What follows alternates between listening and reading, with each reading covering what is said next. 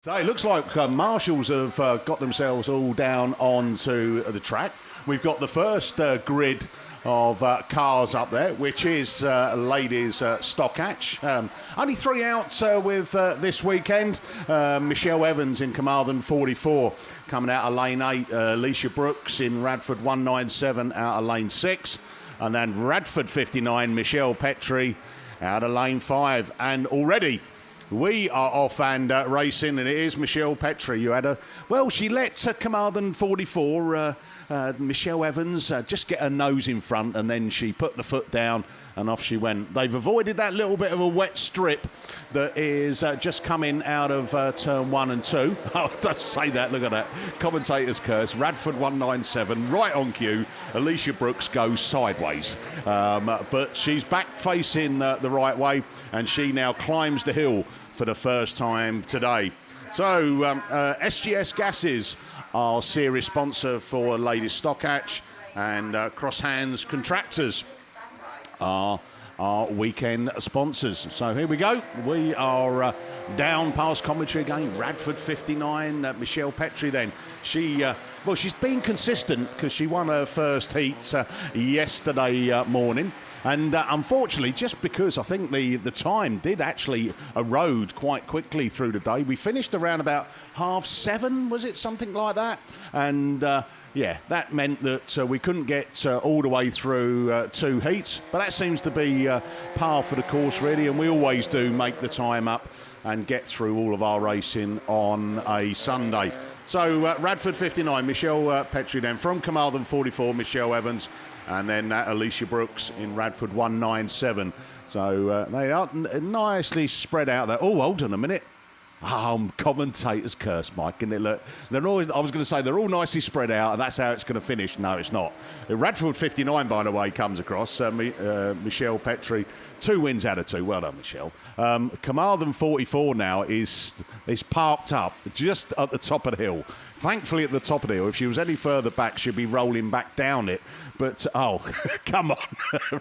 Radford 197, Alicia Brooks. She's done a repeat of what she did in the first lap. Come out of turn 2, got it sideways, but she's got it back going and comes over in second place. So Carmarthen 44, they've already got the recovery vehicle on that car, which means that concludes the stock hatch for the ladies. Heat 2, done and dusted. Up on the line, it is going to be ladies class 1s, and it is over to Mr. Steve Langley. Thanks very much then, Mickey. So, I think we will take any messages from anybody that wants to send one that says, please tell Mickey not to mention me when I'm out on track, based on that performance. So all messages gratefully received, I think. So that's pretty good, even by my standards. That's like 3 commentator curses in the space of 3 laps. So, that's good. That's all right. As we're saying, it's going to be today's phrase, the only way is up. Right, so welcome to the Class 1 ladies and rerun free Langley, as I now want to be called, based on yesterday's performance. So we've got 3 races coming your way in this second round of qualifying. Just to remind you, race order, there is a slight change to the race order as well from that one that was published, just to make the meeting flow a little bit. Ladies Heat 2 that we're in at the minute, then stock hatches, we've had them. Then Class 1, Class 2, Class 3. The quieter classes, because it is early on a Sunday morning. We're then going to have our outstanding reruns from the men from yesterday, classes 6, 8 and 10. Then it's going to be ladies class 4. So you've come forward a little bit in the programme because of sharing of cars. So after the men's reruns, it's ladies class 4, then ladies 7, 9, then class 5. Right, MG, we're away with class 1, race 1. Sophie Lewis in Athelston 2. The first one to show, but Larry Davis in Tivy 2 looks to come through on the inside. There's a little bit of water just catching them out. Problems there for Sophie. Tivy 2 it is, though, that's your race leader. Lucy Wickham drops into second in Penhow 27. Larry Fionn Jones in North Wales 6. Imogen Morris in Carmarthen 1. And then Stroud 62. And my rerun free title lasted well, didn't it? So there we go. Mickey, shall me and you go home and just leave it to the rest of them, I think, based on today.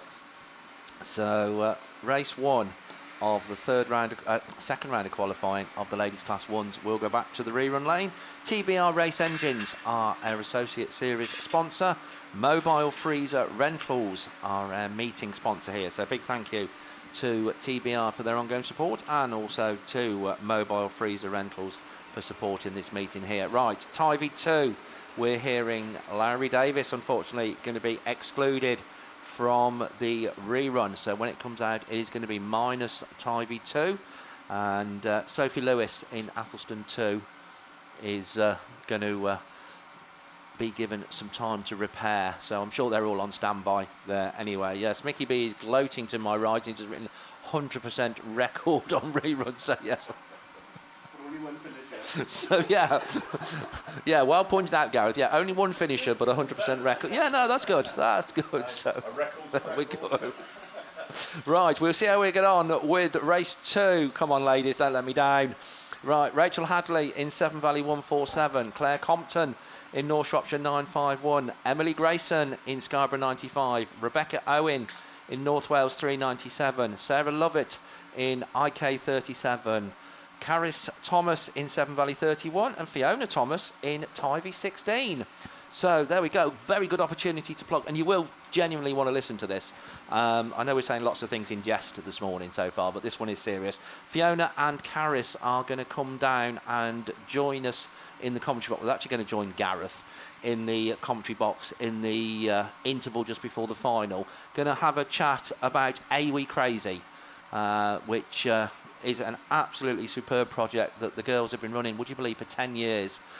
So we want to get it out there a little bit more. I know a lot of you know what it's all about, but we'll find out all about Are We Crazy and the superb work that Fiona... They're both coming down, Gareth. Yeah. So yeah, Fiona and Caris are both going to come down. They're going to have a chat with Gareth.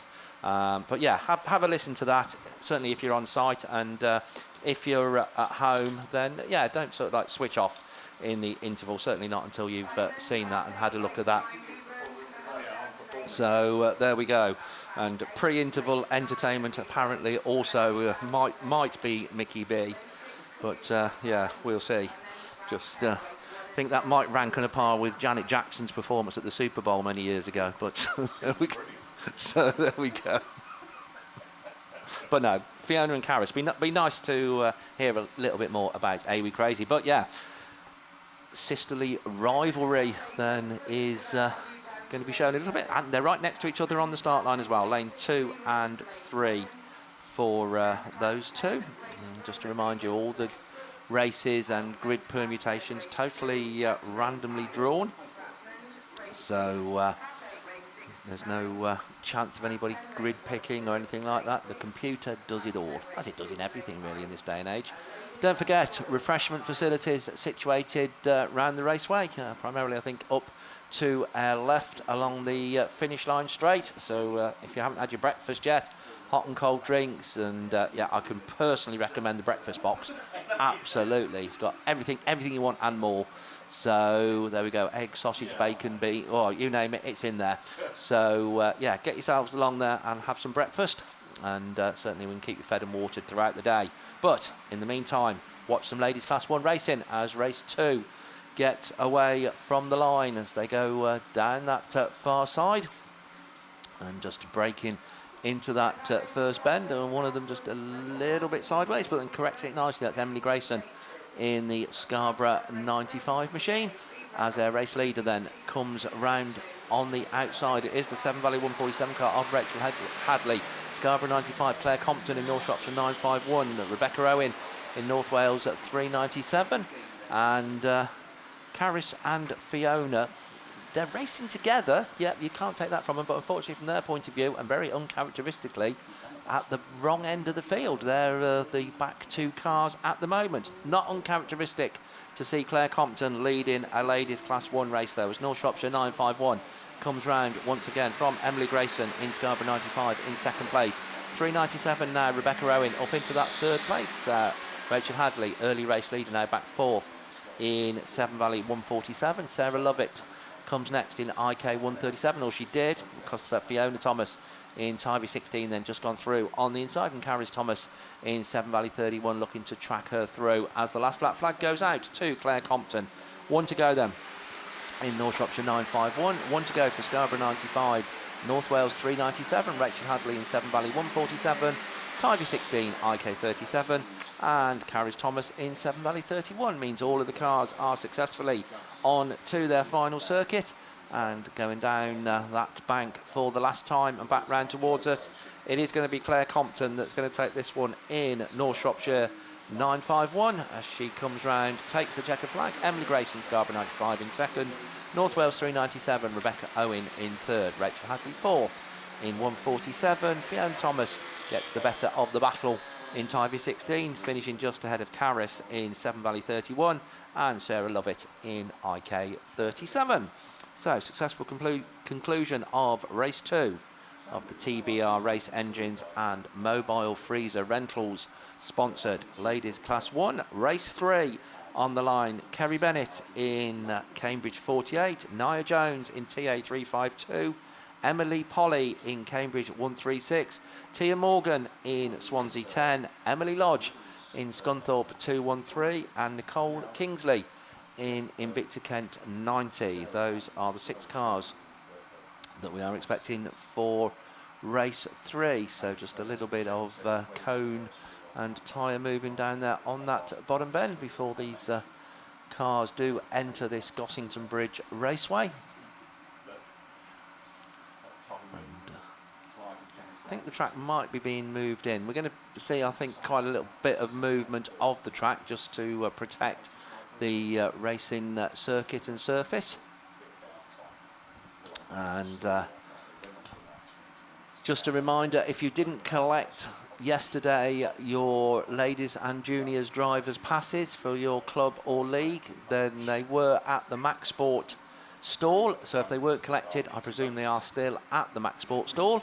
So if you want to pop along and see Karen and the team at Max Sport and pick them up, providing of course you paid your bill, and I'm sure you have, then make sure you pick those up. Only 2 weeks to go to the Ladies and Juniors Nationals. But these ladies at the moment will be more concerned with British Autograss Series round 4 as Kerry Bennett in Cambridge 48 goes around that bottom corner, just pushes on a little bit, but still comes past us as the race leader. Tivy 352, Nia Jones then on the inside. Emily Polly runs third in Cambridge 136. Nicole Kingsley in Invicta Kent 90. On the inside then, Emily Lodge in Scunthorpe 213, racing just ahead of Tia Morgan in Swansea 10. But going down that far side, and it is the Tivy 352 car then that picks up the running. Cambridge 48 now dropped back down the field into that third place slot. A couple of them a little bit wibbly wobbly around that bottom bend, but not TA 352. Motors on. Emily Polly runs second in Cambridge 136. Kerry Bennett back up to third in Cambridge 48, but under strong challenge from Tia Morgan in Swansea 10. Then comes Nicole Kingsley in Invicta Kent 90 and Emily Lodge in Scunthorpe 213. But it is the Tivy 352 machine that comes round once again. Just pulled away a little bit as the last lap flag goes out from Emily Polly in Cambridge 136. Kerry Bennett back up to third in Cambridge 48. Swansea 10, Tia Morgan. And the closest battle at the minute in Invicta Kent 90 and Scunthorpe 213. Nicole Kingsley and Emily Lodge at the wheel of those 2 cars respectively. Getting a little closer at the head of affairs as the checkered flag gets made ready.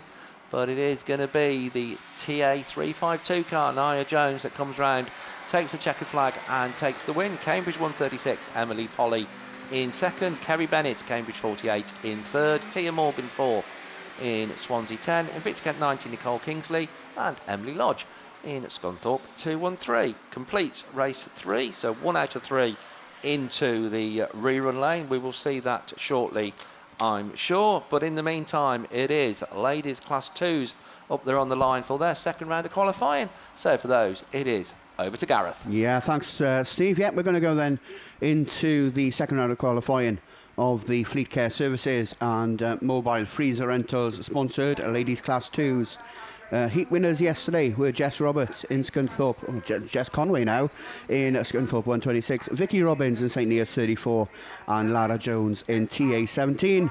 And they go head to head in race 1. Well, 2 of them go head to head. Vicky Robbins starts in lane 4 in St Neots 34, and Lara Jones in TA 17 starts in lane 6. The rest of the field joining them for the first race will be Jess Owen in North Shropshire 15. She's up there. That green coloured Nissan Micra that starts out in grid 8. They're also joined by Linda Thomas in PAC 91. Jess Roberts is there in Scunthorpe 126. So the 3 heat winners from yesterday go head to head in race 1, and they're also joined by Faye Steventon in Pennine 89.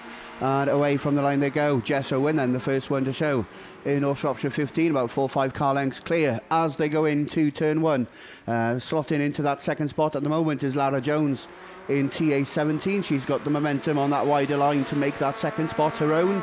And that demotes Linda Thomas back to third in PAC 91. Fourth place is Jess Conway. She's going to have to fight her way up the field in this one, as she's not normally down the order that much, but she's lost a spot to Vicky Robbins in St Neots 34. So the Scunthorpe machine then towards the tail end of the field, very, very uncharacteristically, as Faye Stevenson's bonnet pin just loosens there, and the bonnet flapping about a bit at the end of lap 2. But it's Jess Owen that continues to lead. Lara Jones reels her in as they climb the bank. She got the momentum to cut back on the inside. Not quite this time, but the gap is closing between them as they make their way across the top part of the circuit. 17 on the inside, 15 on the outside, but it has Lara pushed on too far as they go in through turn 1 and 2. She has, and she's lost that race control as they go on to the yellow flag with a black cross. They go on to their final circuit, and it's 15 on the outside now from Lara on the inside as they go into the start gate turn.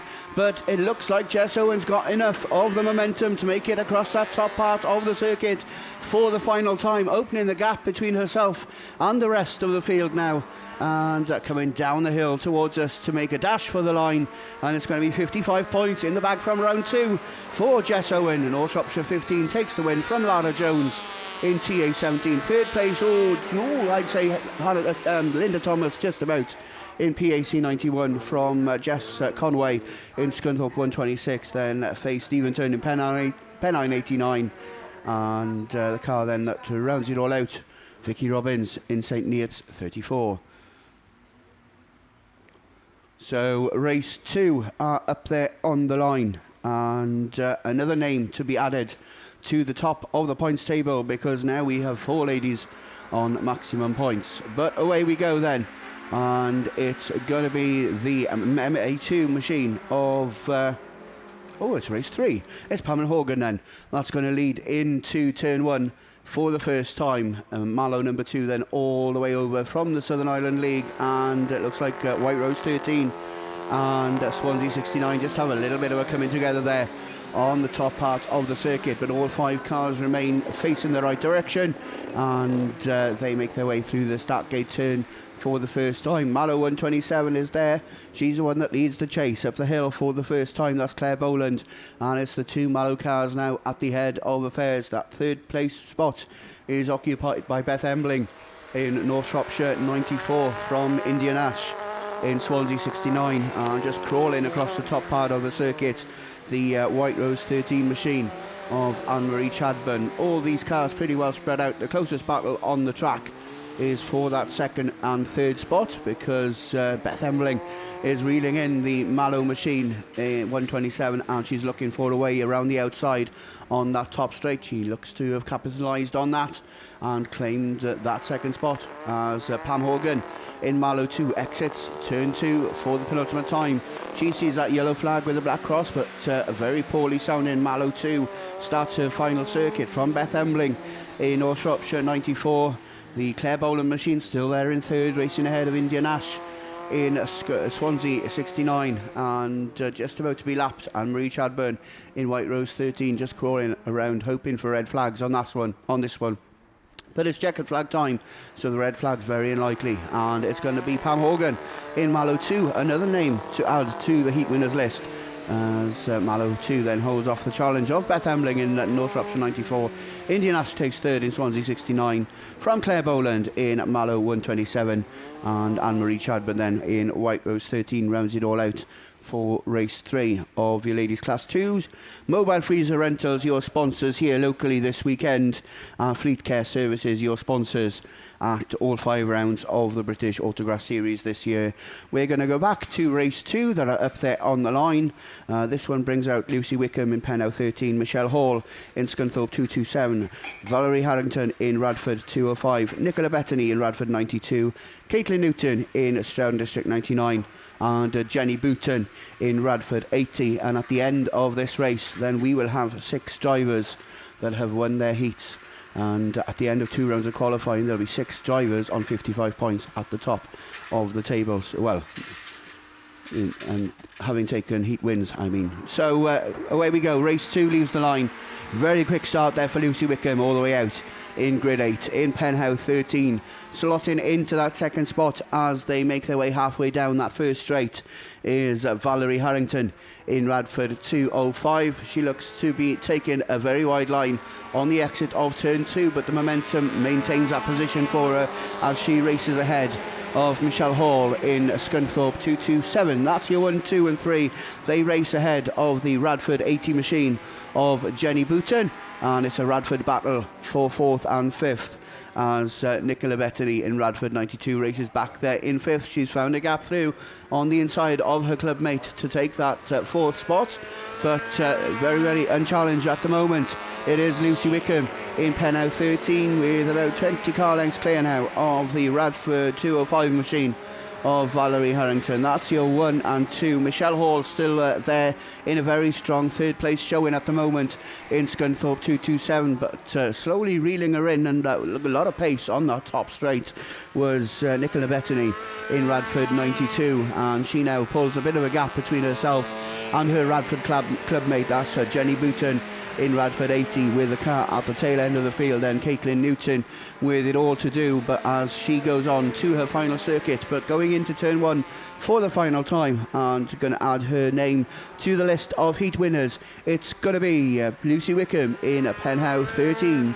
Second place will go to Valerie Harrington. Super race there for the Radford 205 machine from Michelle Hall in Scunthorpe 227. Radford 92, Nicola Bettany takes 4th ahead of Jenny Booton in Radford 80, and Stroud District 99 then Caitlin Newton rounds it all out for your second round of qualifying of the Fleet Care Services and Mobile Freezer Rentals sponsored ladies class 2s. No reruns for Mr. Jones this morning, which is a very rare affair indeed.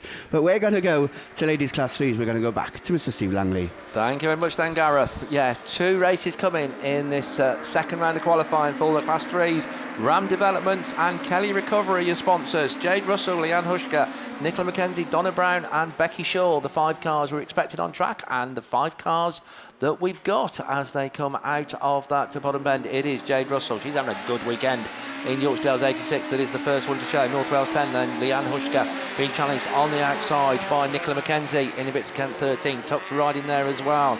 Becky Shaw in Border Counties treble 1, but currently running in 4th place and under strong challenge from the ever-improving Donna Brown in Carmarthen 4. But look at the lead that our race leader has opened up as Jade Russell comes out of that bottom bend. YD86 it is then that very much leads the way. Leanne Hushka in North Wales 10 just heading this 3-way battle going on now for second. Border Counties treble 1.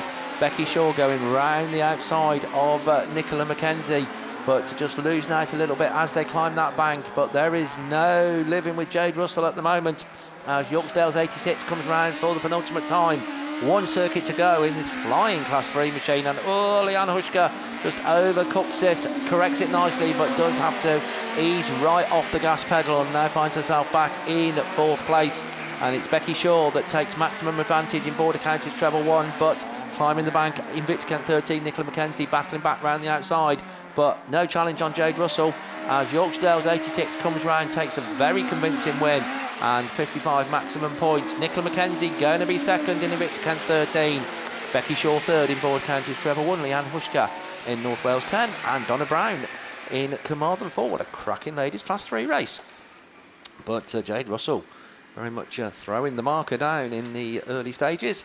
We'll see what the cars in race 2 can do. Those cars are Becky Smith in North Shropshire 3:43, Erina Almond in North Wales 27, Catherine Bynon in Carmarthen 3, Naomi Davis in Tivy 1, Claire Horner in Yorkshire Dales 24.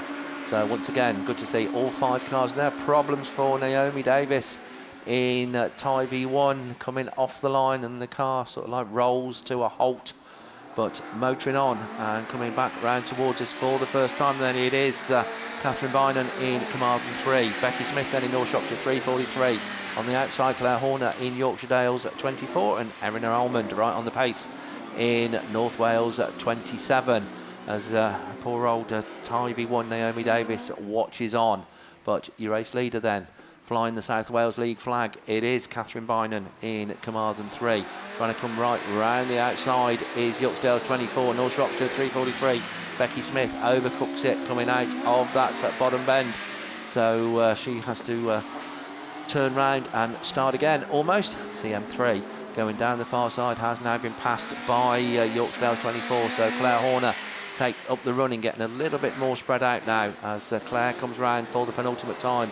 1 circuit to go in YD24. Early race leader Catherine Bynon runs second in Carmarthen 3. Erina Almond in North Wales at 27 in that 3rd place slot, and Becky Smith in North Shropshire 3:43. So the field very, very well spread out around this Gossington Bridge Raceway.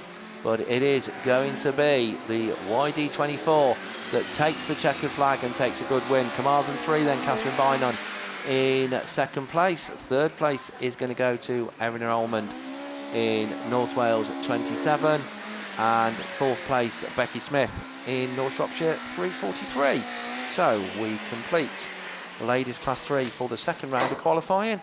We now look to try and complete Men's Class 6s, I think, for the 2nd round of qualifying, because we are just about to start reruns. We're going 6, 8 and 10. So for the 6s then, junior specials on the line. Some sort of specials on the line. 2 6s. So, oh, God blimey. So, yeah. What are you doing to me, miss? There we go. Let's look at the camera. Yeah, there's 2 6s on the line. So, sorry, Tim, don't blame me, blame him. So, there we go. Right, so Tim Jones is here. So, for the first time this morning, we can actually say to him, he's sorting paperwork and everything out as well. I tell you, you see, it's another one that thinks, I'll be safe. I'll do 4s and 6s. I won't have to do anything till about midday, and then they catch you out with the rerun. See, us people that have to do Class 1 and stuff, then yeah, we have to wake up early. But good morning, Tim Jones. Good morning, Mr. Steve Langley, and good morning, everybody. And yeah, very warm welcome, but I'm sure we're in for a cracking day's racing. But so we had a few incidents in Class 6s yesterday, and the one outstanding rerun that we have got was, of course, the one that was concluded today's racing, or yesterday's racing rather. That's Heat 1, where we saw Andy Johnson take a nasty tumble yesterday, but thankfully, as I say, he was out of the car and everything. He is absolutely A-OK.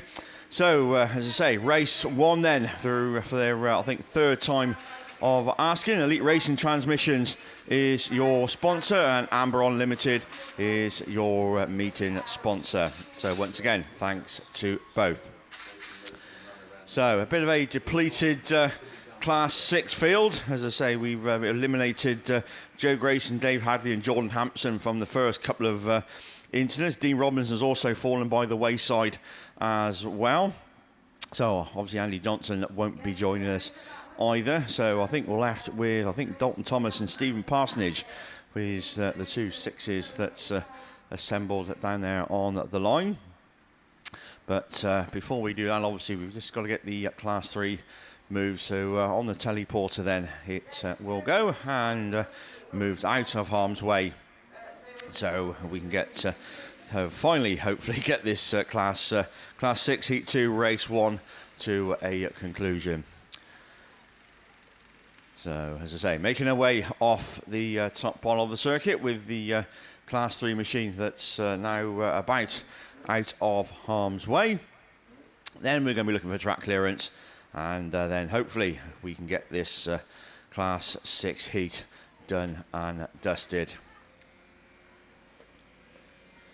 So Cheap Track also gives it the all clear, and bungee brakes, and away we go. Yeah, just the two cars that come out for this one. Dalton Thomas in Carmarthen 8 and Stephen Parsonage in North Wales 146.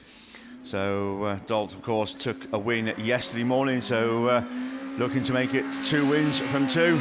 Carmarthen 8 then, motors on ahead of Stephen Parsonage, another fast Class 6 machine. Took a 3rd yesterday morning, and of course winner of the last round in North Shropshire a few weeks ago. So these two certainly know at the sharp end of that Class 6 racing. But Dalton Thomas it is then, back round once again with another lap successfully in the book. Carmarthen 8 motoring on, North Wales 146 and Stephen Parsonage in 2nd. So once again Dalton Thomas down that far side. Once again into turn 1 we go. Parsonage still running 2nd in North Wales 146 as the last lap flag already then goes out. Dalton Thomas, 1 to go. Stephen Parsonage in North Wales 146. So say no change in the race order as once again down the far side past the grandstand we go into turn 1 for the final time. Dalton just pushing on though, coming out of turn 1 and turn 2, but plenty of race lead, and Dalton makes it 2 from 2. Carmarthen 8 then takes the win, and Stephen Parsonage takes 2nd to go with his 3rd yesterday morning in North Wales 146. So a bit of a delayed Class 6 conclusion, but that concludes all the 2nd round of qualifying for men's 6s. Next time we'll see them is a little bit later on with their 3rd round, but looking down towards the line, we're going open wheelers. So the Class 8 rerun, back to Liam. Yeah, thank you very much, Tim. So men's Class 8s then back out to play this morning as we get away from the line. I think 3 outstanding reruns to come your way, and we get away with the first one. And speaking of getting away, your race leader's already away. James Heselton it is in York 75 that leads them round with Justin Thomas slotting into 2nd, but Dan Thomas up the inside, so it's Thomas versus Thomas for 2nd and 3rd as Justin fights back through on the inside line. Dan coming back round on the outside, finding the speed and looking to go from 3rd up to 1st as Hesse runs out wide. 2 more to go, 75 from 47. Justin Thomas in North Shropshire number 40, Tolbert in Solway number 2, and Thomas Browning in the St. Neots 141. But look at the race we have at front as James Heselton just about gets his nose in front. But I'll tell you what, Dan and Justin Thomas are going to try and fight it out in order to get higher and higher up the field as Thomas looks up the inside. Last lap flag goes out this time. It's silver versus pink as Dan Thomas once again finds the line up the inside as they go into the trees. James Heselton goes from 1st to 3rd in York 75 as Justin Thomas follows into that 2nd place. It's going to be checkered flag, it's going to be the pink machine. Dan Thomas then taking his 1st win on his return in PhD 47. Then 2nd place is Justin Thomas. James Heselton takes 3rd. Tolbert takes 4th in Solway number 2, and Thomas Browning is St. Neots 141. Now, a green flag went out there, but I think I know who it's for, but we're just going to see. There you go, we have got confirmation. So Dan Thomas, after all the build-up and all the hype, unfortunately picking up a green flag. So 1st on track, but will pick up 3rd place points. So Justin Thomas and James Heselton then 1st and 2nd. We're away again. That's a little bit of a scrappy start from the 2nd rerun of your men's Class 8. As a couple of cars collide, they go into turn 1. Where's Mullen? He's running 2nd, but no one's catching Newby at the moment in York 811. He's your race leader as they come past us and up the hill for the first time. Mullen runs there in 2nd in Yorkshire Dales 37 as Chris Juggins looking to move up the field now as he moves into about 4th in Scunthorpe number 50, but Dave Newby taking the wide widest line possible, but making it work in York 8-11. Mullen still there in second. Third is Bryn Powell in Ludlow number 4. Chris Juggins, GB in North Shropshire 55 is the next one. I think James Dorsey in 292. But Mullen's catching up at the head of affairs in South Somerset 24 at the tail end as we switch our attention back to the front. It's going to be last lap flag with one more to go. Mullen is reeling Dave Newby in as it's York versus Yorkshire Dales, and 1 and 2 down the far side they go. Has he got an answer to him? Mullen finds a gap, looks up the inside and finds the speed. Is Newby going to fight back on the outside? It's a case of who's got the faster car as they dash to the line. It's going to be, does Mullen, I think, just about taking it from Dave Newby. Bryn Powell, Chris Juggins, Jeff Beresford in North Shropshire 55. Then we go to James Dorset in North Shropshire 292. And Rhys Candy then in South Somerset 24, the one who was off the pace and coming across the line to pick up what could be very valuable points in the grand scheme of things. But I'll tell you what, that was a very close finish between Daz Mullen and Dave Newby, but I think it was Darren who just about snatched it, and that'll give him 2 wins out of 2 after his first 2 heats. Right, we got the final outstanding rerun of men's 8s down there on the line, but they're off now, and Jonesy it is who gets the best of the breaks in BC 69, absolutely untouchable as he gets off the line and leads them into turn 1. Whitehouse runs second. Someone's going the wrong way. Is it Matt Bishop in the Yaton Sudbury machine? But it's Jonesy from Whitehouse. There you 1 and 2. Third is going to be Scott Shell, but Chadwick goes round the outside in North Shropshire 151. It was Bishop who got a spin in the early stages, and he was doing so well, but red flags unfortunately coming out on that one, so we didn't quite manage to get all 3 of them complete as red flags bring a very premature halt to that men's Class 8 race.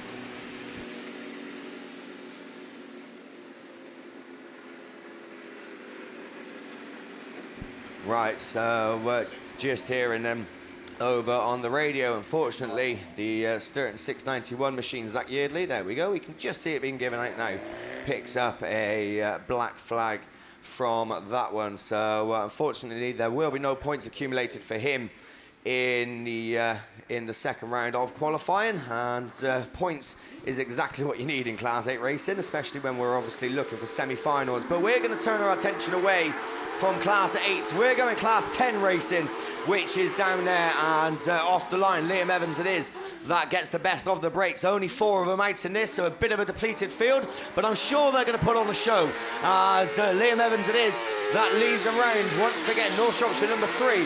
Then we go to Barnbrook and Scunthorpe 45. Wes Tinker didn't have the best of starts, but is looking to play catch up now in York number 40. And I think Terry Burbage it is at the tail end in the Sturton machine, but at the front, Liam Evans. Is anyone going to catch this man? Is anyone going to catch him in 7 and 10 as he comes across the line once again to start another lap? 2 more to go. North Shropshire number 3. Matt Barnbrook runs there in second, getting the car sideways. Of course, we've seen Matt Barnbrook take a roll at the BAST this year, I think at round 2, but has certainly come back with a bang. He runs in second, looking to put 45 points on his tally as the last lap flag goes out.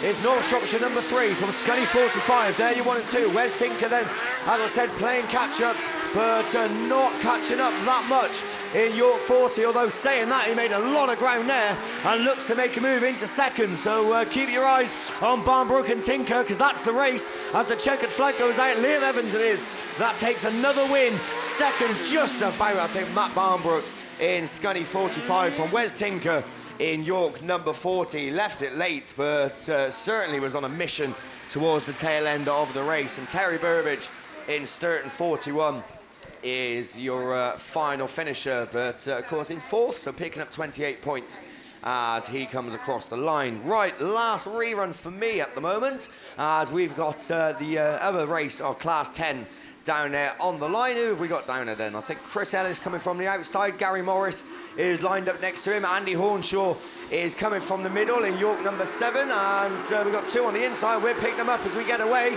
as Phil Young and Sam Burbage, I think it is, are the other 2 to go. But we're away and racing as they go into turn 1, and Hornshaw looking to sneak up the inside of Chris Ellis, but not making it work. So it's Ellis that leads in number 6 from number 7 then. Andy Hornshaw runs there in second. Gary Morris runs third in come D28. I think Gary picking up a little bit of damage yesterday after carnage in turn 1, but having a better run this time as he runs there in third with a couple of laps to go. Hornshaw's pushing on in York number 7. It's done him no favours as Chris Ellis pulls away. Hornshaw settles for second. Phil Young from nowhere up to third with Gary Morris running fourth and Sam Burbage in the Sturton machine running in 5th place at the tail end of the field, but the race could well be on for third as Gary Morris looks to take it back off Phil Young in Eastern 23. It's going to be last lap flag this time, one more to go as Chris Ellis still leads the way, but Andy Hornshaw is not giving up in York number 7. He's getting closer. Is he going to get close enough to make a move? I don't think he's got enough time to do so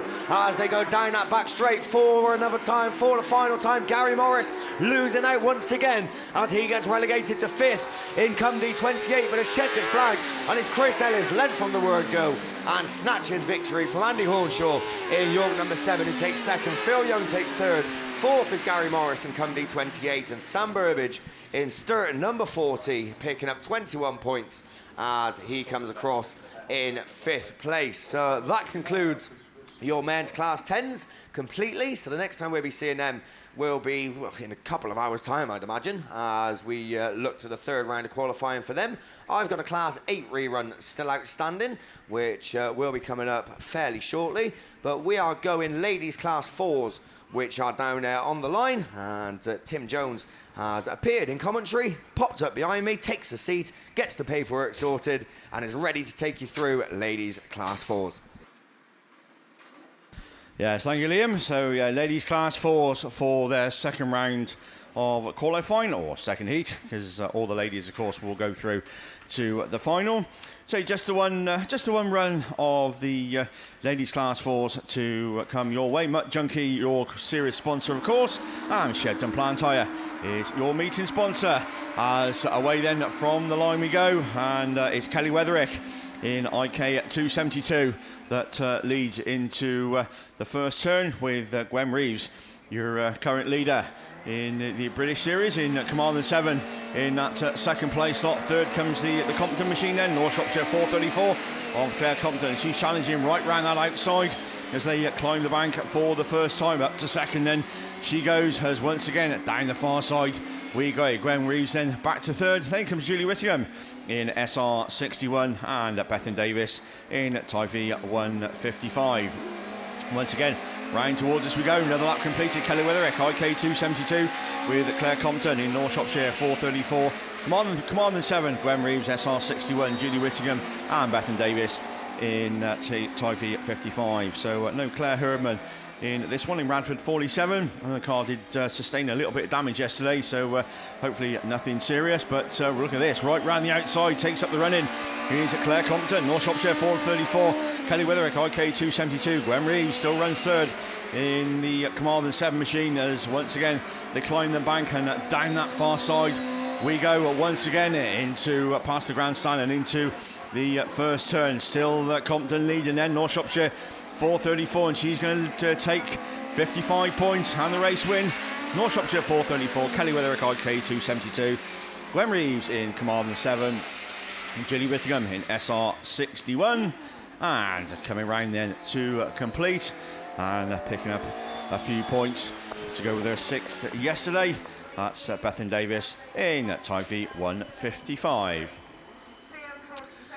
So that completes the ladies class 4. Next time we'll see them is a little bit later on for their third and final heat. But for now, we're leaving ladies class 4. We're sticking with ladies. We're going 7. The ladies man himself, Mickey B. Yeah, thanks very much, Tim. Ladies Class 7, Max Sports Series sponsor, DM Design and Fabrication Weekend sponsors, Julie Hawthorne, Fernie Ho, Ella John, Shamel Gadsby, Michelle Barrett, Alice Bevans, Nicola Gibbs, Emily McKenzie. What a lineup this is. We are off and running, and it is Julie Hawthorne, Fernie Ho. Had a third yesterday. She wants to come back stronger. She's on the verge of picking up the championship. But it's all about the amount of points she can accumulate, and she leads them out of turn 2.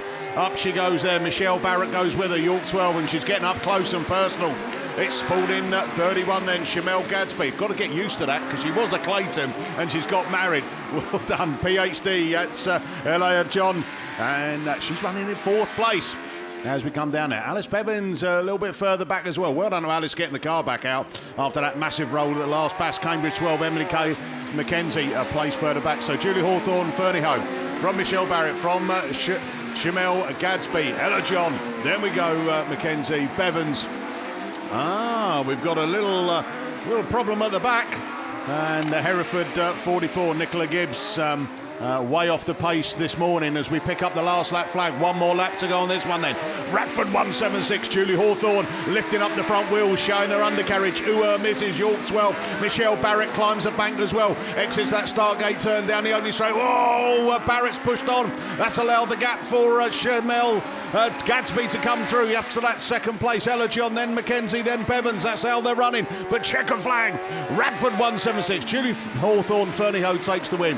From Shamel Gadsby in Spalding 31, Michelle Barrett York 12, Ella John in PhD 6, Cambridge 12 across the line. That's Emily McKenzie. And then we go Alice Bevins in PH 53, Hereford 44 of Nicola Gibbs. So that is Heat 2, Race 1 done and dusted. Brings out Race 2. We've got another winner in here, Pennine 8, Samantha Graney. She was quick yesterday. Ellie Lockwood in Scunthorpe 393 at a second. She's coming out of grid 6. Lindsay Allen at a third in that Pennine 37. Radford 140, Sue Harris. Border Counties 26, Kesney Adams and Lee Wynn in CK 8. That is how they're lined up. Up on that line, still Marshall's just put in the tyres and the cones back in place down at turn 1. I think they're going to also look maybe just to bring these tyres out a little. Yeah, down at turn 3. Just pulling them out, then maybe a couple of strides just to make sure that we can get the best use of this track. And I'm sure as we get towards the finals later this afternoon, that they'll be looking to pull them back in and get the full use of the full width of this track all the way round. What is a little bit of a challenge for the races, but you have to race to the conditions, whether or not it's wet, dry, uphill, downhill, straight. It is all there for them to challenge. Here we go then, we are off and racing, and Lindsay Allen there gets a good start there from Samantha Graney. And there we go down. Oh, Samantha, where are you going? There you are. She said, I'm going out wide, Mickey, to get the grip, and shoots past commentary. So Samantha Graney from Lindsay Allen from that Lockwood machine. As Ellie turns it in and climbs up the hill, following that second place, Lindsay Allen. Allen back on the pace and looking to close up the gap within 12 inches of that Samantha Graney Pennine 8 machine. And Samantha doing the same things, coming out wide, getting the grip, and then putting the power down. Still leading this one there. Ellie Lockwood, Scunthorpe 393. Then we go to Sue Harris and Radford 140 in that fourth place. Oh! Samantha Graney has gone right backwards into the Armco, and that brings out red flag straight away. So, dear. And the old medical crew are on scene already. Look at that. Quick to have a check on her. As she went back into there, the fence did actually move a bit, so I think you might need the fence crew out as well to give it a little bit of repair work. We had that a couple of times yesterday, didn't we, where a few times extra posts being put in after that coming together. So hopefully Samantha will be okay. It's going to be a rerun excluding some... So, Jen Houlihan, if you can come over to commentary, please, and come and see Gareth. So, Jen Houlihan, if you're listening, come down and see us in... it's nothing too special. We've got stationery for you. There you go. So, just confirmation on there. Samantha Graney will be excluded from the rerun, obviously for the cause of the stoppage. But the main thing is making sure that she's A-OK. The thing about these sevens is that the back of them will crumple, but it is all a bit cosmetic, and the engines are well protected with the frame around there as well. So while they just get us sorted out, I've got a couple of couple of announcements. I don't know where he is, by the way, but happy birthday, Liam Williams, 26 today, one of our fellow commentators. That's what I was saying earlier to Mr. Langley. By the time he gets to my age, I'll be pushing daisies up. You know, that's... yeah, happy birthday, Liam, 26 years of age. And also, a bit of a shout-out and announcement for wedding anniversary. And again, closely associated with the sport. He stands up on his podium all the way through these meetings, filming and enabling us to live stream to all you good folk sat at home watching BAStv. But Sarah and Jeff Gullett from West Country Videos, 19 years married tomorrow, so congratulations to that. There is a story, by the way, of how they met. And I'll tell you, it's honest, I was mesmerised really by what they were telling me. But Jeff used to be a photographer for Mayfair, and Sarah was one of the girls that was being photographed, and that's how it came. You know, they met across the camera, and from that it was just a match made in heaven. And yeah, I think edition 22, you can see Sarah, and yeah, that's what attracted him to 19 years of commitment. So, ladies and juniors, the passes, we've still got some more to be collected, please. If you go to the Max Sports stand, Yorkshire Dales, if you can send a representative down there. Also, Melton, Scarborough. Oh, right, OK, we can send the Scarborough lot down there. Stroud, Yayton Sodbury, Nottingham, Penhow, Gloucester and Concord. So if you guys can make your way down to the Max Sport, it's your ladies and junior passes are waiting to be collected. So yeah, 19 years marriage. Well done, Jeff. Sarah, your medal's in the post. But no, lovely couple, and I always say fair play to Jeff. I mean, we obviously do our commentary, and we do get a break. We do hand the baton over, as you know. We've got 6 of us in the commentary team this weekend. You know, good team as well. Good mix of around the country. You know, I'm the I cover like 2 slots really, don't I? A bit of south and a bit of north. So. You know, a true southerner, but then a plastic northerner at the same time. And you've got obviously our Welsh translator there as well. You've got Tim Hereford. So yeah, he's we're on the borders. Oh right. Oh, what, you're trying to distance yourself? Which way are you trying to distance? Are you trying to distance from you, Gareth? Is that what you're trying to do? Oh, you're on the border of Wales. Oh, so like, you know, it's like the Okie Kokie. Oh, the Okie Kokie, you know, 1 foot in Wales. I know, this is it. I know, have I given the people at home and around the track a little glimpse of what's coming, you know. I told you, I do feel confident, and you are a great teacher, by the way. Thank you very much, you know. What did I have to do? La, la, la, la, la, la. That's it, the warm-up. I thought drinking a cup of coffee was me warm-up, but... well, with a shot of brandy as well. Oh, that'd be nice, wouldn't it? Oh, brandy coffee. Do you like a brandy coffee, Tim? Oh, you're a bit partial to that. Yeah, I know. I do like that. I'm trying to cut down, really, because...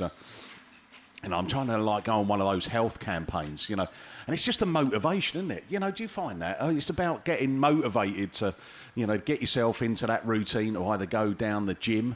Apparently, that's a room that's full of like machinery that can help you get into shape. Not interested in that. I went to the gym the other day, and I'll tell you what, I was there 2 hours. And do you know what? I still couldn't open the door. Yeah, but it was 3 o'clock in the morning. It was closed. So no, I think as you get a little bit older, you do get your motivation does go. I've kind of mastered sat on the sofa watching Sky Sports with a glass of Vino de la Plonk. I must admit, I've switched to putting ice in it. Apparently, that's kind of like watering it down a little bit and makes you drink it a bit slower. No. There's a couple of times I've had a lump of ice stuck in my throat. That's how quick I drink my one. So, fence repair just being continued up there. We've got some open wheel specials up there, which means that I think it's Class 9 machinery. So the format, as I say, this morning has changed a little. We've just had ladies 7s. Obviously, we've got a rerun to come on that race too. Then we're going into ladies Class 9s. Then ladies 5s, ladies 6, 8s, the F600s and 10s running together as they did yesterday morning. Then we start Heat 3. So that takes us into men's stock hatches, 1s and 2s, J-specs. Then we're into 3s, 5s, 7s. Then we get the 8s in because we've got semi-finals coming through with the 8s this weekend, as well as 1s and 2s. You've got junior saloons coming out. I think we're moving the F600s up. They're either coming just before the 4s or after the 4s. The reason being is that we've got an F600 driver who's also driving in 9s. So I think the F600s will go in front of the 4s. Then it's 4s, 6s, 9s into men's 10s. And then we've got the semi-finals of men's 1s, 2s and 8s. Oh, right, okay. Just West Country Videos, just confirmation that there are Nationals DVDs available. So just behind commentary, you'll see their stand. Go and see them and go and get some history of the 2022 Men's Nationals. It was at Yorkshire Dales and they had some challenges as well with the weather. You can't really book it, can you? And you think about all the dry weather we've had and all that hot weather we've had, and then you get to like the Men's Nationals, and all of a sudden you get rain, and you're thinking, oh my goodness, you know. But hey, that's what it is. As we've had yesterday morning down here. But looking across to the left, it looks a little bit overcast, but I think. Well, I'm not even going to tell you because you know what I did yesterday. I jinxed it, as I normally do with all the races when I mention it. Just do what the forecasters do. There's a slight chance of rain. Well, look, you're closer to home than I am here. You should know this, but, you know, come on. Closer to home, not as close as Tim is. Oh, are you closer? How close are you then, Tim, to the postcode here? About an hour away. An hour? All right. You're about 2. I'm 4. So, yeah, come on, Tim. Well, you must get the feel in the air of what's today going to bring weather-wise? Possibility sun, possibility rain, possibility wind. So, yeah, I'm just covering all bases, really. I think that'll do. I think we're safe with the snow and ice, though. Yeah, no, he's hedging his bets there, wouldn't he? He's not getting caught out at all. But I do like the way you actually did that. I think he could actually be a weather reporter. And here we are at local Hereford News. And it's over to the weather with Tim Jones. Probably it might rain and probably there might be a bit of wind. But I'll take your brolly with you. Yeah, how wet's the seaweed?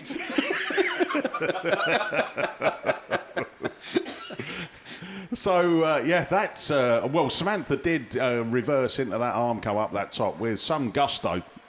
And it did move some, probably 3 or 4 posts are needed up there. That's why it's just taking a little bit more time just to get us going. But Grader is out near that exit of the start line just to get that in good nick all the way through the course of the day. But I think probably to take you through the runners and riders of this first grid of Class 9s of the ladies, it is over to the voice of an angel, Gareth Jones. Yeah, thanks very much. And Mickey, yeah, we got just the one run of ladies Class 9s coming up a little bit later on when the track work has been done. But I'm just going to play a little clip just to make sure that the backing track that Mickey's going to be singing to during the advert's going to work. So if you are listening trackside or listening at home, can you just let me know if you can hear this clearly?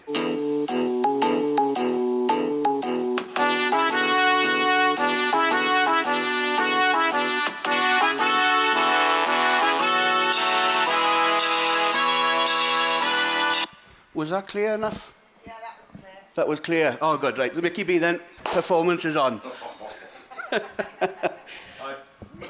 Yeah, we better practice. Right then. So, yeah, something to look forward to. Yeah. got a few butterflies in his tummy now. To be honest, I can't wait. Well, some of my pals are West Ham supporters, and that is a good song to sing for them on their old, because you go, "Sweet Caroline, up, up, up," and then so good, so good, so good. I can't wait. Which is like that's my missus shouting at me, by the way. So good, so good. So good. No, that's you telling her how good her food is. Well, and I tell you what, I've been stitched up like a kipper this morning, right? So I've got up. I've had to get up early because ladies' stock hatches are on, and in the bowl is the dish that she's cooked, this vegetable lasagna, this corn mince cardboard lasagna, right? I've only had to wash up, right? I think that's the third time in my life I've washed up. And but I've done it, like a good caring soul, while she was laid in bed, like snoring. But if you'd have done it the first time so badly that they were awful and she had to redo them, yeah, that would have been the first and last time. Yeah, actually, I did quite a nice job, actually. Yeah, it was nice. I'm not sure whether or not half a tub of fairy liquid, and there are other products available, by the way, but that is another product placement. I think it was, I remember Chris Evans, when he was on the radio, and he used to mention products, and then all of a sudden they'd get like a year's supply of like fairy liquid or Dove soap, as you did, So I'm wondering whether or not that's going to happen for us. Do you know whether or not we keep mentioning these products that the next pass We'll round have gifts. we'll have gifts, Promotional gifts. That's it, and gold bullion bars. Yeah, how many times do we need to mention Magnus or Bulmers? Right. Well, it looks like the track on the fence up there on the far side has been finished. Just a little bit more work being done on the apex of the start gate turn, but doesn't look like we're going to be too long before we're back up and racing, and if so, then we're going to go with the second round of qualifying of the Extract Shocks and Webb's Flooring Services sponsored Ladies Class 9s. 6 drivers signed on for this second round of qualifying. The start line team look to be putting the bungee back up across the front of them. We think we got 6 cars up there. In lane 8, it's going to be Sharon Barker in Evesham 26. Grid 7 will be unoccupied because we can see the front end of Rhiannon Smith's Class 5 there. So grid number 7 unoccupied. Grid 6 is going to be occupied by Georgia Garnett in Trent 9. Heidi Daly-Seagrews, I'm not sure if she's going to be there. The ARC3 machine picking up some heavy damage yesterday in the men's Class 9's second round of qualifying. It looks like Kelly Wetherick is there, and she'll start in lane 3 in IK99. Chloe Richardson in Pennine 5 just been put into position in lane 2 at the moment, and then they'll be bringing forward the York 6 machine of Katie Adaman, who's there sitting just a little bit further back off the line in grid 1, but they'll bring her forward to make sure that they all start on an even keel in this second round of qualifying. We can see the grader just coming into shot if you're watching on the live stream at home, just doing a little bit of work on the exit now of the start gate turn and out towards the outside line. And from this vantage point, it also looks that that grader is being driven back to the pits and the machinery compound as well. So we should be racing very, very shortly, because we got 1, 2, 3, 4. We got 5 yellow flags waving around this Gossington Bridge Raceway. Just the sole red flag up there on the start line, and as soon as that drops, then we'd probably be under starters' orders to go through this second round of qualifying of the ladies' Class 9s. And it sounds like a few of them are getting a bit eager. They're revving their engines, the bungee brakes, and away we go. Round 2 of qualifying of your ladies' Class 9s then leave the line. Heidi has repaired in ARC3, and she's the one that leads the chase into turn 1, but I think it's Georgia Garnett in Trent number 9 who's going to lead them towards us for the first time, and indeed it is. It's number 9 from number 3 then, as they pass us for the first time. IK99 is there in third, that's Kerry Wetherick. That's reeling in the ARC3 machine of Heidi Dealey. Heidi pushing on ever so slightly as she goes through the start gate turn, but 3 exits that top turn in the second position, holding off the challenge of Wetherick at the moment and allowing the York 6 machine of Katie Adaman to reel them in. Is Katie going to move through from 4th to 2nd? It's getting close. for second and third. Weatherick's through on the inside of the Dealey Seagreaves machine in IK99, and Georgia Garnett almost loses it on the exit of that start gate turn in Trent number 9. We race under yellow flags because Kelly Weatherick's got it all wrong in IK99, but that allows a little bit more breathing space for Georgia Garnett. She pushes on towards us on the exit of that far turn, but Trent number 9 moves on to her final circuit from Katie Odderman, who's come up the pack from about 4th to 2nd. She now leads the chase on Georgia Garnett. The pressure's got too much, and Garnett's round in Trent number 9. She rejoins the field back in that 3rd spot as Katie Odderman and Heidi Dealey Seagreaves have prime control in this one. They exit that top turn, and it's checkered flag time, and York 6 takes the win from Heidi Dealey Seagreaves in ARC 3. Going to cross the line in 3rd, unless she pushes on too much, is Georgia Garnett, your early race leader, who finishes in 3rd in Trent 9, ahead of Chloe Richardson in Pennine 5. Kelly Weatherick finishes in 5th in IK99, and Sharon Barker in Evesham at 26 then rounds it all out for the second round of qualifying of the Extracts and Webb's Flooring Services sponsored Ladies Class 9s. Look to go back to mini pickups, and we're going to go back to Class 5s this time. We're going to go back over, well, he's just finished practicing his la-la-las. It's back over to Mr. Mickey B. Yeah, thanks very much. Ladies Class 5, here we go then. Sandra Jones, Sarah Chilvers, Sarah Bateman, Kerry Baxton, Natasha Gibbs, Rhiannon Smith, Lindsay Weir. That is how they're running. Wow, Sarah Bateman's gone for a gap. Can she make it stick? I think she might have done. Get the power down. So Sarah Bateman takes up the running from Natasha Gibson at Hereford 4. Then it's Rhiannon Smith coming round the outside that Breeden Hill 44 machine. Lindsay Weir as they climb up the bank, 3 abreast at one point there. Sarah Chilvers holding that 3rd place. Yorkshire Dales 46 looking to come and put pressure on. Rhiannon Smith right on that inside. Just had to ease off though and takes that cut back in there. Sarah Bateman still leading this one. Oh, it's got a little bit out of shape there as that Breeden Hill 44. Lindsay Weir now from that Cumdy 31. Sandra Jones. Sandra had a win yesterday morning as she climbs up the bank, holding that 3rd place. Hereford 4, Natasha Gibbs 4th. Rhiannon Smith dropping all the way down the back of the pack, and coming back on the charge it is that Sarah Chilvers. Yorkshire Dales at 46. The daughter of the man who had the sash with stroke, looking to make herself look younger. She's got work to do as they're all picking up the last lap flag, exiting that Stargate term. Sarah Bateman, wow, Stroud at District 45, absolutely stormed this one. Hereford 4, Natasha Gibbs holding that 2nd place. Lindsay Weir in 3rd in the Breeden Hill 44.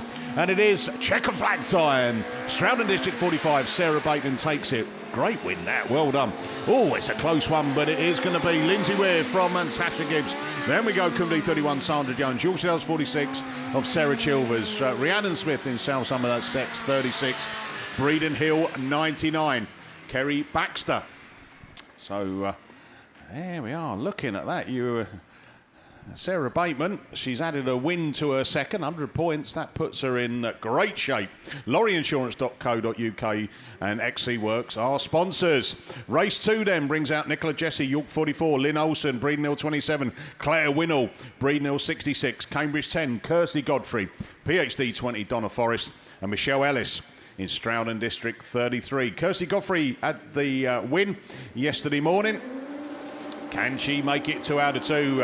I'll tell you what, York 44, Nicola Jesse's had a good start as she brings it down into turn 1. She's being followed by that Claire Winnell, Breeden Hill 66. Round they go out of turn 2, sliding down the hill. And it is Nicola Jesse then from Lynn Olsen, from Claire Winnell, then Michelle Ellis and PhD 20 of Donna Forrest. I tell you what, down that Cambridge 10, Kirsty Godfrey. What's up this morning, Kirsty? That win yesterday, I mean, I think these points will be okay, but you need a stronger 3rd heat. Nicola Jesse knew that she needed to put on a show, and she's doing just that as she goes into turn 3, climbs up the hill, but Lynn Olsen was within touching distance as they exit that Stargate turn. Still following that in that 3rd place, Michelle Ellis from Claire Winnell, from Donna Forrest. Then it's Kirsty Godfrey.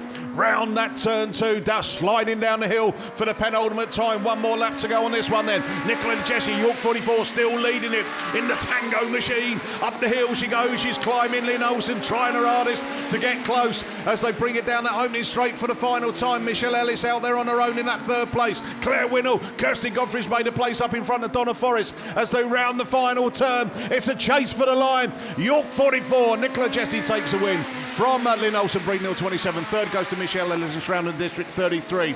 Fourth, Claire Winnell in Breednell 66 from Kirsty Godfrey, Cambridge 10. And PhD 20, Donna Forrest. So well done there to ladies fives. Two races done and gone through nice and clean.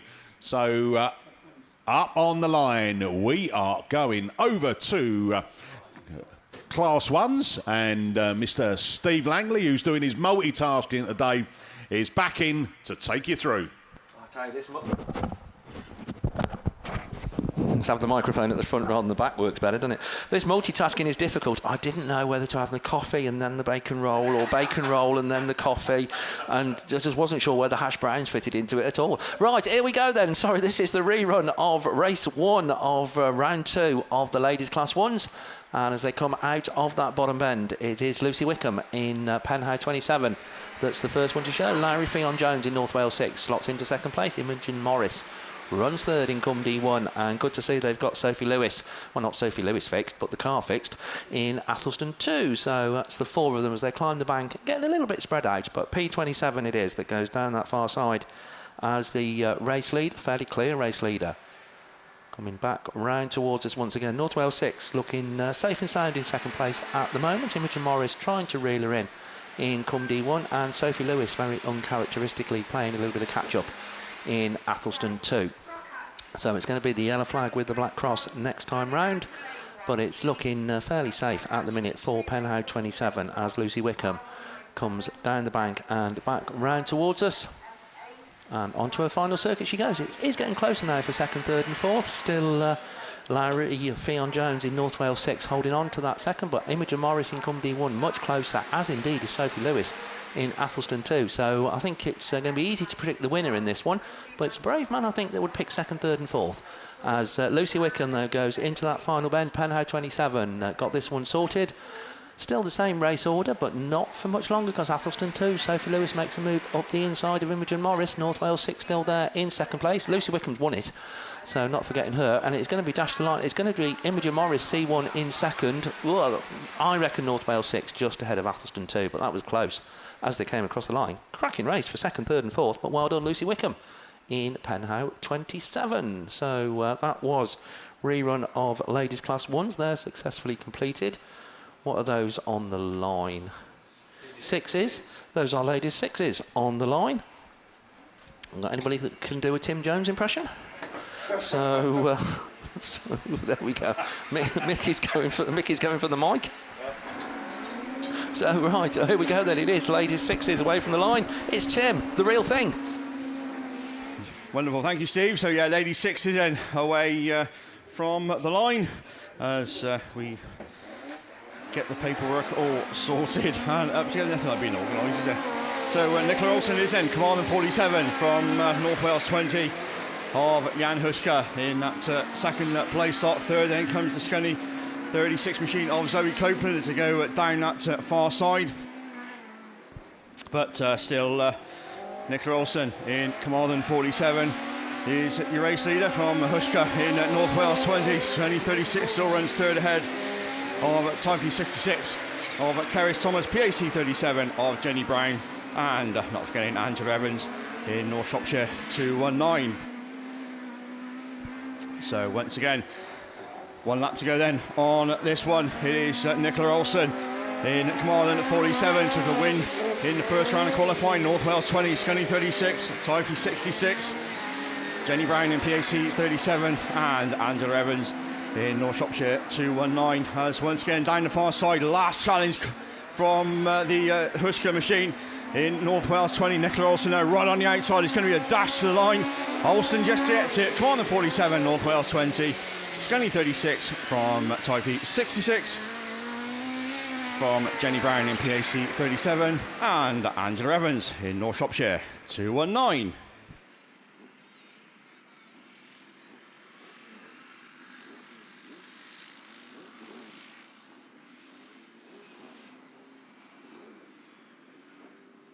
So that completes ladies class 6's heat 2. So next time we'll see them is hopefully for the third and final heat. But for now we're leaving 6's. We're going back to 8. Over to Liam. Yeah, thank you very much, Tim. So heat 3 then of your ladies class 8's Bennett Bill Motorsport, your sponsors for the weekend. So a very big thank you to them. We're actually kicking off with race 2 of ladies class 8 because Sue Nichols it is that's out there, and it's Sue Nichols that leads the way in Yorkdale's number 7. Sophie Morgan running there in second in the Radford machine, and third is absolutely anybody's at the moment as I think Emma Shell just about pops out. Lindsay Muller runs 4th, Shelby Oman 5th in the North Wales machine, Carmarthen 20, then Jodie Glover in Scunthorpe 71. But at the front, your race leader extending her lead more and more. Sue Nichols starts another lap, 2 more to go, with Sophie Morgan there in second, as Lindsay Mullen looking to try and close the gap and move up a position in that third place. But going down the far side, Sophie Morgan it is that just about holds on for second. She goes into that bottom turn for another time. I'll tell you what, Sue Nichols slowed it right down that time in Yorkdale's number 7, but she's still got a healthy lead. She starts her final circuit, but no room for mistake, no margin for error as they go down the far side. It's number 7 from 71 from 37 as Lindsay looks to make a move into second. It's going to be checkered flag.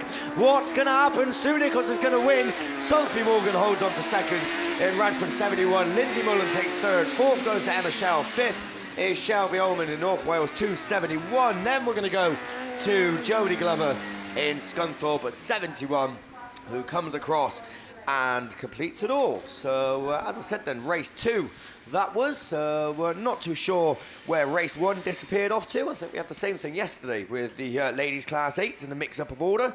But we looked at the line. That is race 3. That is down there and ready to go.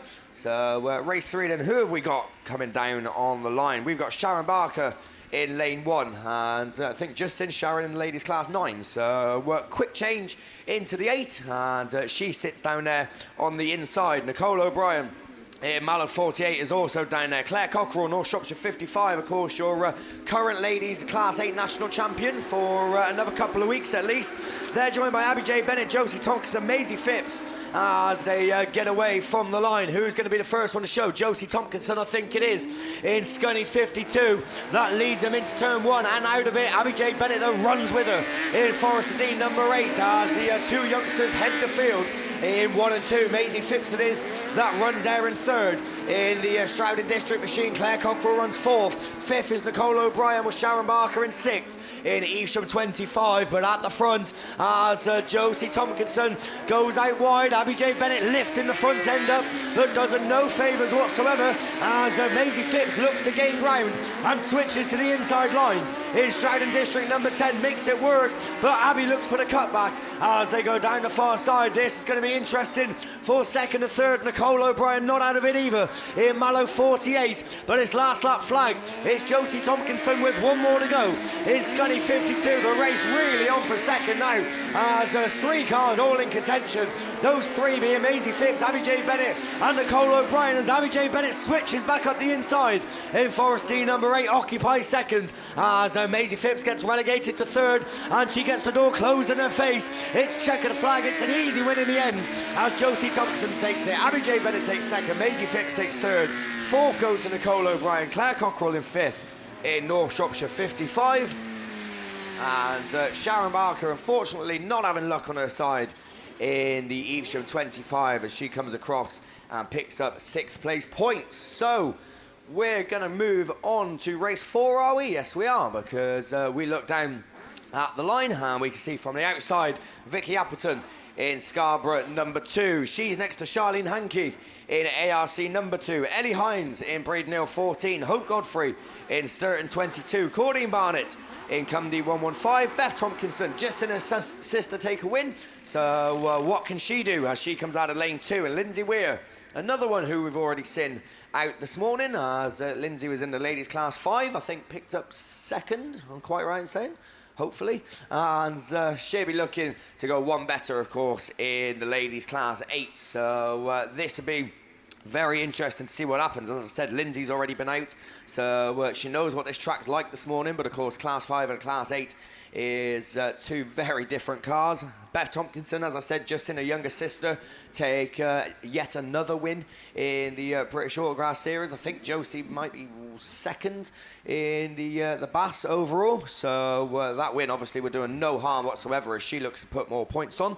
So I'm sure Beth will be looking to go one better and win as well. Ellie Hines then, I think Ellie had a bit of a weird run yesterday. I think she was leading it in the early stages, but I don't think it ended up going all of her way, so she'll be looking to improve. Vicky Appleton, as I said, coming from the outside in Scarborough number 2, and it's really hard to pick a grid on this track because that first corner catches so many people out, but it does look like the outside grid is the one to have in this race, as Vicky Appleton it is. That's going to lead them into turn 1, gets it facing the right way, but pushing on big time in Scarborough number 2. That allows everyone to come up the inside, but most of all Hope Godfrey in Sturton 22 as she heads the field round this time in that machine at the front. Vicky Appleton relegated to 3rd, but she's managed to fight back and she looks to go into 2nd around the outside of Ellie Hines in Breednell number 14 as Sutty switches to the inside, shoots up the inside and makes it work. Or does she? She slowed it right down as Lindsay Weir now looks to go around the outside in Breednell number 1. So no race at the front as Hope Godfrey looks to get away, but certainly racing for the middle of the pack as they go down the far side into that bottom turn. Is Hope Godfrey, Ellie Hines there, you 1 and 2. Sutty runs 3rd in Scarborough 2. Charlene Hankey, Beth Tompkinson gets it all out of shape in Scunny 51 as she's starting doing donuts on that bottom turn, but gets it going. Courtney Barnett then the one unfortunately who hasn't had a mention as she runs towards the tail end of the field, but it's going to be your race leader Hope Godfrey that's going to see the black and white checkers as she goes into that bottom turn for the final time. Sturton 22 it is that takes the win. Vicky Appleton has broke the car, slapping the steering wheel as she comes across. So Charlene Hankey, Ellie Hines, then I think Sutty just about from Lindsay Weir, Claudine Barnett and Beth Tompkinson in Scunny 51.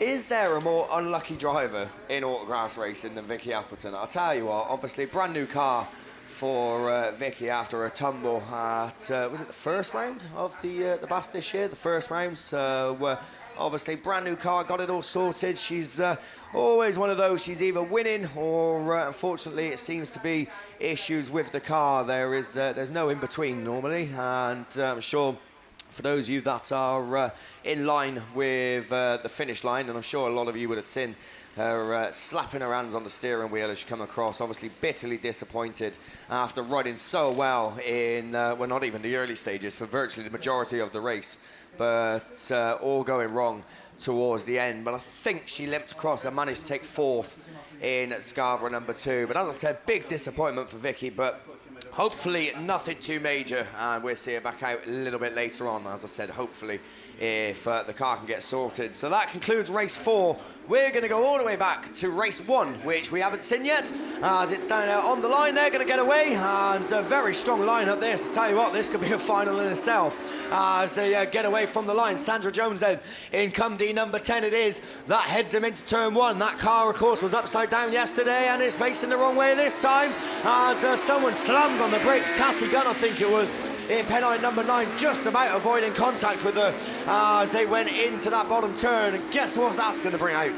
There we go, red flags on ladies class 8. So we had to wait to see race 1, and eventually when we did see it, then it didn't get very far at all as Sandra Jones got it all wrong, facing the wrong way, and as I said, Cassie Gunn doing her best to avoid contact, but it was Sandra that got it round, and unfortunately for her, and that means that she isn't going to be taking part in the rerun when we see them a little bit later on. So all go once again, apart from Sandra Jones in Cumdee number 10. So very big thank you then to BB Motorsport and Beresford Chassis and Components for their sponsorship of Ladies Class 8. We've got a rerun to come, but we are going to move on to Ladies Class 10s and Ladies F600s, which are down there on the line, as we've got 2 of each, or we should have, and we have, as they get away from the line then. So Becky Faulkner this time is the first one to show as they go into turn 1. Jill Grasby it was who won Heat 1. So what's she going to do in this one? She runs second as the 210s it is that take up the run-in from the 2 S600. So Becky Faulkner and Jill Grasby in the Class 10s, then the S600s, White Rose 400 of Hilary Frost and Hereford 16 at the wrong end of the field this time, but down the far side they go. And the Class 10s looking to extend the lead now on the S600s. Of course, this is 2 separate classes and they are racing for their own individual points in the British Autograss Series. So virtually 2 races going on the track at the moment. But speaking of racing, Jill Grasby looked for a gap that time in Evesham 122. She couldn't find it. She didn't have the power to make it stick. She certainly had it yesterday, but not working out this time as the last lap flag goes out. Becky Faulkner it is then in North Shropshire number 6. That leads them round for the final time. Jill Grasby in second as they go down, but there we go. She's found the gap and found the speed this time, or has she? As Grasby looked at the inside. Oh, she's got it all wrong. In Evesham 122, she made a last-ditch attempt, but I'll tell you what, it done her no good as she finds herself getting it all sorts of sideways, all wrong. Becky Faulkner it is that comes across and takes the win. Then it's going to be Hilary Frost in White Rose 400. She takes the win in the F600. So next is going to be Jill Grasby after earlier disappointment. She'll take 45 points for ladies Class 10s. Then Hereford 16 in the other F600 machine is the one to come across and complete it all. So very big thank you to ProLinks and the Wiltshire Autograss League for their sponsorship of ladies Class 10s and F600s. We're looking to the line. I think we're going with the first race of the 3rd round of qualifying with stock hatches, and it's over to Mickey. Yeah, thanks very much, birthday boy. And it is Chris Patterson that takes up the running down in that Scarborough 34. Chris, already a winner at a Bass round already this year. I think Bass round 2 is leading them up past commentary. South Somerset 8. That is Justin Hardy. Then we go Lightning McQueen. Paul Lickley then in Yorkshire Dales 95. They climb in that hill. It's a bit better than yesterday, wouldn't it? They're a bit quicker going up there. And it is Lickley who's looking for a little bit of a nibble on the inside there of Justin Hardy. Hardy had 2 wins out of 2. Can he make it 3 at the moment? He's got to get past Chris Patterson and also now Paul Lickley, because Lickley's now taking up the running behind the Patterson machine. Radford 197, Stephen Brooks, and then Forrester Dean 20, Alan Hawkins.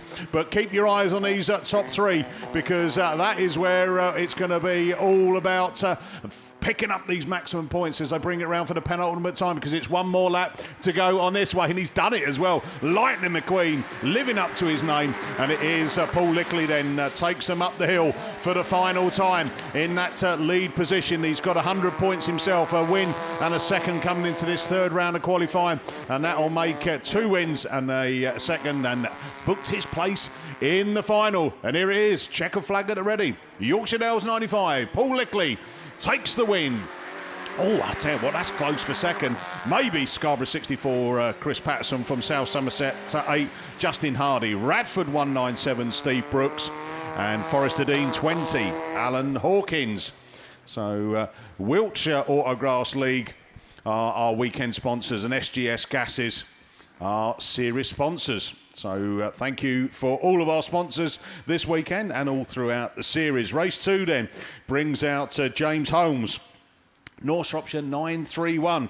That's the orange machine, that is. And that, he's got 100 points. So he's had a win and a second. Stuart Powell, Cumdy 95, currently 6 on the points after 2 rounds, so he's in that top 8, ready to book a place in the final, but he needs, I would say, a top 3 finish. Kieran Vernals, Cumdy 76, Carmarthen 44, Adrian Evans and John Petrie in Radford 59, and it is John Petrie who's running in 4th place and takes them with a slingshot out of his grid position down into turn 1. The rest of them go side by side and a little bit of bish bash boshing, but it's only paint swapping as it is. Radford 59 then from the Cumdy 95 machine. Stuart Powell and James Holmes, North Shropshire 931, and look at them, they're still swapping paint. Yeah, You have a bit of my orange and you have a bit of my gunmetal grey. Oh, thanks very much. But it is Cumdy 95. Stuart Powell holding that second place. Radford 59. John Petrie starting to push away then from the pack. Cumdy 95. North Shropshire 931. Then we go Cumdy 76. That's Kieran Vernals, and then Carmarthen 44, Adrian Evans. So that is how they're running around this Stroud track, this dry Stroud track. Still overcast, but we don't mind staying overcast if it keeps dry. That's what we're looking for. Radford 59 in. John Petrie then picking up the last lap flag. One more to go. Cumdy 95. Stuart Powell from North Shropshire 931. James Holes. Cumdy 76. Kieran Vernals. Carmarthen 44. Adrian Evans. As they bring it round up the hill, and already the lead car is coming down. Radford 59, John Petrie then coming to take the checkered flag and adding good points to his tally already. Cumdy 95, Stuart Powell second. Third, North Shropshire 931, James Holmes. Cumdy 76, Kernan Vernals, and Carmarthen 44. And that is Adrian Evans. So well done there. That is your stock catches. Do you know what? They've been great all weekend. Three heats and without any red. So thank you very much for them. We go back to rerun. This is ladies Super Saloons, ladies sevens, race 2 then. It's Lindsay Allen, Ellie Lockwood, Sue Harris, Kesney Adams, Lee Wynn, excluding Samantha Graney, who went reversing into the fence. And it is Ellie Lockwood looking to put a charge on there with Lindsay Allen. Allen then round that turn 1 and 2, leading it and sliding it down the hill, getting the grip. Allen then from Ellie Lockwood, from Sue Harris, and then that border count is 26 of Kesney Adams. So 4 left in this rerun, 4 quick ladies as well. Sue Harris defending that third place as she exits that start gate turn, as Kesney Adams is looking to come round the outside and move up a place from 4th to 3rd. Can she make it stick? Still leading though, Pennine 37, Lindsay Allen then from Ellie Lockwood in the Scunthorpe 393. It is Sue Harris, Raffle 140, and border count is 26. Just got a little bit wrong coming out of turn 2 and just dropped off a little bit of pace there as we go down. And look at that commentator's curse. I've done it again. Sue Harris is Radford 140. Sorry, Sue. You kind of you're out. You're on the grass now.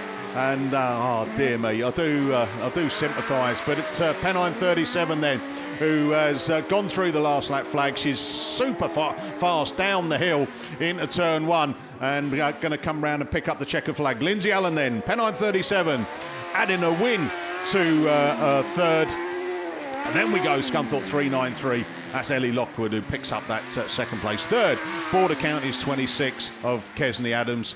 And then commentator's curse for Radford 140, Sue Harris, who unfortunately needs recovery from the infield. So that's the rerun of your Max Sports Series sponsored Ladies Sevens. DM Design and Fabrication, our weekend sponsors. Up on the line, we are going to Heat 3 of the men's Class 1. So it's back over to Mr. Steve Langley. Thank you very much then, Mickey. So yeah, this is the last opportunity for these drivers to get into the top 16, because it is 16 we want from men's Class 1. It's semi-finals time. 7 races planned to come your way, all sponsored by TBR Race Engines and PWL Engineering. Who's doing what so far from yesterday? Sitting top of the shop. I keep telling you they've got some quick Class 1s in South Wales, and they have. 2 unbeaten cars and drivers yesterday. Connor Griffiths in Tie V16 and Jonathan Jones in Tie V4. They're both sat on 110 points. Sat on 100 points then. It's a good weekend for the Owen family. North Wales 15, Rich Owen. North Wales 97, Dave Owen. And also Ian Ullathorne in Scunthorpe 25. 91 points. That's the first and the third for Jamie Hussey in Scarborough 223. Alex Hill in St Neots 164. 90 points is Tom Herbert in Stroud 31. Couple of cars on 81 points. Ben Gould, North Shropshire 443. Ryan Powell in North Wales 52. But race 1, Jamie Hussey, Gwyn Reeves, Tim Gardner, Toby Chamberlain, Daffy Jones, Ian Ullathorne is out there, Katie Hobbs, Tom Herbert is out there. So let's see how they sort themselves out round to turn 1. And the answer to that is very nicely if you're a Scarborough supporter, because it's Jamie Hussey that comes past us as the race leader. Slotting into 2nd place then Toby Chamberlain in that 21F machine as they climb the bank. Ian Ullathorne runs third in Scunthorpe 25. In that fourth place slot then, Gwyn Reeves it is in Tivy 23. But your race leader, still the Scarborough 223 car of Jamie Hussey. He comes round for another lap. 21F, Scarborough 25, Tivy 23, Daffy Jones on the outside in Tivy 18, PAC 209 then. Timothy Gardner racing then with Tom Herbert, who's a bit further down the field in Stroud 31. But going down there, it is still the Scarborough man that leads the way. Jamie Hussey in Scarborough 223, Toby Chamberlain in 21F. Scunthorpe 25 and Tivy 18, that's the leading four. Stroud 31, PAC 209 racing with Tivy 23 and South Somerset 101. So Tivy 23 then, Gwyn Reeves out there, his wife Neris. It's your birthday today, so happy birthday then, Neris. So wife of TA 23. So Scarborough 223 gets it all sideways coming out to that last bend. 21F, Scunthorpe 25, Tivy 18. Scarborough 223 and Stroud 31, PAC 209 and Tivy 23 is how they all came across the line. South Somerset 101, but yeah, somewhat of a controversial, shall we say, last bend. And so Gareth, who's a scribe here. So yeah, unfortunately then we are hearing from the marshals that Toby Chamberlain is going to pick up a black flag in 21F.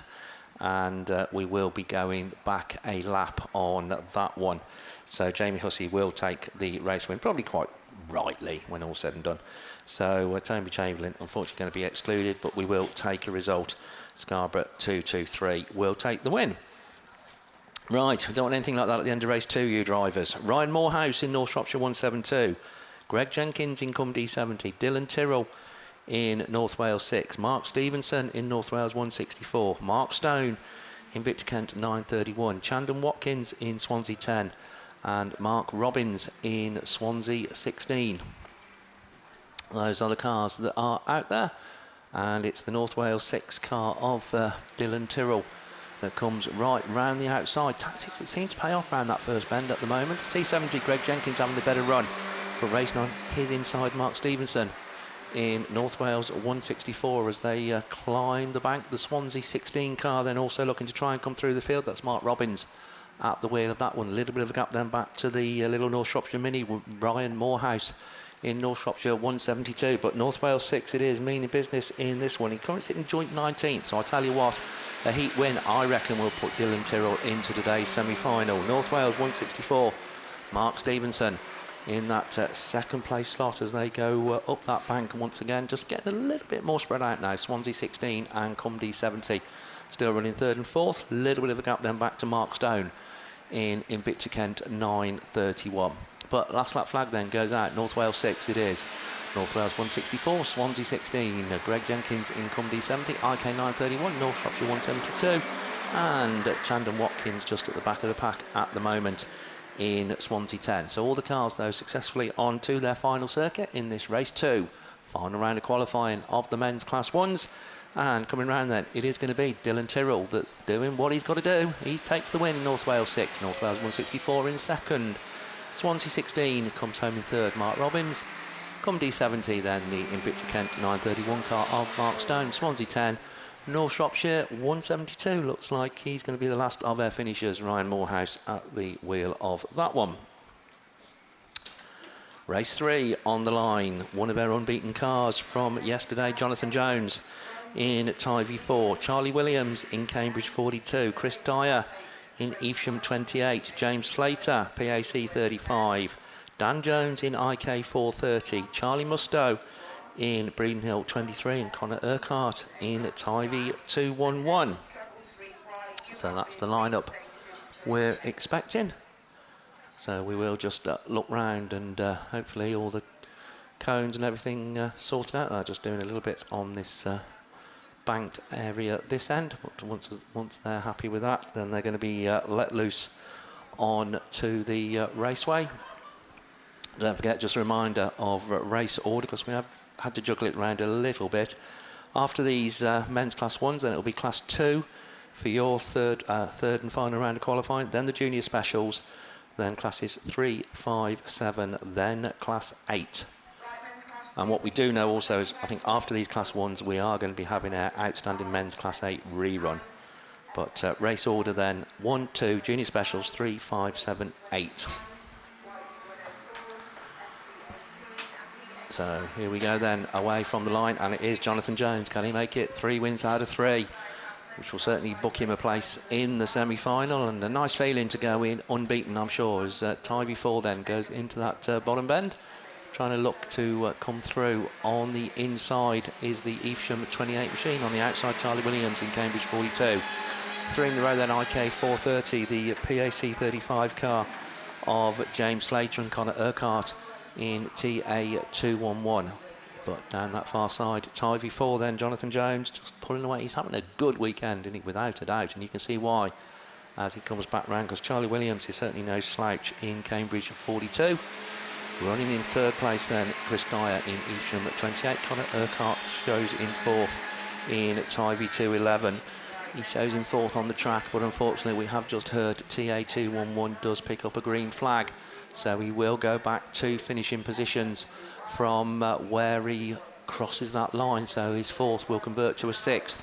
But Jonathan Jones on course for his 3rd win of the weekend. Cambridge 42, Evesham 28, Tivy 211, then the Invicta Kent 430, PAC 35, and Charlie Mustoe completes it all in Breeden Hill 23. So all cars on to their final circuit, but your race leader Jonathan Jones, Tivy 4, he's going to enter the semi-final on 165 points, 3 wins out of 3. Charlie Williams, Cambridge 42 in 2nd place. Chris Dyer 3rd in Evesham 28. Tivy 211 is Connor Urquhart. Finishes 4th, will go back to 6th. IK 430, PAC 35, Charlie Mustoe in Breeden Hill 23. Okay. Can you announce second on the qualifying ladies class 9 is going to be? Right, just an announcement, please, if you haven't heard. The ladies class 9 heat 2 is going to be re-raced. There was an issue, I think, with the start line and the bungee. So it is the fair decision. It's been decided it's going to be a complete re-race. So if you do happen to be in spectator land with your feet up, then ladies class 9 heat 2 is going to be a re-race.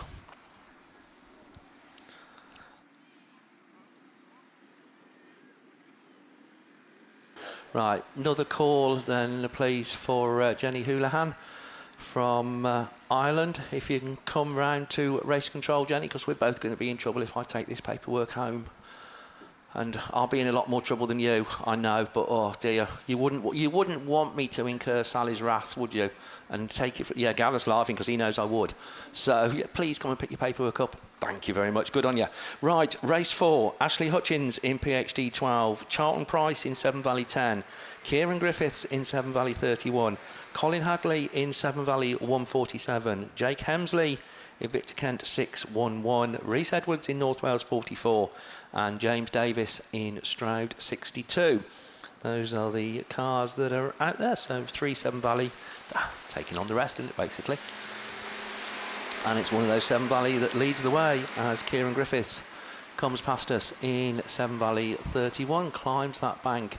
In the 2nd place slot then, Jake Hemsley in Invicta Kent 611. Tucked into 3rd place is Charlton Price in Severn Valley 10.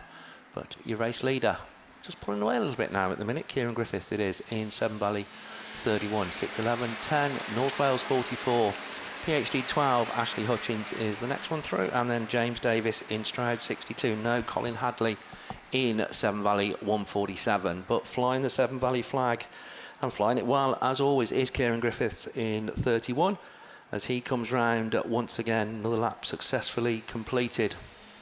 Just 2-3 car lengths up now on IK 611, Severn Valley 10, North Wales 44 tracking the Severn Valley car through. That's Rhys Edwards at the wheel of that one. But slowly but surely, our race leader increasing his advantage over there on the far side. Kieran Griffiths it is in Severn Valley 31 that's going to be greeted with this checkered flag, which tells him 55 points. So SV31 takes the win. IK 611 in 2nd, Charlton Price, Severn Valley 10, North Wales 44.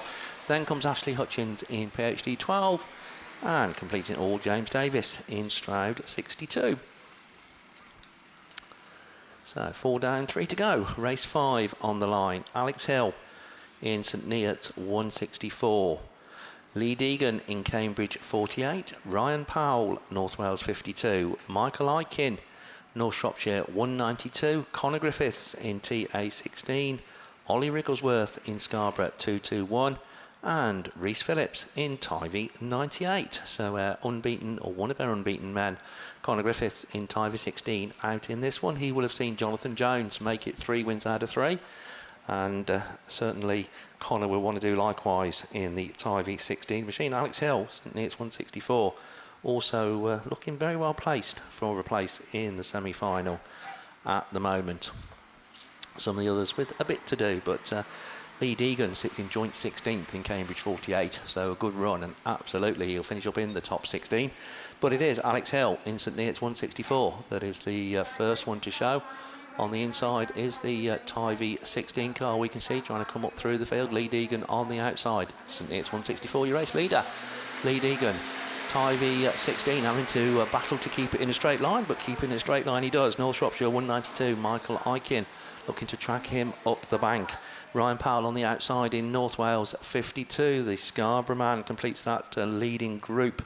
That's Ollie Wrigglesworth in Scarborough 221. But coming round then, your race leader still is St Neots 164, Alex Hill. Lee Deegan, Cambridge 48, on the inside of the Tivy 16 car of Connor Griffiths as they go up the bank.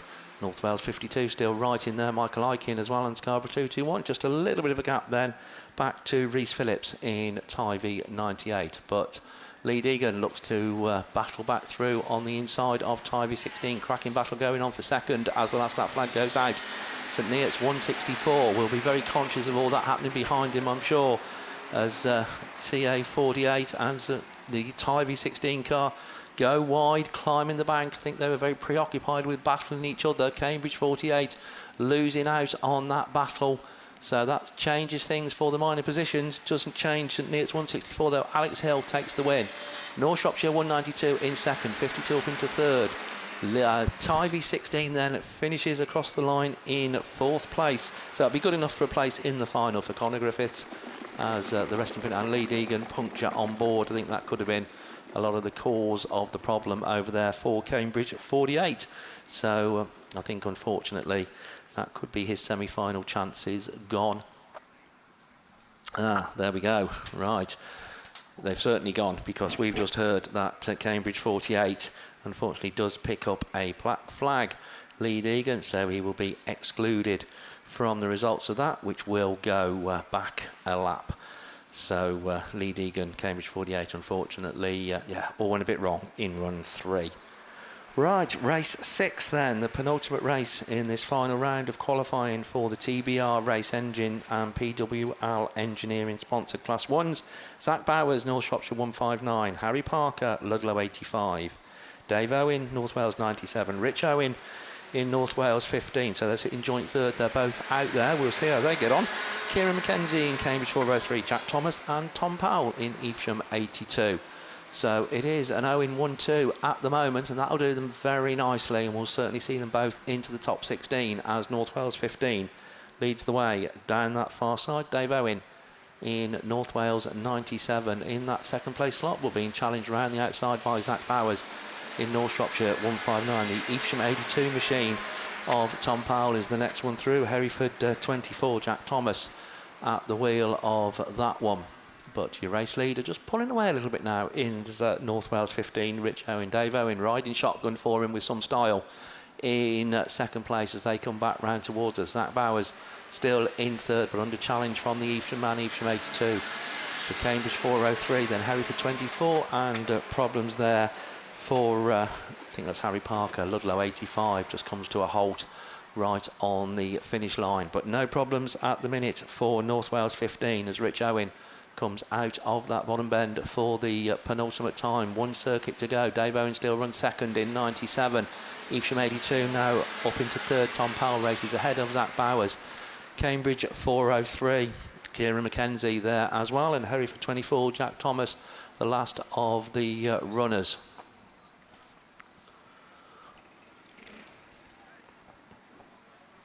So that was race 6.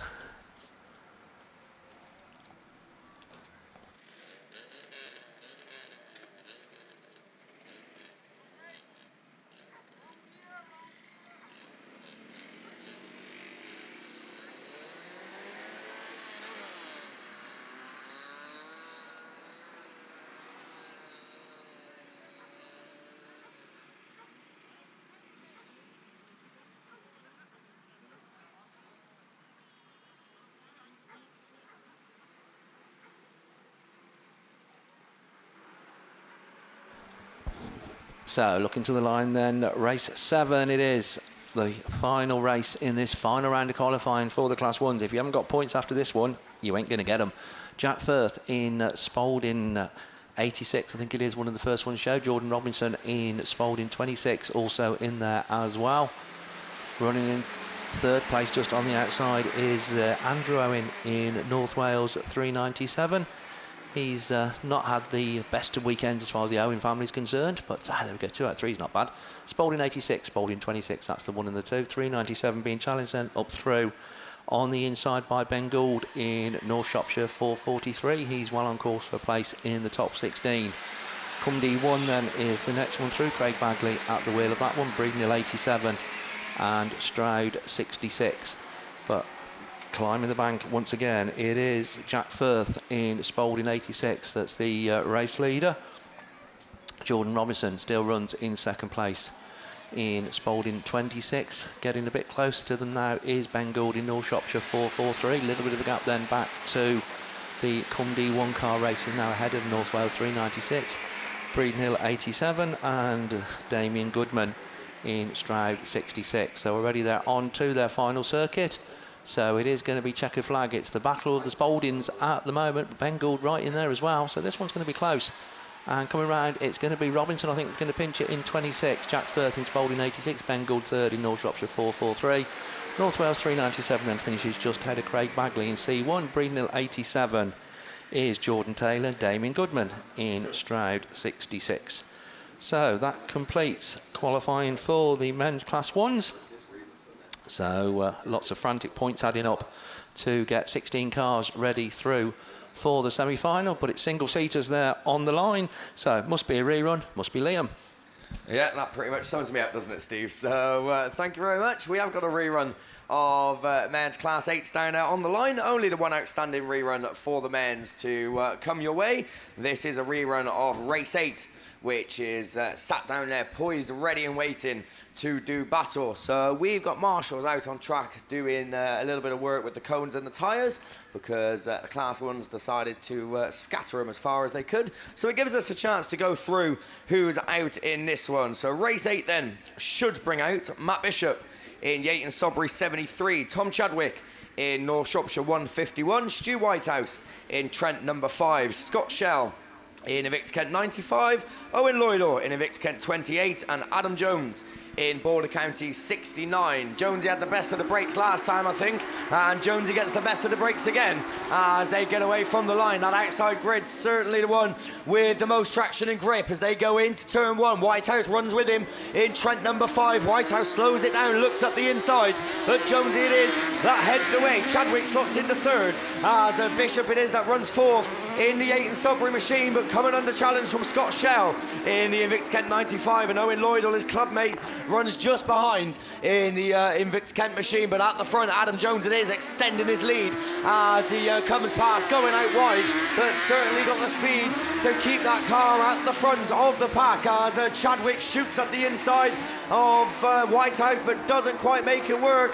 We've got contact towards the back as Scott Shell, facing the wrong way, gets it going again in IK 95, but at the front, his last lap flag, it's Adam Jones with one more to go as the yellow flags go out, as the drivers know to be sensible, but it's probably not going to happen because it's Class 8 racing. Whitehouse is still there in second. He's got closer, but I don't think he's going to make a move as the checkered flag goes out this time. Adam Jones it is, holds on from the start to the finish. BC 69, Whitehouse takes second, Chadwick takes third in North Shropshire 151. Then it's going to be Owen Lloydell in Vic Kent 28, who's the next one across, and the IK 95 of Scott Shell. And completing it all, Matt Bishop, after earlier problems in YS 73, comes across to round it off and complete men's class 8 for their second round of qualifying. So Beresford Chassis and Components, your sponsors for the series, and Spar Motors, your sponsors over the course of the weekend. So a very big thank you to them. But that is Heat 2 of your men's Class 8's done. I think I've got one outstanding rerun in the ladies to come, and I think that might be the only rerun we have left from Heat 2. But we're going back to Heat 3 racing. We've got Class 2s down now on the line. So to take you through, it's going to be over to Gareth Jones. Yeah, thanks, Liam. Yeah, we're going to head straight into race 1 of the third round of qualifying. Haven't got time to give you an introduction of who's out there, but it's North Shropshire number 4 from grid 8 that's going to lead into turn 1. Brad Ellison goes with him, just a little bit of a love nudge there from the York 16 machine, and Brad then slowing and controlling the pace on that inside line. But as they pass us, it's Aiken from Ellison. NI 65 is Stevie Heath. He's there in that third spot. He's going to look towards the inside, just over that one cone there, and maintaining that third position. South Somerset 45 is next. That's Jamie Lillington. He loses out just a little bit to Gaz Stokes in Pennine 87, who's favouring a long way around this Gossington Bridge Raceway. But your new race leader is Brad Ellison. York 16 then, with about, 15 car lengths now over Stephen Heath, who's still there in a strong second position in Pennine 65. Darren Aiken all sorts of sideways in North Shropshire number 4, but maintaining that third position from Jack Bromley in IK 130. Who's on the outside of him? I think it's the Shane Jenkins machine, Radford 205. Oh, he's got it all wrong on turn 1 and 2, and Gaz Stokes cutting back to the inside in Pennine 87. South Somerset 45. Lid 99 is the one that we haven't mentioned. That's Amber Powell back in about that 7th position, and Shane Jenkins rejoins the field at the tail end of the pack in Radford 205. This time round though, and already it's checkered flag time. Brad Ellison books his first 55 points of the weekend behind the wheel of York 16, a car that is for sale if you're interested in Class 2. North Shropshire 4, Darren Aiken takes second, ahead of Heath and Bromley, who are third and fourth. From South Somerset 45, Gaz Stokes and Amber Powell, with Shane Jenkins then just crawling across the top part of the circuit in Radford 205.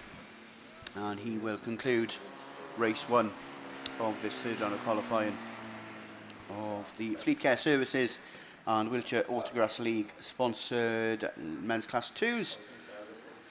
Race 2 up there on the line should bring out Ash Farrow in Scarborough 249, also up there Craig Conway in Scunthorpe 126, Adam Smith in PAC 29, Ewan Twigg in TA 202, Jamie Lane, heat winner yesterday in Radford 941, starts in lane 4. Alongside him, Paul Morgan in Radford 22, Ashley Robinson in Spalding 43, and Sam Doddridge in Forest 515 should start in lane 1. Problems on board the South Somerset 45 machine there, who's just come to a stop if you're watching the live stream, just before he crosses the start line to go back into the pits. So just going to have a little bit of a push from the marshals, or is there a quad making its way over to recover? There he is. Quad goes over then to recover the South Somerset 45 machine back into the pits, and a few of the cones being adjusted as well on the start gate turn. So like I said, race 2 brings out Ash Farrow in Scarborough 249, Craig Conway in Scunthorpe 126, Adam Smith also there in lane 6 in PAC 29, starting on the outside of Ewan Twigg in TA 202, and then Radford 941, Radford 22, Spalding 43 and 515F make up the rest of the field. Looking at the live stream then, it looks like the South Somerset 45 machine has just been hooked on to the tail end of that quad and is making its way off the circuit, and we should be up and running then with race 2 of this third round of qualifying as soon as the marshals and the recovery team are back in their positions. Red flag goes down up there on the start line, yellow flags beginning to be shown around this Gossington Bridge Raceway. We are looking set to be under starters orders for race number 2, and the yellow flag is shown on marshal post number 1. Bungee brakes, and away we go. And as always with Class 2, it's a very, very even break, let me tell you, but just about got his nose in front halfway down that straight is the Scunthorpe machine of Craig Conway. Who's that on the inside of him? It's the Radford 941 machine of Jamie Lane. He slots into that second spot at the moment. Somebody slows down to avoid the contact and gets collected themselves. That's Ash Farrow, who goes from about 3rd back to 6th in the Scarborough machine. Ewan Twigg and Ashley Robinson climb the bank side by side for third and fourth. The TA machine on the inside of the Fenland League Spalding machine, but Ashley Robinson just has a little bit more power as they go down into that turn. But it is Conway that continues to lead in Scunthorpe 126 as they pass this once again. Somebody going out to visit the crowd outside the beer trailer, but it's the Conway machine that continues to lead this one, just about a car length and a half ahead of Jamie Lane in Radford 9:41. That's your 1 and 2 as they once again go into that top part of the circuit. But this time round they'll see that yellow flag with the black cross. Craig Conway moves on to his final circuit in Scunthorpe 126 from the 9:41 machine from the Radford club. Ashley Robinson still there in that third spot. In Spalding 43, up on two wheels, he managed to save that. Wow. From Ash Farrow in Scarborough 2:49, but that's your 1, 2, 3 and 4, and it doesn't look like that's going to change as Craig Conway exits turn 2 for the final time. Scunthorpe 126 then takes the win from Jamie Lane in Radford 9:41. Robinson holds on to third in Spalding 43 from Ash Farrow in Scarborough 2:49, then Dean Smith in PAC 29. Radford 22, Paul Morgan finishes well down the order, just ahead of Sam Doddridge in 515F. U1 Twig, I think, is parked up there towards the beer tent, but I could be wrong, and he might have got going and just pulled off. But race 3 certainly are up there on the line, and if you're watching the live stream, then once again you can see a full start line. 8 cars signed on for race 3 and 8 cars up there, and they include Oliver Ball in White Rose 4, Simon Chadburn in White Rose number 70, JD Farrow is there in the Scarborough 17 machine, Ryan Taylor in Radford 60 starts from lane 5 alongside Darren Williams in Carmarthen 6, Jack Stevens in Athelston 16, Will Alford in Penhow 13 and Callum Woodward in the Athelston 83. We're going to go back to race 1. It's going to be excluded and you're going to be... Right, okay. Thanks very much then, Mr. Messenger. Yeah, we're going to go back to race 1 of Class 2. It is going to be a rerun, and it will be excluding, unfortunately, Jack Bromley in IK 130 for contact with Shane Jenkins in the Radford 205 machine. So if you've completed your Class 2 and you've rushed back to Spectator Land and you're a driver that were out in race 1, then you need to go back to the pits, make sure your car is ready to go out in another battle, because race 1 is going to be a full re-race and it's not going to be too long before it's called back up to the holding lanes. But unfortunately, it's going to be going without Jack Bromley in IK 130. Yellow flags then shown on the top part of the circuit and this near side marshal post on the entry to the start gate turn. The yellow flag is shown on marshal post number 1, and we go racing with race number 3. A good start for the 2 White Rose machines who started out in grids 7 and 8, and at the moment it's number 4 that leads from number 70 as they go into turn 1. Athelston 16 is Jack Stevens. He's there just about in that third spot, a little bit of panel swapping and paint rubbing, but Radford 60, he's come from about 5th to 2nd, and that's Ryan Taylor behind the wheel of that one. He maintains that 2nd position as they climb the bank. Good battle on for 3rd between Jack Stevens and Simon Chadburn in Athelston 16 and White Rose 17, and a cracking battle on for 5th, 6th, 7th and 8th at the tail end of the field, and I feel that's going to end in tears as the laps continue to be counted down. But one of them there is Will Alford, who's found a turn of speed. He's looking towards the outside now of the Chadburn machine. Darren Williams in Carmarthen 6 is going to hope that they end in tears in the yellow Nissan Micra, back in about that 1, 2, 3, 4, 5, 6th position as the laps continue to be counted down then, and it's already last lap flag time. So it's going to be Oliver Ball in White Rose number 4 that moves on to his final circuit. Away and gone really, and unless something mechanically goes wrong, then it looks like White Rose number 4 is going to hold on to this set of maximum points on offer from the Ryan Taylor machine, Radford number 60. That's your 1 and 2. Jack Stevens, Athelston 16 from the hosts league then, is there in 3rd, but he's been undone by Will Alford in Penhow 13, who takes 3rd. Jack Stevens takes 4th from Darren Williams, who takes 5th in Carmarthen 6. White Rose 70 and Athelston 83, then the last of the finishers in race 3. That looked like a fairly clean race. I think we can assume that that's clear.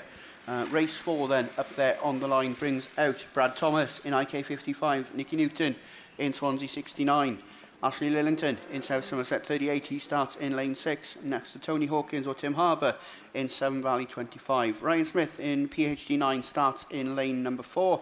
Jack Hodgson in Yorkshire Dales 104 starts in lane 3 alongside Simon Overty in Scunthorpe 18 and Dan Heath in Pennine 89. So just a little bit of smoke, I think, coming up from the from behind the trees. Is there a car parked up there? Or? Yeah, it's JD Farrow. Oh, okay, so yeah, 17. Scarborough 17 then. JD Farrow didn't get too far into his third round of qualifying. Oh, okay, I'm not going to say too much about that. Right, so race 4 up there on the line then. We've given you a quick rundown of the runners and riders. So if you're watching the live stream, then just out of sight behind that marshal post is the Scarborough 17 machine, and it's going to come into the sight from this commentary point here between the trees as he's going to be towed back to the pits. So not the best way to end your weekend, being towed back into the pits. It's always a good thing to drive back onto the trailer before you make your way home. But we're halfway through this third round of qualifying of men's class 2s. Like we said, Fleet Care Services, your sponsors across the 5 rounds of this year's British Autograss Series. They're your series sponsors, and the host league then are your sponsors here this weekend, locally the Wiltshire Autograss League. So just more extinguishers coming on to the circuit. Yellow flags on the far part of this Gossington Bridge Raceway. Another yellow flag being added to the mix on entry to the start gate turn. So we're just going to wait until the yellow flag is shown on marshal post number 1. The graphics come up on your live stream. We go racing, or somebody looks to have really not gone straight off the line. But as we go into turn 1, it's Bradley Thomas then all the way up from the Kent League, and it's the Invicta Kent 55 machine that leads through turn 1 and 2. Clear daylight between himself already and the rest of the pack. Side by side for second and third. There, Ryan Smith in PhD 29 and Tony Hawkins in Sun Valley 25. Slotting into that 4th spot then is the Yorkshire Dales 104 machine. That's Jack Hodgson behind the wheel of that one. That cracking race continues for second and third, and that slowly just allows the IK55 machine of Bradley Thomas to pull ever clearer from the rest of the chasing pack. So 55 from 25 and 29. 104 still there in that 4th spot. Simon Overty just a little bit too hot-headed into that turn, but claims that 5th spot in Scunthorpe 18, taking out the Nicky Newton machine in Swansea 69, who finds himself back in that 7th spot towards the tail end of the field, racing just ahead of South Somerset 38, but it's last lap flag time. IK55 with about just under half a straight of an advantage over the challenging duo, who is still Ryan Smith and Jack Hodgson now up into the mix in Yorkshire Dales 104. Smith just gets a little bit sideways as Tony Hawkins in Sun Valley 25 looks towards the outside. 104 now looking for that 2nd spot, and it looks like Jack has just about made it. Just a little bit of swap in the paint there between the 2nd and 3rd cars as 104 holds on to 2nd. But your winner is Bradley Thomas, who takes 55 points from this 3rd round of qualifying. He makes his way back into the pits, the happiest, and we hear that race 4 is clear. So they'll go back into the pits, they'll go back into the rear lane, they'll await and see whether they've done enough to take any further part this weekend. Race 5 up there on the line. Brings out Dan Robbins in St Neots 34, Tom Pipe in North Shropshire 94, he'll start in lane 7. Also joining them, Lee Kent, who's also always quick off the grid in North Wales 38. Also up there then, Ryan Mulroy in Mallow 127, Jay Alberton in Scunthorpe 156, Dan Owens there starting in lane 3 in North Shropshire 15 alongside George Cresswell in Scunthorpe 127, and Ollie Stevens in Ludlow 15 then starts in lane number 1. So that's your lineup for race 5. 2 more to go after this one as the recovery team then pull back into the centre of this Gossington Bridge track. Yellow flags shown around the circuit. We go racing. Race 5 leaves the line. Somebody not getting the best of starts. That's the Scunthorpe machine of George Cresswell. That's Scunthorpe 127, who already finds himself with it all to do when it's a very, very messy entry to turn 1. The only one really that avoids contact further downfield is Dan Owen, who comes through the pack into that 4th position. But it's red flags on that one, and that's nothing of a surprise. It doesn't come as a surprise, to be honest, that the red flags come out on that one. Lee Kent is up there in North Wales 38. He's just parked up on the entry to that top part of the circuit. That brings out the red flags. We'll wait for any marshalling decisions on that one before we can announce any flags or exclusions. But like I say, very, very messy between 2 or 3 cars as they went into turn 1. And we'll just wait and see what the marshals are going to deliberate over that one.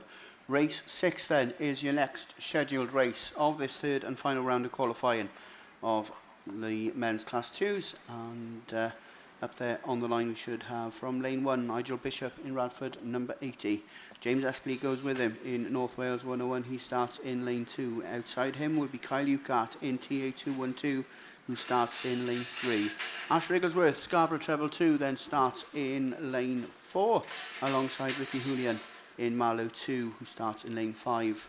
And Ben Foster starts in lane 6, and he'll be flying the flag once again for the Invicta Kent Club in IK 231.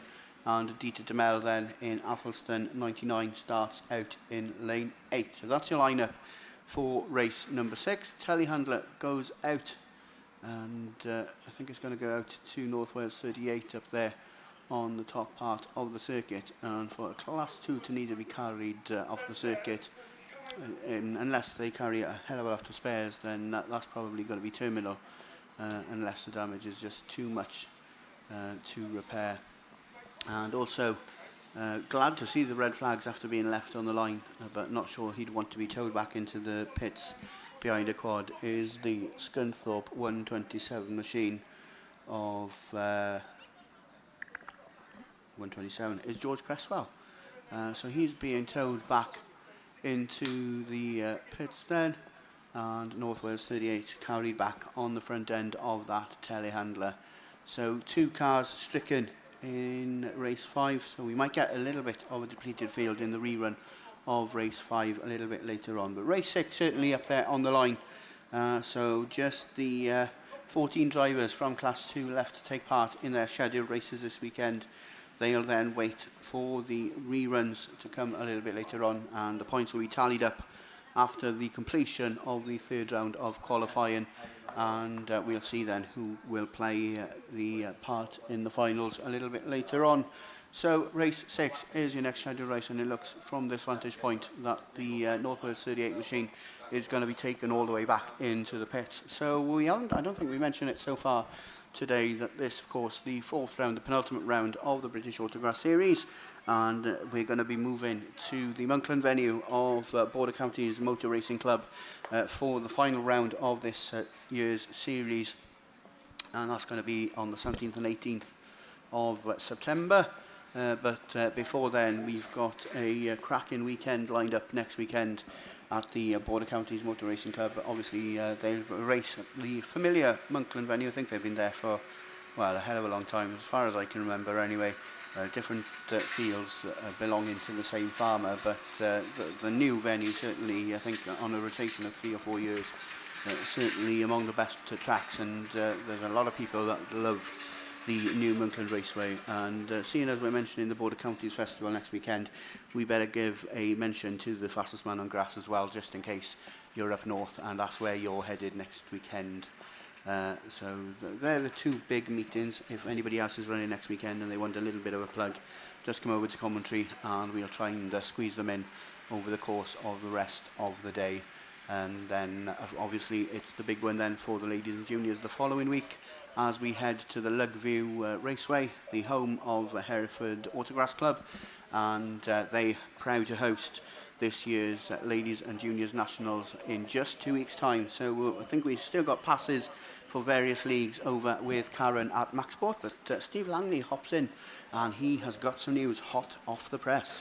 Very hot off the press. We've got Class 1 semi-finalists. So we can tell you that the first semi-final is going to be Jonathan Jones in TA4, Rich Owen in North Wales 15, Alex Hill in St Neots 164, Ian Ullathorne in Scunthorpe 25, Jack Firth in Spalding 86, Jordan Robinson in Spalding 26, Jake Hemsley in IK 611 and Tom Powell in Evesham 82. That is semi-final 1. Semi-final 2 is going to be Connor Griffiths in TA 16, Jamie Hussey in Scarborough 223, Dave Owen in North Wales 97, Tom Herbert in Stroud 31, Ben Gould in North Shropshire 443, Daffyd Jones in TA 18, Ryan Powell in North Wales 52, and Dylan Tyrrell in North Wales 6. So qualifiers through 4 semi-finals, TA4, TA16, NW15, Scarborough 223, St Neots 164, North Wales 97, Scunthorpe 25, Stroud 31, Spalding 86, North Shropshire 443, Spalding 26, Tivy 18, IK 611, North Wales 52, Evesham 82 and North Wales 6. 100 points got you into today's Class 1 semi-final. So well done to those, one and all. And what I can tell you, if you have time to do them, I think he might, Mickey B has actually got the first set of finalists for you, because we do have the top 8 qualifiers in Stockhatch. Yeah, thanks very much, Steve. I've got my earpiece in as well. Like, you know, I'm the security card today. But, yeah, so Stockhatches. So the top 8 that have made it through. Lightning McQueen, Paul Lickley, Yorkshire Dales 95. 2 wins and a second takes him top of the shop. Justin Hardy, South Somerset 8 in that second qualifying position for the final. Third is North Shropshire 931, James Holmes. Radford 59, John Petrie. We've just seen him go out and take a win to add to his 2 thirds. Cumdy 95, Stuart Powell. Chris Patterson makes it through in Scarborough 64. Forrester Dean 20, Alan Hawkins. And that final place goes to Kian Vernals in Cumdy 76. So there's your Stockhatch finalists.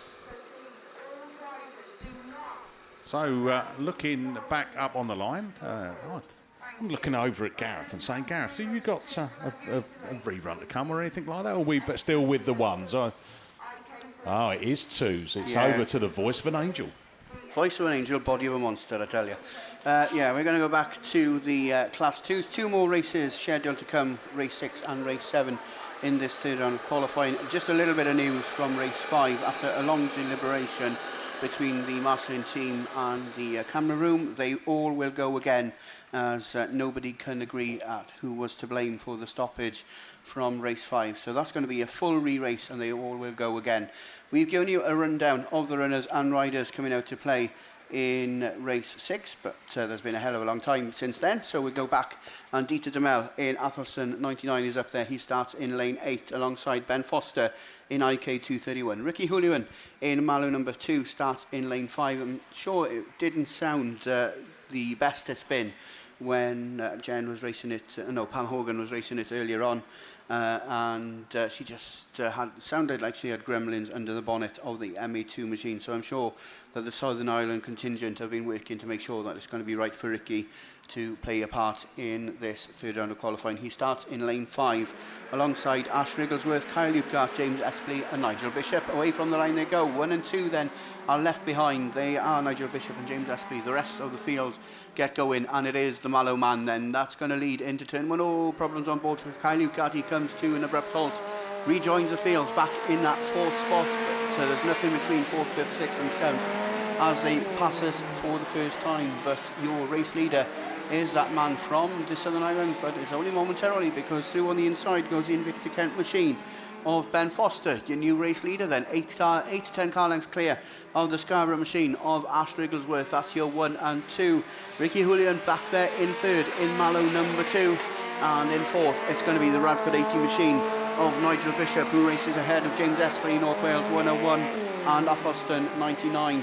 And as they continue to climb the bank then, who's that up there? Is that one of the Athelston machine? I think possibly it's Dieter Demel in Athelston 99, or it's the Kyle Gatier 2 and 2 machine. But I tell you one thing, it's Ben Foster that moves on to his final circuit behind the wheel of the Invicta Kent 231 machine. The Scarborough car then of Ash Wrigglesworth is the current leader, well, the current chaser of the leader, because he's there in a 2nd position, but it doesn't look like too much is going to change as they make their way into turns 1 and 2 for the final time. But it's 231 then that takes the win from treble 2. 3rd place will go to Mallow number 2, Ricky Julian, who has 36 points to his tally for this weekend. 4th place will go to Nigel Bishop in Radford 80 and Dieter Demel in Athelston 99. So it must be Kyle Gat in TA 212 who's up there facing the start line on the exit of that start gate turn. So he'll wait a quad to be pulled back into the pits as race 7 are up there on the line. This one brings out Ben Griffiths from lane 1 in Severn Valley number 8. Joining him will be Graham Holmes in North Shropshire 93. David Evans also there in Penhow number 40. Michael Jordan's there in Radford 284. He starts in lane 5 on the inside of Stephen DeMel in Wessex 99.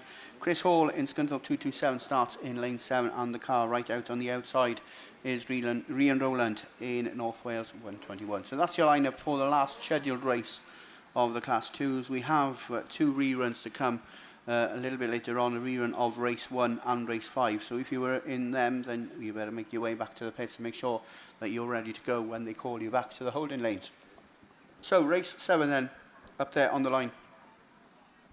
And the top point scorer in this one, well, to be fair, there's nobody that's among the top flight at the moment after 2 rounds of qualifying. So somebody here picking up a set of maximum points will seriously change the Class 2 points tally table after this race, as so many then have picked up heat wins over the course of this weekend. It's going to be very interesting to see who's going to make it through to the finals a little bit later on. Red flag shown up there on Marshall Post number 2. Not sure what the delay is up on that part of the circuit, but certainly the James Estley machine now moves off in North Wales 101, so we should have track clearance from every corner, and we should be under starters orders. Indeed we are, because the yellow flag is shown on Marshall Post number 1. Ooh, grid number 1 and 2 and 3, everybody seems to be turning right off the start line, and that just has a bit of an effect up there on the start line. But through into turn 1, it's the Scunthorpe machine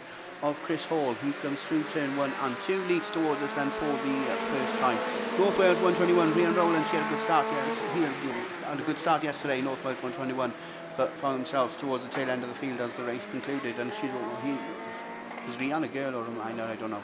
North Wales 102 then just 1-1 loses a position as Dia Evans in Penhow 40 moves through into that second spot. You're 1, 2 and 3 away and gone from the 4th place machine. That's Michael Jordan in Radford 284, and they race ahead of Wessex 99, North Shropshire 93, and Ben Griffiths in Severn Valley 8, the car at the tail end of the field. Your 1 and 2 now begin to pull away from Rian Rowland in North Wales 121, but your race leader is still the Scunthorpe 227 machine. It's Chris Hall, and he's the one that starts his final circuit ahead of Di Evans in Penhow number 40. Your 1 and 2 racing ahead of Rian Rowland in North Wales 121. No change really in positions all through this Class 2 heat, as Penhow 40 is slowly reeled in once again by the North Wales 121 machine, but away and gone. Chris Hall, CGTRO fans, where are you? Your Scunthorpe 227 machine picks up 55 points from the 3rd round of qualifying by half a length of the Scottington Bridge track. Penhow 40, North Wales 121 then finishing 2nd and 3rd ahead of Radford 284. 5th place, just close to North Shropshire 93 from Ben Griffiths in Severn Valley 8, and at the end of the field then, at the tail end of the field in 7th, it's going to be Stephen DeMel in Wessex 99. So they go back into the pits and they'll await their fate. But I wouldn't be hedging my bets on any of those 7 making the final. But who knows, we'll have to wait and see. We're going to go back then to ladies racing, because up there on the line we've got a full re-race of ladies Class 9s. Problems with the start in the initial run, but it's the same effect, because it's Georgia Garnett in Trent number 9 that's going to lead into turn 1, and she pops out of turn 2 with full race control. Heidi Daly-Seagrave slots into that second spot in ARC3 as Katie Adderman in York 6 looks towards her outside shoulder as they climb the bank, and York 6 has she got the power? Yes, she has. She's claimed that second spot as Heidi Daly-Seagrave gets demoted back into that 3rd spot. But it's Georgia Garnett in Trent number 9. Is the pressure going to pay? It does, because she pushes wide, and Katie Adderman in York number 6 then takes up the running as she goes into the start gate turn for the first time. Trent 9, Georgia Garnett's round in the CGTRO machine. That allows Heidi Daly-Seagrave to now lead the chase on the tail end of the Adderman machine, and it's Katie that moves on to her final circuit in York number 6.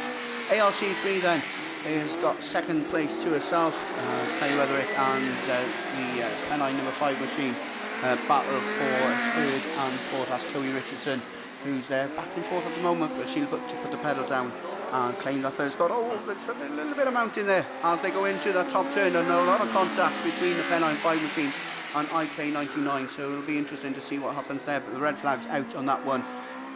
Probably, I would assume that we'd go back a lap on that one. Didn't look like they infringed with anybody else, just took each other out, but we'll await confirmation on that, whether they're just going to go back a lap and take the result. But unfortunately, red flag's out prematurely on ladies class 9, but Katie Adamant has certainly gone over the last lap, so we'll assume that we're just going to take a result on that one, but they're discussing that at the moment.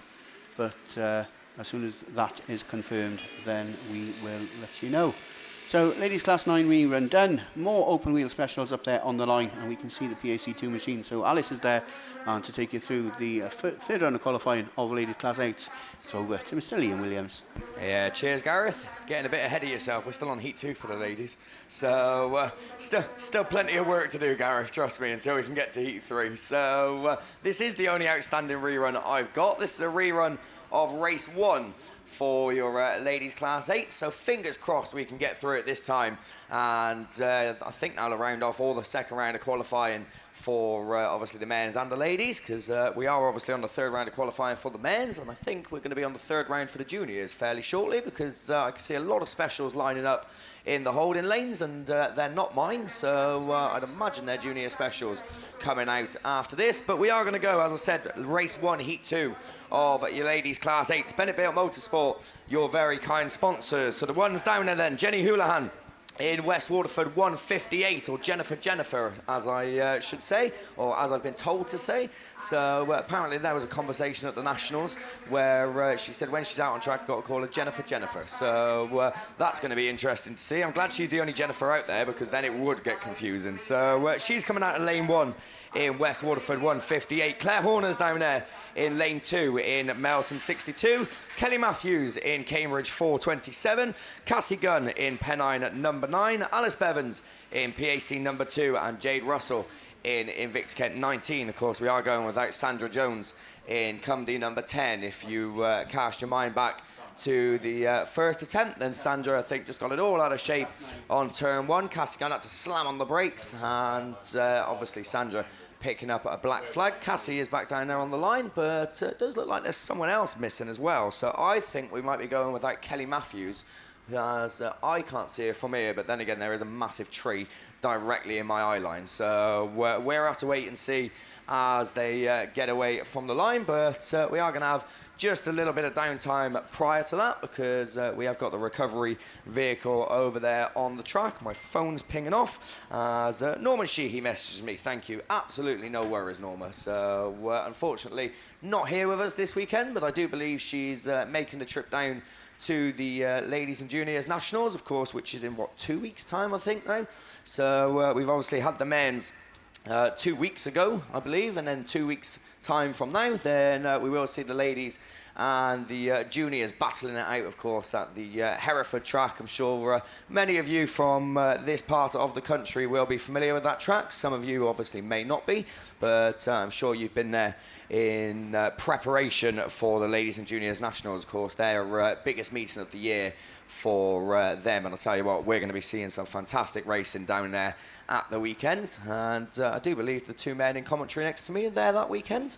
So Gareth's giving me the nod. Mickey is writing things down, but he's either too interested in his biscuits or too interested in paperwork. But he's got the headset in, so we'll let him off, and it's on his right ear where I'm stood as well. So I can't blame him, to be honest. You were correct on the biscuits, by the way. I've just had stem ginger for my breakfast. They're very nice as well. And happy birthday, by the way. 26 years of age today. Congratulations for getting that far. Oh, look, we can just play to the effects. It's all right. 26 years of age. I can remember being that age. It was only last week. Let me just have a look at my Facebook and look at the pictures. I tell you what, he still don't look a day over 27, bless him. So he's certainly got the energy. He's certainly got the energy of an 18-year-old. I can safely say that. So, but yeah, thank you, Mick. And for those of you that are trackside, then obviously, if you want to go buy me a birthday pint or a birthday ice cream, you're more than welcome. I won't complain about it. As we look over on the far side, that's a sad sight to see. As we see one of the Class 9s being taken into the pits with certainly one wheel off and getting it all wrong, but hopefully we're not going to be seeing any of the same in the ladies Class 8s as the Class 9 machine gets taken into the pit, and I think Gareth did say that they was taking a result, which means obviously no more outstanding reruns for him in the ladies Class 9s, meaning that this is the last one to get through, and it's been put on me, so no pressure, Liam. I'm sure we'll get it done. As they're all sat down there eagerly waiting. I'm sure they've been in the holding lanes or the rerun lane for about an hour and eagerly waiting as well. So hopefully their patience isn't wearing too thin as they get ready to go. And have I got a point sheet? Because we can see who done what yesterday. I haven't, but I don't think any heat winners coming out from the first round of qualifying. I think Claire Horner probably the best of the bunch. I think Claire might have picked up a second yesterday in Mountain 62. So I'm sure Claire is within the top 2 or 3 in the British Autograss Series points as well. So she'll be looking to obviously try and get up there. We've seen Josie Tompkinson take a win earlier, which does her BAStv tally no harm whatsoever. So as I said, I'm sure Claire will be looking to do the same thing in Melton at 62. So phone is pinging again. Who is messaging? Jonathan Lewis. So good morning. Yeah, still morning. So good morning, Jonathan. He's watching on the BAStv on the live stream. He's put happy birthday to you, mate. Have a great day. Thank you very much, Jonathan. So couldn't think of anywhere better to be than an Autograss field, especially a dry one. Who else has messaged? Aaron Spencer, of course, the Marshal, who's not here this weekend because he has got other important duties, like a baby being delivered soon. So he's put loving life on the sofa. I bet you are, Aaron. So I bet he's probably sat there in his overalls as well, and probably brandishing a black flag at the TV screen, because I don't think I've ever seen Aaron without a black flag in his hand. But we are going to go racing then.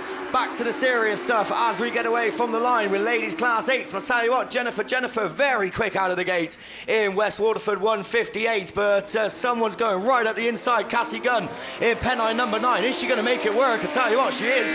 She goes from about 3rd, 4th up to 1st and takes up the running in Pennine number 9. Up the hill they go. Oh no, Jennifer is climbing cars, gets it back down onto 4 wheels as she makes contact with Claire Horner in Mountain 62, but Cassie Gunn unfazed at the moment as Jade Russell looks up the inside in Evix Kent number 19. 2 more laps to go. Horner still runs in 3rd. 4th then is the race on the field at the moment as Alice Bevins drops back in PAC number 2. Jennifer taking the outside line and trying to make it work as she finds some speed down that far side, but it's going to be last lap flag this time around. Cassie Gunn's pushing on as she goes out very wide and drops back to 3rd. So Claire Horner then is your new race leader in Mountain 62 as Jade Russell not giving up the challenge in IK 19 as Jennifer looking up the inside. She's on a mission as she goes back to 3rd in West Waterford 158, but it's checkered flag and Claire Horner it is that's going to take charge and take victory in Mountain 62. Jade Russell takes 2nd. Jennifer takes 3rd, Cassie Gunn in 4th in Pennine number 9, and Alice Bevins in PAC number 2, not having luck on her side this time as she comes across the line picking up 21 points in 5th place. So that then does conclude the BB Motorsport sponsored ladies Class 8. I believe, as I said, that concludes all of the ladies for Heat 2. As I said, we're going to Heat 3 racing. We're sticking with open wheelers. It's junior specials, and for the first time, it's over to Russ. Yeah, thank you. We're quickly underway then. Digit Plant Iron Crosshand Contractors sponsored Junior Specials. 5 races still to come your way. Let's hope we're all clean. And first off then, a bit of contact as somebody just got a wheel off the floor, but it's Igo Evans who leads the way. Tyvee 6 then from the Evesham 223. Brandon Young slots into 2nd place as they go up the hill for the first time. Max Holtby just behind Tom Williams then as they go up over that brow, and it's come up 6 up the inside, then moves up to 3rd position, and we'll be aiming for even better than that, but 2 quick cars remain ahead of him. Further back then, there's contact, and Williams has made contact with one of the Bradfords. It's Owen in 116, so he's facing the wrong way, and Owen was unbeaten yesterday. He tries to turn it around, and we keep racing for now. So up there, the top 3 are now well clear. PAC 44 Rio Sheehan then sits in that 4th position ahead of the Breeden Hill 5. and that is Alex Hines. But look at this now, the three of them at the front, and Holtby's got the bit between the teeth, and he looks for a way round. He's made it up to second. Can he carry it through past Evans? And he's just got the gold machine in front, and Scunthorpe 6 takes it up from the other number 6. That's the Tivy one now back into second, less than half a lap to make a final challenge into the turn. And at the moment it's Max Holtby, and he's going to hold on. Superb drive to steal that one. Scunthorpe 6, Tivy 6, Evesham 2, 2, 3. Then we go a dash to the line for 4th and 5th, and it's Breeden Hill 5 just ahead of PAC 44. Levi Phipps didn't get a mention in Stroud 13, but he crosses the line. And then disappointment, BC 116 then. Owen Bradford and Tom Williams end up at the back of the field. There was contact and spinning, but they've concluded and got to the finish. So we'll may have to wait and see if anything gets said on it, but for the time being, that race is completed. They've given the race clear, so there we go. So race 1 done. We've got race 2. So going into this then, 2 drivers were unbeaten. One of them has lost that perfect record, being Owen Bradford. Corey Mumford is in this next race, and he is also unbeaten, 2 wins out of 2. Lining up with him though, he's got Sid Lomax and Archie Bennett, I think both picked up a win yesterday. But down the straight we go then. Rosie Russell also made a good start from the outside grid, but it is that bright yellow machine of Mumford. Oh, we've got climbing. Jesse Jones up for the top of Archie Bennett there, but they landed safely, but so far still stationary. Bennett gets going, but we get reds on that little race with what looked like Jesse Jones clambering up and over the North Wales 162. Unfortunately, they have got going again, but the incident enough to bring out the red flags. So they have excluded Jesse Jones, unfortunately, in Swansea 6. So I think that'll be your weekend completed. And Jesse was down in 22nd in the table, so had a slim chance of making the final. There's no semi-finals for the juniors this weekend in either of the junior categories. But they will try it again sometime later. And we will see what occurs in this next race then. So who have we got? This is a great song there.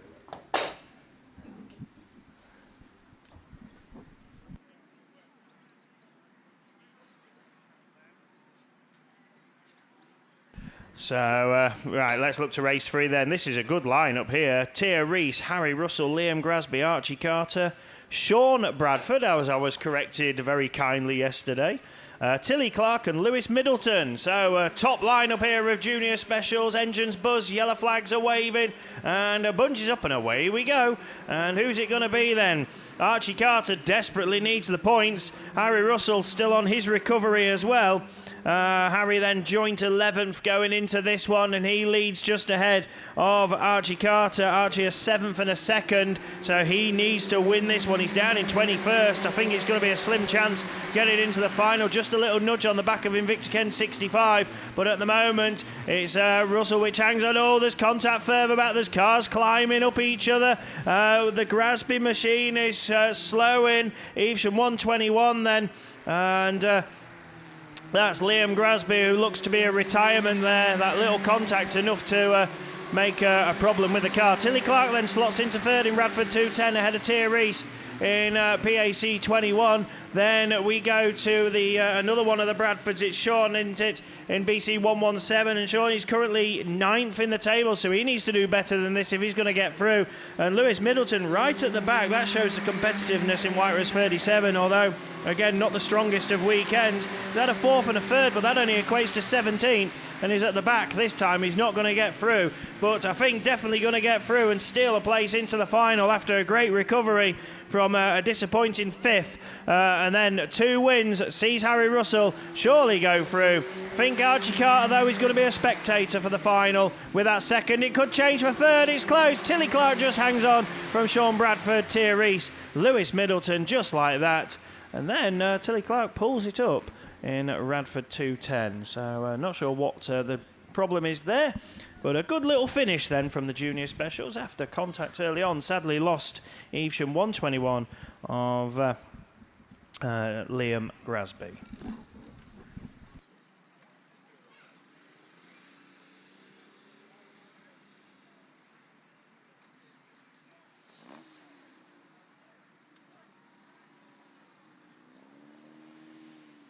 Okay, so maybe that's what the discussion was for.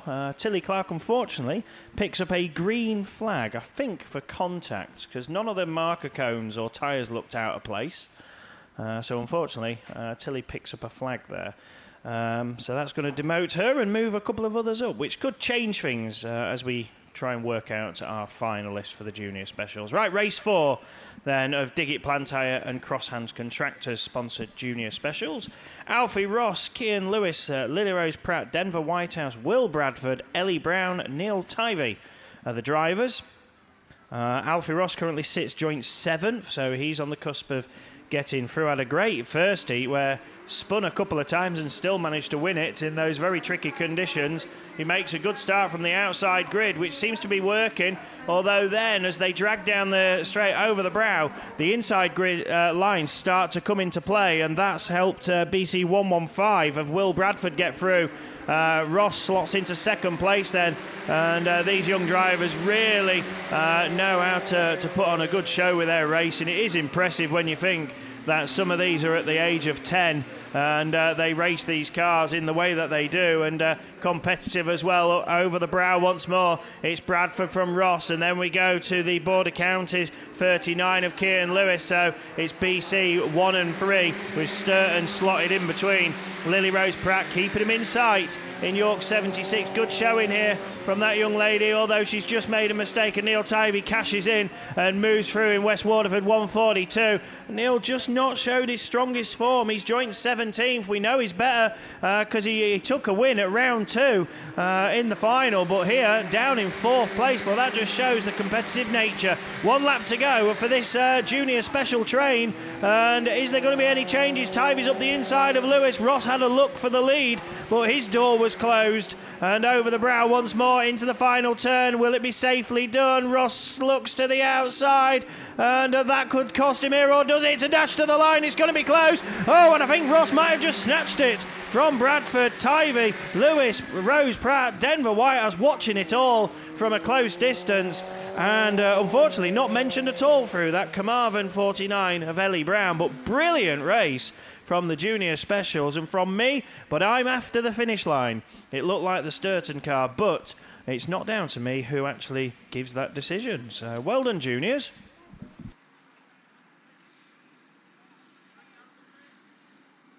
So well done. Let's see if race 5 can follow suit. One rerun, obviously, to be redone later. But we go then. Cars number 2s, Breeden Hill 2 and South Somerset 2 line up on the outside 2 grids. That's Lucy Hines from Breeden Hill and Kirsten Bartlett from South Somerset. Aaron Richardson in Pennine 1 is there. Tom Cosgrove, ARC 25. Troy Holtby, Scunthorpe 161. Dylan Grasby, Evesham 120. And Ben Ayres in York 22. So this is a competitive lineup because we've got 3 of them in the top 8 at the moment. So that is Troy Holtby in 3rd on a 2nd and a 1st. Aaron Richardson on a 1st and a 3rd. And Tom Cosgrove on 2 seconds. So all 3 are in the top 8. Where do the rest lie if we can pick them up very quickly? I don't think we're going to get time because we're ready to go. Lucy Hines has a disappointing weekend, unfortunately. Kirsten Bartlett is currently 15th, so needs to win this one. Dylan Grasby and Ben Ayres has had a disappointing weekend. And Dylan Grasby is somewhere 26, so not likely to make the final. Oh dear, problems for Holtby. What has happened to Scunthorpe 161? He's just crawling down that start straight, and that leaves Aaron Richardson to lead. South Somerset 2, Kirsten Bartlett. Tom Cosgrove is there in 3rd position, but Holtby pulls it to the centre green. And what has gone wrong? Oh, we've got reds. So maybe something else has occurred. But not sure what. Mickey will be listening on the earpiece, but he's yet to hear anything. I think what it was is that Troy's car was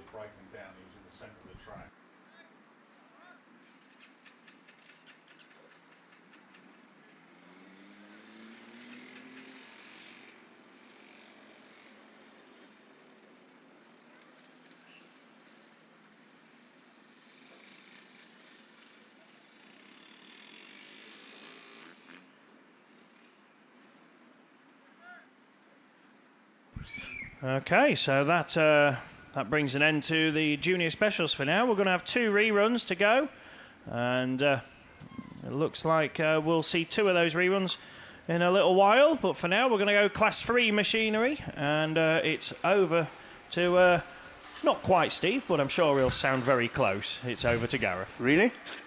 Well, Steve's now effectively Welsh, isn't he? So Well, he is, yeah. I'm sure you're going to start sounding more and more alike. Yeah, we're going to go into the third round of qualifying then of the Ram Developments and KS Coles Farming sponsored Class 3s, as Steve's just going to sort a little bit of an issue out. But race 1 is up there on the line. This one brings out Paul Stevens in at low 69 from grid 8. Alongside him is Chris Allenson in Yorkshire Dales 86. He picked up 2 wins yesterday, I think, behind the wheel of the Yorkshire Dales 86 machine. Sarah Proctor is there in lane 6 in Scarborough 57. Alongside Sarah is Aaron McKenzie in Cambridge 401. And to take you through the rest of the runners and riders in this first race, I'll hand you straight back over to Mr. Steve Langley. No, you stay there. Let's do a lap apiece again, shall we? We tried it with the Class 1s. Let's see if we can do it on the Class 3s. Because they're getting a bit quick for me, I tell you, me old. I need slower classes. So, yeah, if you don't mind, then yeah. Yeah, no problem at all. Let's see how we go through it. So, yeah, Chris Allenton's been looking good in YD 86, without a doubt. Big thank you to Ram Developments, Adrian Davis. Not had a good weekend with the Tivy 1 machine, but big thank you for his sponsorship, and also to KS Coles Farming sponsors for the meeting in Class 3. So, yeah, getting towards the sharp end, as we say, on everything here sort of thing. So, this is the last opportunity to get points towards a place in today's final, but obviously all the points that these drivers get in British Autograss Series standings will go towards the overall title. I think, and this is so unofficial as to be even unofficial for me, which is saying something, I think we might be crowning our first BAS champion this weekend. Not in Class 3, I hasten to add. But, ladies then, is it? It might be lady, yes. Yeah, I think, if all the numbers work out, I think that there will be a lady that can't be caught in one of the ladies' classes. But I need to double, triple, and do everything else, check on that. But we shall see. So we've just about got track clearance, I think. And it is Paul Stevens that's on the outside, Steve Woodruff on the inside, and all the rest are in the middle. So Chris Allenson in YD86 makes a good start. Senna Proctor in Scarborough 57. I hope he's enjoying his return to Autograss racing as Scarborough 57 comes round. But Chris Allenson, your race lead at the end of lap 1. Yeah, looking to add another set of maximum points in to his 2 unbeaten runs this weekend. He's the one that leads up the bank for the first time. He's challenged so heavily on the inside by Paul Stevens in that low 69, just a change. And it's the Westmorland League machine that pulls into turn 1 and 2 for the second time. Allenson still there in that second spot, racing ahead of Proctor and Adam Saint in Cambridge 1. Yeah, problems for Cambridge 401. Aaron McKenzie then uncharacteristically at the back of the pack. And in my right ear, I've got Mickey shouting red flags. So I think he's made that up. Oh, no, he hasn't, so sorry. I couldn't see any anywhere. Just had red flags to my right. I thought, OK, where's red flags? Where's red flags? Couldn't see any. So, I think I'm doing Jack and Ori. You can see why I need Gareth on another microphone to help me out on this. I tell you, it really is time to retire, without a doubt. So there we go. The red flags, I think, connected to Steve Woodruff, but we will get the security man to... He does it, look, as he said before, looks just like a security man. Got his earpiece in, so there we go. Has he got a certificate though? He should be certified as about as he got a certificate, but yeah, is that the same thing? So yeah. What worries me is it's not that much warmer today, and we've progressed to shorts, so it's just getting nearer and nearer to speedos. It is concerning me. It is concerning me. So there we go. I'll tell you, if anything's going to get us banned from YouTube, it could be. But yeah, you won't need to worry about product placement. It'll be the last of your worries. Yeah. Yeah, absolutely. You're not wrong there. No, that's a fact. So there we go. But no, talking of YouTube and BAStv, say big thank you to GB Engineering, the people that have made it possible for that. And hopefully, if you are sat at home or wherever you're sat watching us, you are enjoying the coverage. And I wonder how many people sat there watching it and turned the volume down, because I would, certainly when I'm on. But yeah, no, hopefully you are enjoying it. And hopefully, equally, you're enjoying it here round the Gossington Bridge Raceway. As, we are seeing some cracking racing out there here at round 4, and as I say, getting through to the sharp end. So certainly we're going to be seeing a rerun of that one because we haven't gone very far. I'm presuming, unless Mickey's going to tell me otherwise or knows otherwise, with the exclusion of Steve Woodruff in White Rose 71. But he's looking at me very blank, so no, don't know. But yeah, we think possibly. But race 2 is on the line. Bring some sense and normality to this, Gareth, and let's take us through the runners and riders of race 2. We'll try our best. Yeah, race 2 up there on the line brings out Rich Northway in Scunthorpe 306. He had a 3rd and a 6th yesterday, so he's placed 16th overnight in the points table. Gary Wickham starts in lane 7 in IK 13, and he's well down the field as well with a non-finish in his first round of qualifying. Martin Gould in North Shropshire 343 is joint 3rd with a win and a 2nd, so 100 points for Martin Gould at the end of day 1. Oshan Hughes is there, and he'll start in lane 5 in TA22. He was placed in 18th position overnight with Trevor Cusack in Cork 25 and Jamie Lee. That's your lineup for race number 2. Jamie Lee, North Wales 10. I think he picked up a black flag, didn't he?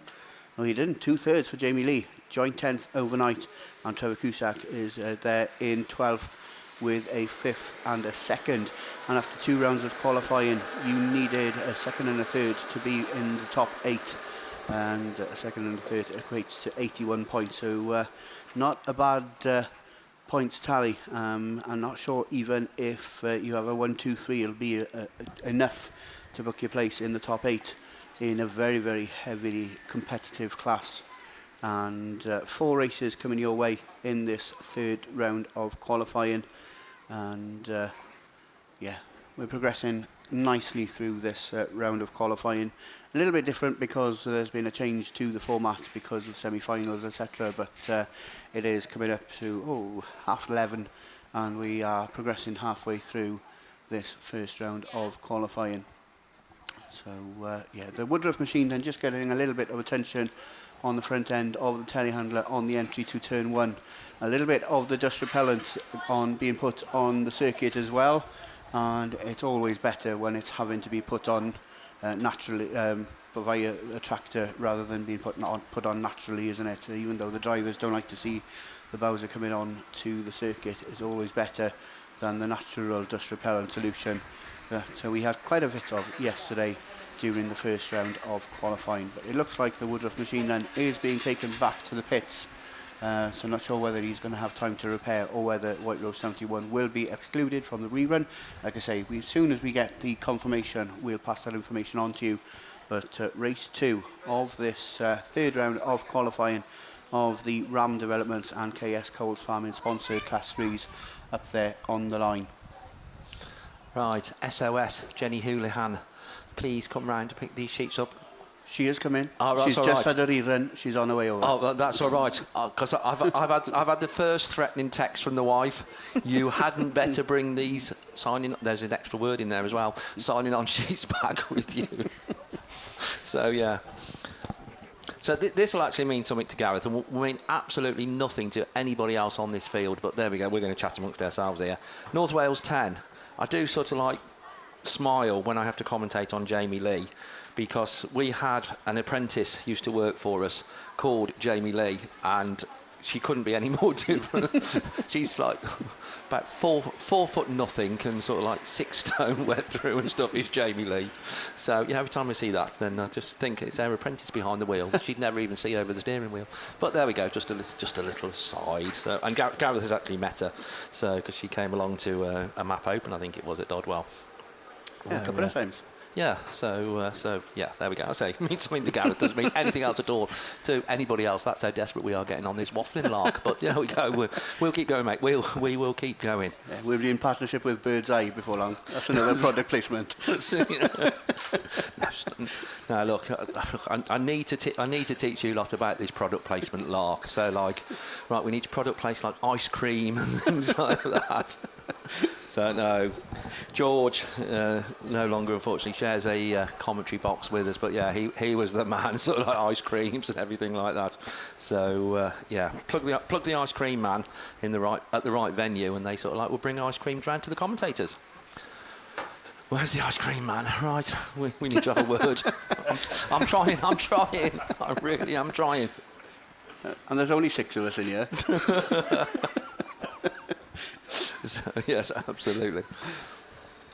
Although somebody will always point out my infamous mic in one hand. Yeah, I know it's the classic, but I honestly did do it. Mic in one hand, ice cream cone in the other. Bring the ice cream and start talking to me ice cream cone. And it took me a couple of laps to realise. Mickey's going to do the same No, now. about ice creams. There was once where I was talking about it and I got my numbers the wrong way round. So, you know, like you have a flake in it, and that's called a 99. I got my numbers mixed up, which I didn't realise at the time until someone told me that it could have gone any way up, if you know what I mean. But yeah, if the ice cream man is around, then obviously I think the roadway's clear past commentary. That's all I'm going to say. That's it, yeah, absolutely. Oh, we're back to the important stuff then, are we? Oh, I think we've got some racing, so go on then, Gareth. Yeah, bungee brakes on race 2. Goldie out of the middle of the pack is the one that leads past the grandstand for the first time. Jamie Leader on the inside in North Wales 10 pops out of lane 3 and slots into that second spot. But it's Gould that leads past us then for the first time. So yeah, multi-champion Martin Gould leads the way. North Wales 10, Trevor Cusack. He's had a good weekend in CK25. Ocean Hughes in the Tyvee 22. The water just catching them out a little bit on there. Gary Wickham, I think the one to lose out in Invicta 13. Also Rich Northway in Scunthorpe 306, and it's all change about, and it does sort of like just show. And there we go. I'll beat you to it this time, Mickey. Red flags. So there we go. You see, you're daydreaming over there. He's just thinking ice cream, and so he's not tipping us off anymore. So right, red flags. I don't know why I invited Gareth to share this, because I would just politely point out once again, I did fly solo on the Class 1s. 7 races, Class 1s, not a rerun in sight. Bring Mr. Jones on board, and so far he's managed to get 2 of them stopped. There we go. I'll just mute it. Yeah. Can't be helped, though, can I? I'm not in control. No, I don't think any of us. I think that's painfully obvious, mate. None of us are in control, so absolutely not. That's the statement of the day, right? All right. Unfortunately, joking apart, Richard Northway, Scunthorpe 306, does pick up a black flag in that one, so he's going to be excluded from the rerun of race 2. Let's see how race 3 gets on as they break from the line, and it is the Yorkshire Dales 24 car of Simon Farrer. That's the first one show. Keith Kelly in Mallow 247.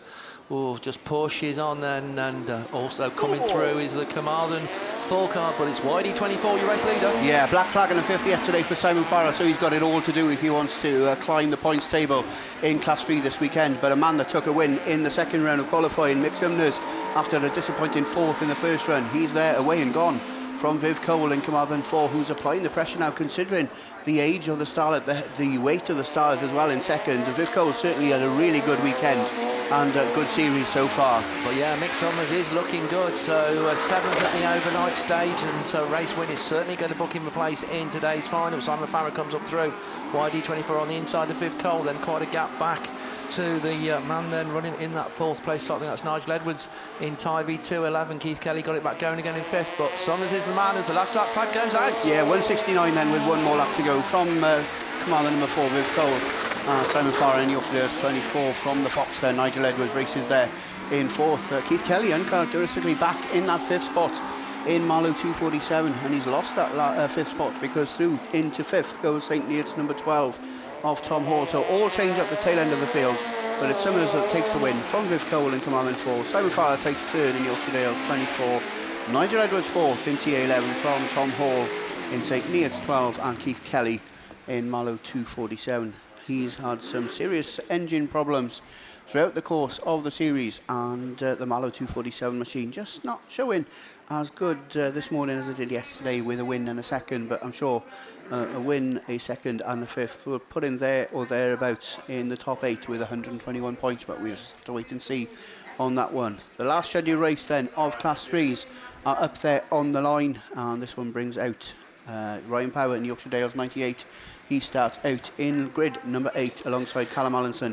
In Yorkshire Dales 34, Pete Robinson, a man that was unbeaten yesterday behind the wheel of the North Wales 72 machine, top of the points overnight. He starts in lane 5 alongside his fellow clubmate Lee Almond in North Wales 27, Neil Corbett in Eastern 56 and Rich Lee in Scunthorpe 700. That's your 6-car lineup for race 4, and hopefully this will bring to a close, at least on paper, the Ram Developments and KS Coles Farming sponsored men's class 3s. Yeah, very competitive lineup for this final one without a doubt, as they do break away from the line, and nicely all 6 of them out there. Very, very level break. It's just about Callum Allinson in York 34 from the middle of the grid. From the inside then Pete Robinson in North Wales 72 as they sort themselves out round turn 1. It is the Allinson machine that takes them past us for the first time. Yeah, 34 then leads from 72, Yorkshire Dales 98 is Ryan Power. He also picked up a win and a second yesterday, and he's through on the inside as we got a 4-car pile-up on the apex of that start gate turn. Yorkshire Dales 34, North Wales 27, Eastern 56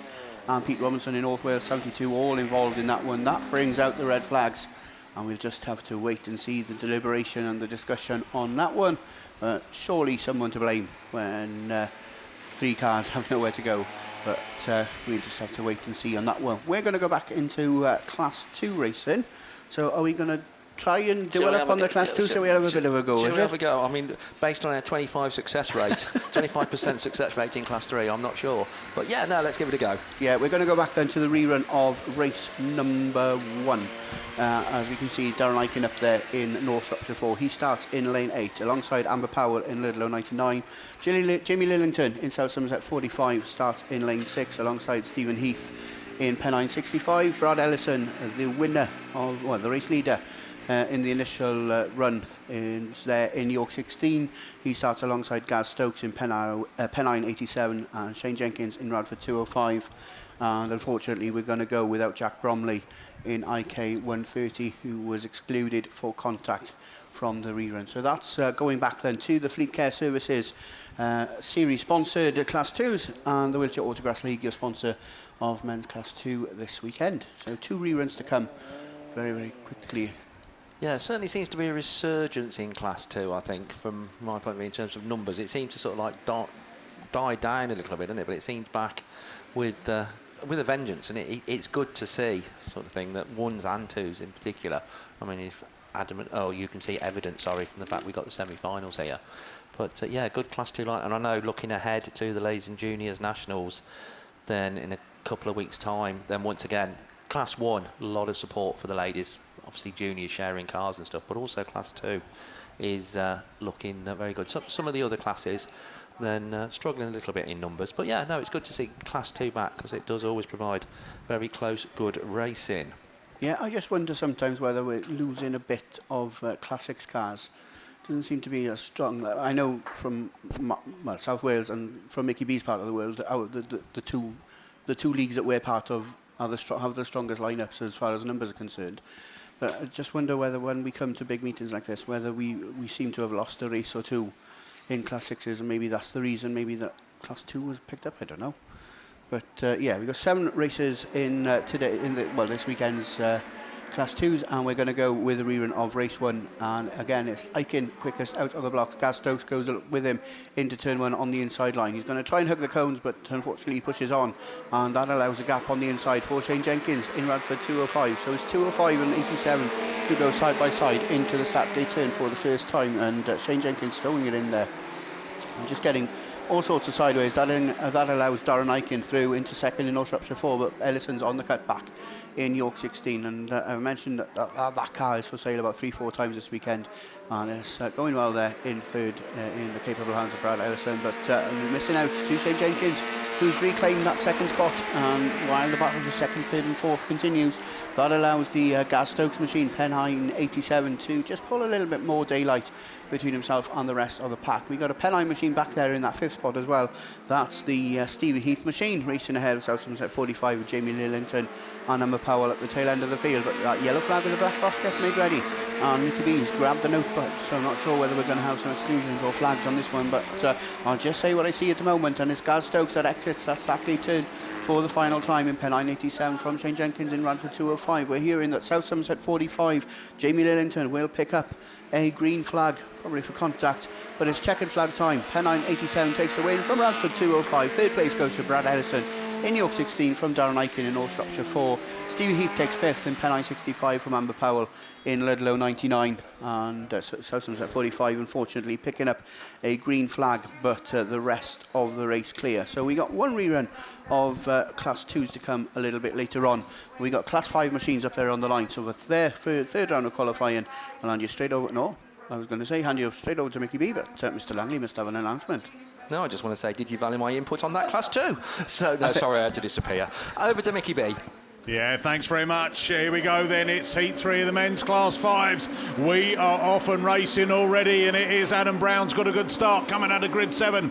John Gaffney, bing bong, who's 69 today, is out there running in third place, coming down the hill. Then let's go Matt Thompson in the South Somerset 36. He pushes it up there. It's the Italian Stallion Typhy 451. Backs the par getter a place further back as well, as we get a cut back up the inside. That border count is 21. Andy Shepherd. Now, that's a nice move there. Moves himself up into third place as we go back to that lead car. Down the hill he goes. He's going to be under pressure because here comes Charlie Holloway. Evesham 9 side by side with Adam Brown. Mallow 184 as they go into turn 3. Backs the par together from border count is 21. Andy Shepherd, they're at it as well as they climb back up the hill. South Somerset to 36. Matt Thompson finds the grip. Oh, the Italian Stallion's gone right to the back of the pack, and he's out of this one now as we bring it round. One more lap to go on this one. Adam Brown then being chased down hard by Charlie Holloway from that 21 of Andy Shepherd. Then Matt Thompson, then John Gaffney as they bring it back up the hill. Baxter Pargetter finds a gap as Gaffney pushes out wide, getting giddy on his birthday. Typhy 451. The Italian Stallion still at the back, but it's checker flag. Mallow 184. Adam Brown takes a win.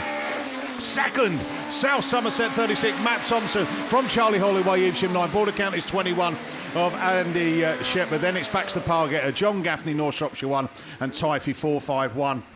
And that is Lewis Richards. So lorryinsurance.co.uk, our series sponsor. XC Works, our weekend sponsor. Here we go then. We're going into race 2. Ian Thorndike, Penny Smith, Chris Winnell on 100 points. Mark Yuka in PhD 20. Dan Lodge, 110 points, top of the shop. Stroud and District 33. Tom Ellis, equal 9th. Well, Tom, you need a top 3, top 2 to get you into that final. Neil Jones, PAC 74, and Ian Jones, Cumdy 31. So no semi-finals are this weekend in 5s or 7s. So it is a shootout for the top 8 to get you through to that final a little bit later this afternoon. And at the moment, Danny Lodge, 110 points. I think a finish for you, Danny. And you're in. Chris Winnell, top 4, and I think that books your place in the final. Tom Ellis, I think it is a top 2 finish for you, Tom. So it's all to play for in this Heat 3 race 2 of the men's Class 5s. We are off and racing. Thorndike got a slingshot out of there as well, but he's going to get company as Ellis goes with him down into turn 1 as they come there. Oh, Ellis gets contact on the back of it, and then we've gone bish bash bosh, and that might cost some dosh. But I say what, Cumdy 31, Ian Jones, has managed to get himself separated from it. He just had to be hard on the brakes, by the way. PhD 20, Mark Yuka. I didn't have anywhere to go, really. It was Tom Ellis, I think, that just kind of came round, square-wheeled it, and that might be a problem. Tom Ellis, as I said, needed to be a top 2 finish and to get himself into the final. I think that extra bit of... I don't know, grunt going into turn 1 might have just cost him there as the race 2 goes back to the rerun lane. Just waiting for confirmation over the radio. Here we go then. Jaber Smith is out in this next one, race 3. 2 wins out of 2. Alongside him, Chris Tudgate in Wessex 15. He's had a win and a second. They're coming out in the middle of the pack. And it's Cumdy 3 though. Ryan Jones, good start, but he's been swallowed up already as Jaber Smith, Ludlow 8 takes him down here. Oh! Jordan Bloor gets spun round facing the other way. So it's Jones from Tudgate from Jaber Smith. Then it's Godfrey, the Wessex 255. Riley Diber then as we go red again. I thought it was a bit Lionel on that turn 1. And the race 3 goes to red flags and back to the rerun. So not doing too well there. A little story here, Gareth, right? You know, sometimes as commentators we do get names wrong. You know, it's just how it's written, isn't it? And so for the last few years, I've been calling him... it's funny, right? But I call him Mark Ucker, right? Yeah, and it's and he saw me up at the signing on tent last night when I was signing Callum on, and he said, Nicky, he said, can I tell you how to spell my like? So it's Yuka. Oh, is it? Oh, really? I like Ucker, but apparently it's Yuka. So I've got that right now, and that'll stick with me forever. Right, race 4. He's a big lad as well, because I'm not going to not mess with him. Well, race 4 doesn't bring any of the top point scorers in the top 7, but it does bring out Luke Jenkins, who's right on the edge. He's in 8th place at the moment, PhD 7. Looking along the line, we've got Kieran Cobb, IK 75, Adrian Hathaway, Breeden Hill 44, Colin Hadley, Severn Valley 247. Then we step into Jeff Bateman world in Stroud and District 45. He's equal 12th, so he needs top 2, doesn't he? It takes a win, and I think he books himself a place in the final. Barry Miles alongside him in Scunthorpe 94. And then it is the man who had the tash which shaved off to make himself look younger. Yorkshire Dales 46, Colin Chilvers. He's equal 9th. So if you're looking along there, you're going Luke Jenkins, Jeff Bateman, Colin Chilvers all know that they need to be up the front of this pack. That might add to some of the excitement going into turn 1. Because we've seen that before, haven't we? You know, they know when we get to this stage of the meeting, you know, it is about getting those points. And just get in. It's a double black flag. And it's going to go... Oh, yes. So just on Stroud and District 33, Tom Ellis from race 2. You are being black flagged. So that's the cause of the stoppage of that one. And race 3. Right. So it's the Tango Machine is picking up the black flag. York 44, Jordan Bloor, black flagged, excluded from the rerun. And do you know what? They both came out of grid 3. Who's in grid 3 in this next one? Oh, Jeff Bateman. Sorry, Jeff. Winner, yeah. Water going down just on this back straight. Now, we saw this yesterday, didn't we? I think if we can just keep those corners dry, then I think that's the racing's been good, isn't it? You know. But the dust does flick up a little bit down this back straight, and at least if we can get the cars around the corner, they're facing in the right direction before they hit the wet piece of ground. So we've got every chance of getting this through. So here we go. We've got track clearance, bungee lifts. Let's go racing with the 5s. Wow, what a start. Luke Jenkins, PhD 7, has gone with it. And who do you think's gone with him? It is Colin Chilvers, Yorkshire Dales 46. Round he goes. Kieran Cobb on his backside as they come out of that turn 2. And Jeff Bateman up there as well, Stroud and District 45. Jeff obviously listened as they're sliding this way and that way as they climb up the hill. Look at that, 3 abreast coming out of Stargate turn. Bateman, Cobb and Chilvers as they go for it. Jenkins is away with this one as he brings it down the hill, out of turn 2, down past commentary. So PhD 7, Luke Jenkins from Stroud and District 45, Jeff Bateman, Kieran Cobb, IK 75, Yorkshire Dales 46, Colin Chilvers, Colin Hadley, Severn Valley 247. Then we go to Barry Miles and Scunthorpe 94 and Breeden Hill 44 of Adrian Hathaway as this race has gone away as he's in that last place position. But last lap flag already, 1 to go. This is to book his place in the final. PhD 7, Luke Jenkins, he goes up the hill for the final time, followed by Bateman from Chilvers. Those guys are looking for big points as well. Will this put Bateman into the final? It possibly could be tight, but he knows that this is what performance he needed. Check and flag at the ready, down the hill they go. PhD 7, Luke Jenkins books his place in the final. Jeff Bateman, Stroud and District 7, Yorkshire Dales 46, Colin Chilvers, the man who had the chance to have double the level, look younger. IK 75, Kieran Cobb. Then we go down to Colin Hadley in Severn Valley 247, Breeden Hill 44, Adrian Hathaway, and it is Barry Miles, Scunthorpe 94, that finishes off race 4. So 4 races, 2 done, 2 go back to rerun.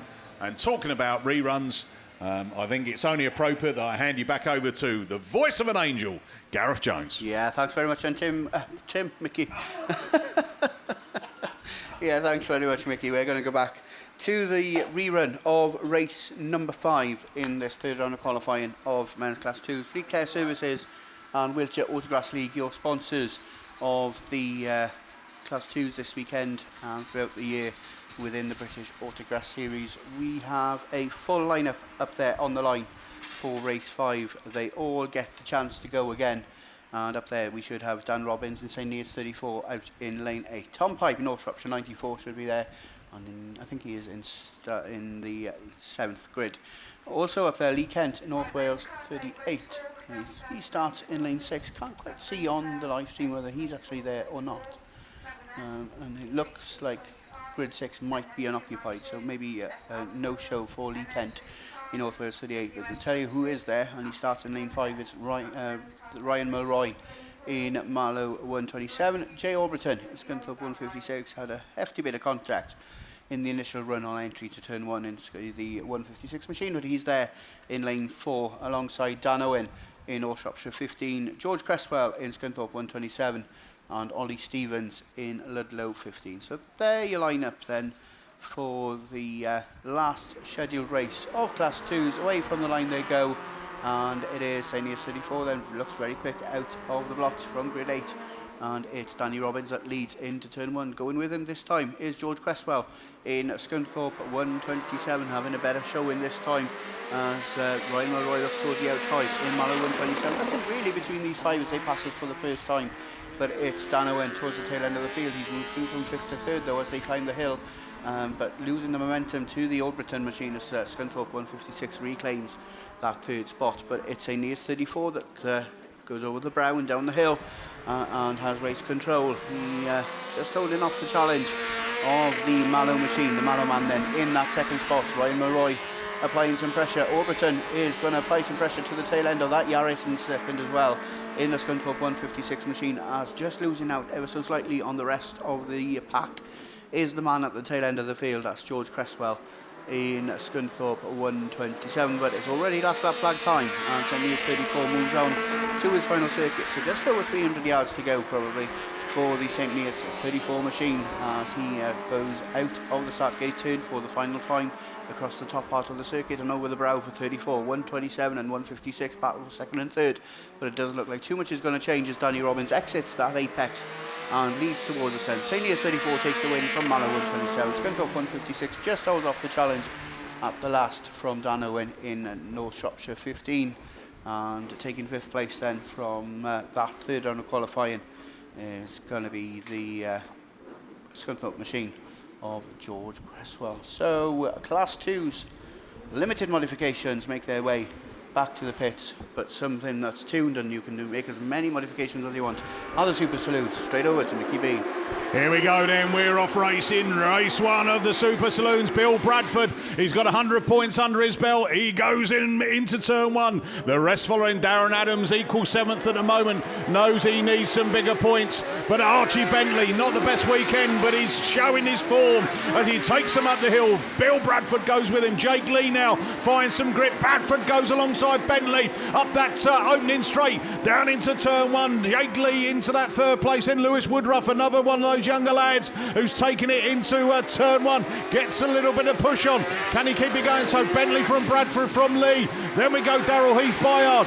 Then Woodruff. Then we go Johnson, the Typhy 32 machine of Alan Jenkins. He needs to do some work. And then Darren Adams at the back of the pack. That's not what he wanted on this run at all. Round they come then. It's last lap flag. One more lap to go on this one. Border County 7, Archie Bentley from Bill Bradford. Border County's 15, Scunthorpe 12, Jake Lee. They climb the hill for the final time. Scunthorpe 303, Dan Johnson. He's in equal 12th at the moment. 4th, I don't think is going to be good enough to get you into the final. As Woodruff goes with him and chases him down hard. As they bring it around the final turn, we got smoke coming out the back of Johnson, but Bentley takes the win.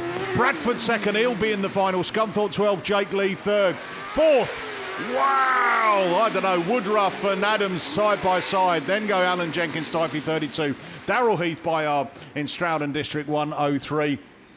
And then Smoking.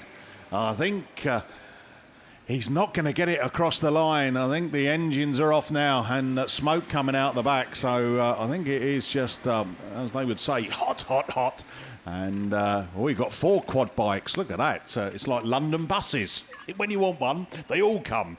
And there we go. They're just having a look in the back there. Just make sure there's no flames or anything that we need. No. They're just going to hook him up and take him back off. But well done there to our Class 7. That first race. Max Sport, our series sponsor.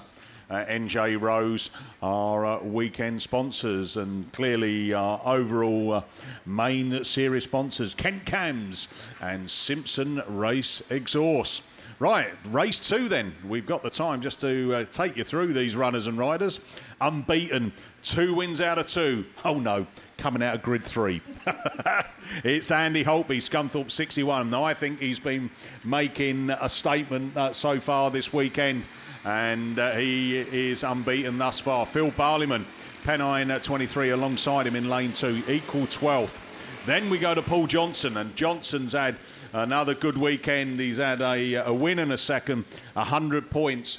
So no semi-finals in Class 7. So I would think somewhere around about 117 to 19 points should get you through. So Paul, you just need to be in the top 6, my friend. And that should get you through. So no heroics, but you can't say that to Class 7, boys, can you?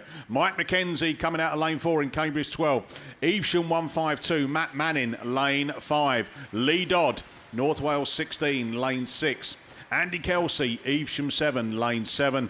And North Shropshire 34, Sam Gould, out of lane 8. So there's your runners and riders for this men's Class 7. Heat 3. And race 2 up on the line. So we're looking where that Bowser's going. Is the Bowser just going back off the track to get filled up? No. He's deciding to do a little bit of a sprinkling round the outside down into that loose stuff that some of the drivers have chose to go out to get a little bit of extra grip, but I think the majority have seemed to be looking for the cutback to climb the hill, about 2 or 3 cars lengths out, and then take that line up out of turn 4 and then down that opening straight. And that opening straight is quick, isn't it? The one thing you don't realise when you stand on that start line, you can't see the first corner. You go over the brow of the hill and then you come down. So an interesting track. Here we go then. Engines are revving. We've got track clearance, bungee lifts. Let's go racing. And a great start there. Gouldy's on the pace as well. Manning's gone with him. Holtby currently in 3rd place as they come down the hill. Holtby looking for a cut back up the inside. Can he get it? No, he can't. He's got... Oh, Manning's gone this way and that way. Drops down to 3rd place. Holtby now up in a 2nd as he looks to do the undercut up the inside of Gouldy. Gouldy's gone wide and left the door open. Barleyman's gone with it, and Mackenzie as well, as Holtby now takes up the run into the 1st place down the hill. Woohoo! And he just flicks one of those loose tyres that are out on the track. Manning 2nd, then it's Barleyman 3rd. Then we go Mackenzie in Cambridge 12, and Sam Gould, North Shropshire 34. Paul Johnson and Evesham 7, Andy Kelsey there. And I'll tell you what, hold on a minute. Where's Paul Johnson? Oh, no. Come on, Paul. You need more points than that, otherwise you might not get into the final. But Andy Holtby picking up the last lap flag. He's got 1 to go on this one from Barleyman, climbing up the hill. Cambridge 12, Mike McKenzie up there in that 3rd place. I don't think you're going to make the final, Mike, but it's a good way to finish off round 4. Gouldy goes with him, North Shropshire 34 as Manning, Evesham 152. North Wales 16 at the back of the pack, but taking 3 wins out of 3. Andy Holtby, Scunthorpe 61. See you in the final, Andy. And then we go down to Phil Barleyman 23. Mike McKenzie gets up a place as well, followed by Gouldy. Then it's Matt Manning, Evesham 152. Paul Johnson across the line, and Andy Kelsey going sideways into turn 3. So, shoes and socks off. 6th place points. Would that be enough for Paul Johnson? Oh, That could be interesting. We know that Andy Holtby's there. 165 points. You can't get any more. Eh? Very, very good indeed. Here we go then. We're going to go race 3. Another one who's unbeaten. And it is Liam Evans, your new 2022 national champion, coming out of lane 6. Spalding 82, Kerry Pope out of lane 7, Damien Harris, Radford 140. He's currently sat 11th coming into this, so he needs top two when he's in the final. Cameron Mills equals 7th, Kumdi 9. If you remember yesterday, he was really slow off the line, but he fought his way back up to 3rd. But he's equal 7th, and we know that car's quick enough, don't we? Ali Ashmore, Scunthorpe 514 out of lane 4. Clive Williams, Typhy 113. Jake Lockwood, currently 10th, Scunthorpe 393. Hey, Jake needs a top 2 finish as well. Jodie Faulkner, Severn Valley 6 out of lane 1. Here we go then. We are getting ready. Track clearance. Bungee lifts, we're off racing again. And, Millsy and Evans go with it side by side. And it's Cameron Mills, Kumdi 9 then. First to show into turn 1. Down the hill they go. Evans looks for the cutback. Oh, my life. It's the Harris machine. Woohoo! He's popping wheelies. Coming down that back straight into turn 3. Millsy looks for the cutback up the inside and Liam Evans goes with him. Oh, Harris has come right across the pack. Manages to correct it and get it straight. Drops back down into 5th place. Ali Ashmore there running in 3rd place as they bring it round that turn 2. It's Liam Evans on the outside. Cameron Mills on the inside. They go into turn 3. Sliding round. Climbing up the hill. Wow, what a race between these 2 top class racers. Radford 140 though, still pushing hard as he goes down there as well. Damien Harris knows he needs some bigger points. Last lap flag 1 to go. There's for Evans against Mills from Harris from the Pope machine. Then Ashmore. Oh, we've got a spinning round as the Scunthorpe 393 Jake Lockwood as goes out of that harm's way. Typhy 113 of Clive Williams filling in the marshals, but round the final turn, side by side, Evans just gets it from Cameron Mills. Radford 140, Damien Harris 3rd.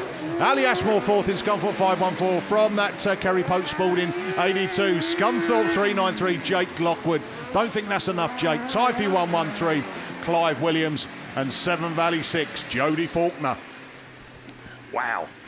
It's well worth the entrance fee alone, that one, wasn't it? Brilliant stuff. Well done there. 2 top racers. Cameron Mills, Liam Evans, we'll see you in the final. Damien Harris, you picked up 36 points. You were equal 11th. We'll just have to wait and see. May not be enough. Right, here we go then. Race 4. And it brings out Simon Hawthorne, Radford 176, currently equal 7th. And he is, alongside him is Gareth Roberts in North Wales 76. Barry Ashmore in Spalding 514. He's equal 15th. He just needs to win. That's all.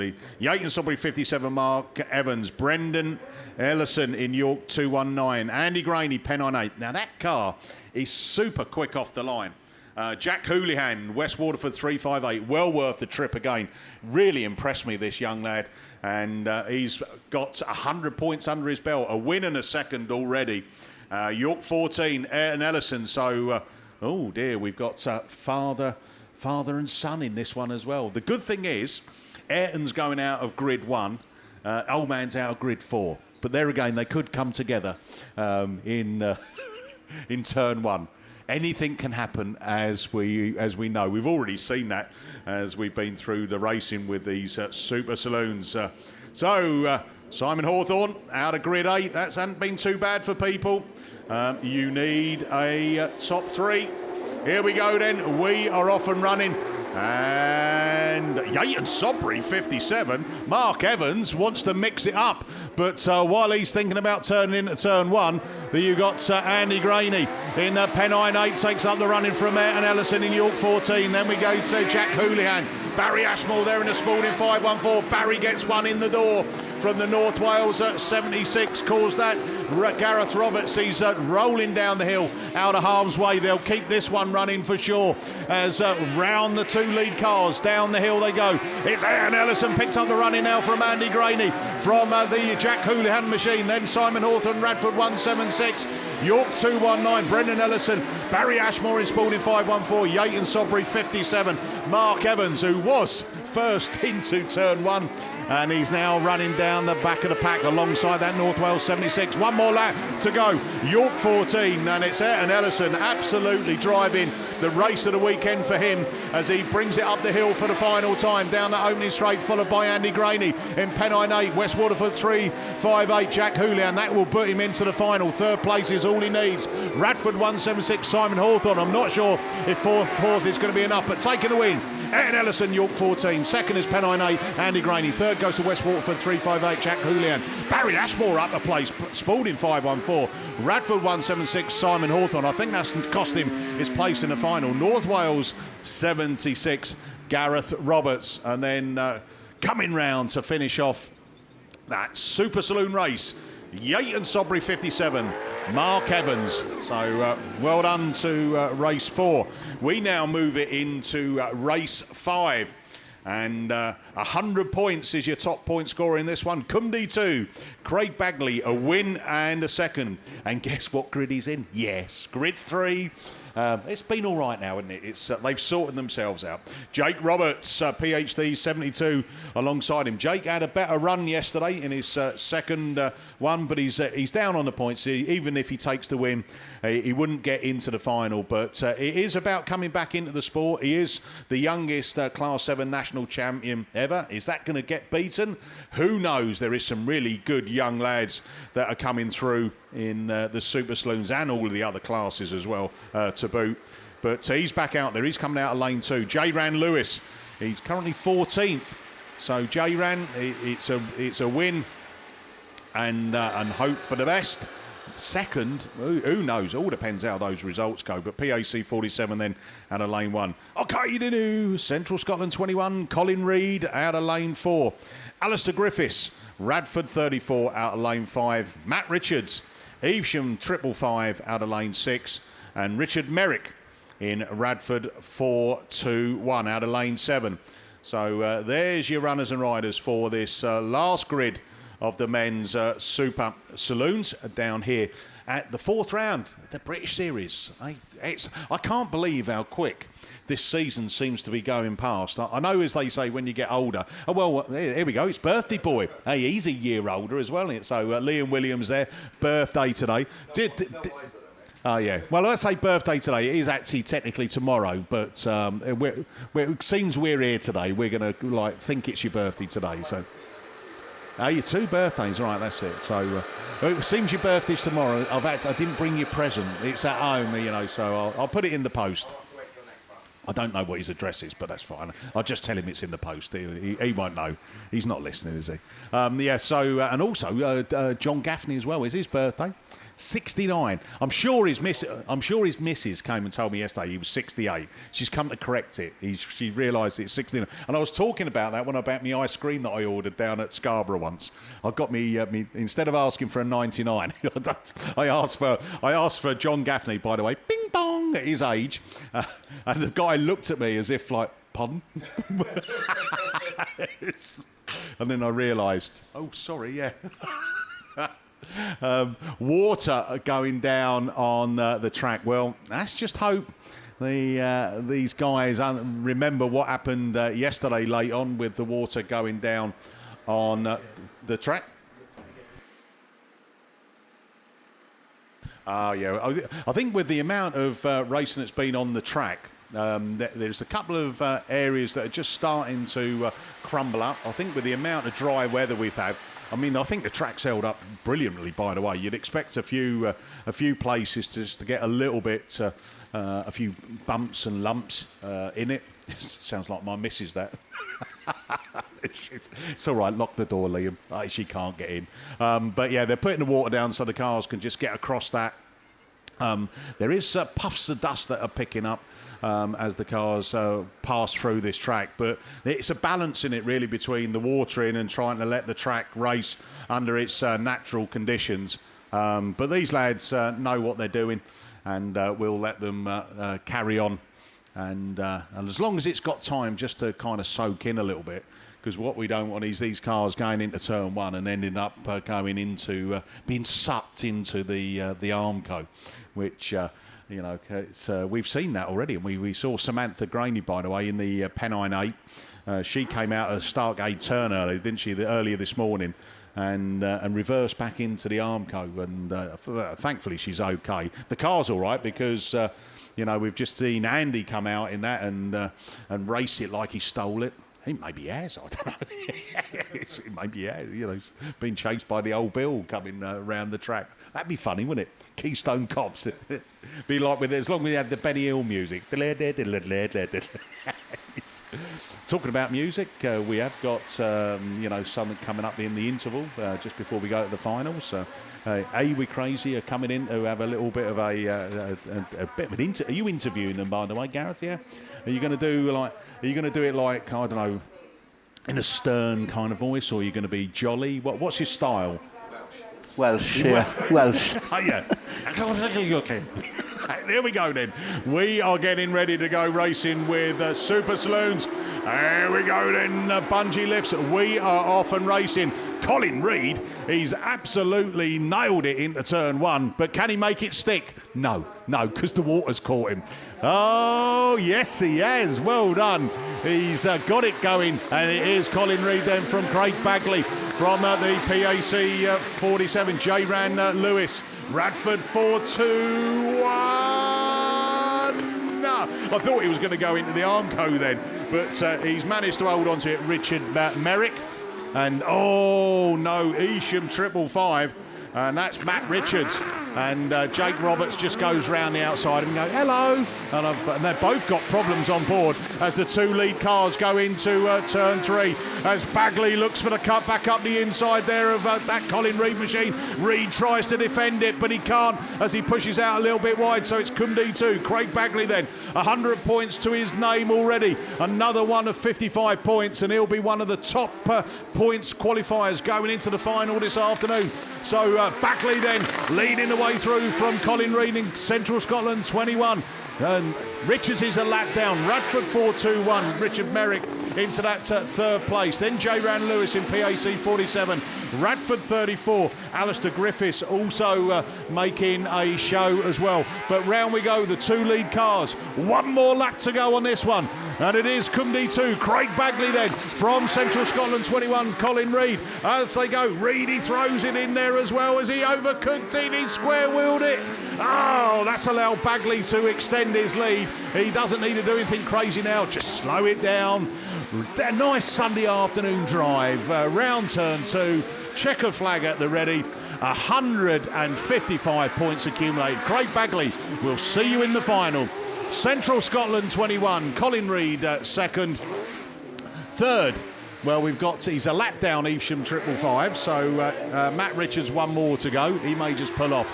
Then we go J-Ran Lewis in that PAC 47. Radford 4-2-1, Richard Merrick. Radford 34 of Alistair Griffiths.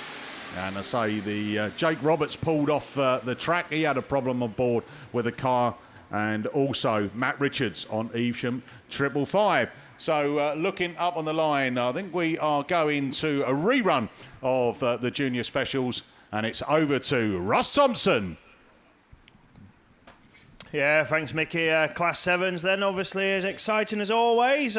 Tricky conditions, but Mickey's now jumping for joy because all of them got straight through. So now he's doing a bit of a jig as well. So you never know, this half-time entertainment might be...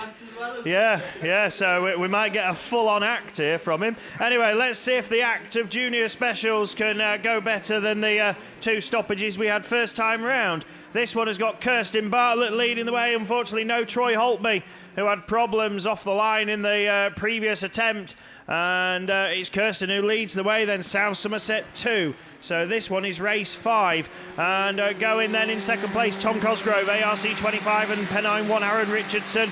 Further back, we've got the Hines machine, Lucy, at the wheel of Breeden Hill 2 as Bartlett goes out wide and loses 2 places. And Aaron Richardson's gone from third to first. Cosgrove still second, but Bartlett's now first to third. That trio is clear of the chasing 3, which is still the Evesham car heading those, and that's Dylan Grasby in Evesham 120. Then we go to Lucy Hines, who's dropped back a little bit in Breeden Hill 2. And then, last but not least, Ben Ayres in York 22. But up the hill once more, and it's Pennine 1. Richardson then a first and a third already to his credit, and looking to add another 55 points to be good. Oh, we got reds again, have we? Okay, so we've got a tangle just under the trees with the 2 tail enders, so that's a shame. As that race was coming to its conclusion, really, so not sure if we can get anything from it. But there was a tangle at the back of the pack, and I think it's Lucy Hines facing the wrong way and had a tangle with Ben Ayres. So we'll wait and see what gets said on that one, won't we? So, yeah, hopefully something can come from it. Okay, so Breeden Hill 2 has been excluded. Don't know if they've said rerun or not, but... if it is, then it'll appear later. If not, then we'll have a result. So we'll try with this other race then. This is race 2. This one had Jesse Jones getting airborne, climbing up Archie Bennett's North Wales 162. So no Swansea 6 out of this, but the rest go. So it is being rerun, is race 5. And so they'll have to do it all again. But race 2 will hopefully get completed this time around. And we should have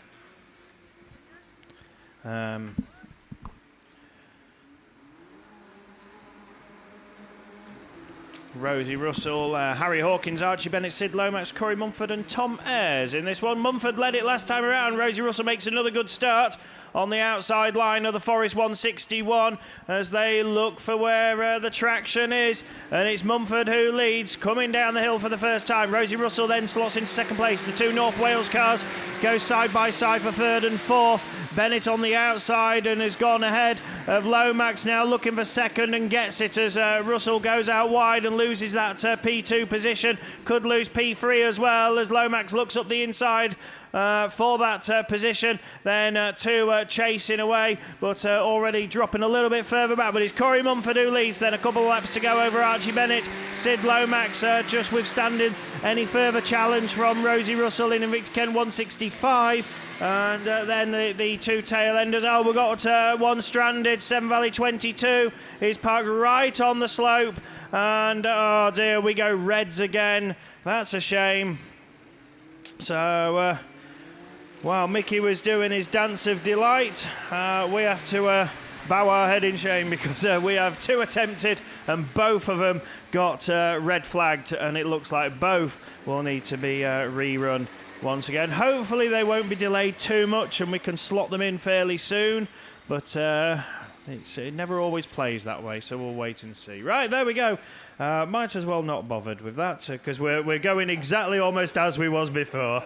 But hopefully when the saloons come out later on in the programme, we'll try with those. But for now we go Class 8s because they are one of 3 classes which have semi-finals lined up, but Heat 3 a bit earlier in the programme. So over to Liam for the 3rd round.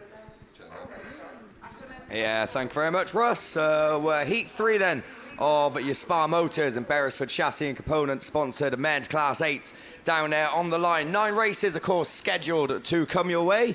And hopefully we can get through all 9. They wasn't too bad yesterday, but totally different track to what it was yesterday morning. So we're going to wait and see as race 1 is down there lined up. Stu Whitehouse, Rob Morgan, Sam Matthews, Race Candy, Thomas Browning, Peter Bilbley, Dan Ray and Colin Linehan. So that is the lineup in race 1. So let's look at points then. Dan Ray, 1st and a 3rd yesterday. Whitehouse, 2 seconds yesterday. So they both need good runs. Oh no, Peter Bilbley off the line, up and over in York treble 8. So what was I saying about being well behaved? As red flags go out, we got a tangle up after the red flags as well.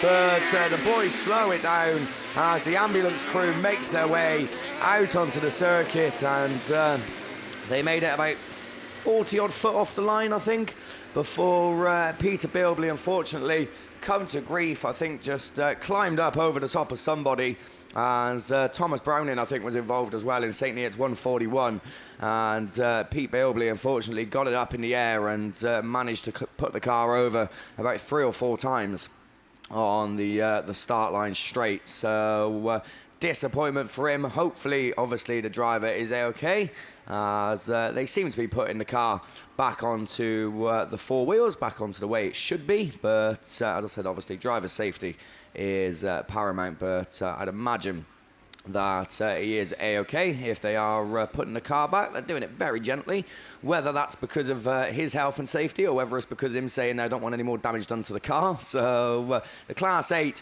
is back on 4 wheels. I believe the driver is out of the car because I can see a fluorescent orange helmet poking over the ambulance, and the helmet matching the colours of the car. So Peter is out of the car then, so we can see him just making his way into the ambulance. As I said yesterday, obviously a mandatory checkup for these drivers, and a fairly hefty tumble from the Class 8s.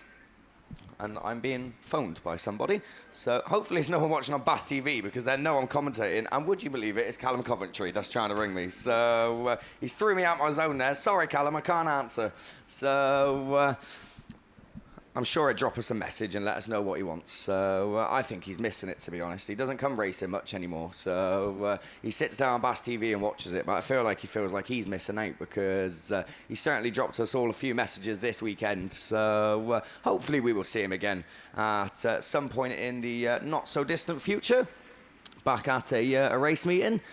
I think probably quit out of respect for everyone else, because he knows that one Welsh commentator is enough for everyone to listen to. So we've already got Gareth this weekend. We don't need 2. So I say that. It wasn't the case at South Wales BAST at the first round, because I think we needed more Welsh people to help us out that weekend. But I'll never forget, I've done I think when they had the men's nationals at South Wales, was it 2018? 2018, we think. And they had the TV, Rallyo, I think it was, filming at the meeting, and I was commentating on Class 2s, and I remember halfway through a race, Gareth just picked up a microphone and started speaking Welsh into the microphone while I sat right next to me, because he was commentating for the TV show. I've never been more confused in my life, and it doesn't take much to twist my head around, trust me, Gareth. But yeah, it's certainly it's a lost art form, I think it's fair to say. So we have got a message. That'll be Callum. Remind us now how you have 9 heats of 8, 1 heat, 1 roll. Yep, so starters you mean to go on, Callum, really?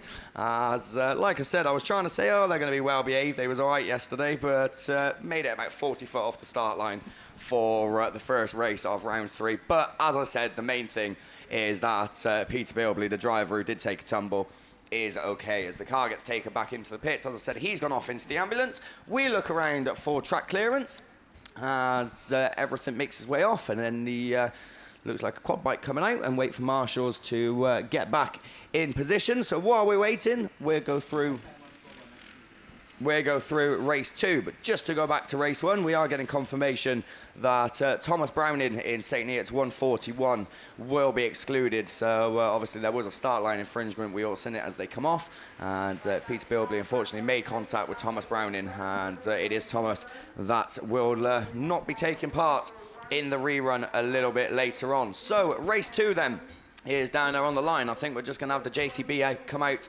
to check the fence and make sure that everything is okay. So we can go race 2. Lane 1 then is Phil Talbot in Solway number 2, as he comes from the inside. Tom Chadwick in lane 2 is next to him in North Shropshire 151. Gethin Lewis in Border Counties number 40 in lane 3. Graham Moss in White Rose number 1 coming out of lane 4. Lane 5 is Steve Mills, so another one who took a tumble yesterday in Cumdy number 10. Justin Thomas in lane 6 in North Shropshire number 40. Liam Nichols in YD7, and right from the outside is Owen Lloydell in IK28. So who's done what then in their 2 heats? As we said, Steve Mills took a tumble in the first round of qualifying, come back out in the rerun, led into the first corner, and then ended up finishing 7th. So didn't have it his way at all, but then did come out in heat 2 and storm to victory in Cumdy number 10. Of course, we are looking for the top 16 drivers as usual with your men's Class 8s due to them having semi-finals, and that obviously is the reason for the change of the running order as well, so we can get these out of the way, get all the points tallied up, and get the top 16. But even when we have got semis and 8s and we're looking for 16 drivers, there's still no room for error. I think it was 126 points the last BAS round to get you into that semi-final spot.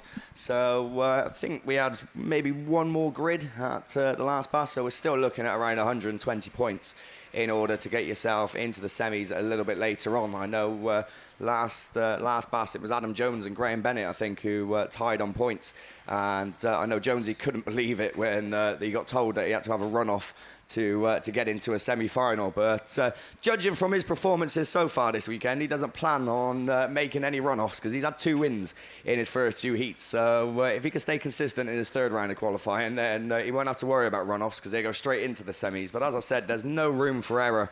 So Steve Mills then obviously 55 points in Heat 2 and then about 6 points in Heat 1. So even a win, you have to say, in Heat 3 probably won't be enough to get him into that spot. Tommy Chadwick then, he's down there. As I said, he had a 4th and a 3rd yesterday, did Tom. So sitting joint 21st and the overnight standings, he's on 64 points. So again, needs a win. Anything less than that probably won't be enough to get him in there. And the rest of them down there, I don't think any of the rest are unfortunately going to be able to climb into the semi-final spots a little bit later on, because they are towards the tail end of the order in terms of points, or not even at the tail end of the order, just pretty much in the middle. But as I said, it's so competitive. Justin Thomas could be one who could sneak in there. He had a 1st and a 6th, so there's quite a few drivers that had a good run and a dismal run yesterday. So as I said, Steve with a 1st and a 7th, Justin Thomas with a 1st and a 6th. So a win, that's going to be tight, but I'm sure he'll be doing his utmost to try and take victory. As the phone goes off. Oh yeah, that's a good reminder. So big shout out then and a big hello to Kelly Soloway. I believe she's over there on the grandstand, or she was earlier. So whether she's still over there or not, then a big shout out to her. Big shout out to everyone that is over there on the grandstand. So can they hear us? Give us a wave if you can hear us, because we're not too sure if you can or not. I can see, there we go. We got a few arms flying around the place. So they're obviously awake and listening. So everyone over there on the grandstand, and hopefully you're all having a good weekend. And that goes for everyone that is trackside, wherever you may be. Even those of you that are probably in your camper listening to BAStv. No, there's none of you are doing that because Class 8's on the line. So everyone wants to come out and watch the best class, don't they? As we get ready to go racing with Race 2, Heat 3 of your men's Class 8. We're off the line. Spar Motors, Beresford Chassis and Components, your sponsor, as they get away down the far side for the very first time. Steve Mills it is. That leads him into turn 1. In come the number 10. Liam Nichols going right round the outside. In Yorkdale's number 7, but Mills it is. That holds him off as he takes up the running. Liam Nichols still runs there in second as they disappear behind the tree and pop out. Someone going right through. Gethin Lewis from nowhere takes up second and looks up the inside of Steve Mills. In BC number 40, he runs there in second, but not quite done enough in order to get himself into that top spot. Steve Mills it is. Liam Nichols and Gethin Lewis battling it out for second and third. Fourth is Graham Moss. Justin Thomas runs fifth. Talbot sixth. And Owen Lloydell in Invicta Kent 28 is the next one across. Nichols makes his move into second in YD7 as Gethin Lewis leaves the door open, so he's got to try and find some speed from somewhere, but it's last lap flag this time as Steve Mills with one more to go. As I said, a win is the minimum that he needs in order to try and get enough points to get into the semis, but he might just about do it as Liam Nichols is all over the back of him in YD number 7 as he looks for a way through. One more corner to go as they go down the hill and into that bottom bend. He's going to put a last ditch charge in, but it's not going to be enough. Steve Mills it is that takes the win. Liam Nichols takes second, Gethin Lewis third, Justin Thomas fourth, Graham Moss fifth, Owen Lloydell in sixth, and coming across to complete it all and complete a brilliant race is Phil Talbot in Solway number 2 as he rounds it all off for race 2. So see, when we do eventually get to get races complete in men's class 8, it's worth the wait because cracking stuff there from race 2. Race 3 is down there on the line. This brings out one of the unbeaten drivers. There's 4 of them from the first 2 heats and one of them's down there. Mitch Wells in Invicta Kent 356. So Mitch, what round did he win? I think he won round 2 of the BAS at Cumdee. Didn't have luck on his side at round 3, but back with a vengeance at round 4. 2 wins Can he get another one to get into the semis? James Heston, Barry Ashmore, Wes Hathaway, Ash Howard, Dan Talbot, James Bowe and Zach Yeardley are the ones that are coming out. So we got news on the last race, but we're going to run with this one first as they get away from the line. Mitch Wells then on a mission, but I'll tell you what, Wes Hathaway is looking up the inside already in Breednell number 1 as they come past us for the first time. It's going to be 3:56. Ash Howard now in the mix in PhD 21. Didn't have the best of days yesterday, a second and a 7th, so definitely needs a win, and I don't think even that will be enough to get him in that top 16, but racing for BAS points. It's Wells from Hathaway from Howard.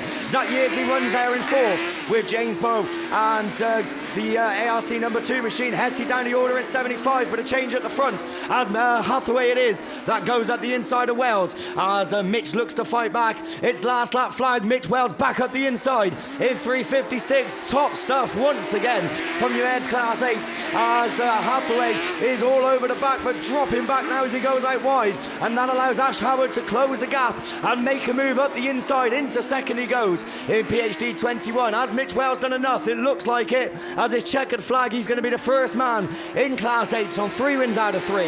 If it's Kent 3:56 it is. Ash Howard from Wes Hathaway in second and third. James Bowe takes 4th. Zach Yeardley is the next one across. Then we go to ARC number 2 of Barry Ashmore is the next one, and then James Heselton in York 75 comes across to complete it all. So another brilliant race from your Men's Class 8, and we want more of the same because we still got 6 races scheduled to come your way. But as I said, just going back to the previous race in Men's Class 8, Liam Nichols finished second on track in YD number 7, but did pick up a green flag, so he will be picking up 4th place points in YD number 7. Yeah, and while the tyres have just been put back in place on the top end, we just got another quick announcement. Somebody's lost a baby bottle. It's a grey bottle with a purple lid. The family is sat just to the left of us here in commentary, but if you do come across it and find it, then if you could bring it back, and then we'll try and get the family to reclaim it from the commentary point then. But back to you, Liam. Yeah, cheers, Gareth. So, engines revving already. Then race 4 is down there and ready to go. Matt Doddridge, Craig Pyle, Jeff Beresford, Kevin McBride, James Dorset, Jake Harden and Graham Bennett. That's a dangerous lineup if ever I've heard one as they get away from the line. Harden it is. That's quick out of the gate in PhD 25. Leads him into turn 1 and leads him out of it as well. GB going with him though in North Shropshire 55. Where's Bennett? He runs 4th. Bennett picking up a black flag yesterday in Forestine number 7. He needs the point, but Harden goes out wide. Someone's round as well towards the tail end of the field. Harden's gone from 1st to 4th as he left the door open. That allows the 2 North Shropshire cars to go through. It's Jeff Beresford and James Dorset. Graham Bennett follows them through as well in 3rd. In Forestine number 7, Harden on the outside line. In PhD 25, Kevin McBride though is looking for a way through, but it's the NS battle up the front as it looks like James Dorset now heads the run-in down the far side as Beresford left the door open. Oh, slams on the brakes and Bennett's in the air, but back down on 4 wheels. I said it was a dangerous lineup as he stays running in 3rd. Now as they take the last lap flag this time around, it's going to be James Dorset who's got the bit between his teeth, pulling away now down the far side. 292 from 55 from number 7. Kevin McBride in Solway number 4. Jake Harden under strong pressure now in 5th in PhD 25, but a checkered flag, sideways across the line. Just about James Dorset from Jeff Beresford, Graham Bennett, Kevin McBride. Then we go to Jake Harden in PhD 25. Craig Pyle in Wessex Treble 6 is the one that rounds it all off. Yeah, just a little bit of information then to the family that have lost that baby milk bottle. It's been seen up on the entry to the first turn on the ground, so up by the disabled area, up where the static camera, the start line camera can be seen. So if the family that just came over to ask us to shout that out, then it's up on the top end. Back to you, Liam. Yeah, cheers, Gareth. So race 5 is off the line. Dan Thomas then 2/3 in his first 2 heats, but he's looking to go 2 better than that as he leads him out of turn 1, but it's close behind him. Reece Wyeth and Matt Stratton side by side in 2nd and 3rd as Stratton gets the inside line. Wyeth's round and facing the wrong way. They all just about manage to avoid him as he gets it going again, but it's going to be Dan Thomas. This will be enough to get him into that semi-final spot a little bit later on as tyres go scattering pouring out into the middle of the track. It's Thomas, Stratton and Powell as Bryn Powell moves up to third. Oh, Dan Thomas left the door open. Stratton looked up the inside in Evesham number 15, but didn't have the speed to follow through up the hill with it as they go down the hill this time. They need to avoid these tyres and cones because they're all over the place as the last lap flag goes out. Rhys Wyeth with problems aboard the Wessex 19, but we're going to keep our attention at the front as Dan Thomas looks to book his space in that semi-final spot a little bit later on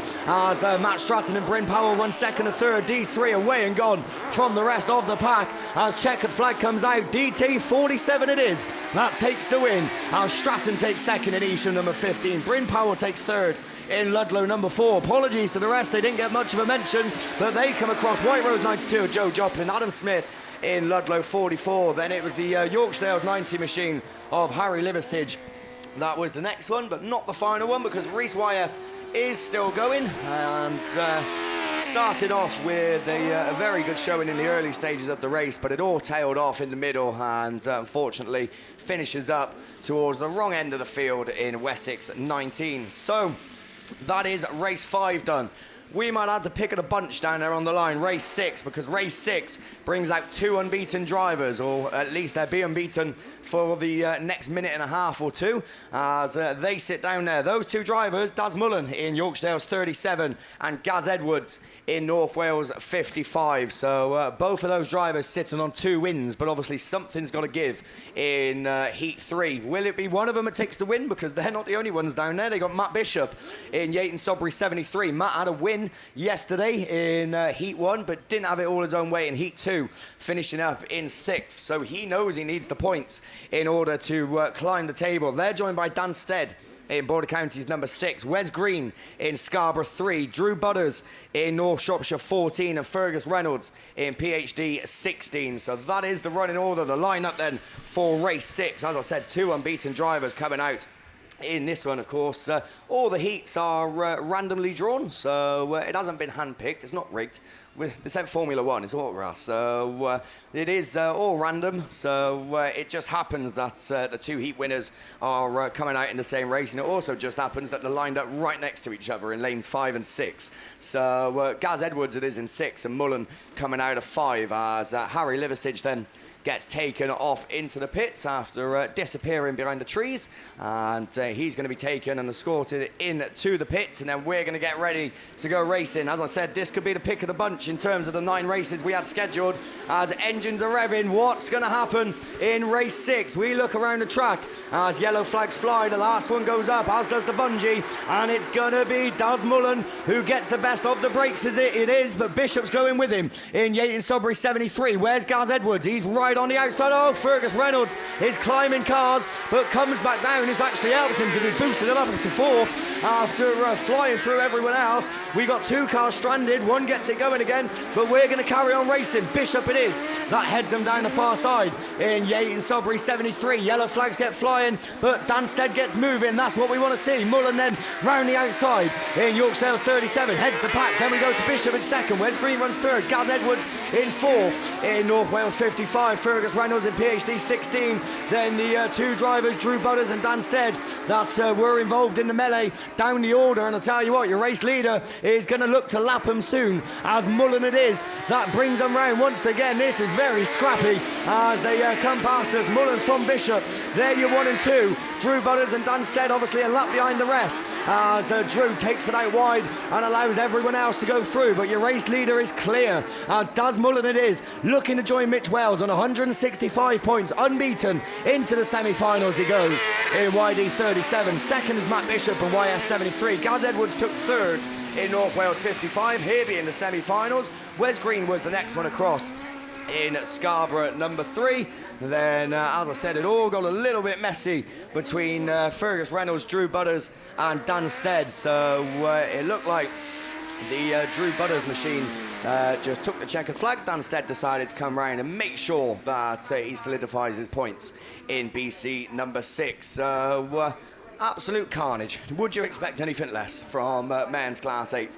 We've got race 7 down there on the line. Race 7 then, best of the bunch out of this. Anthony Ross, a first and a second in his first 2 heats in Sturton 77. Dave Newby's down there in York 811. He had a second and I think a black flag yesterday, so didn't go his way whatsoever. He needs points. Matt Owen, C115. Paul Lockwood in Scunny 92. Emily Gill, a third and a sixth for Emily in Scunthorpe 20. So again, needs the points. She needs a win in order to boost her chances. Sam Pinches and Mark Barker are the ones that are going to join. Who gets the best of the breaks is fairly level, but I'll tell you what, the girl pops out as Emily Gill it was, who had a good start. She keeps it tight as someone going very wide. Newby shooting through up the inside in York 811, so it's Newby that leads him round for the first time as he goes up the hill for the first time. Down into second now is 115 it is of Matt Owen that took the outside line and made it work as Rossi runs third in Sturton 77. Then we go to Barker in fourth and Emily Gill in fifth. Rossi's up to second. He's on a charge now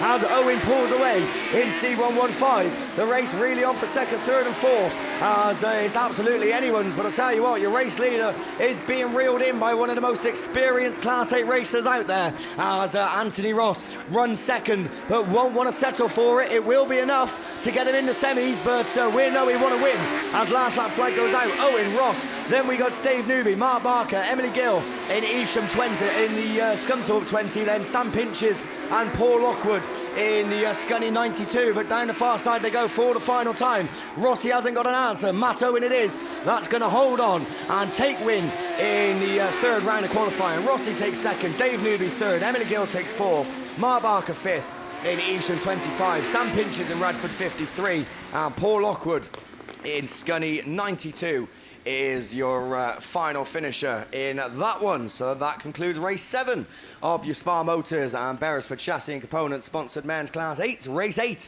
is down there. This brings out quite a few consistent drivers. There's a lot of drivers in this that are kind of sitting in the middle of the points tally, so they're all going to be gunning for victory. So if we get past turn 1, then I'll be very impressed. So the 8 that are down there then, there's one man that none of them have been able to touch. Adam Jones in BC 69 had a win yesterday and of course had a win this morning because he was out in one of the reruns. So 2 wins for Jonesies. Obviously seen Daz Mullen and Mitch Wells make it 3 wins out of 3. Can he follow suit? He don't want to be touching no runoffs this weekend, so he has looked quick, you have to say. So he'll be looking to go into that semi-final on maximum points a little bit later on, but it's not going to be easy because he's got Chris Juggins in Scunthorpe 50 coming out of lane 1. Lane 2 is Rich Cooper in Evesham at number 2. Adam Jones, as I said, coming out, he's in lane 3 in BC 69. Stuart McLean in Central Scotland 17 is coming out of lane 4. Sean Wright in lane 5 in Scunny 71. Callum Barker in Scarborough number 50 comes out of lane 6, and lane 8 is Chris Pope. So a nice big gap for Chris Pope between himself and Callum Barker, between grid 6 and grid 8. So who else done what then? We've already said that Adam Jones had 2 wins. Rich Cooper, very consistent yesterday with 2 seconds. So he sits on 90 points. So he's probably going to need, I'd say, a third at minimum in order to get into the semis a little bit later on. Chris Juggins, a third and a fourth. Yeah, probably need a win to get him up there. Callum Barker, a fourth and a fifth, as he was running very steadily yesterday. And again, probably going to need a win in order to boost his chances to get in there. And Chris Pope, a second and a third, so maybe another second for Chris would be enough. So as I said, a lot of drivers down there need pretty much the same thing. As it's going to be very interesting. It would have been interesting anyway, but now that we've got water going down on the track, it's going to make things extra entertaining. And it certainly seems like it's the tight line that seems to be taking the majority of the damage. So who's coming from the inside grids? Chris Juggins, Rich Cooper in lanes 1 and 2. So they're going to be looking to get out of the gate as quick as possible and try and throw the car out wide to avoid the wet patch. We did see it catch a few of them out yesterday in the second round of qualifying, because I don't know if I mentioned it, but in Heat 1 I only had 1 rerun out of 9 races, but Heat 2 it didn't work out the same. But I'm not even going to say anything at the moment. I'm just going to hold my paperwork up to Gareth just so he can see what I'm dealing with. Yeah, you'd make a good teacher with all them ticks. Just going to announce then we've got the semi-finals for Class 2. And I think we've got enough time just to give you a quick rundown of the runners and riders that have made it. 97 points was what you needed to book yourself among the top 16. So the first semi-final consists of Craig Conway in Scunthorpe 126, Jack Hodgson in Yorkshire Dales 104, Danny Robbins in St Neots 34, Ashley Robinson in Spalding 43, Ricky Houlihan in Mallow 2, Jay Alberton in Scunthorpe 156, Simon Overty in Scunthorpe 18, and David Evans in Penhow 40. That's the first semi-final, and the second semi-final will consist of Bradley Thomas in IK 55, Jamie Lane in Radford 941, Gaz Stokes in Pennine 87, Will Elford in Penhow 13, Shane Jenkins in Radford 205, Chris Hall in Scunthorpe 227, Oliver Ball, that win this morning has booked him a place in the semis in White Rose 4, and Ben Foster in IK 231. There your semi-finalists for Class 2. Quickly going to give you the runners and riders in the Class 7 final, because you need 119 points to book yourself among the top 8, and just missing out, like Mickey B suggested, on 115 points with a 6th this morning. Paul Johnson in Scunthorpe 41, just not quite making it this time at Stroud. But your top point scorers at the end of 3 rounds of qualifying, both on 165 points, Andy Holtby and Liam Evans in Scunthorpe 61 and North Shropshire 120. Going into the final as your third qualifier with 2 wins in a second and 155 points, Craig Bagley in Cum D2. Bill Bradford, a win in 2 seconds, 145 points, sees him into the final as your fourth qualifier, ahead of Cameron Mills and Jack Houlihan in Cum D9 and West Waterford 358. Both of those drivers on a 1, 2 and 3 and 136 points. Phil Barliman goes into the final on 2 seconds and a third and 126 points, and Damien Harris, a win, a third and a fourth, 119 points for the Map League driver in Radford 140. So there the public service announcements done for Class 7 and Class 2. Just a little bit more of that dust repellent going down on the start gate turn, but it's back over to Liam to take you through the remainder of this third round of qualifying of the Class 8s. Well, I'll attempt to anyway, Gareth. I'm not too sure if, judging by how much water's going down on this track, I'm not too sure if this is going to get very far. But no, I'm sure they'll be well behaved. He says optimistically in hope. But the water tanker then certainly done his job, as he's come out and absolutely soaked the track. But it is sunny, it's dry, and there's a bit of wind, so it won't take long to dry in. So we're going to attempt race 8 with men's Class 8 Heat 3. I think just waiting for marshals to get back in position. They might even let the water settle down a little bit too as we look around. Just a reminder who's out then: Chris Juggins, Rich Cooper, Adam Jones, Stuart McLean, Sean Wright, Callum Barker and Chris Pope. So Jonesy looking for 3 out of 3, but didn't have the best off the starts. That went to Chris Pope in Spalding number 8. Right, steady heads now, boys, round turn 1. Let's see if we can do it. Oh, 2 facing the wrong way, but they get it going. Oh, Sean Wright making contact. Callum Barker is in the wars in Scarborough number 50. He's out of harm's way. Can he get it going again in the 50 machine? He's trying, but not working. But we carry on with Chris Pope leading the way in Spalding number 8. We're hearing yellow flags going out. That's what we want to hear. Callum Barker gets it going again in Scarborough number 50. So well done to him, as Popey it is. That's mastering the conditions in Spalding 8. Jonesy runs second. Sean Wright runs third in 71. Fourth is Chris Juggins in Scunthorpe number 50. Then a very big drop back to Rich Cooper in Evesham number 2. Someone getting it all wrong. I think Stuart McLean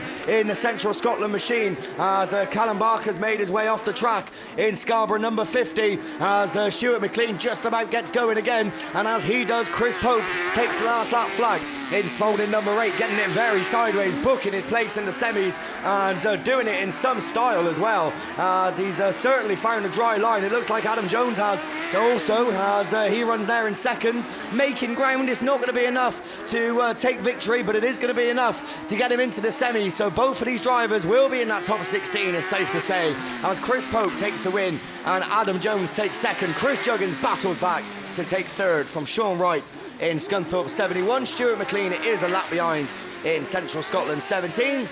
So the next load of points are going to go to Rich Cooper in Evesham number 2, and then, as I said, Stuart McLean in Central Scotland 17. We did, of course, lose Callum Barker as well, unfortunately, in Scarborough number 50 after earlier problems. But I'll tell you what, we got the race done, which is more than I was expecting. So that's race 8. We've got one more, race 9, down there on the line. Don't think it, don't say it, don't even think it, Liam. So we'll have to wait and see. Lane 1 then comes out, Tom Lewis. And I tell you what, Tom certainly hasn't made the most of this weekend. He was running second in the BAS, and Obviously, your series leader, Ross Shepherd, isn't participating this weekend, so if Tom had 2 wins, he'd be leading, but he hasn't. He's only had a 5th and a 3rd, so he really does need the points, not just for this weekend, but for his BASt tally as well. So the most he can do, or the least I can do, is get a win. He was the one leading the way into turn 1, but he's gone out wide, and that allows someone to shoot through. It's going to be the Bayard machine in 102. That takes up the running. Tom Lewis runs second, drifting out wide in BC 55. That allows Michael Tinker-Abbott to make a move, but he hits a wet patch as Tom Lewis finds the grip down the far side. 55 then it is. That takes up the running. Bayard runs second. Michael Tinker-Abbott running there in 3rd. Then I think it's Scott Shell. Mackenzie well down the order in CA 44, and he's high in the points, so he's got a lot of work to do in order to get into that top 16 and solidify his place as he runs up the inside.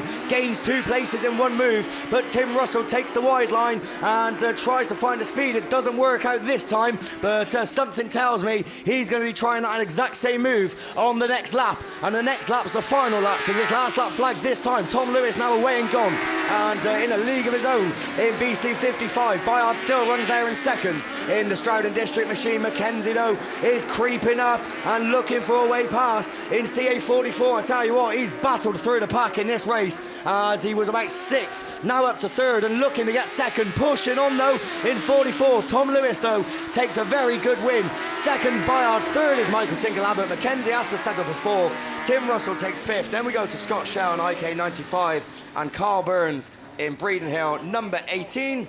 That rounds off the 3rd round of qualifying for men's class 8. I have 1 rerun out of 9, the exact same as my first heat yesterday. So that means it's all going to go wrong in the semi-finals and in the final now. But we did it, 1 rerun, so I'll take that. That's the best birthday present I could ever ask for. So we're moving onwards to men's class 3s, I think down out on the line, and poised, ready and waiting next to me is Steve Langley.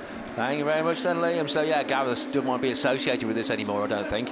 So there we go. Race 1 rerun minus Steve Woodruff, unfortunately, in White Rose 71. Adam Saint in Cambridge 1 is the first one to show, but powering right round the outside. One of your unbeaten cars after 2 rounds of qualifying, Chris Allenson in Yorksdale's 86, and it is the Yorksdale's man that takes up the running. Saint runs second, Ludlow 69 then. Paul Stevens in that 3rd place slot as they climb the bank.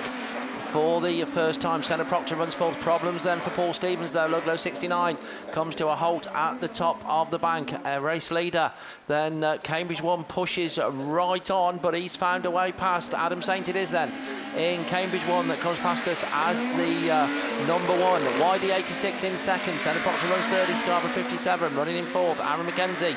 In Cambridge 401, Paul Stevens has got Ludlow 69 going again, but now right at the back of the pack. But Adam Saint it is then in Cambridge 1, joint 13th at the overnight stage, 64 points. Add 55 to that, and it'll be, we'll see you in the final.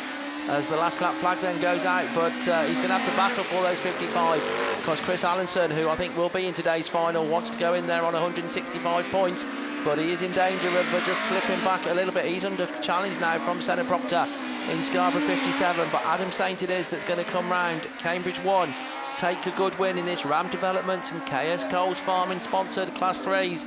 Cambridge 1 machine then it is. Chris Allenson, Yorksdale's 86 in 2nd place. 3rd goes to Senna Proctor in Scarborough 57. 4th I think is going to be Aaron McKenzie. 10th at the overnight stage. It might be close in Cambridge 401, and not to be for Paul Stevens as Ludlow 69 comes across the line on that one. So that was race 1. Race 2 runs without Richard Northway, unfortunately, in Scunthorpe 306, so it does leave us Gary Wickham in Invicta Kent 13, Martin Gould in North Shropshire 343, Ocean Hughes in Tivy 22, Trevor Cusack in CK 25, and Jamie Lee in North Wales 10. So 5 cars we're expecting, 5 cars we've got. Best of the point scorers at the overnight stage. Martin Gould sitting in joint 3rd at the minute on 100 points. And as they power back towards us, he is the early race leader. Jamie Lee though, strong pressure from the North Wales 10 man. CK at 25, Trevor Cusack's at 12th at the end of last night, so a good run, and certainly Trevor more than capable of booking a place in the final. But Martin Gould all of a sudden just pulls away a little bit down the far side. Gary Wickham now shows in 2nd place in Invicta Kent 13. Jamie Lee dropped right back in North Wales 10. North Shropshire 343 though, your race leader. IK 13. CK25, Tivy 22, and Jamie Lee in North Wales 10. So field quite well spread out, but Gary Wickham in Invicta Kent 13, then gets it all wrong at the top of the bank. Trevor Cusack, the main beneficiary, they're all beneficiaries because they all came through, but Trevor Cusack, the main beneficiary, he's now up into second as the last lap flag goes out. 1 to go for Martin Gould in North Shropshire 3:43. 1 to go for Trevor Cusack in CK25. Jamie Lee and Ocean Hughes are racing neck and neck in the battle for third. And just not to be this weekend, I think, for Gary Wickham in Invicta Kent 13. But here comes a man we'll be seeing in the Class 3 final. Martin Gould it is in North Shropshire 3:43. Comes across the line and takes a good win. Trevor Cusack in CK25 in that second place. Jamie Lee third. They'll both have to wait and see. Fourth place goes to Ocean Hughes in TA22, and Gary Wickham completes it all in the IK13 car. Race 4 then up there on the line. Ryan Power in Yorkdale's 98, we can see on the outside. We are running, unfortunately, without Callum Allenson in Yorkdale's 34. Pete Robinson, North Wales 72, our other unbeaten car from yesterday. And we saw that Chris Allenson couldn't make it 3 out of 3. Can Pete Robinson? Lee Alman should be there in North Wales 27. Neil Corbett in Evesham 56 and Rich Lee in Scunthorpe 700. So everything to play for in this one as they go into that first bend. Oh, Rich Lee finishes up facing the wrong way in Scunthorpe 700. Your race leader, Ryan Power in Yorkdale's 98. Pete Robinson in North Wales 72. If it stays like that, they certainly will have done enough, I think. But Lee Almond in North Wales 27, also 6th at the overnight stage. So I think the leading 3 in this could well be booking a place in today's Class 3 final. Certainly Ryan Power will be, as Yorkdale's 98 comes out of that bottom bend. Pete Robinson in North Wales 72 under strong challenge from Lee Almond in North Wales 27. Neil Corbett comes through then in Evesham 56, and Rich Lee in Scunthorpe 700. I think unfortunately not to be this weekend, but as the last lap flag goes out, Ryan Power, YD 98, motors on, untroubled, unchallenged as he comes past us. Battle for second place, Lee Almond in North Wales 27 against Pete Robinson in North Wales 72. So nobody is going to go into today's Class 3 final unbeaten. That's how close and competitive it all is. But Ryan Power is certainly going to book his place in that final as Yorkdale's 98 comes round for the final time, takes a good win, 55 maximum points. Lee Almond, second place in North Wales 27. Pete Robinson, third in North Wales 72. Fourth goes to Neil Corbett in Evesham 56. And completing it all then is Scunthorpe 700. That's Rich Lee at the wheel of that one. So that does complete men's Class 3s for their qualifying. So looking up to the line, then I think we've got juniors. So we have indeed. So for the juniors then, we shall be, he's just sorting all of his paperwork and everything out. So for the juniors, we shall be handing you over to Russ Thompson. Yeah, thank you very much, Steve. So here we are then. Obviously, we've Sunday's programme fitting in semi-finals, and then you'll get all the reruns and everything. The programme gets a bit shuffled up, but here we are. Junior Saloons now poised and ready to go, and it looks like the water tanker is coming out to do a little bit of duty. Obviously, it's quite warm out there now, so it's certainly making the surface bit different to what it was at the beginning of the weekend, wasn't it? We had that rain. It was all a bit gloomy to begin with. But now the track's still in fine shape. So creating some good racing. And let's hope these 4 junior saloon races can follow suit.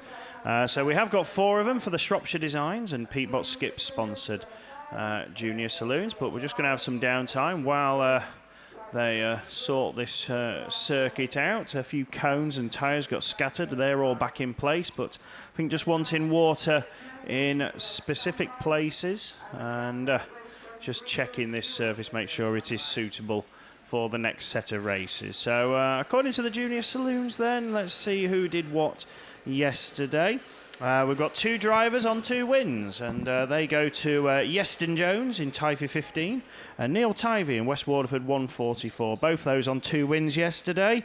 Will only one end up unbeaten at the end of 3 heats. Neil Tivey will feature in race 1, and Yeston Jones will watch from race 2. So they'll be able to keep an eye. Yeston will be able to keep an eye on what Neil does. Third in the table after 2 heats, a first and a second for Will Evans in Typhy number 7, and where will he come out? He's in race 2 as well, so he goes against Yeston in this. Then we've got Bo Bennett and Jack Owens on a first and a third each. They're joint 4th. Just trying to see which races they will feature in. Well, they will go against each other in race number 3.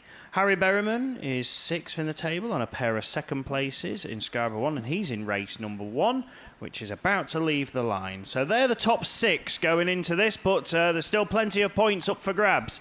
And at the moment, it's the outside grid which worked. Now the rest of them come in. And we go about 4 abreast into turn 1, don't we? Tyvey 7 did pop his nose there. Oh, big contact further back. And both, two of the top contenders, both in trouble. Yeston Jones facing the wrong way. He's got the micro going and he rejoins. But there is a red flag on turn 1. So that didn't get very far.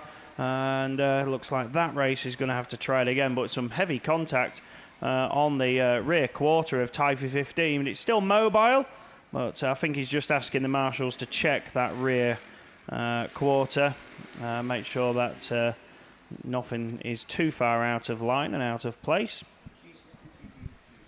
Okay, so yeah, from what I saw, it's been equalled by the Marshals' call, and Gloucester 63 sadly will be excluded. And just realised that was race 2, wasn't it, which came out, not race 1. So they began with race 2 there. Race 1 is now on the line. So race 2, Gloucester 63, Freddie Neville will sadly be excluded from the rerun, and everybody else will get a moment to just check over the cars and make sure they're ready to go. Obviously, they didn't get very far, but also Typhy 7, Will Evans was involved with possible damage, and Yeston Jones definitely took that hard knock on the rear quarter. So hopefully they'll all be fit and ready to go again, but we go now with what it should actually be race 1, and it is Neil Tivey who made the best of the initial breaks, but Lewis Middleton and Reese Tipton go with him. Tipton up the inside. Middleton braked quite early there, trying to take a tight line in the corner, and at the moment it's sort of worked, not quite though, as Tipton holds on in Ludlow 1, White Rose 21, West Waterford 144. Then it's Pip Melly in Swansea 2. He rounds out the top 4 in the micro, but it's the trio of minis which leads the way for the time being, and they go 3 abreast, just about down there as Neil Tivey looks up the inside. Obviously the West Waterford driver unbeaten after 2 heats, but Lewis Middleton looking to fight back. Middleton not a strong weekend, a DNF and a third.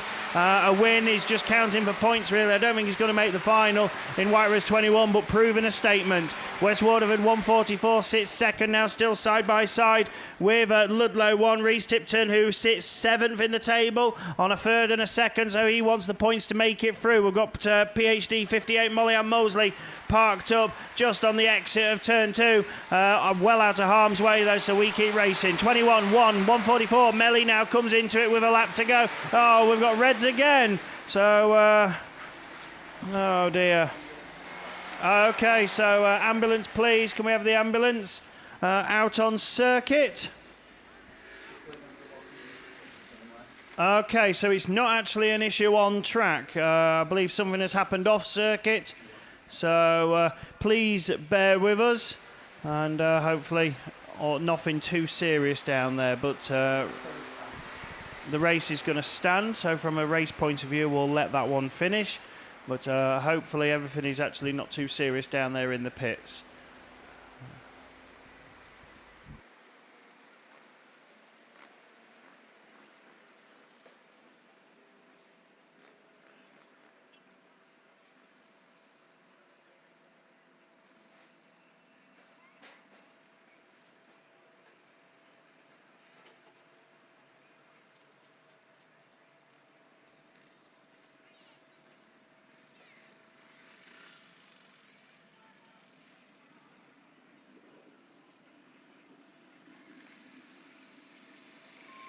Okay, so obviously we've got this downtime at the moment.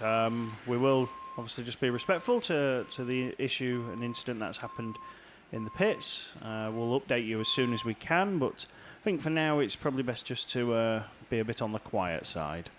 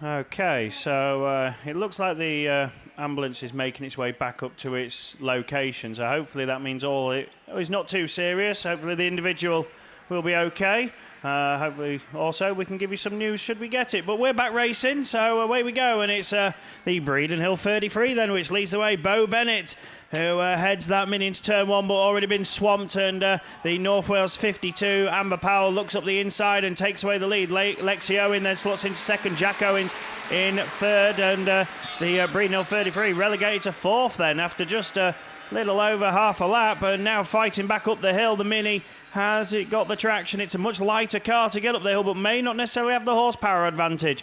And that shows down the straight as the two Micras go either side to retake second and third. But it's Amber Powell who leads North Wales 52, and a green flag has gone out to that North Wales 52, unfortunately.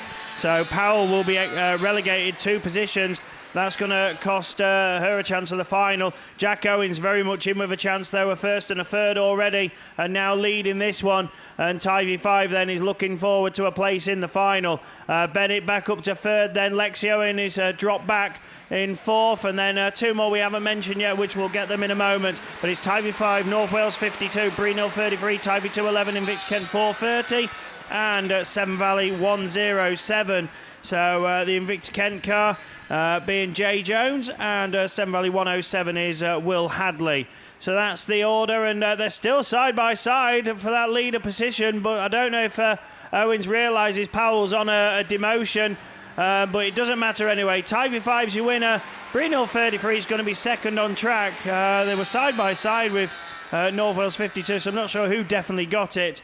But either way, North Wales 52 will be relegated 2 positions. Then the rest of them come through to complete race 3. So race 4 is the last scheduled Junior Saloons race, ready to go.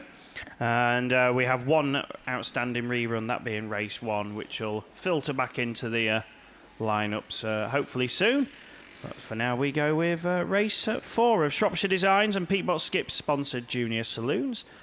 Quad bike on the start line. I think, Forest 10 is stranded there. Lily Chapman, and that's a shame because Chapman was joint 11th and in with a fighting chance of making it through with a good result required. But sadly, a non-start is probably one of the worst you could get. Thank you. So, no points for Lily Chapman, and that means she's not going to be making this weekend's final. So race 4 then should see Stephen Davis in Tivy 29, Toby Jenkins, Cumdee 70, William Hall, Severn Valley 29, Hannah Hadley, Severn Valley 147, Grace Williams, Cambridge 142, Shay Fuller, PAC 20, Hannah Lewis, Avelston 212, and Molly Bubb, Evesham 146. So the best of these is Shay Fuller, currently 9th in the table in that PAC 20, and currently racing up towards second into turn 1 behind the Cumdee 70, who made a great start and leads the way. And that's Toby Jenkins, currently 15th, so would need to win this and have a bit of hope to get through. But it's side by side, but there's contact further back, and Grace Williams comes to grief, loses a position to Molly Bubb, and could lose another one to Stephen Davis, who switches to the outside in Tivy 29, the 2 Severn Valley cars at the tail end of the field, but it's another West Midland machine which leads, and it's Cumdee 70. Grace Williams having a miserable time at this one, getting all out of shape once again and loses more track ground, but it's 70 which leads then up the hill for the final time of asking in this heat. Shay Fuller then second, 9th at the moment. It requires fortunes of others even to get through from there, but 2 seconds and a 4th, not bad going over. They made a big mistake there and he's going to lose. And there's contact with Grace Williams. Cumdee 70, it's 1 lap to go, sorry. Cumdee 70 leads, Evesham 146, PAC 20 back in third. Stephen Davis nearly clips the rear quarter of that Grace Williams. It's all over for Cambridge 142, and she's going to drop out of any contention. She was 10th going in and is definitely not making it on this one. Cumdee 70 then, it's a win and a prayer, takes the win. Second goes to Evesham 146, Molly Bubb, her best result of the weekend. Third is Shay Fuller, a smack of the steering wheel, not happy And a further insult then to the performance. PAC 20 picks up a green flag, and that is all but ended Shea Fuller's chance of making today's final. Typhy 29, and the rest of them come through. Severn Valley 107 and 29, and Cambridge at 142. So that will complete Junior Saloons for now. Thank you, Shropshire Designs and Peatbot Skips, for your sponsorship. We've got one rerun to come later on, but for now it's rerun time, and it's Class 5s. I can tell because Thorndyke's up there with the cleanest car on the grid by the look of things. So, Mickey, who else is there?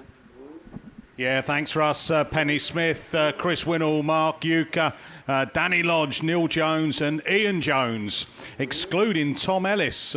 He came out of that dreaded lane 3 and picked up the black flag for the cause of the stoppage. So 7 left in this one. Thorndyke on 100 points, Chris Winnell on 100 points, and Danny Lodge currently unbeaten on 110, and it's Thorndyke coming out of that outside grid, leads him in there. Lodge has gone for the gap though. Can he make it stick? Can he get it round turn 1 and get push on? I tell you, he's done all right, but he has left the door open for Thorndyke to come through, and also Chris Winnell in Breedon 66. So there's the 3 of them taking it up the hill for the first time, exiting, and it's Winnell then from Lodge, but Thorndyke's got a slingshot. He's gone from 3rd back to 1st and takes them back down into turn 1. What's he going to do different this time? He shapes the back of that car up, puts the power down and holds on to that 1st place.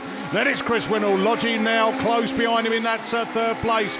I tell you, Lodgy doesn't need to do anything crazy. He'll book his place into the final, but it is all about BASt points as well, as Lodgy looking to come up the inside of Winnell. Can he get there? Kundi 31 still trying hard. Ian Jones, but he's away from this 3 breakaway pack as they pick up the last lap flag. So Ian Thorndyke, IK22 from Danny Lodge, Scunthorpe 212. Chris Winnell looking for the cut back up the inside. Winnell's got the grip, has he? Can he exit that Stargate turn? It is Winnell back up into that 2nd. Lodgy back to 3rd. Then it's Jones, PAC 74 lower down the pack. But round we go. Checker flag at the ready. And it is Ian Thorndyke, IK22, takes a win from Chris Winnell, Breedon 66. Danny Lodge, Scunthorpe 212 in 3rd. 4th goes to Ian Jones in Kundi 31. PAC 74 of Neil Jones. And then Penny Smith in Gloucester and District 119. So well done there. That was the race 2, the rerun of the lorryinsurance.co.uk series sponsored Class 5, and XC Works are weekend sponsors. So another rerun on the line. This brings out race 3. And it is Dan Godfrey, Liam Wallina, Ryan Jones, but it is Godfrey who's got the best of the start. And I think that was a Lionel start. Yes, a Lionel Messi. And they go back again. So 2 attempts, 2 failures. So hopefully it will be 3rd time lucky for the men's Class 5s. So there's your 5s done and dusted. I'm looking around at old Tom Jones, and he's getting ready with his green grass paperwork. Huh? Are they going to line him straight back up? Oh, right, I like this. Hey? Have they done that for me, Gareth? Have they done that for me? Have they said, go on, just line back up for Mickey so he can get his 5s done and dusted? That would be very nice of them. Hey, you don't normally see this, do you? Hey, I'm happy. There we go. Have they all got reverse gear, by the way? Ah, look, the marshals are out in force. Come to help them all get back in position. And was there a problem with, was it the bungee or something like that? But they look like they're all going back onto that start line. So... there we go. We didn't get the chance really because they were that quick off the line. But Dan Godfrey currently 7th on the points coming into this 3rd set of heats. In Cambridge 10, Liam Wallina in PAC 98 out of lane 7. Ryan Jones, Kundi 3, lane 6. Jaber Smith, Ludlow 8 on 110 points, 2 wins out of 2. Chris Tudgay, Wessex 15, 100 points. So a win and a 2nd for him. He's side by side with Jabers. Pete Cheshire, Breedon 99, lane 2. I don't think he's got enough points, even if he won this, to get him into the final. Or Wessex 255, Riley Diaper. But he's Riley coming out of lane 1, Pete out of lane 2. And the exclusion from this race 3, going back a couple of attempts ago, was York 44 Jordan Blore. So that was that first corner incident there. Jordan actually spun round and was facing the other direction, but clearly marshals and camera room confirmed a little bit of argy-bargy, as they say. I've had my lunch today, lads. I just thought I'd let you know I've had a duck spring roll with chilli sauce. Very nice indeed. Beats shortbread biscuits. Here we go then. We are off and racing with the men's class 5s. Godfrey got a good start out there. Jaber Smith coming out of it. Chris Tudgay as well, as they're all fighting for that turn 1. It's going to be Jaber Smith who's going to take it wide. Can he get the grip and get a slingshot? And hold on a minute, Jones is coming through. Come D3 then, from Chris Tudgay, from Godfrey, from Jaber Smith, from Riley Diver. Then Pete Cheshire in that Breed Nil at 99. And behind the tree, oh, good grief. Jaber Smith. He's got a rearranged front end. That's heavy damage on that. I went the tyres flat as well, is it? No, he's all right. He's all right on the tyre. It's just the front panels and the bonnet are all up in the air. The good thing is these are space frame. So although it looks like it's been a real motorway crash, they will be able to sit on the bonnet and get it straight and back out. So we're just waiting for confirmation on what that was. Where we are in commentary, by the way, we've got a tree in front of us, so we don't actually see the cars going into turn 3. But we have got a TV screen in here, and it's a black flag. Oh dear. So there we go. Wessex 15, Chris Tudgay. He had 100 points. That's all you're going to get, because you are being excluded for that incident. And I don't think they're going to line them back up again, are they? So up on the line, we are going men's class 4 over to Tim Jones. Yeah, thank you, Mickey. So, yeah, OK, here we go then for the Heat 3 of men's class 4, Mutt Junkie and Shepton Plant Tyre, your very kind sponsor. And ready, we're away with the first race, and Grasby once again quickest away in Evesham 220 as he goes round turn 1. Hugh Jones goes with him. Oh, there's contact. And Mike Jones also at the tail of the field as well. So damage to Graham Whittingham as well in SR61. But we keep racing as the Grasby machine then continues just to pull away. Evesham 220 from, I think I'd say, Ejan Lewis in the PAC 71 machine. I fear that may go to red flags. And indeed, yes, it does.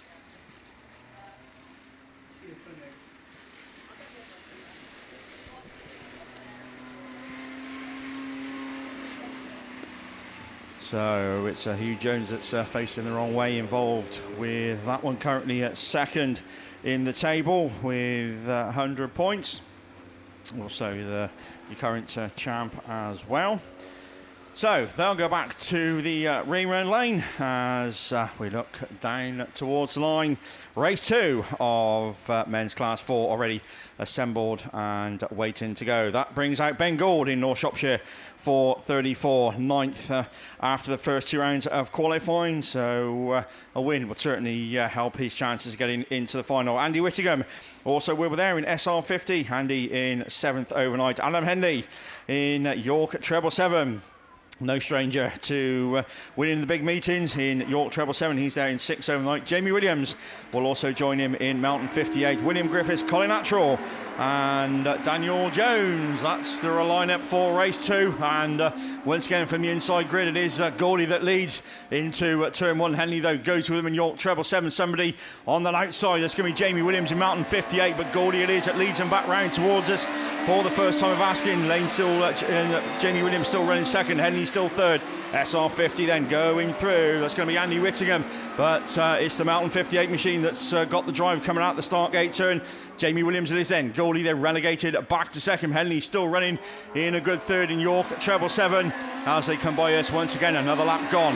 Mountain 58, 434, York Treble 7. Then comes Colin Attrell in IK272, SR50 and at Radford 43 of William Griffiths rounds out race 2 of men's class 4. But switching back to the front then, it's still Mountain 58, Jamie Williams.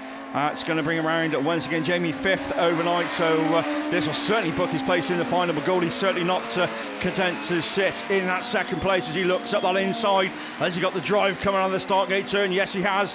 But the Mountain machine will certainly fight back down that straight past the grandstand and into turn 1.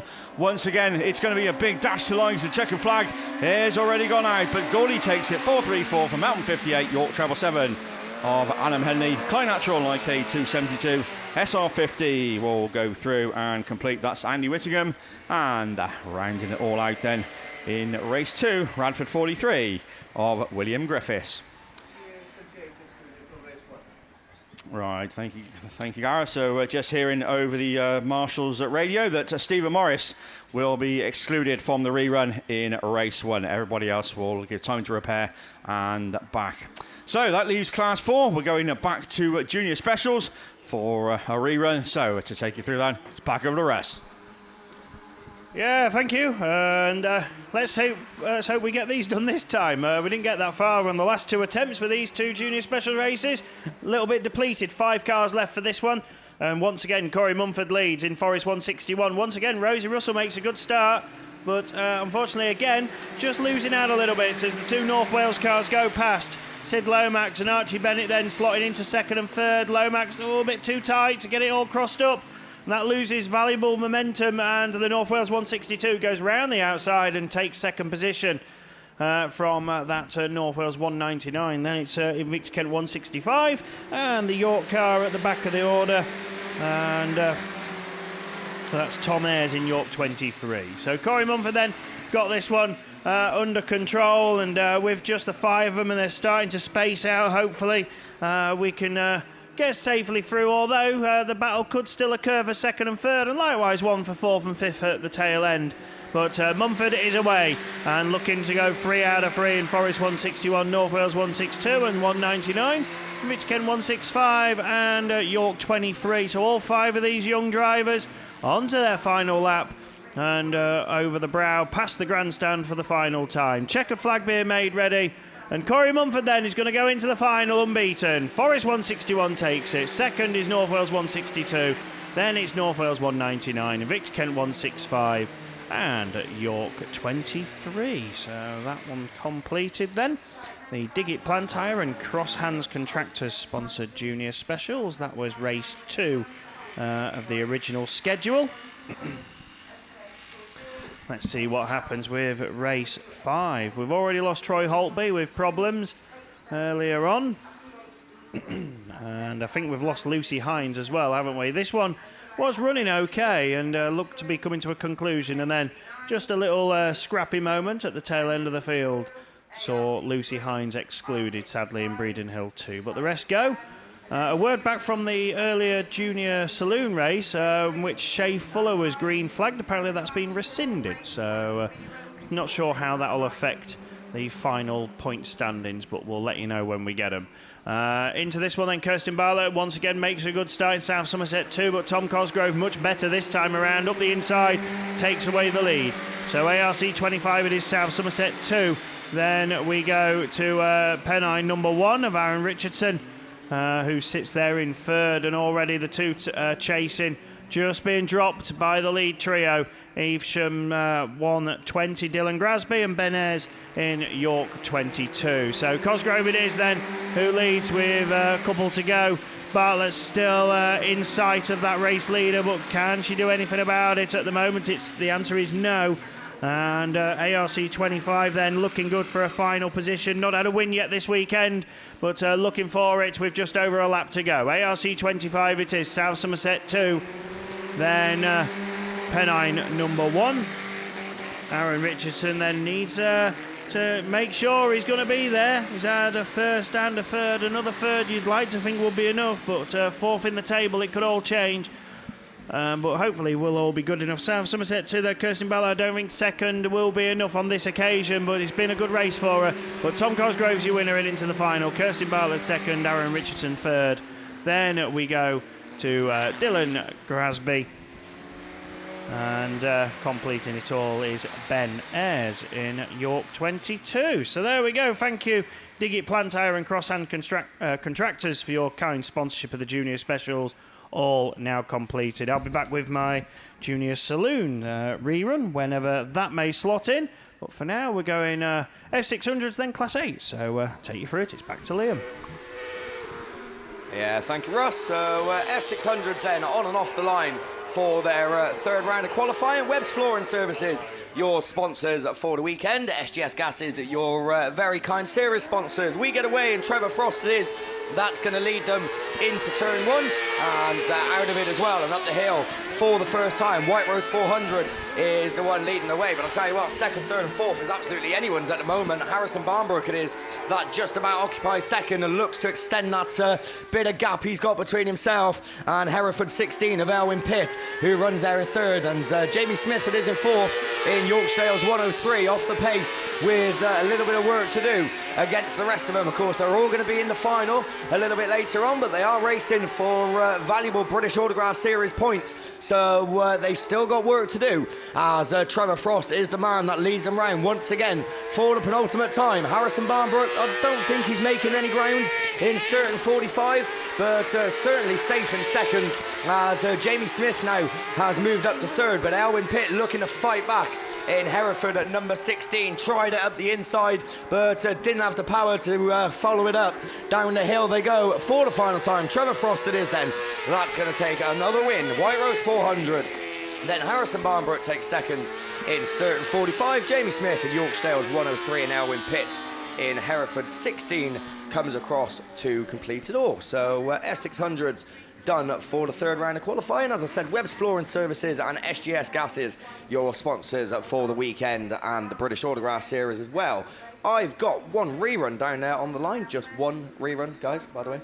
So that's the Class 8 rerun, which is ready to go. It is a rerun of Race 1, where Peter Bilbley, unfortunately, took a tumble, so it's running without him. It's running without Thomas Browning as well. The rest of them, we'll let you know as they get away from the line. Sam Matthews quick out of the gate in Cambridge Machine, but looking to head him into turn 1. There's contact as someone's facing the wrong way, and it's 3 abreast as they come past. Dan Ray, though, is the one that's popped out in front as Whitehouse takes the tight line in Trent number 5 and makes it work as they go down the far side and down the hill for another time. It's Trent 5 of Stu Whitehouse. Then we go to Dan Ray, who runs second. Sam Matthews runs third after being your earlier race leader, but he's at the inside. But I'll tell you what, Dan Ray shoots through, finds a gap in YD 52 and takes up the run and then comes back in and closes the door on Whitehouse as he's relegated to second. Matthews looks to move up.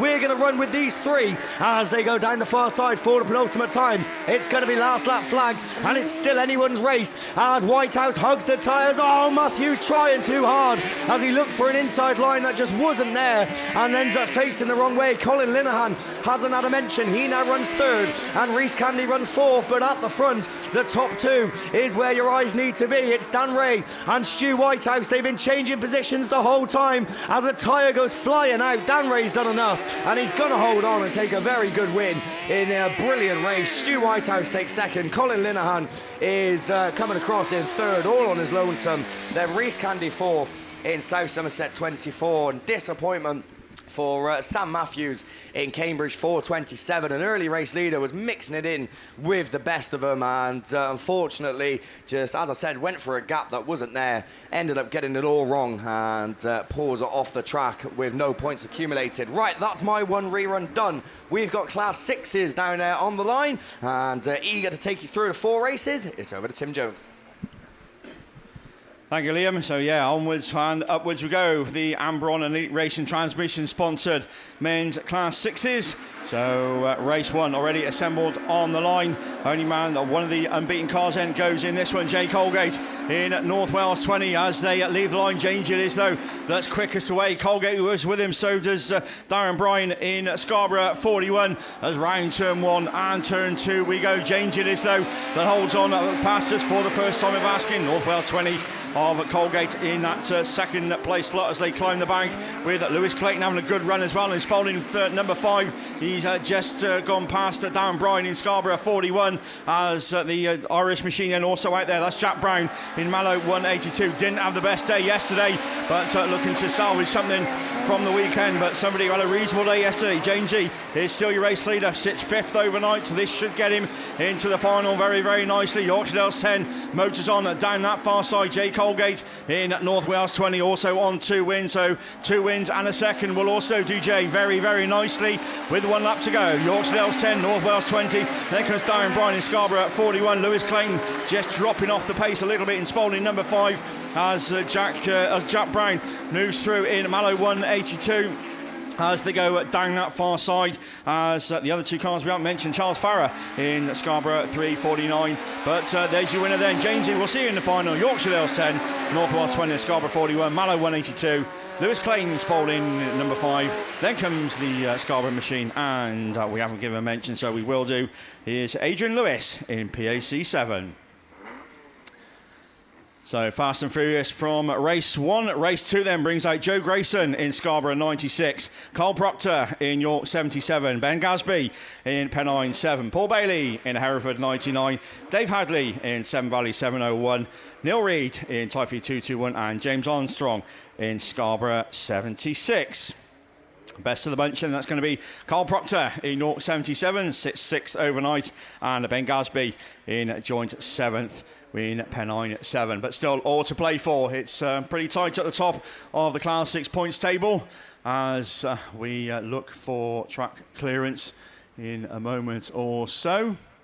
As I say, 4 cars unbeaten from yesterday, as nobody though in this heat is unbeaten, so loads to play for. Gasby makes the best start. Proctor also goes with him in York 77 with the inside line. Neil Reid also in there as well in Typhy 221, as there's contact link from Gasby to Proctor, then finds that inside line. York 77, Typhy 221, Gasby still running 3rd in Pennine 7. Once again climbs the bank for the first time. Gasby keeps it in nice and tight, looks for the gap, and down the far side he goes, takes up the running past the grandstand into turn 1. Once again Gasby, your race leader. York 77, Proctor running in that second place slot just ahead of the Armstrong machine in Scarborough 76. Then comes Joe Grayson in Scarborough 96, Paul Bailey in Hereford 99, and Dave Hadley in Seven Valley 701. Problems for the Mini.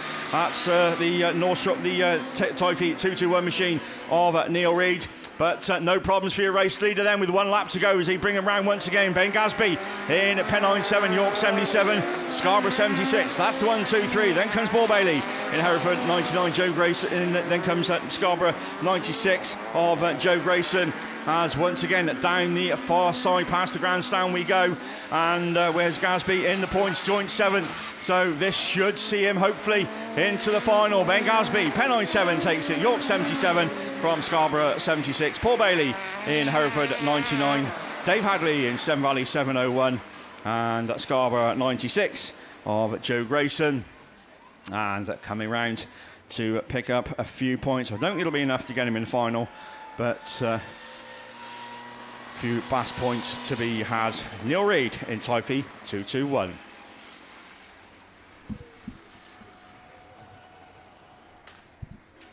So onwards and upwards then, race 3. This brings out 2 first round heat winners then, Dalt Thomas and Jane Simmett, both on 110 points.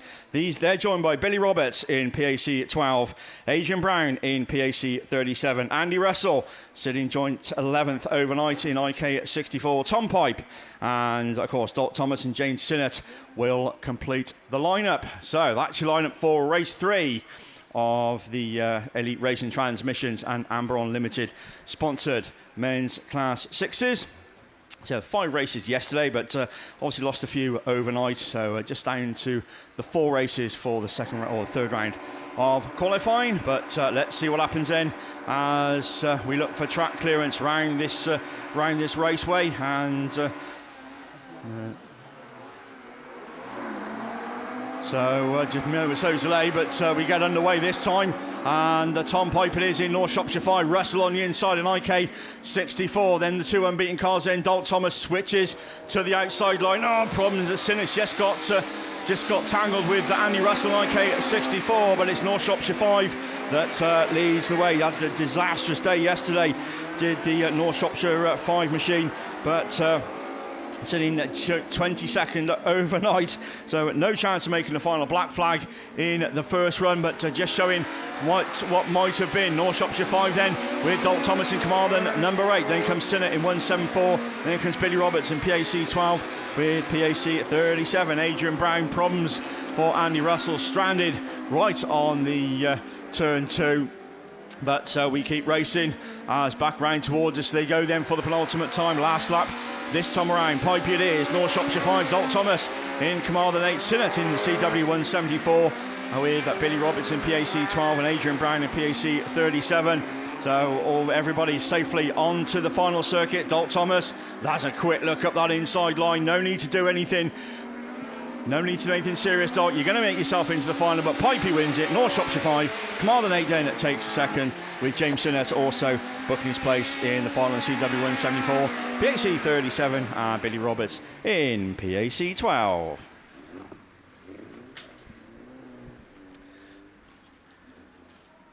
Once again, no luck for poor old Andy Russell in IK 64. So I think his weekend is complete, but he'll certainly bounce back and be right at the 4 in BAS number 5. All right, hearing from the last one, then Dalton Thomas picks up a green flag, so he will go back 2 places. So might just affect the result, but all being well, Dalton should still be in the final. But nice to see Andy Russell go in the go back to the pits under his own steam.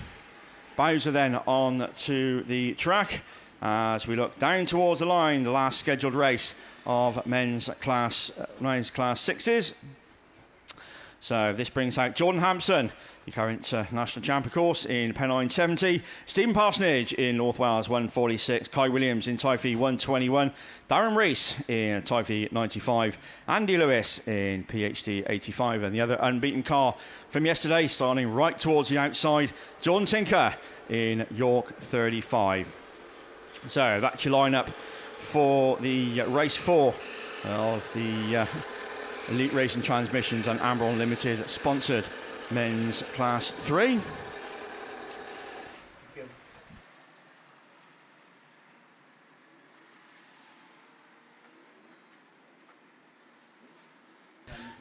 Right, just had the finalists for men's class 3. So I'll tell you what, this is going to be a class 3 final to savour, isn't it? So nobody unbeaten through the heats, but top point scorer, 155 points, goes to Ryan Power in Yorkshire Dales 98. Chris Allenson also makes the class 3 final in Yorkshire Dales 86. Martin Gould, yet another finalist and another final in North Shropshire 343. Pete Robinson, always good to see Pete in the class 3 final. North Wales 72 will certainly take his place as 4th qualifier. Mickey Sumners makes the class 3 final also in Radford 169. Lee Almond is in the 6th qualifier in North Wales 27. Adam Saint, also another qualifier in the Cambridge 1 machine. And last but by certainly no means least, your national champion makes it, Keith Kelly in Mallow 247. So that's a fair class 3 final if ever I saw one. So Ryan Power, Chris Anderson, Martin Gould, Pete Robinson, Mickey Sumners, Lee Almond, Adam Saint and Keith Kelly. So that'll be a cracking final to savour. Is that... So another final quickly just been handed, the Junior Specials finalists.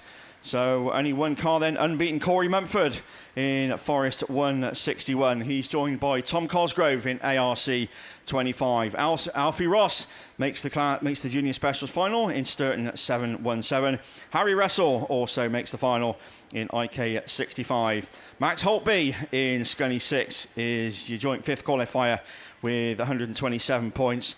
Aaron Richardson makes the Junior Specials final also in Pennine number 1. From Archie Bennett in North Wales 162. And last qualifier, but certainly by no means least, then that goes to Owen Bradford in Border Counties 116. 120 points is what you needed to get into the Junior Specials final. And just missing out by 1 point, Sid Lomax in North Wales, 199. But well done to all the Junior Specials finalists. And say another cracking final, I'm sure, as we get towards the sharp end of the meeting. So if we get any other finalists, obviously we'll, if we get time, we'll just read them out to you. But well, the Bowser then just doing its evil job once again onto the circuit. Just to remind you then, Class 6s. So race 4 is what's on the line. Jordan Hampson, Stephen Parsons, Kai Williams, Darren Rees, Andrew Lewis and Jordan Tinker.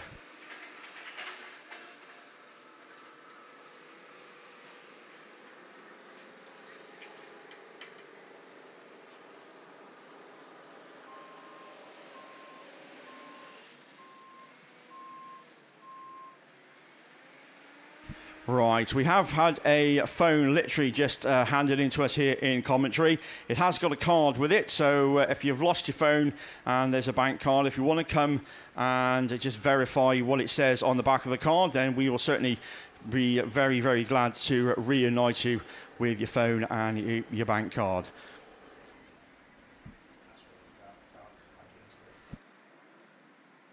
So, say it is with us in commentary. It has got a passcode. So if you put that in and say who you are, then we can certainly will be more than happy to reunite you with your phone.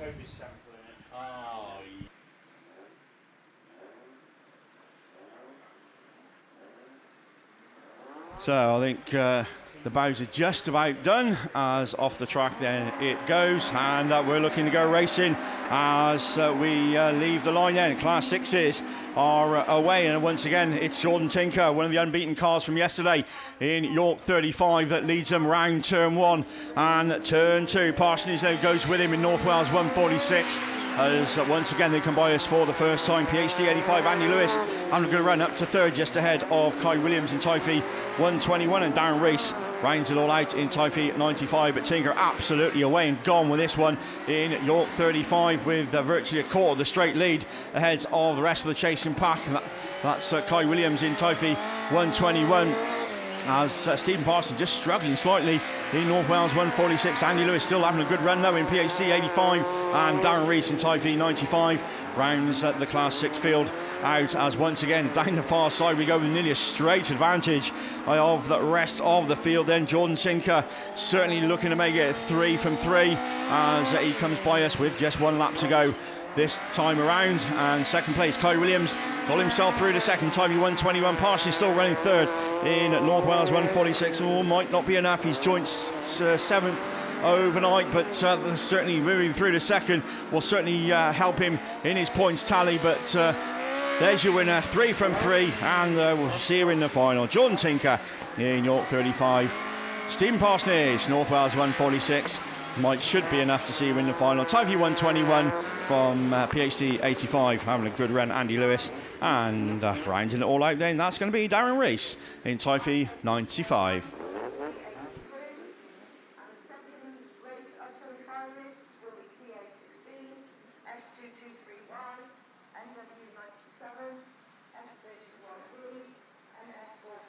So, leaving Class 6s for now, and just the one outstanding rerun, I think, in men's Class 4. We're going to the juniors. So, to take you through those, who's there and who isn't, back over to Russ. Yeah, thanks, Tim. Just one outstanding rerun here as well. This should be race 1, and so yeah, let's see how they go. Is it race 1? No, it's not. It's not race 1. Race 2. Sorry. There we go. My admin's not that good. Scribbled it on the wrong one. So race 2. Yeah, this one had Yestin Jones turned around. He's back on the grid. And we lost the Gloucester 63, didn't we, of Freddie Neville, but the rest of them go.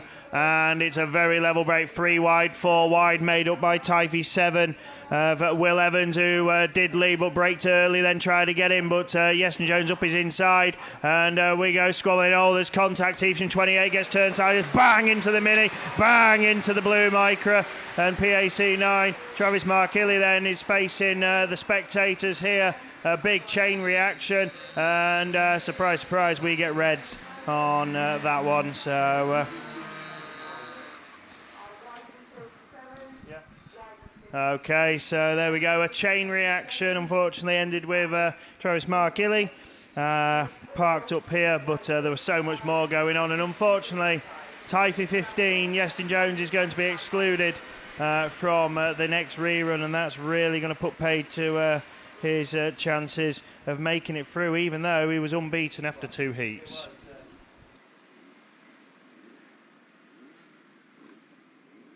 So there we go. That concludes that. We've got Class 9s on the line. So is it reruns or is it first time today? First time today then for Class 9s. And over to Gareth. Yeah, thanks very much then, Russ. Third round of qualifying for your Class 9s. Still got full runs going to be coming your way in this third round of qualifying. And we're going to go with race number 3 for some reason, and it's Dave Palmer that's going to lead the pack towards us for the first time.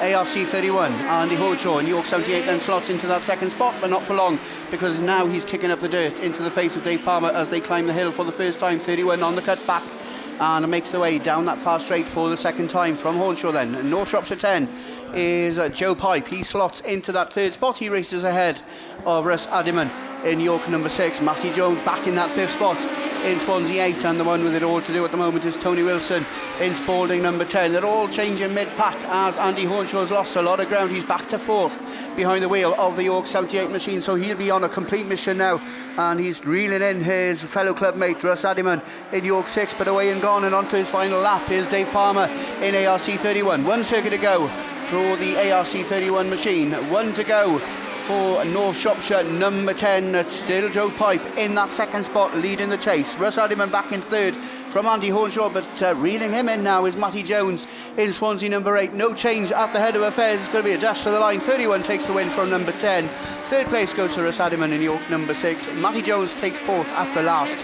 in Swansea 8 from Andy Hornshaw in York 78, and Tony Wilson in Spalding number 10 then. Last but by no means least in race 3 as they make their way back to the pits then. Extracts, your series sponsors, and Mrs B's Animal Feeds, your local sponsor here this weekend. So they caught us unawares, and completely wrong race order, but we'll see now who's up there on the line when the camera pans back to the near side footage that has been filmed by West Country at the moment, and we'll be able to pick up some of the runners and riders in this second race of the Class 9s, but not sure if it's going to know. We're going to go back to race number 2 because it is the one with Aidan Llewellyn. Oh, somebody gets it all wrong there. Contact, I think, between Seagreaves and Pinches as they go into turn 1, so that's probably going to bring up the red flags, and indeed it does. So very quickly a race stoppage though there as Chris Colgate, also known as Reggie then, North Wales 19, just had the bit between his teeth. He had race leadership when the red came out, but unfortunately there's somebody up there facing the Armco, and I think that's Aidan Llewellyn's up there. I think Seagreaves is there in ARC 3, and also I think Sam Pinches and Jason Richardson as well possibly, but we'll have to wait and see what the decision is on that one, as it certainly from this vantage point anyway looked to be that there was a couple of culprits as they went into turn 1, and the recovery team then very eager to make it onto that top part of the circuit, and the telehandler going out as well. Yesterday we were looking at the points in Class 9 after 3 rounds of this year's series. It's the battle of the Phils at the top of the table. Phil Rogers is your current leader, and Phil Cooper in ARC 5 currently placed in second place. That's when all points and all rounds are counted. That's before the double points and the 4 worst scores are dropped. So it could all change as we progress through the remainder of this year's series. Obviously, if they make the finals, then there are 6 races still to go for those 2. But Phil Rogers in PhD2, your current leader. ARC 5, Phil Cooper then is in second, and I think Lee Seagreaves, who we saw in that one, he's in the top 10 as well, and North Wales number 4, Alan Roberts, he's piloting a new machine this weekend. And so Sean Roberts in North Wales 17, he's been lucky, he's been gifted the Class 9 of his dad, and he'll be out to play in race number 4 a little bit later on. But as you're watching the live stream, you can see the ARC3 machine, well, the roof of the ARC3 machine as well, anyway, just getting lifted onto the front end of the telehandler. And got to be said, ARC3 machine has been in the wars this weekend, in the men's category at least. Heidi Dealey-Seager has been putting it to go with a couple of seconds and thirds in the ladies category. Aidan Llewellyn's PHD9 machine then is being towed back into the pits. Oh, we're hearing then the decision on that one is an interesting one. And we're hearing that Sam Pinches in Radford 35 is going to pick up a black flag and will be excluded for contact probably, or going into the first bend too hot-headedly. And unfortunately, Radford 35 will be excluded, and everybody else will be given the time to, well, 15 minutes to repair. Aidan Llewellyn is there making his way back to the pits. The good news for him is that the car is rolling back to the pits. So the Honeybury garage, I'm sure, and Team Llewellyn will be there to make sure that it's good to go into the rerun. And if there are any big repairs to be made, then I'm sure that they'll sort it out in time. ARC3 is making its way back up to the pits as well. And isn't it funny that we can see the whole of the start line straight on the live stream? From this vantage point, we can see ARC3 being taken back to the pits on the front end of that telehandler, but nowhere is it to be seen on the camera. That's really, really strange, isn't it? We can see the whole of the top straight on the live stream. ARC3 there is in the middle of the straight going down to the pit, and we can't see anything on the screen. It's hilarious. So, yeah, ARC3, Lee Seager's ARC3 then is being, now it comes into shot on the far side there, and I'm sure that Team Seagreaves will be there to make sure if the time permits, that ARC3 can be repaired in time for the rerun. So it looks like the track pretty much clear then as soon as that machine is off the track. We're going to go with race number, is it going to be 1 or 4? Third race on track, but it's going to be race number 1 or 4, and we'll go with, who's there? It's Athelston 12, so it's a race number 1 that we can see up there on the line. We can see the blue special out towards the Armco. That's the IK 121 machine of Stuart Taylor. We can see the telehandler coming back onto the track as well, but you're watching the live stream and you can see IK 121 on the outside. Next to him is Archie Rose in Stroud in District 22. That's the car with the most mud on the line in grid number 7. Laura Blaber in Athelston 12 is there, starting in lane 6. Lane 5, as we can see on the live stream, is unoccupied. Adam Robinson had a fair showing yesterday. North Wales 88 starts in lane 4 next to Thomas Lloyd. Oh, big wheelie there. And moving to the right was Phil Rogers in PhD 2. Did he take out, in effect, Elwyn Pitt in Hereford 17, who is at the tail end of the field? But the one that leads the way towards us for the first time, it is Phil Rogers. PhD number 2 takes up the run-in. North Wales 88 is there, slotting into that second spot. Third place is Laura Blaber in Athelston number 12. That's your 1, 2 and 3 then as they climb the hill for the first time. Stuart Taylor in IK 121 is there in 4th, racing ahead of Elwyn Pitt in Hereford 17, and the one at the tail end of the field is the Stroud District 22 machine of Archie Rose. So we're going without Thomas Lloyd in TA42, and this race then continues. Marshals must be happy with the start, and it's Phil Rogers that pulls away ever clearer from the rest of the chasing pack. Stu Taylor up to second in IK 121, but it's Billy that starts his final lap in PhD number 2, away and gone from the rest of the chasing pack. Stu Taylor without an answer to him at the moment in the Honda powered IK 121. Who's there in third? It's Adam Robinson, but he's under pressure from Laura Blaber in Athelston number 12. Oh, we get red flags out on race number 1.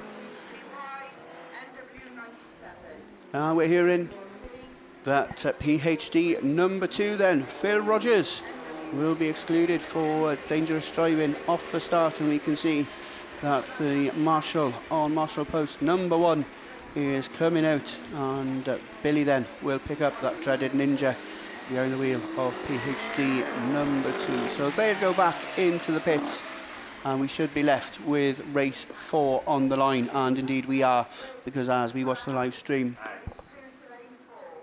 there's a bit more controversy because Adam Robinson, one of the biggest challenges in that one on Phil Rogers, he's going to be black flagged for a jump start as well. So when we go in the rerun, we're going to be going without Phil Rogers in PHD2 and Adam Robinson in North Wales 88. Race 4 then up there on the line.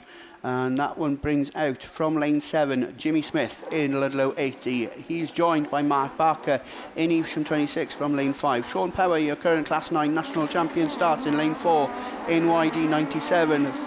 Grid 3 is occupied by Sean Roberts. Is he there? He is in North Wales 17. Phil Cooper in ARC number 5. He's seen his biggest rival just taking a black flag, and he's there climbing the wheels of the Trent 9 machine of Sam Middleton, and he's back and forth at the moment. Your race leader early on is Sean Power in YD 97, and he leads the way up the hill for the first time. Trent 9, Sam Middleton finds a turn of speed, and I tell you one thing, he's got a lot more power in the Trent 9 machine over the last few seasons, and he is there with a bit between his teeth, leading the chase on the YD 97 machine of Sean Power.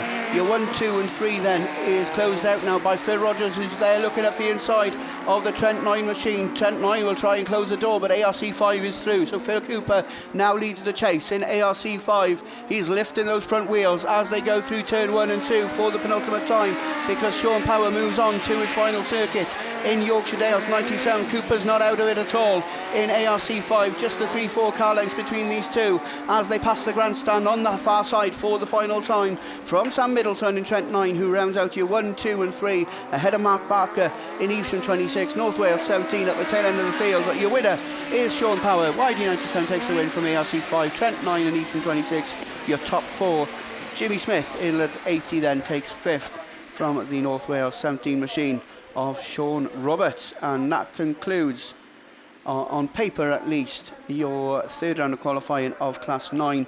Got a rerun of race 1 to come a little bit later on. Like we said, that's going to be excluding Adam Robinson in North Wales 88 for a jump start, and Phil Rogers in PHD2 for dangerous driving off the start. But we got Class 4 machines up there on the line for their rerun, and it's going to be one Jones handing back over to the other. It's from Gareth to Tim. So, yeah, thank you, Gareth. So, just the one outstanding rerun from men's Class 4, but before we have the water bowser on to the circuit. So, we're going without Stephen Morris in Typhy 28. I think everybody else does go as per the first race. So, all being well then, Dan Grasby in Evesham 220, who was certainly quick in the first one, wasn't he? So, Elan Lewis in PAC 71 should be there. Ashley Littlewich in North Shropshire 112. Mike Jones in the Hereford 31 sitting on 2 wins. Hugh Jones, hopefully they got the car sorted, and we can certainly see the distinctive Micra right there next to the Mike Jones machine in lane 3, and Graham Whittingham in SR 61. So that's the Class 4 lineup for the rerun of race 1. But we've just been handed the Class 6 finalists. So looking down the list then, only one man unbeaten at this weekend then, Jordan Tinker in York 35, 165 points. He's joined by Jay Colgate on 155 points in North Wales 20. James Sinnott makes another Class 6 final in CW 174 with 155 points. Same amount of points goes to James E, Yorkshire Dales 10, as he books his place in the Class 6 final. Dalt Thomas also makes the final in Commander number 8. Yeah, despite the green flag, 138 points sees Dalt into the final. Ben Gadsby, also another one making the 6th final, 136 points. He's joined by Carl Proctor in York 77 in 128 points. And last by absolutely no means least, it's another final for Stephen Parsonage in North Wales 146, and 126 points was his total. That's what you needed to get through to the Class 6 final. And so looking down the list, Dan Bryan just missing out by a few points in Scarborough at 41. Tom Pipe also, despite winning the thing, just wasn't enough. 91 points. That green up black flag yesterday morning really didn't do his chances any any favours whatsoever. But Jordan Tinker, Jake Holgate, James Sinnott, Marlene James, Doc Thomas, Ben Gasby, Carl Proctor and Stephen Parsonage. So that's your Class 6 finalists. So that's got quality written all over it, that has, isn't it? We got national champions and ex-national champions, all sorts in that one. So that's going to be one to certainly savour a little bit later on. But we've still got Class 4s to get through. And just the, as I say, the first seat for their rerun. Bowser still on to the onto this Stroud Raceway. So just doing way round the top turn and down that far side. As I say, we're going without Stephen Morris in Typhy 28, and there is a gap on the grid in lane 7. So the imp obviously excluded from the first round of qualifying. But Graham Whittingham will be there. Hugh Jones, Mike Jones, Ashley Littlewich, Elan Lewis, and right towards the outside, the ever fast starting, ever rapid Darren Grasby in Evesham 220. So Bowser still on to the on this raceway. So just doing round the outside of turn 1 and turn 2. So getting towards the end of the qualifying for the men. So just the qualifying for ladies to go, and then we'll get to the real sharp end of the meeting, the finals. And there's some cracking finals coming up, I reckon. Certainly in Class 8, where of course they got semis to go through yet. So no doubt Liam will be taking you through those and telling you who's in semi-final 1 and semi-final 2. But once again, 7 final looks absolutely awesome, doesn't it? And another quality final, I'm sure, is in store. But as I say, sun's shining, nice to see that. We didn't think we'd see that yesterday morning when the rain was absolutely pelting it down, but it is warm out there. Don't forget, all the catering facilities are here. Keep you fed and watered, and as I say, especially as the sun's out, then obviously sun cream and hats and all that sort of thing to keep yourself protected, and you just sit out watching the racing. And those of you watching on BAStv, well, yeah, it is afternoon now, isn't it? Good afternoon, everyone. Hope you're enjoying all the action, and we're there to keep you informed and, dare I say, bring you all the action and information that we can. Okay, I think Bowser just about done as he makes his way down the hill and out of the exit of the track. Then that's going to leave it absolutely 100% clear, and we can get Class 4 Heat 3 Race 1 rerun then underway, as then the Chief Track Marshal looks for track clearance as the quad bike just moves out of harm's way back to the centre of this Stroud Raceway.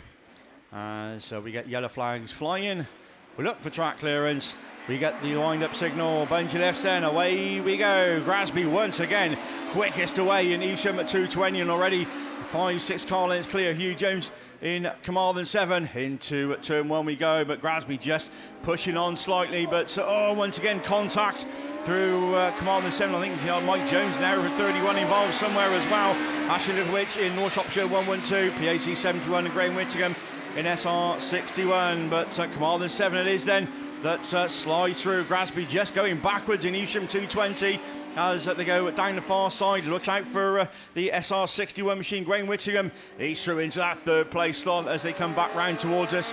Once again, Carmarthen 7 is then Hugh Jones with a couple of laps to go. SR 61 that comes down Grasby on that inside line in Evesham at 220. Ashley Littlewich in North Shropshire 112, Pomp Mike Jones with damage on board in Hereford 31, but hopefully he can keep going and just pick up a few points to get himself into that final. But once again, down the far side we go. Hugh Jones nice and tight to the tyres and back round towards us once again as he motors on to the final circuit. SR61 Grasby recovering to 3rd in Evesham at 220, then Ashley Littlewich in North Shropshire 112, and I think not to be this time for Mike Jones in Hereford 31. He is touring around the outside, so keep going, Mikey.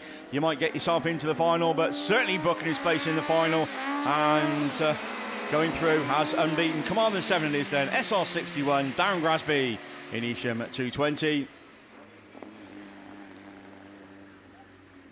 And problems on the last corner while with Ashley Littlewich in North Shropshire 112, but he does limp across the line, and so does Mike Jones. It might be enough just to get Tim into the final, then few points in Hereford 31.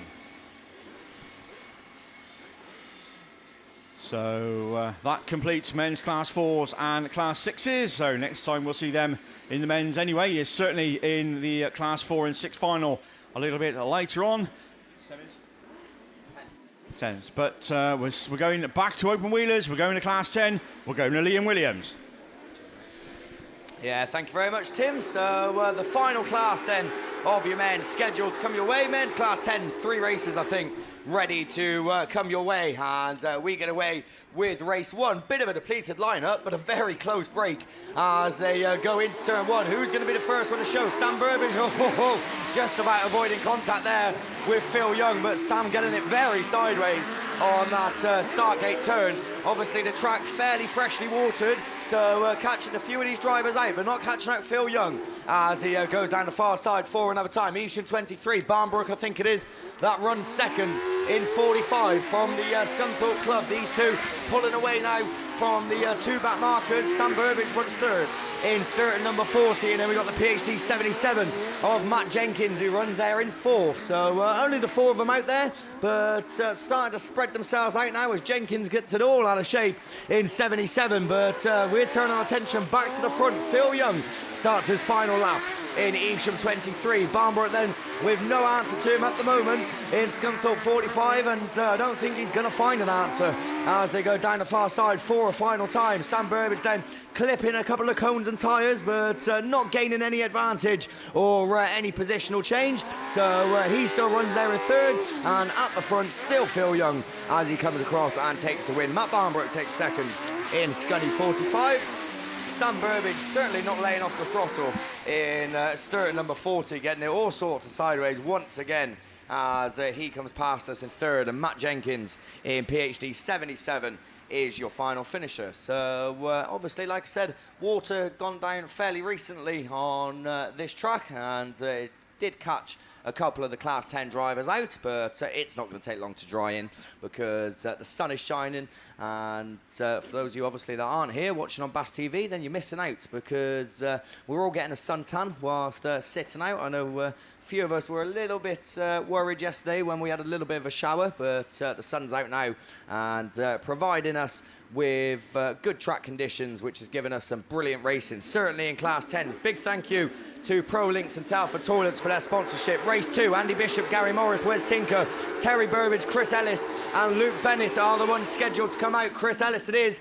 That's the fastest of them all as they head off the line and into turn 1. It's number 6 that leads the way. Tinker pushing on big time in York number 40, but as all that goes on, Gary Morris emerges as the race leader, goes out wide, and Ellis goes back up the inside in South Somerset number 6, and Gary Morris gone way too wide as he leaves the door open for Luke Bennett to go through into 2nd in North Wales 62. Morris relegated to 3rd. Tinker runs 4th, and 5th is Andy Bishop in the Ayton Sodbury machine as they come round to start another lap. Wes Tinker not coping with this track, pushing on and hitting the arm car, I think, there in York number 40 as he drops back, and now he's got Andy Bishop trying to get up the inside of him, but Andy's got it all wrong as well as he doesn't emerge past the trees in Yayton Sodbury 37, but it's going to be last lap flag for Chris Ellis in South Somerset number 6. He leads the way with Luke Bennett still there in 2nd. He's not out of it yet as he's going to light those tyres up on the back, just pushes on a little bit of oversteer there as he goes into that start gate turn and loses ground on your race leader, and your race leader looks like he's going to be your race winner because it's checkered flag and he's unchallenged. Chris Ellis it is that takes the win. South Somerset number 6, he'll be in the final a little bit later on. Luke Bennett takes 2nd, Gary Morris takes 3rd in Cum D28.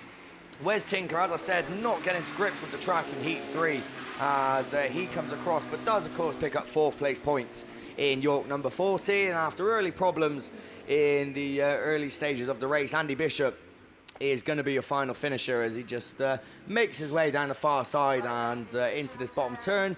Certainly not going at the speed that we normally expect and are so used to seeing from Andy, but problems aboard, but 21 points regardless onto his BASt tally. So he's going to make his way off. We're going to go race 3 of the 3 races that are scheduled. So the last one's down there on the line. I'll tell you what, I think they might have saved the best till last, because every single one of these drivers you would expect to see in the final, not just at this meeting, but any meeting. So we've got the national champ then, Nige Beard, coming out in Gloucester and District 87. We got another national champ, but not in Class 10. We got your Class 7 national champion, Liam Evans, coming out in North Shropshire number 3.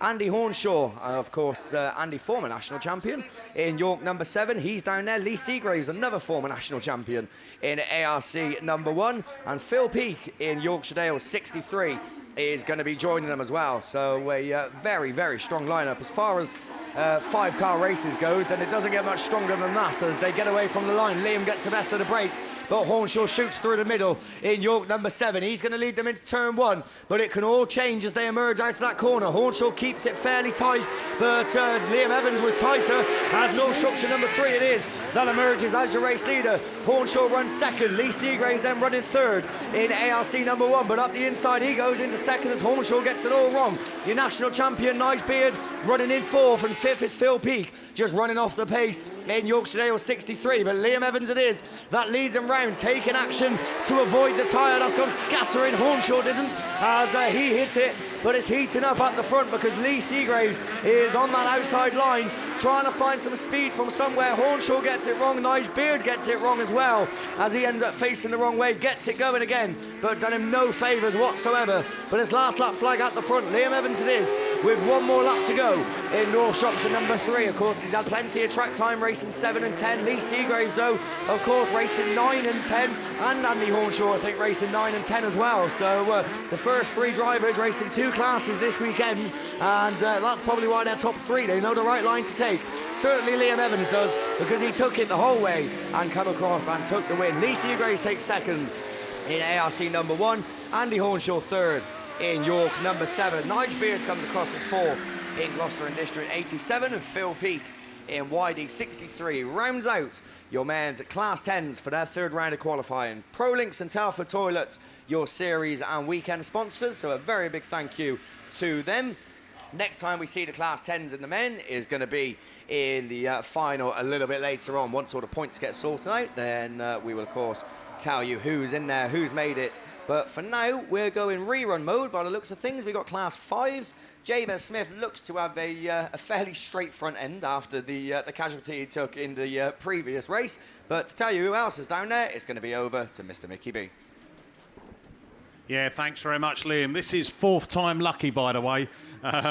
So Cambridge 12, Dan Godfrey coming out of lane 7, Leah Wallina out of lane 7 in the PAC 98, Cumdy 3, Ryan Jones, Jabez Smith, Ludlow 8 out of lane 5, 2 wins out of 2. And as Liam just said there, a little bit of excitement in that last one. He got a bit of a rearranged front end. Getting the black flag on that one was Chris Dudgate. Pete Cheshire's out on it.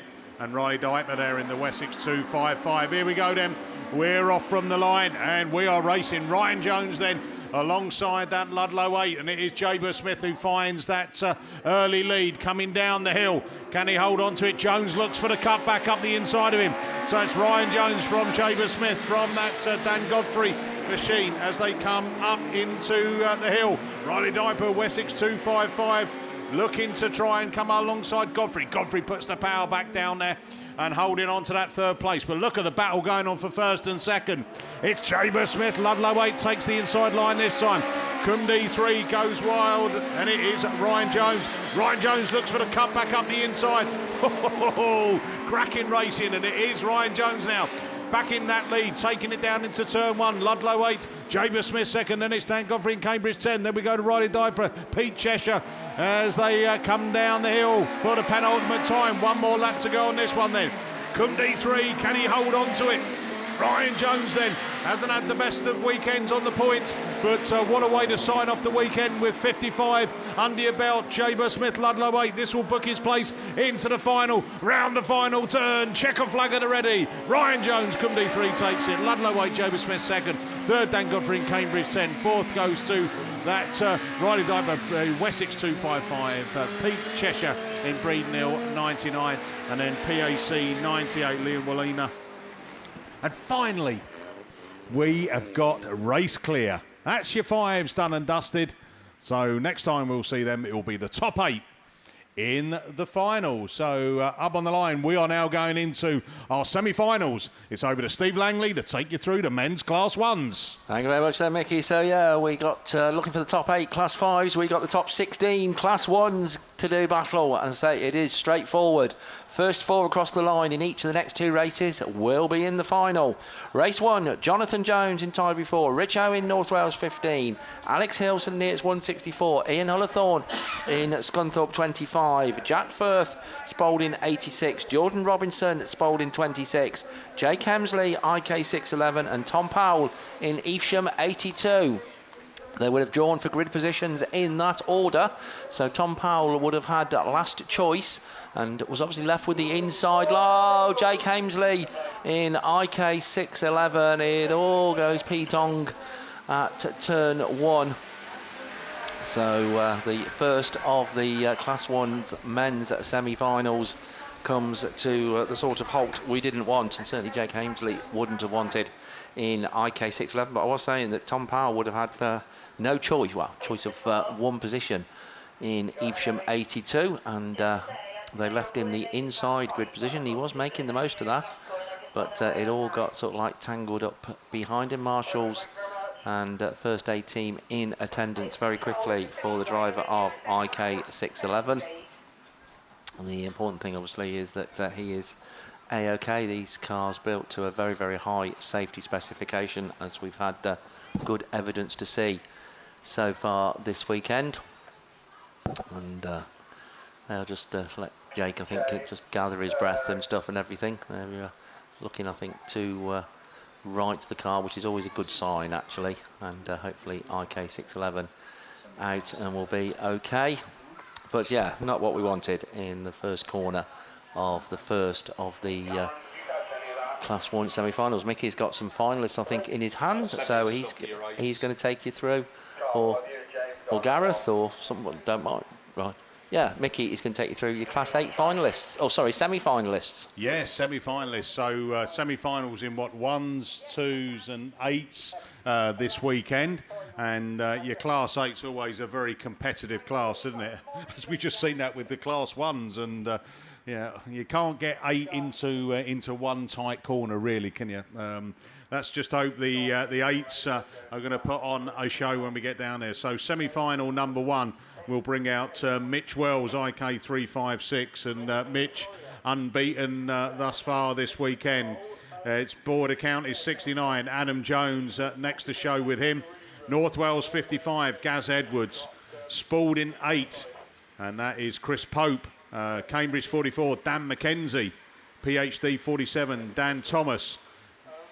Cumdy 10, Steve Mills.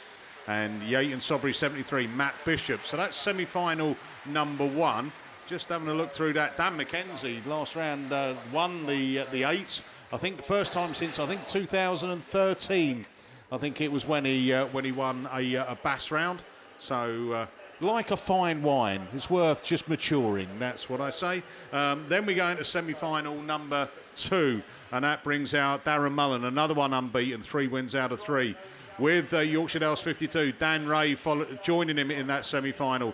Sturton 77, Ant Ross. Typhy 5, Stu Whitehouse. Breeden Hill 1, Wes Hathaway. Ludlow 4, Brian Powell.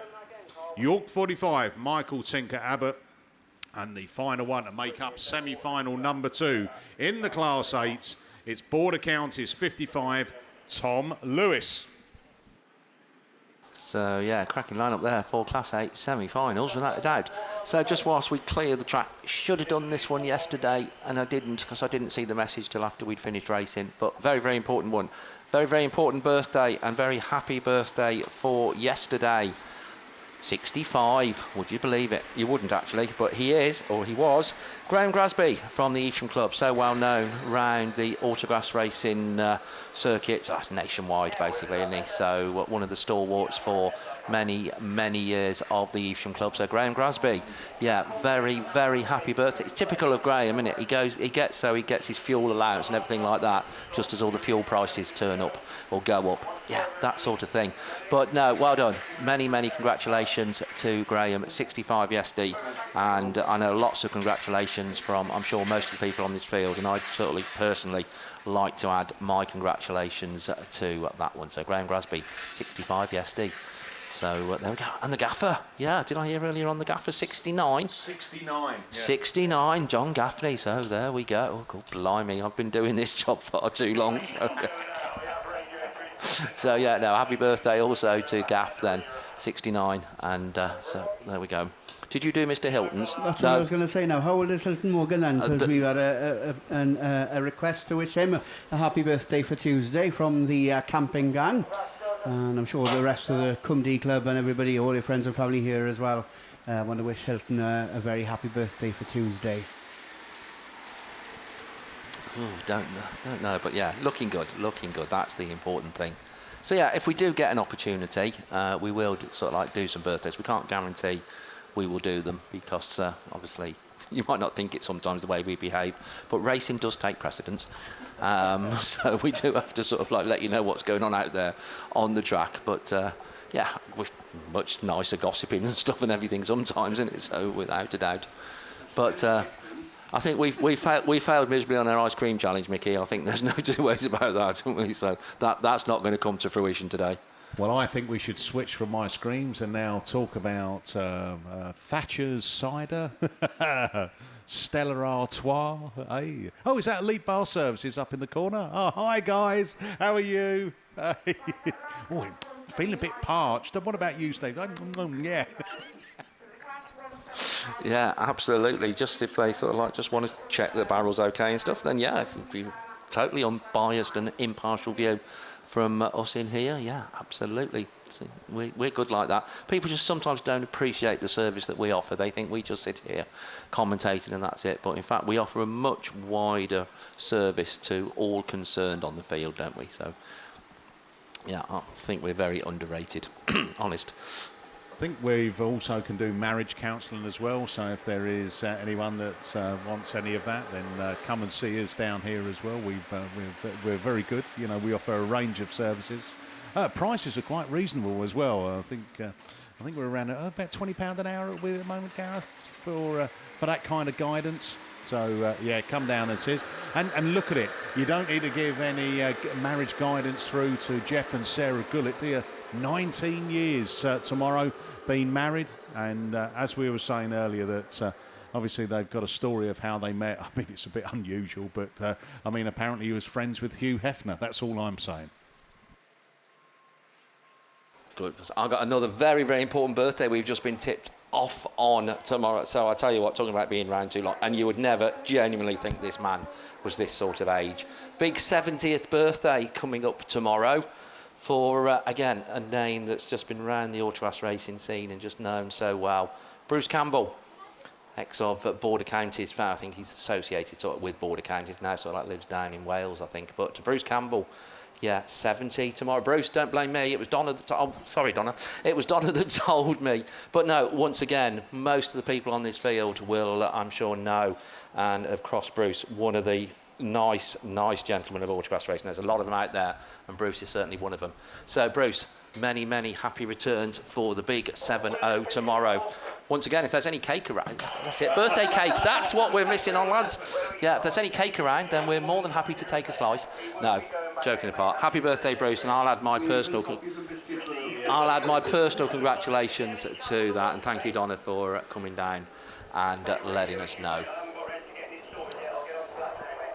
I'll tell you what, Steve, who also is 70 this weekend, and I didn't realise that. I mentioned she's obviously used oil of Ulay. That's another product placement, isn't it? But Hilary Frost is 70 this weekend as well. So, again, I know we mentioned it yesterday, but happy birthday, Hilary.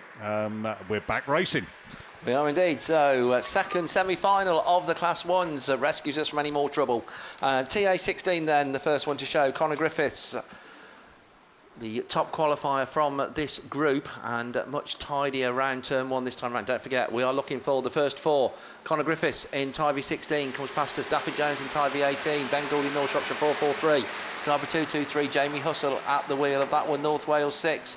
And as an excursion into the infield, but down that far side, TA16, Connor Griffiths it is. That's the clear race leader, pulling away from the trouble. It looks like the battle is going to be second, third and fourth. There's about 5 cars battling for those positions. Connor comes past us. Ben Good on the inside in 443. Daffy Jones on the outside. Scarborough 223. Jamie Hussell mid-track. North Wales 52. Ryan Powell with plenty to do at the moment. But TA16, he's having a great season. Your new Class 1 national champion, of course. Right, black flag, unfortunately, for Dylan Tyrrell to do with the problems, I think, on that top bend in NW6. TA16 motors on. NS443, Scarborough 223, Daffy Jones in Tyvee 18. As it stands, they're going to be your finalists. Stroud 31, North Wales 97 and North Wales 52. That's Tom Herbert in that one. Dave Owen and Ryan Powell respectively not going to be there. But let's mark them off as they come round for the final time. We will see in the final Connor Griffiths in TA16. We will see North Shropshire 443 Ben Gould. We will see Scarborough 223 Jamie Hussey. We will see Daffy Jones in Tyvee 18. Unfortunately, we won't see Stroud 31, North Wales 97 and North Wales 52. But absolutely no dishonour in losing out in a BAS semi-final with the numbers that were signed on to get through to the top 16. A super performance. Well done to those Class 1s. Class 1 semi-final 1 is going to be a rerun. I'm sure Class 2 semi-final 1 is going to go straight through. We're going to find out. Gareth on the mic. Yeah, thanks very much then, Steve. Yeah, we're going to go straight into the first semi-final of these Class 2s. No time to give you the runners and riders because we're already going to be under starters orders. We're waiting for that sole yellow flag to be shown on Marshall Post number 1, and the bungee breaks in. First semi-final leaves the line, and it's the Yorkshire Dales 104 machine of Jack Hodgson's going to lead into turn number 1. He goes with Craig Conway in Scunthorpe 126. Ricky Julian in Mallow number 2. Then slots into third, but comes across the top end, the front end of a couple of them. They all continue in this one, but it's Mallow number 2 that climbs the bank in full race control for the first time. Craig Conway goes with him in Scunthorpe 126, and Jay Albritton in Scunthorpe 156 then rounds out your 1, 2 and 3 at the end of lap number 1. But Craig Conway through on the inside. He pushes on ever so slightly, but 126 is your new race leader. Ricky Julian back to second in Mallow number 2. Then it's Jack Hodgson in YD 104, and a big battle on for that final place in the final between Danny Robbins and St. Neots 34, Di Evans in Penhow 40 and Jay Albritton in Scunthorpe 156. A little bit of paint swapping, a little bit of rubbing there for that final position, but it's just about Danny Robbins, I reckon, with his nose in front as they go on to the last lap. But it all changes because through on the inside, one that we haven't mentioned is Ashley Robinson in Spalding 43, and he's up to 4th. So at the moment he sits in that final position. Battle on at the head of affairs. They don't need to fight too much, but back towards us they come. Scunthorpe 126 and Craig Conway, we'll see you in the final.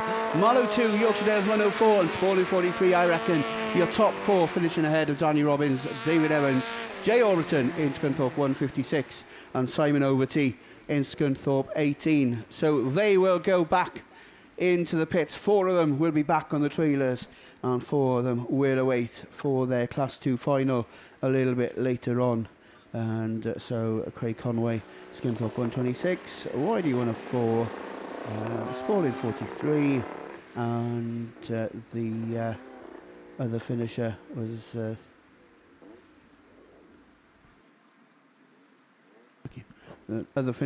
was Ricky Julian in Mallow number 2. So we are left with another set of 8 cars up there on the line, bringing out Bradley Thomas in IK55, Jamie Lane in Radford 941, Gaz Stokes in Pennine 87, Will Elford in Penhow 13, Shane Jenkins in Radford 205, Chris Hall in Scunthorpe 227, Oliver Ball in White Rose 4 and Ben Foster in IK 231. Away we go then, and it is a very, very even break, and those cars on the outside are going to find it difficult to cut back towards the inside as they go into turn 1. A lot of paint swapping as they go through turn 2, but it's Bradley Thomason from the Kent League that pops out on top. IK 55 takes up the run-in. He's followed through past us into that start gate turn by Will Elford in Pennow 13. Gaz Stokes all out of shape in Pennine 87.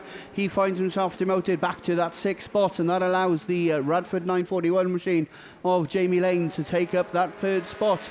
Gaz Stokes on the fight back in the Pennine machine, currently just outsat in that 4th spot ahead of the Scunthorpe machine of Chris Hall. Scunthorpe 227 back in that 5th spot, but the race very much on. All contact between himself and Shane Jenkins in Radford 205, and G just gets a little bit of a love nudge there. Shane Jenkins now up to 4th, but I don't think it's going to stay that way, because it's IK 55 that leads on to that final circuit, and Marshall on the Marshall post number 1 has already picked up a green flag. So it's 55, 941, 13 and now 87 with a car on the outside. I reckon Shane Jenkins picking up a green flag. So Gaz Stokes, if he's seen it, he knows that he doesn't need to do too much, and he doesn't need to rely on contact as they come through the part of the circuit. But IK 55, Radford 941, Penhow 13 and Gaz Stokes then makes up your top 4, and they'll be in the Class 2 final a little bit later on. Are we going straight into the semis for the 8s as well, or have we got reruns? Straight into the semi-finals of Class 8s. Semi-final number 1 up there on the line, and Liam Williams is stood right next to me to take you through the runners and riders. The absolute cheek of it, Gareth, eh? Is it a rerun with me? Never. Not this weekend, anyway. So, Class 8 semi-finals then, down there on the line. We've started with 72 of them, and we've got it down to 16. And those 16 obviously become 8 as they go into the final. Obviously, all the points go out the window. By this point, it is just the top 4 cars that come across the line, as you've just seen with the Class 1s and Class 2 semis. So, who's coming out then? In the Class 8 semi-final, we got Mitch Wells in Vits Kent 356, Adam Jones in BC 69, Gaz Edwards in North Wales 55, Chris Pope in Spalding number 8, Dan McKenzie, Cambridge 44, Dan Thomas in PhD 47, Steve Mills managed to make it in Cumdy number 10, and Matt Bishop in Yayton Sodbury 73. That's semi-final number 1, which is down there on the line and ready to go. But unfortunately, we're not ready to go, because there are red flags flying all around the circuit. As I think we've got marshals there. We go out on turn number 1, putting the cones back, which is probably a pointless job, because I can't imagine they're going to stay in the same place by the time we get to turn 1 with Class 8s. But I tell you what, a cracking lineup. I mean, I say it week in, week out, the semi-finals for Class 8s could all easily be a final within themselves. And even when you look at some of the names that have missed out, then they probably could have their own final as well. So 16 drivers, though, we've narrowed it down to 112 points was what you needed to get into the top 16, which is quite surprising. That's fairly low. As I said, the last bout, I think it was 126, but obviously it does always depend on what everyone else does as well. So 112 points is what you needed, and we had 2 drivers missing out by 1 point, so I'm sure they'll be bitterly disappointed. The one who just about snuck in was Tom Lewis, but we're going to go racing with semi-final number 1 as they get away from the line, and it's a very level break as they go into turn 1. Mackenzie it is, though, that gets the best of the breaks, goes out wide. Thomas is through on the inside in PhD 47, but Popey and Wells are going to run with him in Spalding 8 and in Vits Kent 356 as they go into that top turn. Oh, Jonesy lifting the front end up in BC 69. He's on the infield. Steve Mills is facing the wrong way in Cundy number 10. Are we going to keep it going? Wells gets it all wrong in Vits Kent 356. They're dropping like flies, but it's Chris Pope that leads the way in Spalding number 8. Dan Thomas still runs there in second in PhD 47. Then Matt Bishop in Yayton Sodbury 73, and Dan McKenzie rounding out the top 4 in CA 44. Mitch Wells is on a mission after earlier leading. He's now down in 5th. He knows he needs to gain a position in order to get into that final a little bit later on, but your race leader's gone. It's Chris Pope, Mr. Consistent himself. Well, there we go. Red flags are out on the semi-final for your men's Class 8. Well, We got Mickey listening on the radio, so I mean, we could be realistic and say that it was a little bit messy, certainly in the early stages, but I'm sure the one who would be bitterly disappointed with the red flags would be Chris Pope in Spalding number 8, because he led it, and unfortunately, red flags had come out.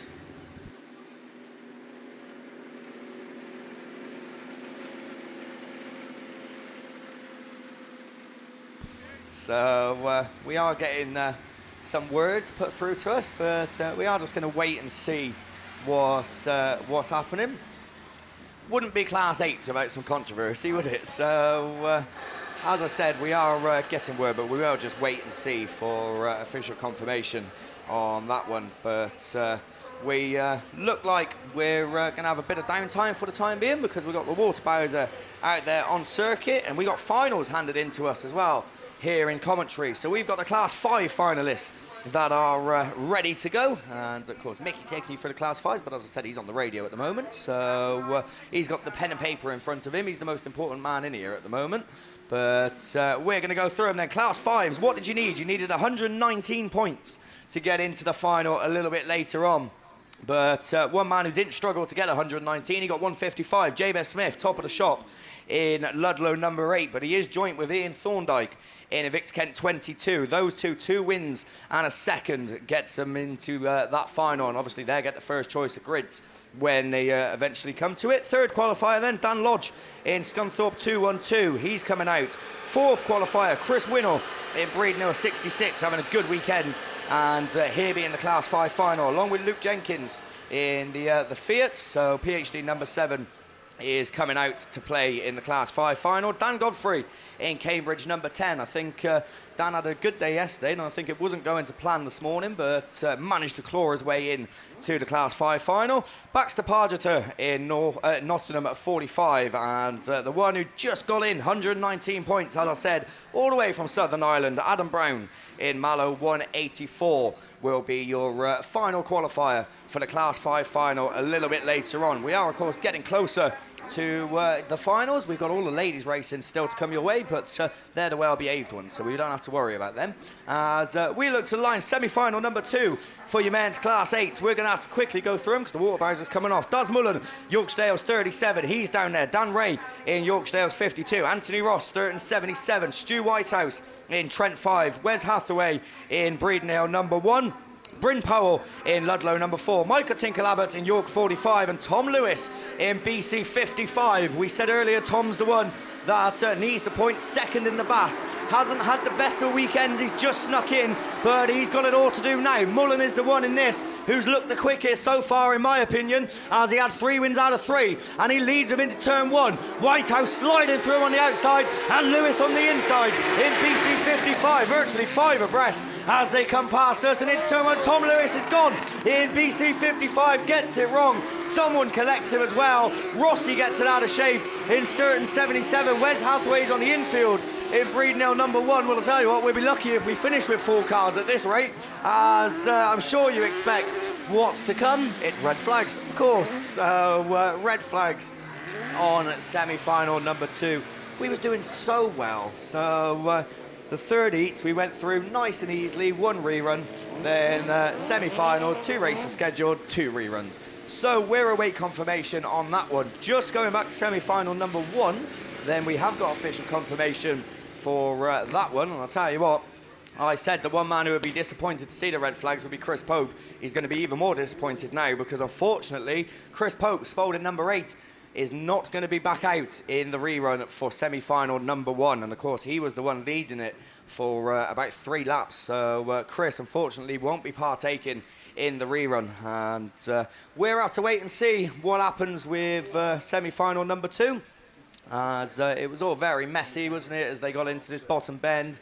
Tom Lewis threw it sideways, went backwards, got collected. So obviously once we do get the word, then we will let you know. So that's me done for the time being, until the Class 8s come back out to play a little bit later on. What have we got on the line? Ross Thompson's popped in, so it must be juniors. So it's junior saloons. Let's see. Hopefully these lot can behave themselves, not like the Class 8s. As juniors it is on the line, and to take you through, it's over to Russ. Yeah, thanks. They've not been the best behaved so far, so can't guarantee anything on this front. But yeah, away we go then. We've had a bit of contact, we've had black flags and all sorts. So away we go this time. Will Evans it is, Tyvee 7, who makes a clean start, leads into turn 1. He's braked early, he's seen that the water has gone down. And he's letting the rest try and go round him. That's the best thing to do in these unmodified cars. So it's Tyvee 7, Forest 22, and Bo Chamberlain looks to go up the inside. Oh, this corner is much wetter than they anticipated. And they're all slipping and a sliding. Where's the grip and where's the slip? That's the question. Well, the one with the grip is still Tyvee 7. Tyvee 9 goes with him, Rhys Davies. So good run at the minute for the Tyvee club as 1 and 2. Chamberlain there back in third position, just ahead of Evesham 23 of Brandon Young. So it's Tyvee 7 and 9, Forest 22, Evesham 28, then it's Meg Parsons in Ludlow 19, and Travis Markilly, PAC 9, just struggling a little bit. He picked up some damage earlier on as well. Oh, there's contact between 3 and 4, and that drops Chamberlain back. Young has managed to hold on without losing a position, and before any wrath of marshals or anything like that, Bo Chamberlain has decided to give it up and head back to the pits. So Tyvee's 7 and 9, 1 lap to go, and they're still as close as you like. The strongest run so far from Rhys Davies, running much better. He's had a disappointing time on occasions, really. In that one, way down in 27th place, so looking to end with a good result here. He's not going to make the final, but Tyvee 7 very much is Will Evans, as he's had a win and a second, and adding another 55 points, that'll do nicely. Will's in the final. Tyvee 9 will sit on the sidelines. Evesham 28, Brandon Young, a second, a third and a fourth. Will it be enough? We'll wait and see. Ludlow 19, Meg Parsons, and PAC 9, Travis Markilly, will complete their weekend at that very moment. But well done, old juniors. We had that little incident. I've not heard anything. Mickey's not told me anything, although he's about to write. He's maybe writing something down. Or, no, they've given the all clear on it, so there we go. Not sure if the Evesham 28 has just picked up some damage, which has affected it at the end of this one, so he's going to get towed back. But that completes Junior Saloons, Shropshire Designs and Peatbot Skips. Thank you very much for your sponsorship. Couple of little things. If anybody managed to pick up a snap-on umbrella last night, Bex, very well done, left it by the bar. If anybody has picked up a snap-on umbrella which isn't theirs, if you could return it to us, that would be very kind of you. Also, I've still got my boxes of photos here with me back where we're spectating, just to the left of commentary. Just a cheap little plugs there. Right, we've got Class 9 rerun on the line. Not sure who's in, who's out, but it's a bit depleted. Over to Gareth to tell us what. Yeah, thanks very much, Russ. We're going to go straight back then to the Class 9 rerun of Race 1, excluding Phil Rogers and Adam Robinson. So just the 4 cars this time. And it's Stuart Taylor in IK 121, and that's going to lead from grid 8 out into turn 1. Is he going to push on, or is he going to point the car and spurt it in the right direction? He does so. 121 then takes up the running, just sliding on the slippy stuff into the start gate turn for the first time.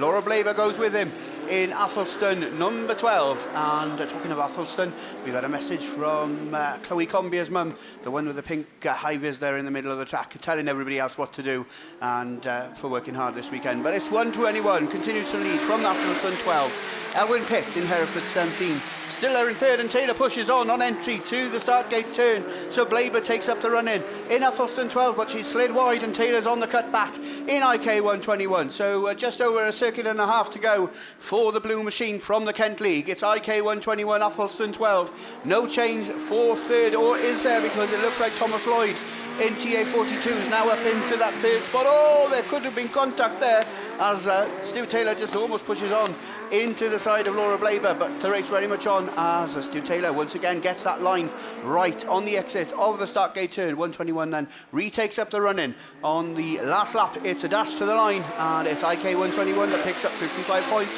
from Laura Blaber in Athelston 12. Thomas Lloyd takes third in TA42, and he'll be back on photography duty before long, I'm sure. And Elwyn Pitt in Hereford 17 rounds it all out for the first race of the Class 9 block of reruns. And look into the line, as you can see on your live stream, then we've got another set of Class 9s up there on the line. They are the cars that were out to play in race 2, and unfortunately we're going to go without Sam Pinches in Radford 35. And just the 3 cars leave the line this time. 319 and number 4, and they're all from the Northwestern League, but it's the one from the Abram Club that leads through turn 1 and 2. Taking a wide line is Lee Seagreaves. That allows Reggie through to take up race control in North Wales 19. Oh, he's pointing in the right direction. I thought he'd overcooked it there in the 19 machine. Fred Slew to second in the North Wales number 4, and on that note then he just gets undone by Lee Seagreaves in ARC number 3, who's back up now to fight for race leadership with Reggie in North Wales 19. So 19 continues to lead from number 3 and number 4 as they go through the start gate turn on that slippy slidey stuff, and Colgate then exits that top part of the circuit for the penultimate time. North Wales 19 with just over a circuit to go of this Gossington Bridge Raceway, but has he got problems on board? He slows right down, pushes on the exit of turn 2. He's got 1 lap to go. Lee Seagreaves is reeling him in though in ARC 3, and Fred's out of it in North Wales number 4, and he's almost a full lap down on your race leader now as Reggie lifting the front wheels as he goes across that top part of the circuit for the final time. It's going to be 55 points from round 3 of qualifying for Chris Colgate. North Wales 19 takes the win. Lee Seagreaves in ARC 3 then takes that second spot, and the third place, and 36 points from this third round of qualifying will go to Alan Roberts, also known as Fred, in North Wales number 4. That then will conclude your third round of qualifying for the X-Tracks sponsored Class 9s. Your local sponsor of Class 9 here this weekend is Mrs. B's Animal Feeds. We've just seen Laura there in the first rerun taking a strong second. We're hearing that there's going to be a rerun of semi-final number 2, and it's going to go excluding Shane Jenkins in Radford 205. So I'd assume that's going to catch us unawares a little bit later on, because we've certainly got Class 4 machines up there at the moment, and we've also got a stock hatch, I think. So it's over to Tim Jones for that one.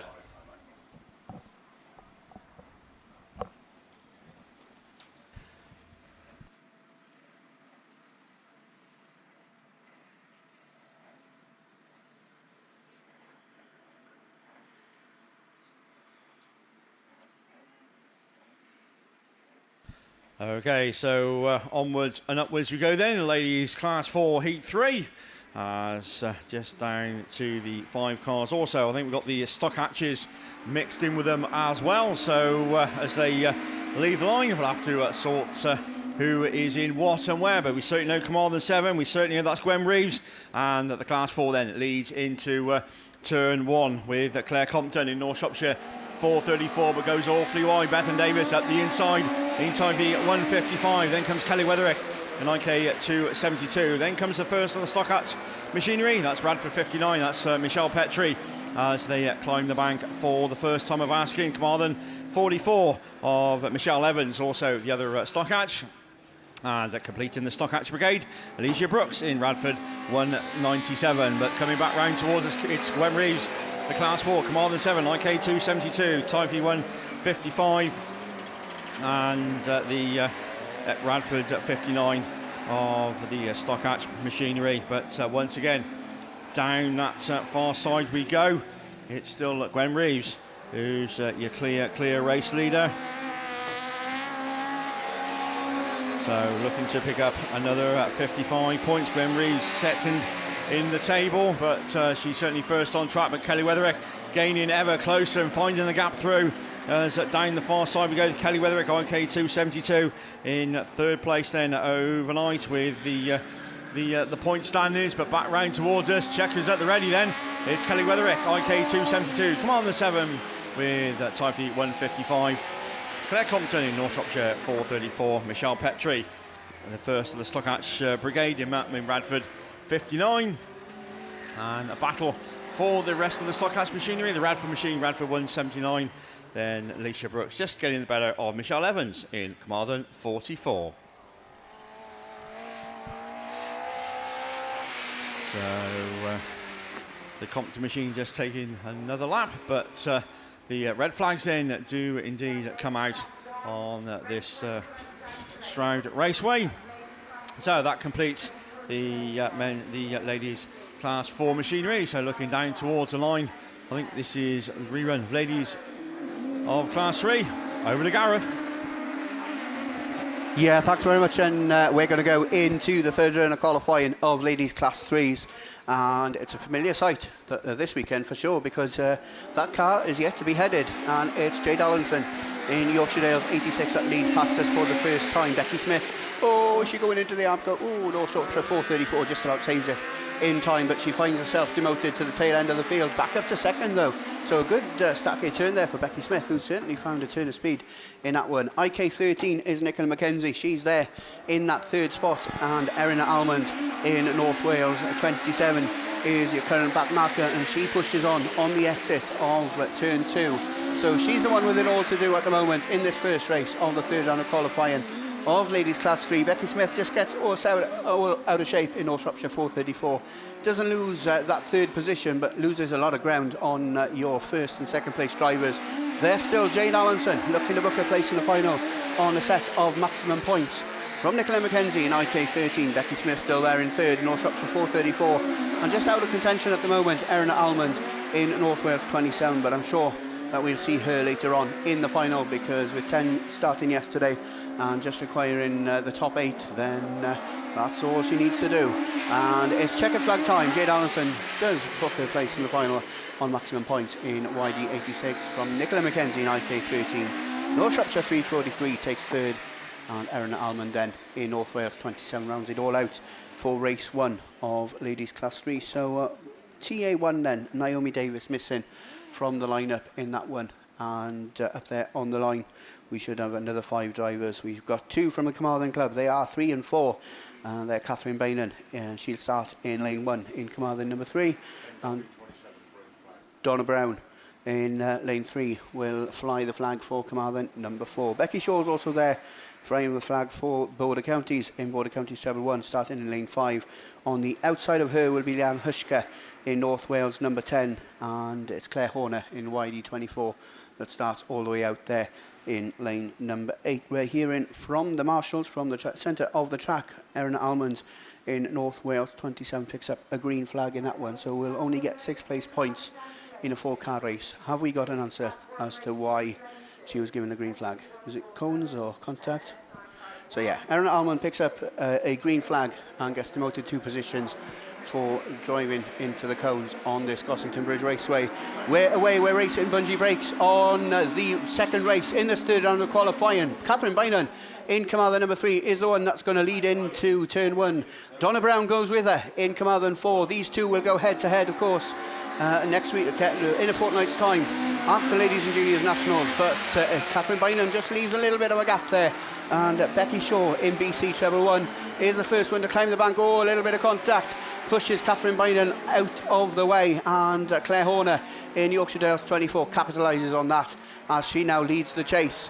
On your early race leader, you can see that polished inside line is beginning to glimmer in the sunshine here as Treble 1 and 24 continue to climb the bank on the start gate turn. Leanne Hushka in North Wales number 10 is there in that third spot, just shutting the door on Catherine Bynum in Carmarthen number 3, and Donna Brown is facing oncoming traffic. Get back, pointing the right way in CM4 as BC Treble 1 then moves on to her final circuit. She's been followed through the start gate turn for the final time by Claire Horner in Yorkshire Dales 24. These two away and gone from Catherine Bynum, who's reclaimed that third spot in Carmarthen number 3 from Leanne Hushka in North Wales 10 and Donna Brown in CM4, but it doesn't change. It's Shaw that takes the win, and BC Treble 1 smiling all the way back to the pits. Claire Horner takes second in YD24 from Catherine Bynum in Carmarthen number 3, Leanne Hushka 4th in North Wales number 10, and Donna Brown in CM number 4 then rounds it all out in 5th for your third round of qualifying of ladies class 3. Ram Developments, your sponsors of both men's and ladies for the British Autograss Series. Your ladies class 3 sponsors here this weekend. Kelly Recovery. What have we got on the line? Looks like we got rear-wheel drive machines. We've got back to 5s, and we're back to Mr. Mickey B. Yeah, thanks very much, Voice of an Angel. Ladies Class 5, Heat 3, Race 1, lorryinsurance.co.uk. our series sponsor, XC Works weekend sponsors, Kerry Baxter, Donna Forrest, Michelle Ellis, Rhiannon Smith, Nicola Jesse, Kirsty Godfrey, Natasha Gibbs. They are your runners and riders in this first one. We've got track clearance, bungee lifts. Let's go racing. Who's got the best of the forest? And it is BHD 20. Good start there. Rhiannon Smith, though, South Somerset 36, as Nicola Jesse goes with it as well. And there's a bit of argy-bargy. We had Saturday afternoon mountain. We've got Sunday afternoon mountain. So if we can just get a bucket of water and just throw it over there. Michelle Ellis there, right up on the back there of Donna Forrest in that PHD 20. And they'll need separating. And the marshals are quickly out there and they'll do that. So I've got looking back round up to turn 3 and 4. Kirsty Godfrey was just square-wheeled up on there as well. But that race, short and sweet, goes back to rerun lane. And we'll listen out for any decisions on that, as the marshals no doubt will debate going through there. But I think you can see that there is a little bit of a clue there out on the track, I would say. But we will wait and see. Right, let's go to race 2 then. Lindsay Ware, Sandra Jones, Sarah Chilvers, Sarah Bateman, Claire Winnell, and Lynn Olsen. So there we go. I think there we go. I'm just having to listen over the radio while I've just been reading that. I can't really be two things at once. You know, I'm a bloke, and you can't be multitasking. No, so it's only you good ladies out there that can multitask.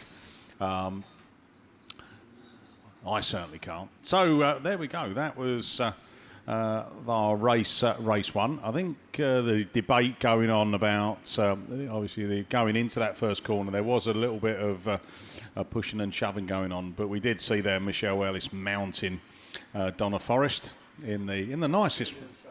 It is, yeah. So Michelle Ellis then, Stroud and District 33 will be excluded from the rerun, and I do believe that car has also had a black flag in the men's as well. The old Ellis is not having the best of weekends. They've had better, and I'm sure they'll come back strong again for the final round of that British Series, which is going to be not too far off down at Border Counties.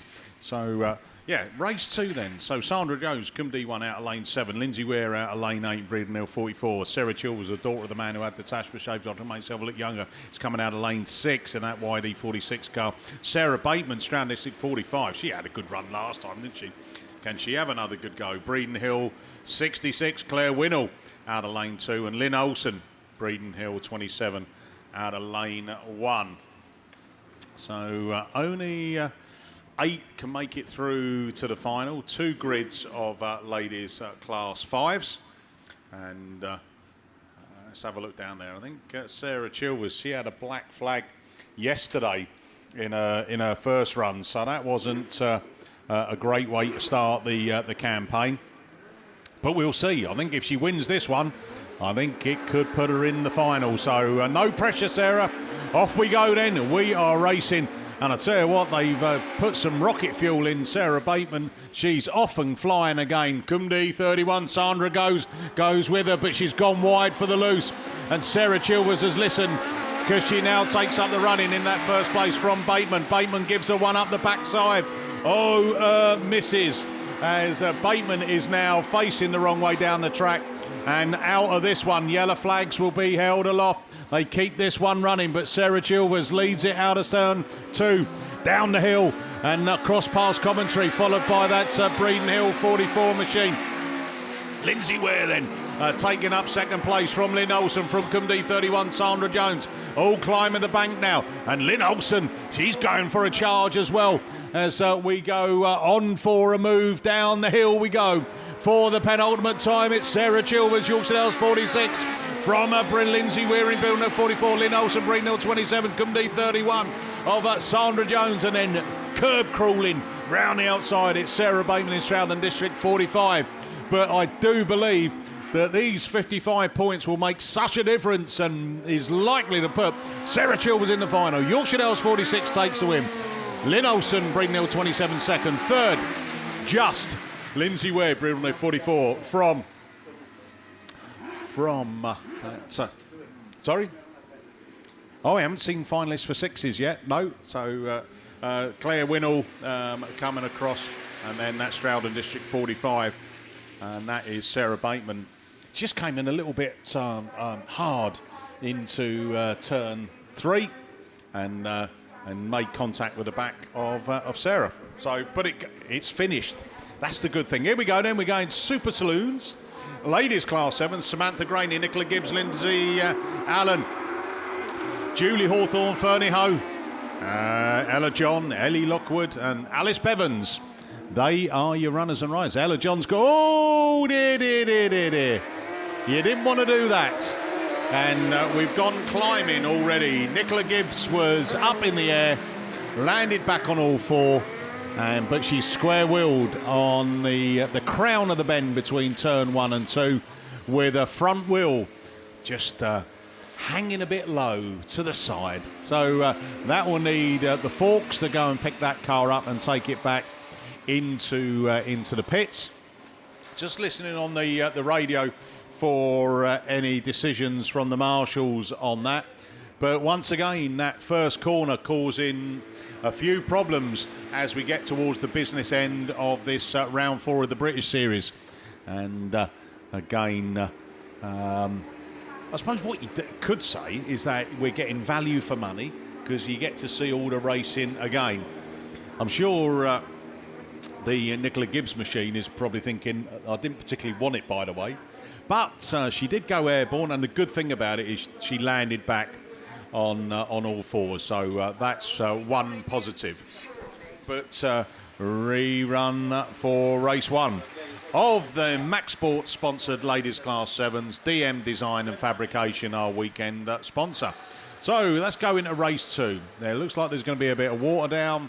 We're getting a replacement for the forks to come in, or they're picking her up sideways. So that'll just take a few minutes to do. Right, who's top point scorer in this next one, Mickey? Well, Spalding 31. Shamel Gadsby is at lane 2. She's got 100 points, so a win and a second takes her into this one as your ladies' top point scorer for race 2. Then we've got 3 other ladies that are currently in the top 8. Michelle Barrett, York 12, currently 5th, coming out of lane 1. Kesney Adams, she's Border Counties 26, coming out of lane 4. She's currently 6th. Cambridge 12, Emily McKenzie, lane 5. And she's right on the cusp. She's in the top 8, but she'll need some points to keep her there. Sue Harris, Radford 140. And Lee Wynn in the CK8 coming out of 7. Sue Harris out of lane 6. I think Tim's got a couple of announcements, so while we've got time, over to Tom Jones. Thank you, Mickey. Yeah, just a couple of shout-outs, messages that's come through. So I had one just handed in now to Claire, 23rd, happy 23rd birthday from the Premier Motorsports team. Apologies if I've said that wrong, but anyway, happy 23rd birthday. And I promise I'll do this one. So Ian Bettis, I know from our club. So a big shout out to I know they were at the track yesterday, just sorting and doing a few bits and pieces and getting the venue ready for a couple of weeks' time. Of course, ladies and juniors nationals at our club, the Hereford Autograss Club, Lugview Raceway. I'm sure many of you will be making their way there, and say it's all really is starting to come together. But we'll say more details and stuff in the coming weeks. Hopefully, with a few pictures and a bit more sort of promotion will be going on.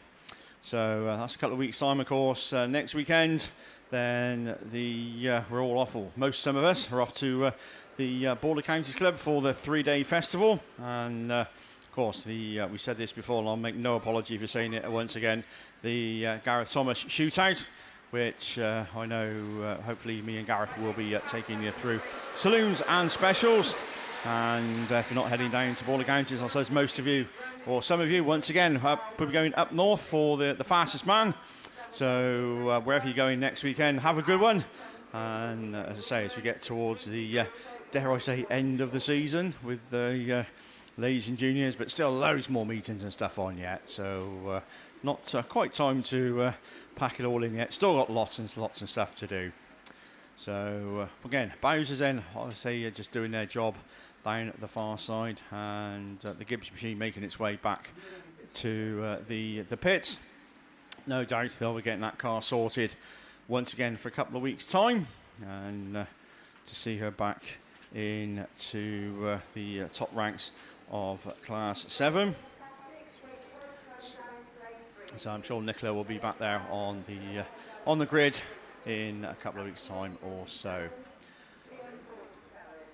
So I think we're about done. So the Bowser, I think, just putting a bit more water on to the far side of the track. I think they're about done. So we're going back, ladies, Class 7, back to Mickey. Yeah, thanks very much, Tim. Just to let you know, race 1 of Ladies Super Saloons. Well, she came into this weekend looking to pick up the championship and have a steady round 5. Well, I think Julie Hawthorne, Fernie Hope, you're going to have to make sure you travel down there and work hard for your points, because Radford 176 has been black flagged. So there you go. That's thrown the cat amongst the pigeons, as they say. She's in a strong position, though, but that's racing. So that's a couple of brilliant rounds, by the way, round 2 and 3, just accumulating a mass of points. But that just shows you that it's not over until it's over.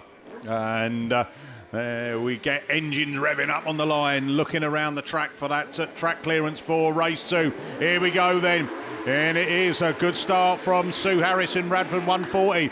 But then look at that, Cambridge 12. Emily McKenzie says, I'm going to take up the running as Border Count is 26. Kesney Adams follows her down as well. Kesney running in 6th place coming into this race as well. Cambridge 12, Emily McKenzie running 8th. So, Emily, if you win it, you're definitely in the final.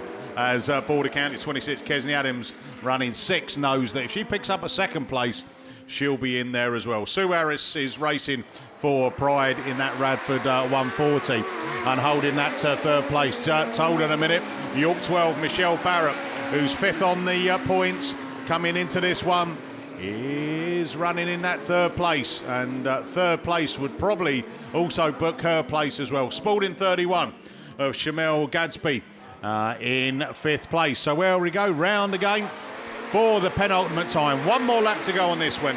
Cambridge 12, Emily McKenzie then climbs up the hill. Border Count is 26, Kesney Adams goes with her. And I'll tell you what, if Kesney gets her foot down, it could make it an interesting turn 1 and 2. But I think she knows that she doesn't have to do anything crazy. Michelle Barrett, York 12. So these 3 ladies will be going into the final. And it goes Cambridge 12, Emily McKenzie from Kesney Adams, from Michelle Barrett, Sue Harris in the Radford 140, and Spalding 31, Shamel Gadsby in that final place. And Shamel came into this on 100 points. She didn't have to do anything crazy, and she books her place in the final as well. So 4 of your 8 have just been seen out in that race. So well done there. We've got 1 rerun of the ladies class 7s to come. A rerun to come on the ladies 5s. But up on the line, we are going to ladies class 1s for their 3rd heats. And it is over to the voice of an angel, Gareth Jones. Yeah, thanks very much, Sam. We're going to go straight, and we are racing, and it is the TA16 machine of Fiona Tolles then. That's going to lead into turn 1. She's followed in turn 2 by the Scarborough machine. Scarborough 95 takes up the limit and leads the chance in the 2nd position. So 10 out of 27. And that's what we see looking behind the wheel of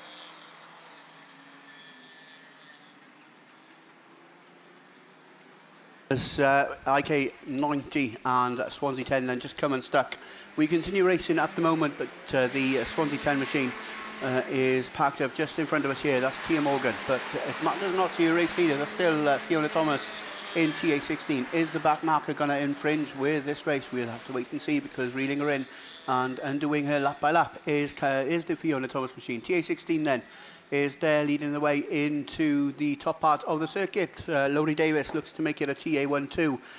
So TA2 then looks to fight for that second spot. Just a little bit of contact between herself and the Scarborough 95 machine, and Laurie all of a sudden finds herself back in about that 4th or 5th spot, but it's TA16 that continues to lead from Scarborough 95. Pennow 27 is Lucy Wickham. She's up to 3rd, and she's unravelling the IK90 machine that's down a lap as well. That's Nicole Kingsley, who's there side by side with the Pennow machine, but unfortunately a lap down. But it's checkered flag time. Fiona Thomas, TA16, takes the win from Emily Grayson in Scarborough 95. Lucy Wickham takes 3rd in Pennow 27 from Laurie Davis in TA2.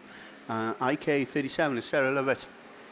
She finishes back in that 5th position, and going round then to pick up her 6th place points is Nicole Kingsley in IK90. We hear that race is clear, although looks to be a lot of front end damage on that Swansea 10 machine of Tia Morgan.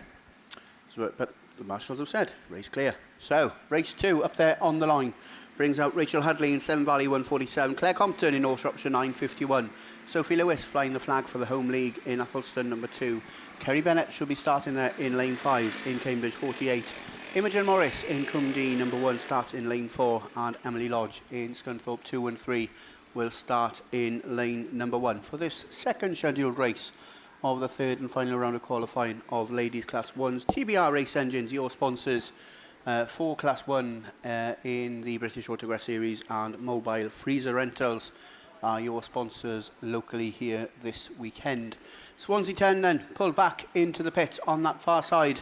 We have track clearance as we look just for that sole quad to put back into the centre, and we should be going racing very, very shortly with race 2. Oh, somebody very, very eager on the outside. I think it's Severn Valley 147 has the best start, but North Shropshire 951 then is the one that's going to try and find a gap on the inside. Cumdee number 1 is also there. That's Imogen Morris. On her outside then will be Kerry Bennett in Cambridge 48 and the Severn Valley 147 machine. But the car that looks to have gained the most momentum on the first 3 quarters of the circuit is Sophie Lewis in Athelston number 2, and she's there trying to race on the inside line. She pushes on ever so slightly and catches the tail end of the North Shropshire 951 machine, and Claire Compton luckily manages to avoid the spinning and keeps the car pointing in the right direction. So she's your number 1 at the moment from number 2. Sophie Lewis in Athelston number 2 leads the chase. Kerry Bennett's up to 3rd in Cambridge 48. She races ahead of Emily Lodge in Scunthorpe 2 and 3. Back there in that 5th spot is the Severn Valley 147 machine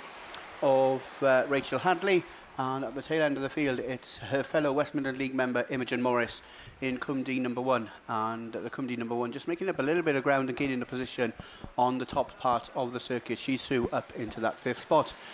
North Shropshire 951 then, Claire Compton comes under some serious pressure now from Sophie Lewis in Athelston 2 as they go on to their final circuit. Nothing between the two to split them as they exit that start gate turn for the final time, and without being too cruel, they're away and gone from Kerry Bennett in Cambridge 48, who's going to be picking up 36 points in this 3rd round of qualifying as your number 1 and 2 then lead back towards us. Claire Compton takes the win and 55 points. Sophie Lewis takes 2nd place and 45 points on offer from Kerry Bennett in Cambridge 48. Emily Lodge takes 4th in Scunthorpe 2 and 3. Imogen Morris 5th in Cumdee 1, and Rachel Hadley in Severn Valley 147 rounds it all out for race 2.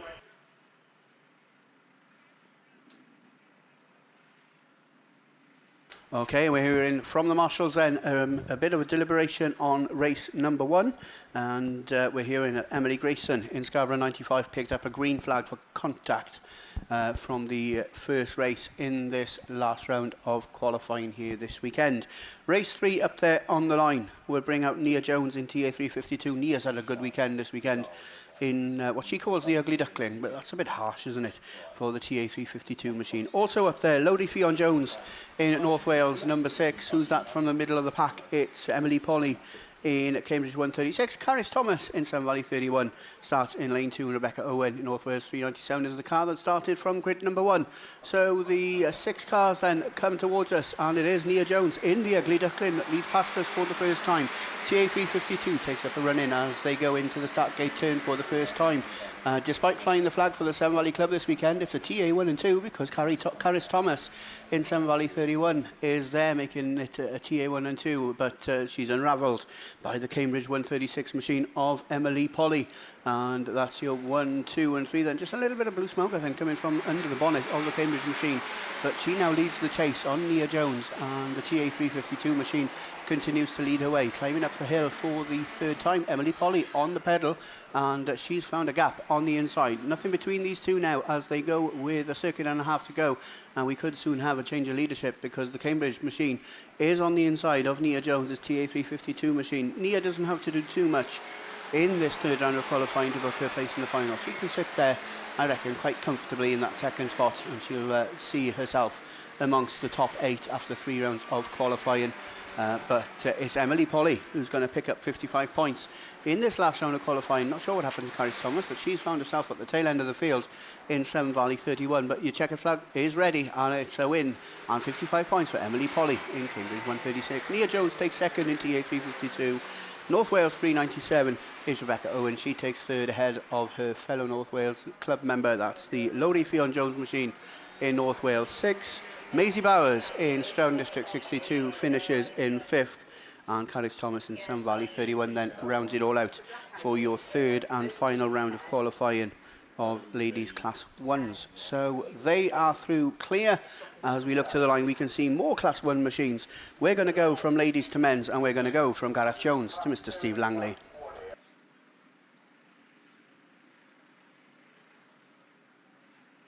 Thank you very much then, Gareth. So yeah, this is a rerun of semi-final 1 of the men's class 1. So once again, we are looking for 4 cars to go through. Unfortunately, no Jake Hemsley in IK 611, but it is St Neots 164 then. Alex Hill, that's the first one to show. Top qualifier Jonathan Jones in time before. It was all a bit messy in turn 1 again, wasn't it? Ian Ullathorne on the inside in Scunthorpe 25, North Wales 15, rounds out the top 4. Evesham 82, Spalding 86, and we get red flags on that one, so that one a little bit fated. So once again, they'll go back to the rerun lane, and if we look up to the line, then I think, are we awaiting the class 2 rerun? I got a rerun. Right, I've got news for you, Gareth. You haven't got long to wait, because I think they are indeed on the line, which certainly class 2 machine, so I presume it's a rerun of a class 2 semi-final. Yeah, we're going to go with a rerun of semi-final number 2. We're going to go with the exclusion of Shane Jenkins in Radford 205, so he won't be starting up there on the line. But we are left with a car that's out there in grid 8. That's Jamie Lane in Radford 941. The Penhow 13 machine is piloted by Will Alford, and despite flying the flag for the Penhow Club on the door, he's a PAC member, and he'll be flying the flag for South Wales, I'm sure. IK 55. Oh, we've got, just before we go racing then, we need OB10 UAB. That's a black Audi, and it needs to be moved very, very quickly, or they will be moving it for you. So that's, I think it was OB10 AUB. No, OB10 UAB. That's a black Audi, and you're parked in the middle of somewhere that needs to be moved. So if you can do that straight away, please. Right then, back to the Class 2 semi-final. We've mentioned Lane, we've mentioned Elford. Bradley Thomas is there in grid number 6 in IK 55. Gaz Stokes starts in grid number 5. Also there, Chris Hall in Scunthorpe 227, and the White Rose 4 machine of Oliver Ball. So just 2 cars coming out to play, just the 6 cars coming out to play in this second semi-final rerun, and it's Bradley Thomas in IK 55 that takes up the run-in. Chris Hall in Scunthorpe 227 is the one that leads the chase. A good battle on the track between Oliver Ball in White Rose 4 and Will Alford in Penhow 13, but as they battle for that 3rd and 4th, that allows Gaz Stokes to move through from 5th to 3rd in Pennine 87, and the one at the back of the pack at the moment, and it is very uncharacteristic, and that's Jamie Lane in Radford 941. He's already through up into 5th, and I'd say just about got his nose into 4th as well as they pass us for the 2nd time.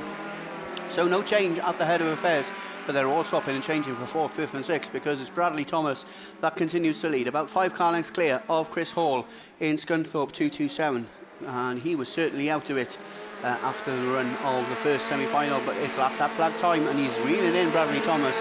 But Bradley Thomas knows that he hasn't got to win this one. He's just got to finish in the top 4. He's playing about with Chris Hall up there on the exit of the Startgate turn, allowing him to reel in the boot lid of that blue Nissan Micra that leads the way. But it's going to be a win for 55. 55 points for number 55, IK 55, and that's a lot of 55s. From Chris Hall in Scunthorpe 227, Pennine 87, Radford 941 are the 4 that will make it through into the final. Unfortunately, Will Elford and the White Rose 4 machine, Oliver Ball, just missing out that time. So a complete change from the initial run as Chris Hall and Oliver Ball book their place in the semi-finals, and unfortunately that means that Will Alford is going to miss out, and also missing out is going to be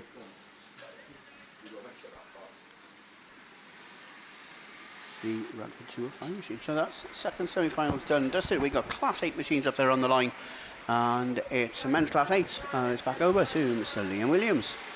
Yeah, thank you, Gareth. So we're going to try again with the Class 8 semi-finals. I think both of them are assembled, one on the line and, of course, one tucked in just behind, ready to go. Of course, 2 reruns scheduled to come your way. And, of course, semi-final number 1 was very controversial, to say the least, wasn't it? As we unfortunately lost Chris Pope in Spalding number 8, who was your long-time race leader, but unfortunately getting excluded from the rerun. So he won't be down there. So we should have 7 that are assembled and ready to go. And, of course, we're going to be looking for 4 of them. And I'm sure all 7 of them are looking from that start line, and absolutely over the moon, the fact that the water tanker's back out on the circuit. But hopefully they can cope with the conditions a little bit better this time. You can see the track starting to polish now, certainly on turn 1 and 2, as we can see a black inside line. So I'm sure a lot of drivers will be trying to take that, but of course with the Class 8s and a lot of the faster classes, then they're not afraid to go around the outside and kick up the mud and the dust and try and get the power. So who have we got down there then? 7 cars scheduled to come your way. Mitch Wells in a Victor Kent 356. Of course, Mitch unbeaten throughout the heats as he picked up 3 wins out of 3, one of only 2 drivers to do so.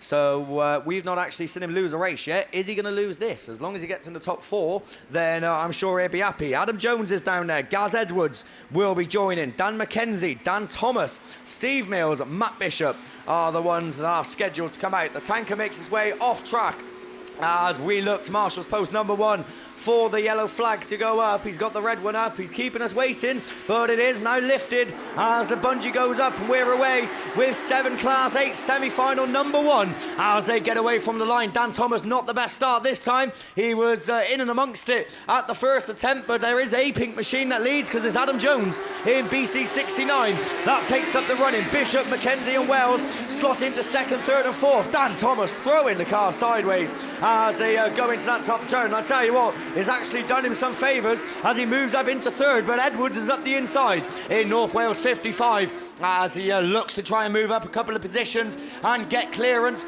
as Jonesy's dropping back in 69. McKenzie it is now that heads the way in CA 44. Steve Mills with problems aboard as he just takes the outside line and limps round in Cumdy number 10, and Mitch Wells is well down, but Dan Thomas gets it out of shape in PhD 47. That allows Mitch Wells now to sneak into that top 4, and Dan Thomas will be bitterly disappointed, but he might get another chance because red flags are out once again on your men's Class 8, which is something that I've not been saying too often this weekend, but I seem to be saying it more often than not for the semi-finals. So that was attempt number 2, and unfortunately didn't make it all the way. I think it actually got red flagged on the same lap as the first attempt did. So something tells me that we're going to be waiting a while until we can give you Class 8 finalists. So just here and then, well, we need 4, and we're going to be down to 6 because Gaz Edwards, unfortunately, in North Wales 55, had a very good weekend. He's had, what did he have, 2 wins and a third. But unfortunately, Gaz then picking up a black flag in that attempt, and we won't be seeing him come back out in the rerun. So as I said, down to 6 cars. So unfortunately, there will be 2 of them that'll have to drop out. But speaking of 6 cars, 7 cars, we should have 8 cars down there on the line for semi-final number 2. But I think we did have some exclusions in this one. I think Tom Lewis in BC 55, unfortunately, was the one that got excluded, and Wes Hathaway in Breednell number 1 was already square-wheeled. He was on the infield, if you remember. So by the time the red flags come out, so as the rules go, then obviously you're not allowed to come out if you was already stationary. That's why you do see a lot of drivers just limp around when things aren't going their way, hoping for red flags. But we're going to go with this one. Daz Mullen, unbeaten. We've got Dan Ray, we got Anthony Ross, we got Stu Whitehouse. We're going to pick the rest of them up as they get away from the line. So what do we got? 1, 2, 3, 4, 5 cars, 6 cars as they go into turn 1. Rossi it is that leads, but Mullen's up the inside.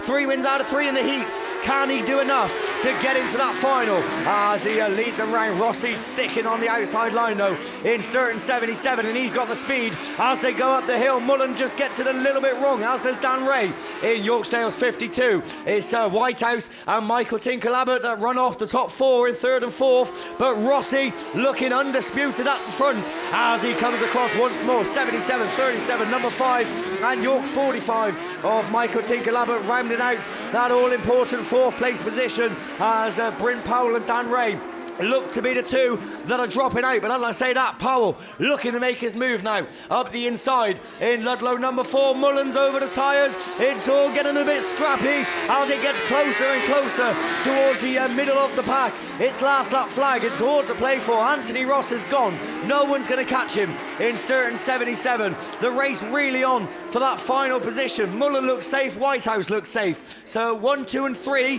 we can safely say Anthony Ross, Daz Mullen and Stu Whitehouse as they come across the line. 4th is going to go to Bryn Powell in Ludlow number 4, who does enough to get himself into that final a little bit later on. The 2 drivers then unfortunately missing out, Dan Ray in Yorkdale's 52 and Michael Tinkle-Abbott in York 45. But brilliant stuff eventually from the men's Class 8s, of course, with semi-final number 2. So we've got 4 of our finalists. Obviously, we're going to have to wait until a little bit later on to see the other 4. But the 4 then that we have got: Daz Mullen, Yorkdale's 37, Anthony Ross in Sturton 77, Bryn Powell in Ludlow number 4 will all be down into that final a little bit later on, along with Stuart Whitehouse in Trent number 5. So we'll wait for the rerun to come out for semi-final number 1. We have got Class 9s, I think, that are down there on the line. So I believe they're ladies Class 9s. So to take you through, it's over to Gareth. Yeah, we're going to go straight then into ladies Class 9s. I think I've said that every time that I've taken up the mic this weekend. But yeah, straight on to ladies Class 9s, and it's IK99 then, Kelly Wetherick, that had the initial best start. But it's going to be the Trent 9 machine of Georgia Garnett that leads into turn 1. Everybody manages to avoid her, but she might have to change her underwear when she gets back into the camper. But it's York number 6 then of Katie Adamant that takes up the run-in. Through the start gate turn she goes for the first time. Kelly Wetherick is reeling her in on the exit of that start gate turn, but Adamant put in the pedal to the metal down that start line straight for the second time, taking a wide line, kicking up the dust on the outside. But Wetherick, she was going to go for the inside, and she got it all wrong in IK99. That allows Heidi Seagreaves through into that second spot in ARC number 3, another South Wales member flying the flag for a different club. It's obviously the Dealey name synonymous with the TA99 number, and she's there in a very strong showing in that second position at the moment. Sharon Backer, Evesham 26, her best result of the weekend, there in 3rd, racing ahead of the Georgia Garnett machine in Trent 9 and the Wetherick machine at the tail end of the field. So unfortunately, too much damage possibly sustained for Chloe Richardson in Pennine 5, and a non-starter for her this time round. So we are going to go, it's checker flag time. Not even the last lap flag time, it's checker flag time. Katie Adamant takes the win in York number 6. Heidi Daly Seagreaves takes second in ARC number 3. Ooh, what a lot of smoke there coming from the Amco here under the tree. Sharon Backer takes 3rd in Eastern 26. Georgia Garnett in T9 takes 4th in IK99. Kelly Wetherick then the last of the finishers in that one. We got Class 5 ladies up there on the line for their rerun, but I'll give you a quick rundown of the ladies Class 1s that have qualified for the final. Last qualifier, Imogen Morris in Cum D1. She'll be joined by Athelston 2, TA16, North Wales 397, Cambridge 136, Pennow 27, TA 352, and NS 951. Oh, the Marshals having a few burgers being bought on. That looks good, doesn't it? Right then, so over to Mickey B to take you through the ladies Class 5s. Yeah, thanks very much, Gareth. We are going with ladies Class 5, Heat 3, Race 1, rerun number 1. And it is Rhiannon Smith, South Somerset 36. Nicola Jesse goes with her as well. Oh, no, there's a little bit more coming together. But they're all running, so keep it going, ladies. So Rhiannon Smith from Nicola Jesse, from Natasha Gibbs, Kirsty Godfrey. Then we go down to that Breeden Hill 99, Kerry Baxter. Kerry just climbing up the hill, and Donna Forrest, PhD 20. She's already been mounted once today, and there was another attempt there, but we all keep running. And South Somerset 36, Rhiannon Smith then, Nicola Jesse, York 44, running second, Hereford 4, Natasha Gibbs, up the hill she goes. Oh, she's gone a little bit wide. That's allowed Cambridge 10, Kirsty Godfrey to come through up into that third place, and Donna Forrest just getting in front of that PhD Breeden Hill 99, Kerry Baxter. So one more lap to go, and they go up this dry hill now, up out of start gate turn. South Somerset 36 then. Rhiannon Smith got this one in the bag. Nicola Jesse second in that York 44. Cambridge 10, Kirsty Godfrey. There's your top three coming down the hill, polishing up all the way around the track now. Maximum points. Rhiannon Smith, South Somerset 36 takes a win. Nicola Jesse second, York 44. Kirsty Godfrey, Cambridge 10 third. Fourth goes to Natasha Gibbs, Hereford 4. Donna Forrest, PhD 20. Then Breeden Hill 99, Kerry Baxter. So there we go. That is your ladies Class 5s done and dusted. Finally, we've got a rerun of ladies 7s to come. But up on the line, we are going ladies Class 6s. So it's over to Tim Jones. Yes, thank you, Mickey. So, yeah, ladies Class 6s for their third and final heat. Only one person unbeaten so far, then that's Nicola Olsen in Carmarthen 47 as we get underway. And it's Zoe Copeland in Scunny 36.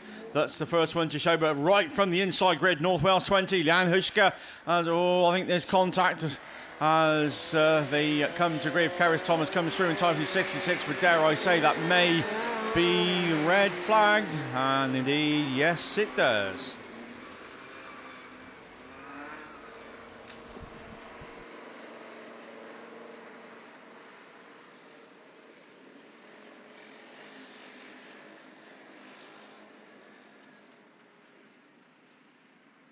So we wait to see what the marshals say and make their decision.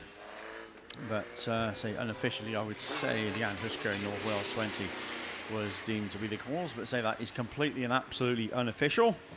But we wait for official confirmation. As I say, Nicola Olsen, only lady unbeaten in 60s so far. Carmarthen 47, 110 points was the accumulation of Heat 1 and Heat 2. Leanne Huschka, when she was second in the table as well, 81 points was what Leanne got. Karis Thomas sits third. Hannah Thomas sits fourth. Obviously, no Hannah Thomas. Say the car took a big roll yesterday afternoon with Annie Johnson. So I would say that car probably won't be out. So Zoe Copeland next in line then in Scunny 36. Angela Evans in North Shropshire 219. Jenny Brown in PAC 37 was joint 7th with Ellie Bailey in Scunny 33. So it's a bit of a depleted Class 6 field as it was from the men's this morning. And talking of the men's, we got the men's Class 4 finalists. If just find the proper sheet. Yeah, there we go. Right, top of the shop then. In Class 4, nobody unbeaten, but Hugh Jones, the top qualifier, 155 points for his Carmarthen 7. Mikey Jones makes the final. That's 5th place. Was indeed well enough to get him into the final on Hereford 31, and I'm sure the team will get that car fixed and back on song. Colin Lateral, nice to see Colin in another BAST final, IK 272 with 118 points. He was third qualifier. Jamie Williams also joins them in Mountain at 58. Dan Grasby makes the Class 4 final in Evesham at 220 with 106 points. Gawdy is also there. Ben Gould, North Shropshire 434, makes another Class 4 final with 104 points. Adam Henley, York Treble 7. Adam in another top class final in York Treble 7. And at last, once again, absolutely no means least, Graham Whittingham in SR 61 makes the Class 4 final. So, Hugh Jones, Mike Jones, Colin Lateral, Jamie Williams, Darren Grasby, Ben Gould, Adam Henley, and Graham Whittingham. That's your finalists for the men's Class 4. So, I've got the Class 4 ladies finalists as well while we're at it. And once again, nobody unbeaten, but Gwen Reeves was the top of the shop then in Command 7, 136 points. Saw Gwen at the top of the leaderboard. Claire Compton makes the Class 4 final in North Shropshire 434. Kelly Weatherick in IK 272 also joins them as third place qualifier. Bethan Davis also in there as well in Typhy 155. And another star car makes the final. SR 61 of Julie Whittingham makes it with just 56 points. So, low scoring, but well done all ladies that and men's that made the final. But, as I say, bouncing then on to the circuit. Obviously, rerun. We're awaiting the rerun of ladies' Class 6s. So, What's the Bowser is on to the track. As we look towards the start line, I think we're going with the rerun of, is it rerun ladies Class 2, Gareth? First run. There you go. Right. So, predicting reruns even before they started. Right. I think that's been the order of the weekend, really, I think. But, hey, there we go. Yeah, right. Ladies Class 2 on the line. Over to Gareth. Yeah, don't speak too soon now, will you, Tim? Race 1 of this third round of qualifying are up there on the line. 6 cars coming out to play in the first race of this third round of qualifying. And we had 17 drivers sign on yesterday, and the same 17 who signed on today. So 3 races coming your way, 6 drivers in the first 2, and just the 5 racers coming out to play then in the last scheduled race of the Class 2s for the weekend, except for the final. 100 points, 3 drivers sharing the tie on the top of the table. They are Lucy Wickham, Lara Jones and Pam Horgan in Penna 13, TA 17 and Mallow 2, with a win and a second place each in the first 2 rounds of qualifying. Jess Conway in Scunthorpe 126, she's picked up a first and fourth and 83 points across the 2 first rounds of qualifying, just 2 points ahead of Valerie Harrington in Radford 205, who's your 5th qualifier, ahead of Jess Owen in North Shropshire 15, a 5th and a 1st for her, and Linda Thomas 2/3. So consistent 2/3 for Linda Thomas in PAC 91. She's currently placed in 7th. And if you were going to have a final at the end of 2 rounds of qualifying, then Vicky Robbins would be the last qualifier on St Neots 34 on 70 points. But nothing to split the bottom half of the table, really, ranging from 49 to 70. And they go from about 8th to 17th. So not too much to split the bottom half of the table. But the ones on the top of the table will be just looking for a consistent run and a fairly trouble-free run to book their place in the top 8, which, looking at the points, you're not going to need too many extra bonus points to book that place. So, race 1 will bring out Jess Owen in North Shropshire 15. She had a heat win this morning, and she's there in lane 8. Valerie Harrington in Radford 205 starts in lane 6. She picked up a 3rd and a 2nd this morning, so she's there. And she's your 5th qualifier. Linda Thomas in PAC 91 will join them from lane 5. 100 points so far to this weekend for Pamela Horgan in Mallow number 2. Indian Ash, a relative newcomer to Autograss. I think this is her first BAST round. She's joint 10th at the moment with a 4th and a 3rd, 64 points for the driver of Swansea 69. And Vicky Robbins then in grid number 2 is currently placed, like I said, in that 8th place with a win and a 6th this morning. Just a little bit of the dust repellent going down on the bottom part of the straight, and we've just been given a list of the... No, you've read them out, haven't you? I can do that. Yeah, okay then. We'll give you a rundown of the men's Class 5 finalists. You need 119 points to go through into today's final. The last of the qualifiers with a win, a third and a fourth. Adam Brown in Mallow 184. Ahead of him after 3 rounds of qualifying was Baxter Podgster in Nottingham 45, 120 points, 21 points for him, so a win, a second and a fifth. And Baxter is your 5th qualifier in Nottingham 45. Dan Godfrey goes into the final as your 6th qualifier with 2 seconds and a third and 126 points. Your 5th qualifier from the South Wales League, Luke Jenkins in PhD 7, 2 wins and a 4th over the course of the 3 rounds of qualifying and 138 points. Chris Winnell then flying the flag for the home league. He's your 4th qualifier in Breeden Hill 66 with win and 2 seconds at 145 points. Just 1 point behind Danny Lodge in Scunthorpe 212, who's your 3rd qualifier with 2 wins and a third. And then joint position at the top of the table with two wins and a second each and 155 points. James Smith in Lud 8 and Ian Thorndike in IK 22. So once again, a lot of water being put down towards the outside of this start gate turn, but it looks like the dust repellent in the tractor Bowser is being pulled back into its compound to the left-hand side of us here. We've got yellow flags shown around this Gossington Bridge Raceway. So we await the yellow flag to be shown. We await the bungee to break, and on cue it does. We go racing with the first run of the ladies class 2s. 6 cars down on my paperwork, and 6 cars leave the line. It's Jess Owen in North Shropshire 15, and that's going to lead down the brow and into the hill for the first time in the North Shropshire machine. She's followed into turn 2 by Linda Thomas in PAC 91, but Mallow number 2 is your new race leader, and it's Pam Horgan that takes up the run-in. It's a good battle on for third as Vicky Robbins moves through on the inside of Linda Thomas in PAC 91, and a little bit of smoke coming from the underneath the bonnet of the PAC 91 machine. Back in that 5th spot is Valerie Harrington in Radford 205 and Indian Ash at the tail end of the field. Oh, but Jess Owens got into that second turn too hot-headed, and she was all sorts of out of shape, but maintains that 3rd position, looking over her shoulder to make sure that she's pulling clear daylight between herself and Linda Thomas in PAC 91. But we got a change at the front because Pam Horgan's backed in second in Mallow number 2, and Vicky Robbins moves through on the inside line in St Neots 34 with just over a lap and a quarter to go. So the yellow flag with the black cross gets made ready, and it is 1 to go. St Neots 34 then. Vicky Robbins moves on to her final circuit from Pam Horgan in Mallow number 2. North Shropshire 15, still Jess Owen in that 3rd spot. Rounds out your top 3. We race under yellow flags, so not sure why we're racing under yellow flags on the start gate turn. We might have lost somebody. Oh, there might be a few cones and tyres moved out there. But the trees in front of us here just blocking the view. So we have another change. Oh, Valerie Harrington just collects the back marker, and that allows Vicky Robbins back to take the win in St Neots 34. Mallow 2 takes second.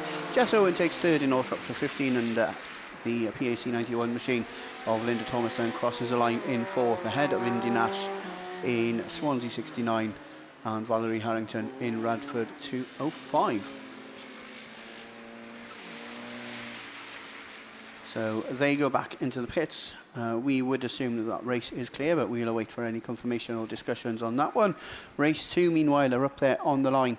This one brings out Anne-Marie Chadburn in White Rose 13, Caitlin Newton in Stroud in District 22, Michelle Hall is there in Scunthorpe 227, alongside Jess Conway in Scunthorpe 126, Nicola Bettany in Radford 92, and Claire Boland in Mallow 127. She's the one that starts on the inside in Mallow 127. Watching the live stream at home, then you can see just over the brow, you can see, particularly in grids 1, 2 and 3, that there's a little bit of an incline towards that inside line. It seems to flatten off from, say, grid 5 outwards.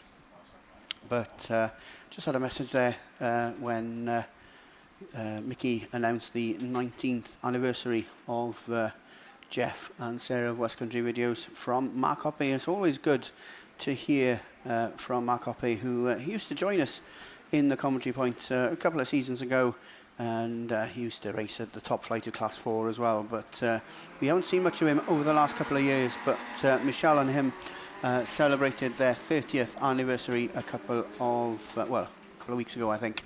We had a message from him, and just remind him that he's not cut off all ties with Autograss, because he's watching at home But we're back, we're racing with race 2. Scunthorpe 126 then takes up the running. It's Jess Conway that leads the way. That's a very familiar sight in ladies class 2. But she's taking a wide line through, and that allows Nicola Bettany and Radford 92 to reel her in ever so slightly. The race very much on between these two, but it's the Radford machine that just takes up the running as they pass the grandstand for the second time. 92 on the inside, Jess Conway on the outside. In Scunthorpe 126, Anne-Marie Chadburn in White Rose 13 is the car that's there in third, and she's racing ahead of the Stroud machine of Caitlin Newton from Claire Boland in Mallow 127, and Michelle Hall in Scunthorpe 227, the car at the tail end of the field, but it's another lap complete. And Nicola Bettany now begins to open a bit of a gap between herself and Jess Conway in Scunthorpe 126. That's your 1-2 as they go on to the final circuit. To Radford 92 it is, no change, as Jess Conway just hasn't got an answer to her at the moment, climbing the bank in the 126 machine, both away and gone really from Anne-Marie Chadman, who's going to she's going to claim the third spot because she's unchallenged for that third spot, but it could all end in tears and it could all change for 4th, 5th and 6th between Claire Boland, Caitlin Newton and Michelle Hall. But it's checkered flag time. Nicola Bettany adds 55 points to her points tally. 45 points goes Jess Conway's way in Scunthorpe 126 from Anne-Marie Chadburn in White Rose 13. Caitlin Newton takes 4th in Stroud 99 from Mallow 127, and Michelle Hall in Scunthorpe 227. So race 2 of ladies class 2s then make their way back to the pits. The last scheduled race on the paperwork is race 3. This one brings out Lara Jones and Lucy Wickham. They both tie on the top of the table with 100 points, with a win and a second each. They're joined by Bethany Embling, who I think picked up a win this morning in North Shropshire 94. No, she didn't. She picked up a second, and she picked up 45 points, and it's their only 45 points of the weekend. So she'll be looking to get a good result in this one, and she might be relying. No, she's not even there, because it's just the 4 cars that leave the line, and it is Lara Jones then from the inside line that's going to lead into turn 1. She started in lane 3. She's got the bit between her teeth. Through on the inside, pen out 13 is Lucy Wickham. Lara's on the cut back in TA17, but while this battle hots up, it's Faye Steventon in pen out 89 that takes up the running as they climb the bank for the first time.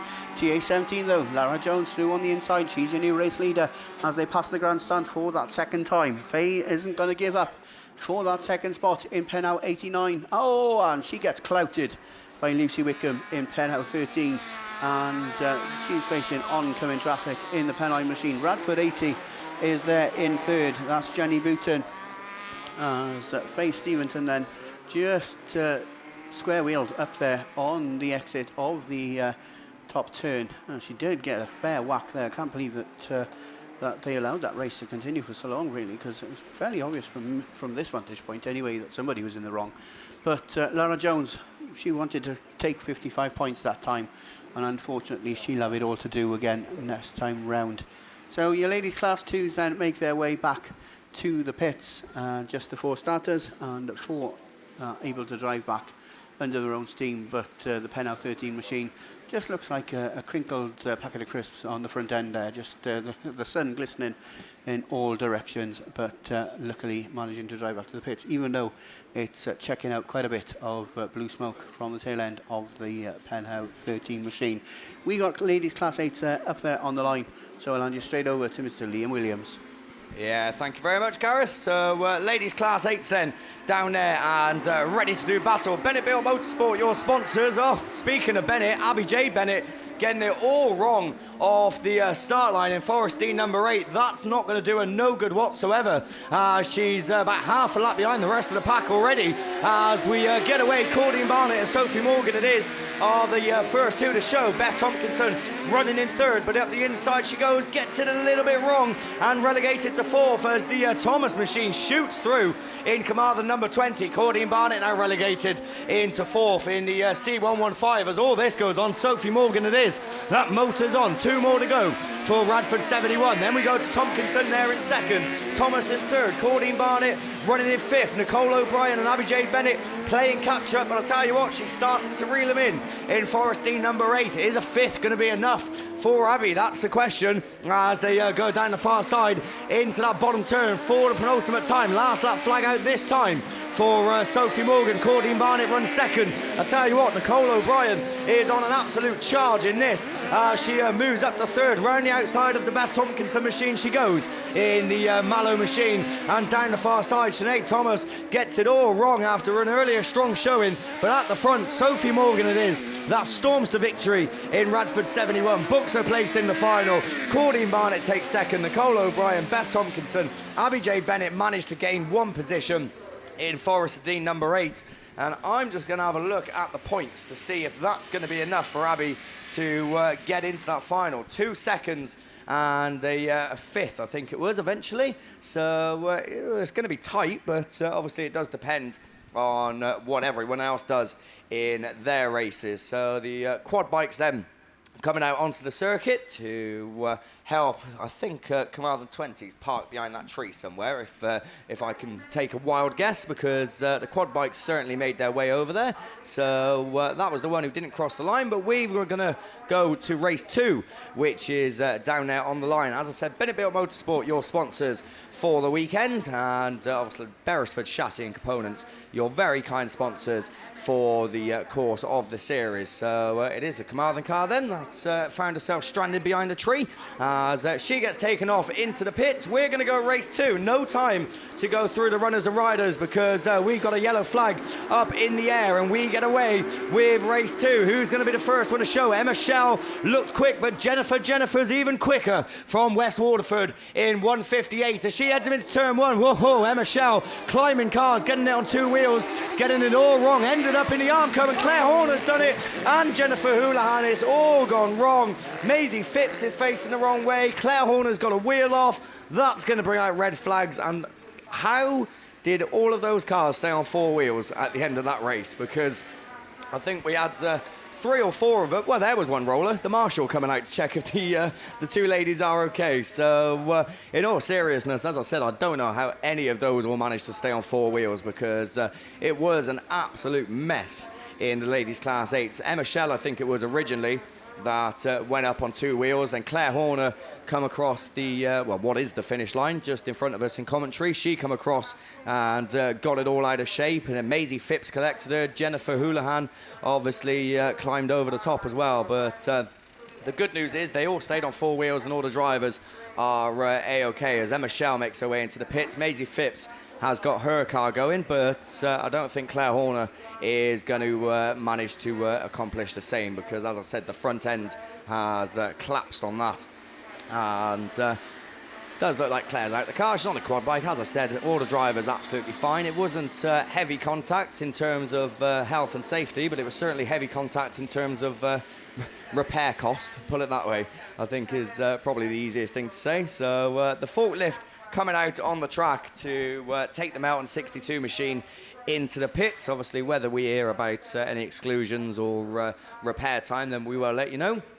But I'm sure if Claire is back in the rerun, then I'm sure she'll have the whole team in the pits making sure that that car gets sorted to get it out as quick as possible so she can put some more BAS points on her tally because obviously running at the top end of the BAS in terms of points, so she won't want to let anything go her wrong way, or I should say not her own way. She wants things to go her own way. So I think, what is it? Is it this year? Is it 4 races that you drop? So 4 races then. Obviously, you get to drop your lowest scores. And Claire Horner doesn't usually put low scores on the board, to be fair to her. So if she can't get it out, then this obviously might be one of the races where she has to decide to drop and take no points whatsoever because that car looking a little bit worse for wear. But as I said, if anyone can get it back out, then it is Claire and the team. So race 2 then, unfortunately, is going to make its way into the rerun lane. We've got race 3 down there on the line, and a very competitive lineup once again of your ladies class 8s. We've got problems aboard Alice Bevan's car by the looks of things because she's being pushed out, so not too sure what's going on there. We was literally just talking about the car as well, because I was just speaking to Dan Barnard and I said, why is he taking Alice's car out? Because of course he took it out in the men's, but hopefully then nothing too serious, as she's getting pushed back onto the line. So who else is down there? Sue Nichols then. She's had 2 wins out of 2 in Yorkshire Dales, number 7. She's looked very, very quick around this track, and I'm sure she's going to be looking to make it 3 wins out of 3 and book her place in that final a little bit later on. We've got from the outside then, Lindsay Mullen seems to be down there in the Yorkshire Dales 37. Of course, that car will be in the men's Class 8 final a little bit later on, because we've seen Daz take 3 wins out of 3 in the heats, and then I think got second in his semi-final, so he's going to be in the men's final. So is Lindsay going to accomplish the same? She's joint 9th in the 2 heats that she's done, 2 thirds, so staying consistent. But you'd have to say she's probably going to need a second, I'd imagine, in order to get herself into that final a little bit later on. But as we said earlier, it depends on what all the other drivers do. Alice Bevans, the one with problems aboard by the looks of things. Where's she in the points? Alice is, well, I'm so used to looking at the top and seeing her name, but she's not there this time. Joint 19th after 2 heats. She hasn't had the best weekends. 2 fifths for Alice. Again, consistent, but not consistent at the end of the field where she wants to be. Of course, a serial winner is Alice, and unfortunately, it looks like we might be losing her in this race, because that doesn't look good. You know, when you've got about 5 people standing around your car in fluorescent jackets, then there must be some sort of issue. So hopefully nothing too serious, as we'll look to the line and see if she is going to make it out, or whether she's going to make her way into the pits. I think she's going to be taken off. So Alice Bevans then, unfortunately, not participating. Charlene Hankey looks to be down there in the ARC2. Where's Charlene? She's 11th in the points, a 5th and a 2nd. I'll tell you what, a win will stick her in the final a little bit later on. The one we haven't mentioned is Sharon Barker in Evesham 25, because she's the 4th and final runner coming out in this one. As I said, only 4 of them, but I'm sure they're going to make a race of it. Sue Nichols pushing on big time, and that's not the driving standard of someone who's had 2 wins out of 2, because it's put her down in 4th, but she finds an inside line and shoots straight back to 2nd, as Lindsay Mullen already looking to get away from the rest of them in YD 37, and we said that she will need a win to get her into the final. She can't do much more, because that's exactly what she's doing. She leads the way in 37. The winner of the first BASt it is. That heads the way around. Sue Nichols up to 2nd in Yorkshire Dales number 7. 2 wins and a 2nd will probably put her in the final as joint top qualifier in YD7, but can she hold on? Because Sharon Barker's tucked in just behind her in Evesham 25. She runs there in 3rd, and Charlene Hankey 4th in ARC number 2. As we keep our attention back at the front, Lindsay Mullen it is, with 1 more lap to go. Up the hill she climbs and down the far side, making this look very easy. This is certainly going to be her easiest win of the weekend. She comes back down the hill into that start gate turn, past the bar, clips a tyre and takes the checkered flag in YD 37. So Lindsay will be in that final a little bit later on. Sue Nichols will also be in there in YD number 7. Unfortunately, Sharon Barker, I don't think, would have done enough in Evesham 25, and Charlene Hankey 11th in the points, taking 4th place points there, so I don't think that's going to be enough in order to boost her up into the top 8. But as I've said all weekend, obviously not just racing for this weekend, they are racing for BASt points at the end of the season. And I say at the end of the season, well, we've got obviously the ladies in the finals to come this weekend, and then we're on to the last BASt in I think 4 weeks time, which is pretty scary considering how it seems like the first BASt was only yesterday. But we are approaching the end of the season, certainly the business end of the season, and someone who could do with some BASt points is Josie Tompkinson in Scunny 52. She's been consistent all year, but obviously she's going to want more and more. Ellie Hines is already round as they go into turn 1, and I tell you what, she's parked right on the racing line in Breednell 14, so unless she gets that car going, I can't see this race going much further as they go down the hill for another time. Look at that, Ellie just about gets it going again in Breednell 14. So we carry on. Josie Tompkinson shoots through on the inside as Jodie Glover experiences problems in Scunny 71, and she's found herself now square-wheeled on that turn 1. But it's Tompkinson that leads the way, but not having it all her own way, because Russell looked for a way through in Vix Kent number 19. She runs there in 2nd. They're going to have to keep the cars tight because Jodie's on the outside line parked up as they come past to start their final lap. Josie Tompkinson from Jade Russell, then Claire Cockrell, of course, your national champion in North Shropshire 55. There you 1, 2 and 3. Ellie Hines, of course, 4th, as Breednail 14 is playing catch-up with the rest. Jodie Glover gets it going again, but it's going to be checkered flag at the front. Is it going to be Josie Tompkinson? Yes, it is, as she just cruises round on the black stuff and takes the win. Jade Russell takes 2nd in IK19. Claire Cockrell in 3rd in North Shropshire 55. Ellie Hines in Breednail 14 is going to go back round and complete the race, because she was, of course, a lap behind after her earlier spin. And speaking of earlier incidents, then it does look like Jodie Glover has unfortunately experienced more problems in Scunthorpe at 71, as she found herself at a standstill once again. So it did unfortunately happen twice during the race, but again, hopefully nothing too serious aboard the Scunthorpe 71 machine. But that does conclude then ladies class 8 for the time being. We've got reruns come your way a little bit later on. We are looking to the line, and on the subject of reruns, I think, is this the semi-final Class 1, Steve? So we're going to guess it's semi-final number 1. Well, I'm going to guess. Steve knows what he's on about. I don't. So semi-final, I think, Class 1s. So to take you through it, someone who knows what he's doing, Steve Langley. I don't really, but there we go. I think we're on a bit of attrition on this semi-final, to be fair, because we want 4 cars originally out of 8, and I think we've only got 5 on the line, have we? Oh, no, we've got 6 on the line. Yeah, one sort of like hiding in the corner sort of thing. So yeah, that's it. Yes, all right. I know I used up all my sort of like reruns and stuff earlier on. Yes, thank you very much.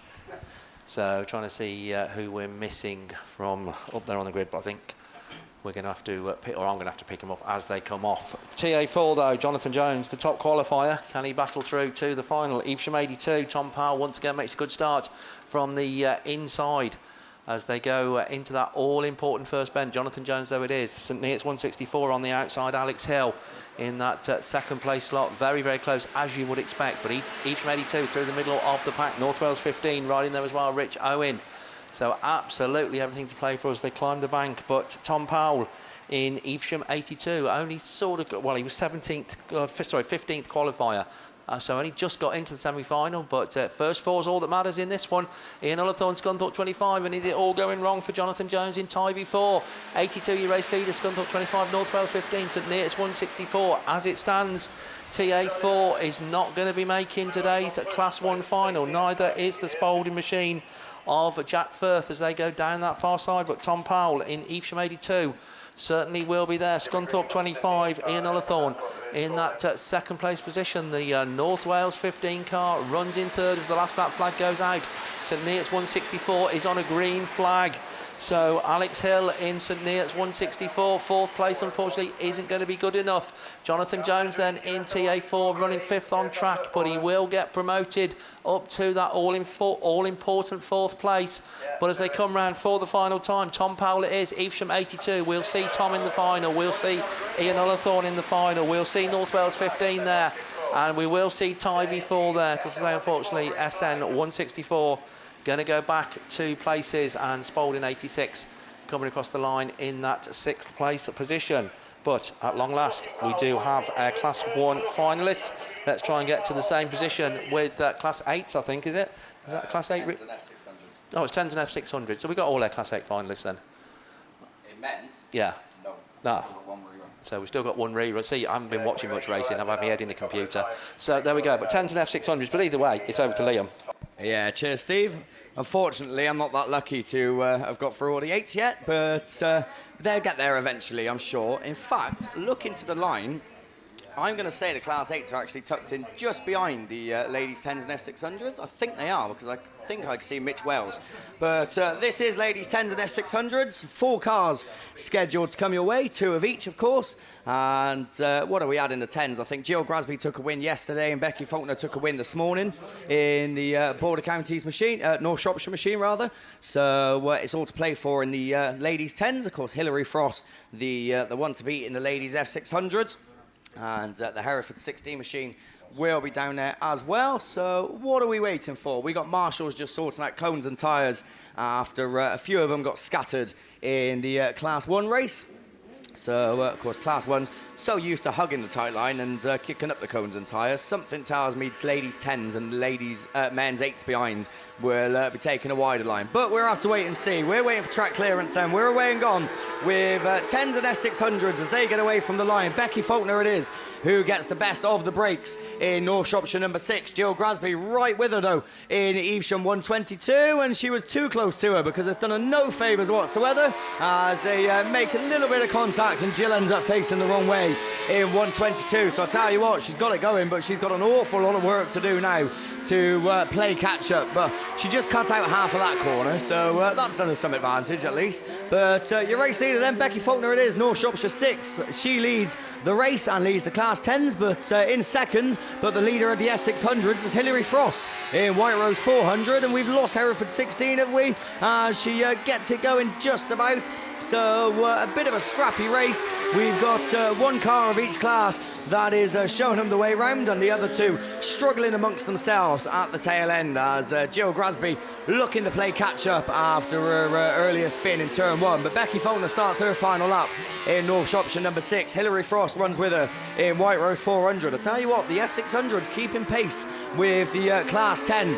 Of course, on the straight, the Class 10 certainly got a lot more power, but on a track like this, when you have to navigate through tricky corners and uphill, downhill, then it probably suits the S600 a little bit more, as Becky Faulkner takes the win in North Shropshire number 6, 55 points to add on to her BASt tally, as Hilary Frost took second on track, but first in the S600s, then a dash to the line as Jill Grasby in Evesham 122 from Hereford 16 in 4th place, but of course second in the ladies F600s. So that concludes then. That concludes my ladies for the time being. I got a rerun of ladies 8s, I think, to come your way.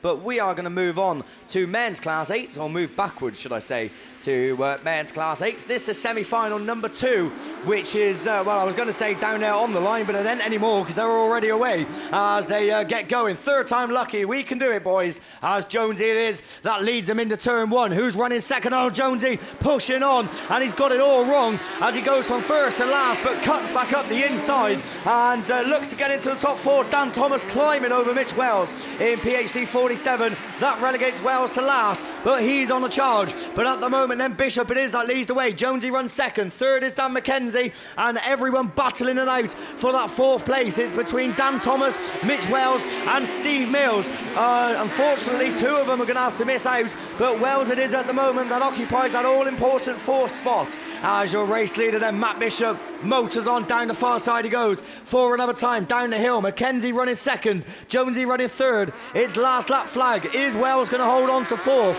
as Mills is looking to make a challenge? Dan Thomas unfortunately is dropped back a bit too much, I think, in order for him to try and get up there and get into that 4th spot. But I tell you what, it's been a very commendable return to men's class 8 racing as his first meeting back in over a year. But it's going to be checkered flag.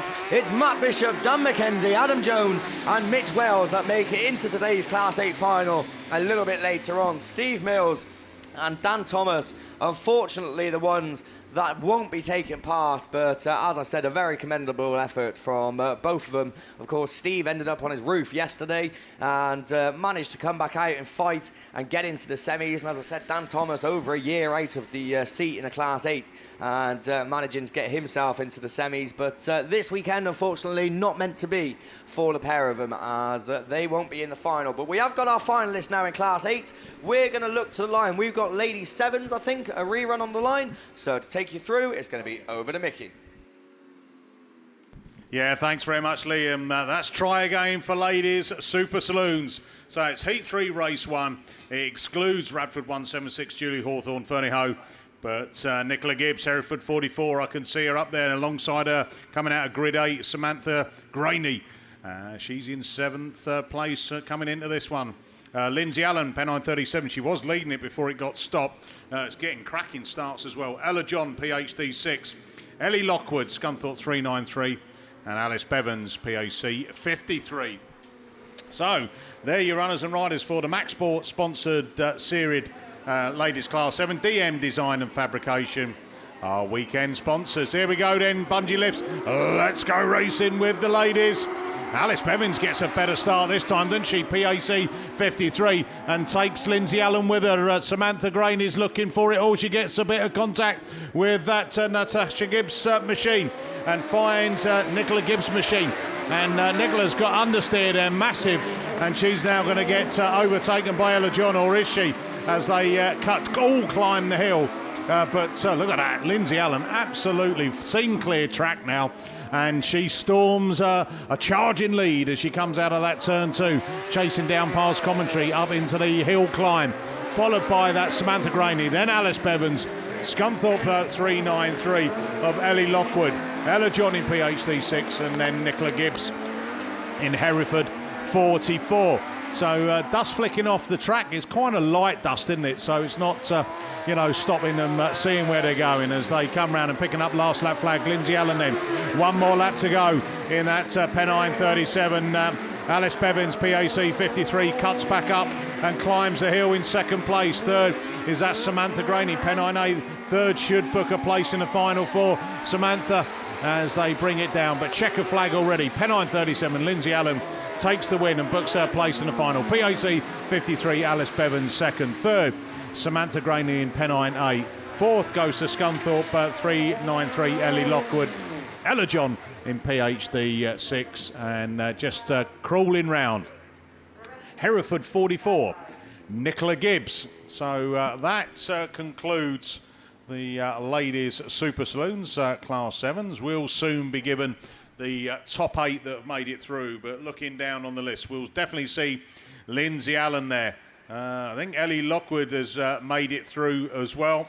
Shamel Gadsby, I think Michelle Barrett as well. Kesney Adams, Emily Mackenzie. So there's only maybe the odd car that we've got to find out on that final points tally. But up on the line, we are going ladies Class 6, so it's over to Tim Jones. Yes, thank you, Mickey. So, okay, the rerun of ladies class 6s. And I would say I think we're going without Leanne Hushka in North Wales 20. But the rest of the runners and riders in: Jenny Brown, PAC 37. Nicola Olsen, who's top of the shop after 2 heats of Class 6 racing, 110 points. Can she make it 3 out of 3? We'll have to wait and see as the bungee lifts then. Away we go. And once again, it is Olsen that leads the way in Carmarthen 47. Just the 4 cars then in this one. Oh, Angela Evans gets it on 2 wheels and straight into the Armco in North Shropshire 219. So we go red flags once again.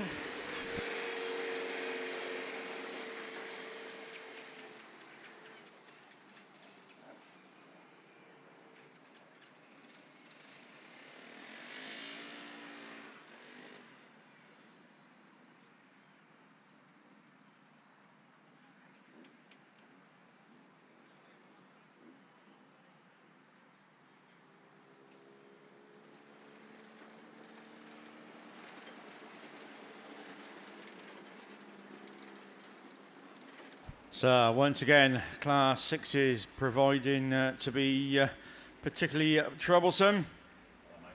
So the obviously fence crew straight on to, or going to be needed on to the circuit. Obviously I think the Bowser may be coming on as well. So obviously a little bit of downtime while we get that all done and sorted. Teleporter I think going to give the Angela Evans machine, North Shropshire 209, a lift back to the pits. So again, Bowser onto the circuit. So Elite Racing Transmissions, your very kind sponsor. So I say a moment or so while we get that all sorted and the fence put back together. As I say, 6 is provided to be particularly troublesome with men's and the ladies, but that's what happens when you get the good Class 6 machinery all together.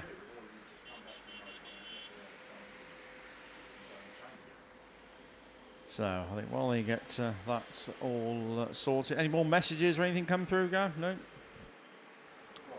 No, just waiting for Mickey to get off the hotline, and we might have a little bit of a performance now. because I think we're going to go straight through into the finals.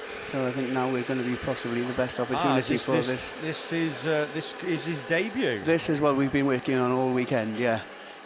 He's to be fair, the difference between this afternoon and yesterday morning is immense.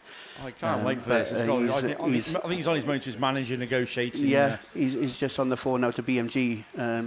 They want to sign him up.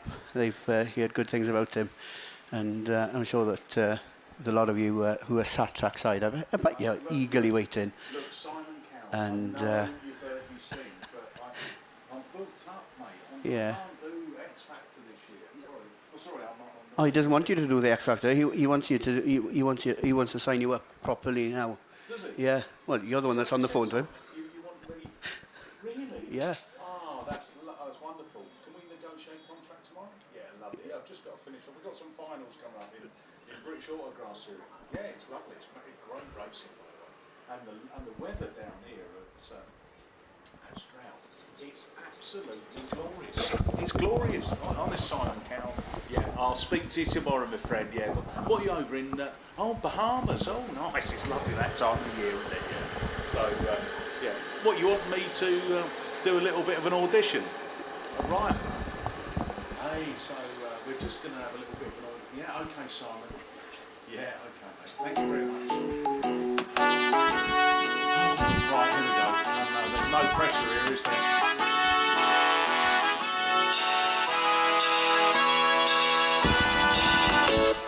Where it began, I can begin to know it, but then I know it's growing strong.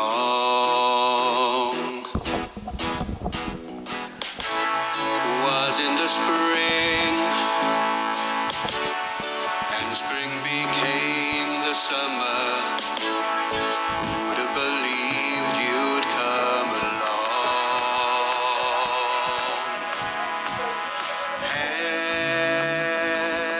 Hands touching hands,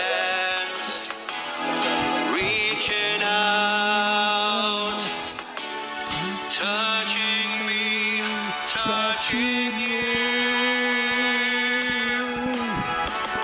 Sweet Caroline. Come on, ladies and gentlemen, let's have a rendition. Good times never seem so good. So good, so good, so good. I've been inclined to believe they never would, but now I look at the night and it don't seem so lonely. We filled it up with only two.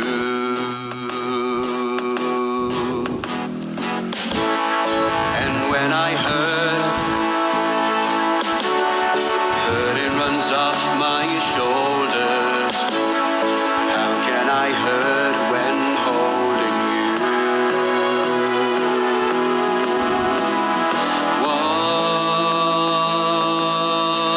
One touching, one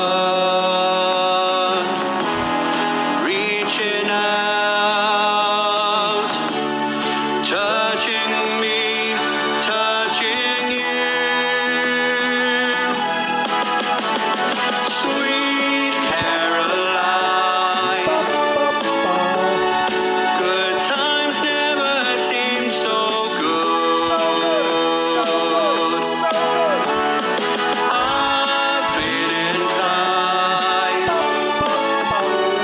to believe they never would. Oh no, no. That's enough, is it? Or do you want to do one more? I tell you what, your training has worked a treat, mate. Thank you very much.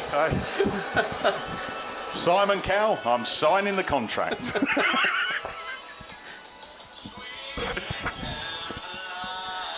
Bo, bo, bo.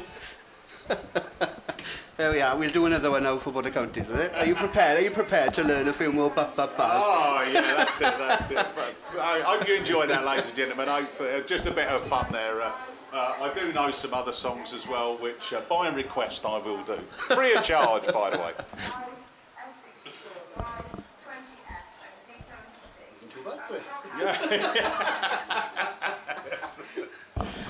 So I'll tell you what, that was good fun, that is, and the temperature is starting to rise definitely as we start to head towards the finals. Looking down at our finalist sheets, we've got the majority through, haven't we?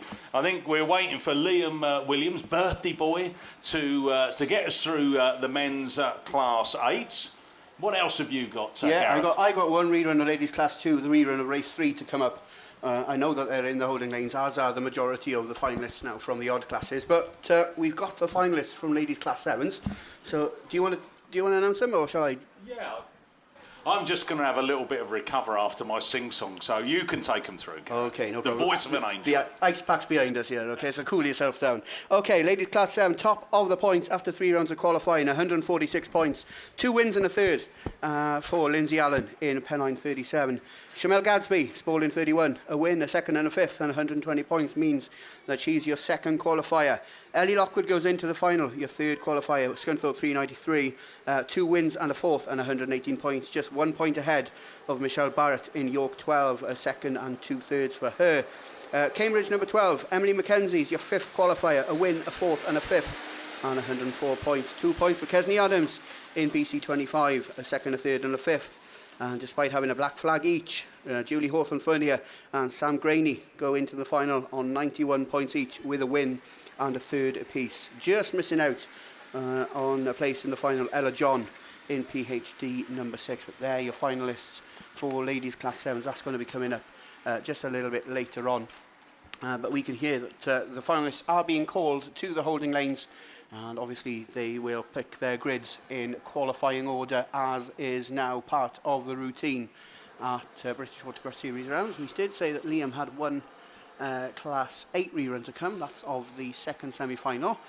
Obviously we've got the rerun of ladies Class 6s to come. That's a race that's just been stopped, and there's a ladies Class 2 heat up in the rerun lanes as well. And then we'll be progressing straight through into the finals. Now, we have been promising you a little bit of an interview with the girls from AUE Crazy throughout the course of the weekend.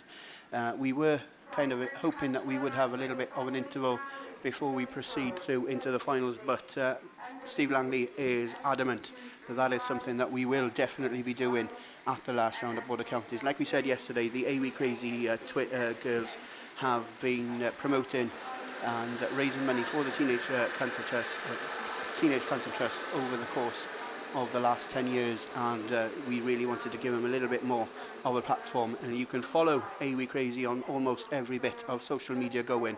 So if you haven't liked or subscribed to them, then you can do that for sure as soon as you get home this evening. But yeah, unfortunately we're not going to be able to bring you that interview, just because we're going to progress through straight into the finals, and then we will be bringing you that interview hopefully in the Border Counties, and if we can't do it live, then we might pre-record something, and that can be played out to you as well. So we will definitely be given Fiona and Caris of AUE Crazy just a little bit of promotion at round 5, and their videos from all the rounds and of course the nationals so far are already up on the AUE Crazy channel on YouTube, and I'm sure by the time we get to Border Counties then there'll be a clip and about a 5-6 minute video from this round as well, also up on their YouTube channel. So that's one thing that you can like them on.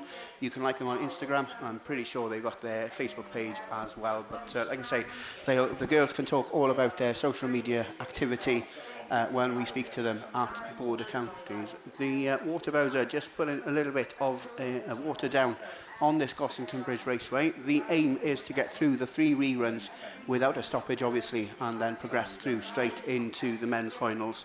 And that is why, unfortunately, we've had to cut short a little bit of an interview with Caris and Fiona, because Fiona is up there in the holding lanes for, well, she's eagerly waiting the rerun for the 3rd time.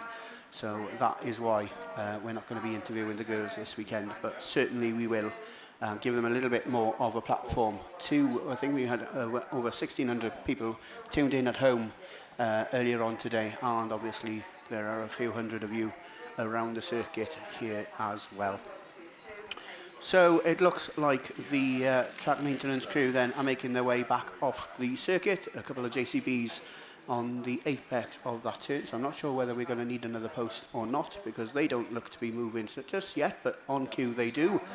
So we are going to be back with a rerun very, very shortly. That water still being put down on the top part of the circuit, and if you're over there in the grandstand, then we can see that half the grandstand is empty at the moment, so it might be time to book your seat and take your seat in the grandstand ready in time for what we expect to be some superb finals coming up very, very shortly.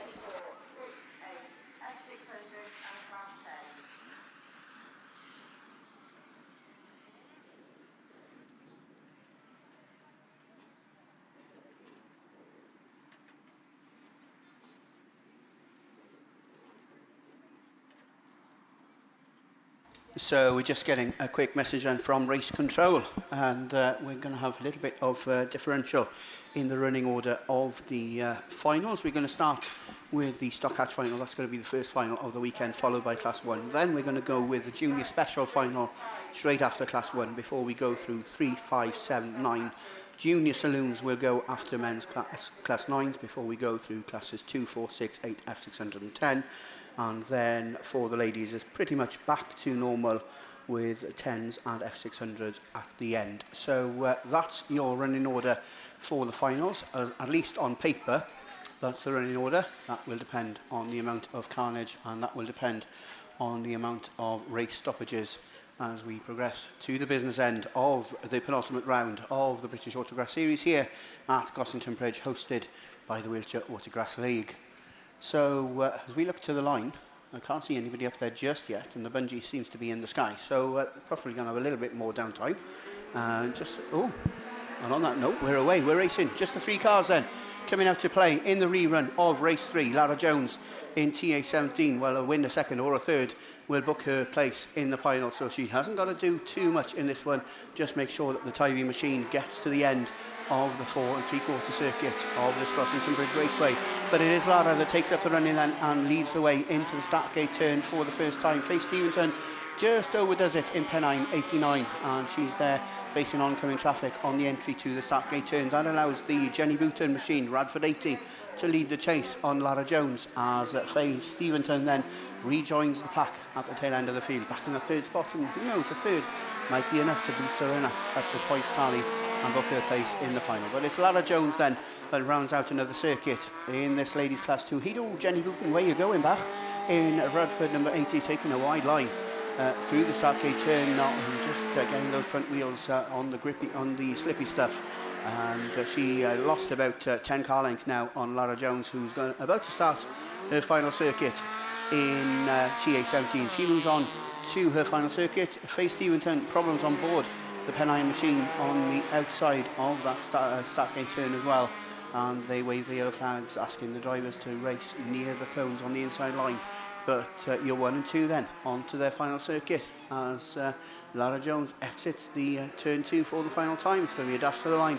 Lara books her place in the final with a win and 155 points over the course of the 3 rounds of qualifying behind the wheel of TA17. Jenny Booton takes second in Radford 80, and Faye Stevenson then will conclude the race order in Pennine 89. I'm sure she was checkered across the line, so she'll pick up her 36 points in this 3rd and final round of qualifying of ladies class 2s. So we look to have specials coming on to the line, so I think we're going to go with a rerun of the semi-final of class 8s, or are we? Oh, that is the quickest he's been on all weekend. On cue, jumps in Liam Williams, grabs a mic, and will take you through this Class 8.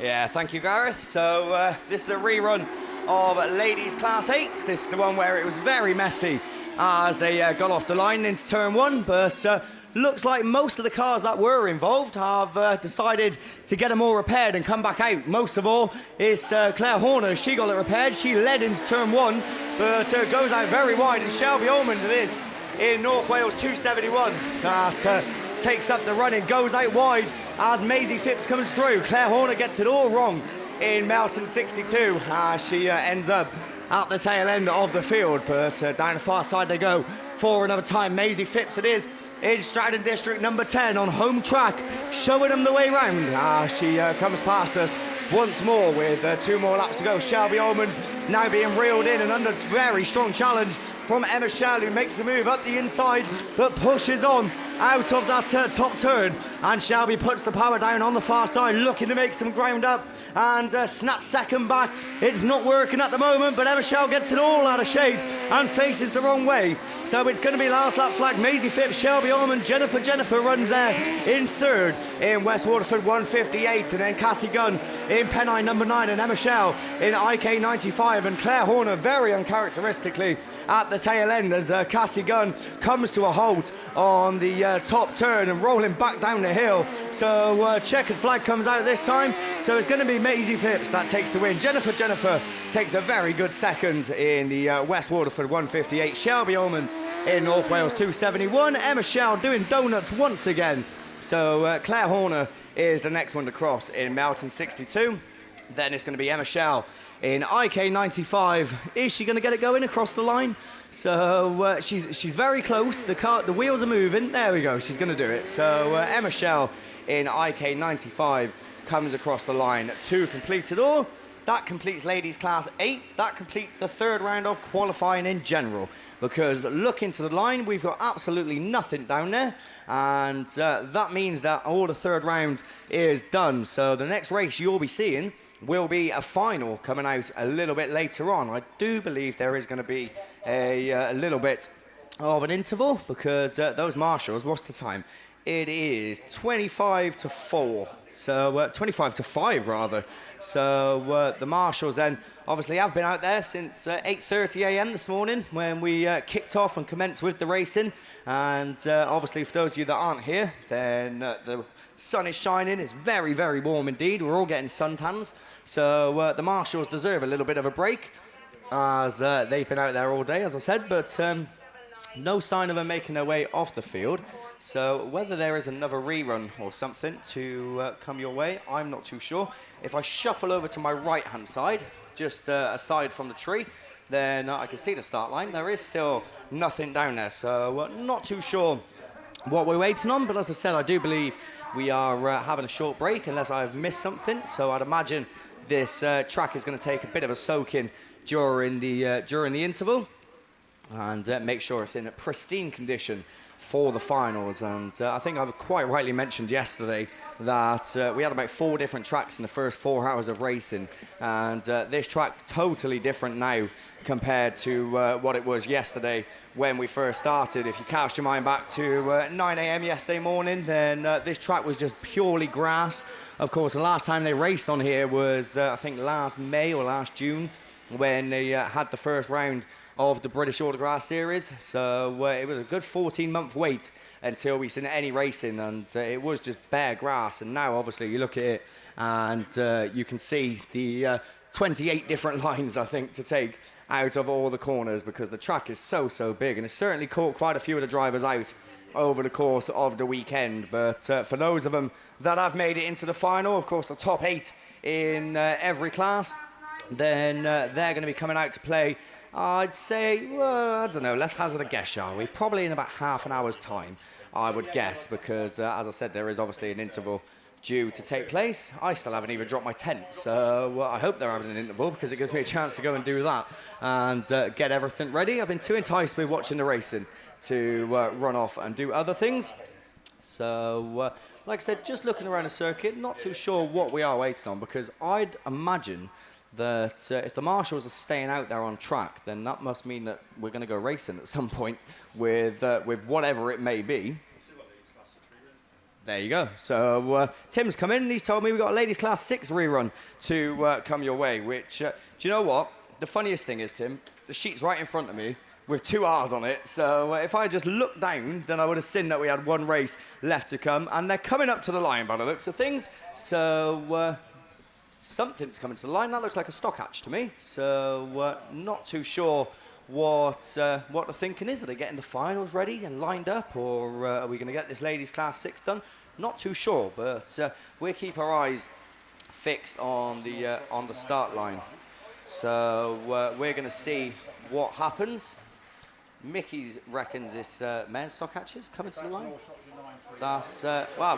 There we go. We got 2. We got 3 of them now. So more stock hatches coming to the line. So that seems to be men's stock hatches coming up. So it looks like we might not be having an interval after all. We are going straight into the racing, into the finals. So for those of you then that are not trackside at the moment, whether you've nipped back to your camper thinking that you get a little bit of a break, or whether you've gone to the bar or wherever you may be, then make sure you get yourself back trackside ASAP, because we're going to go racing with the finals this weekend. The first one is assembled, is stock hatches, and it's Mickey B. Yeah, thanks very much, Liam. So after 3 heats of hard qualifying through men's Class 1 all the way through up into men's Class 10 F600s, stock hatches, and all the way through the ladies as well. We've got 1 rerun of the 6s to come, but we are starting to see our first final up on the line, and it is men's stock hatches. SGS Gases, our series sponsor, Wiltshire Autograss League, our weekend sponsor, brings out Paul Lickley, Yorkshire Dales 95, 155 points, top of the shop, 2 wins and a second. Justin Hardy, South Somerset 8 in that second place, 146 points. North Shropshire 931, James Holmes in 136 points. And looking up, James has decided to pick grid number 8. He fancies that outside grid. It has worked for some through the weekend. Radford 59, John Petrie. Cumdee 95, Stuart Powell. Scarborough 64, Chris Patterson. Forester Dean 20, Alan Hawkins. Kieran Vernals in Cumdee 76. So that is what we've got. We're looking around for track clearance. We've got a couple of yellow flags that are flying. We've got them all flying. So here we go then. The first final of BASS Round 4 down here at sunny Stroud.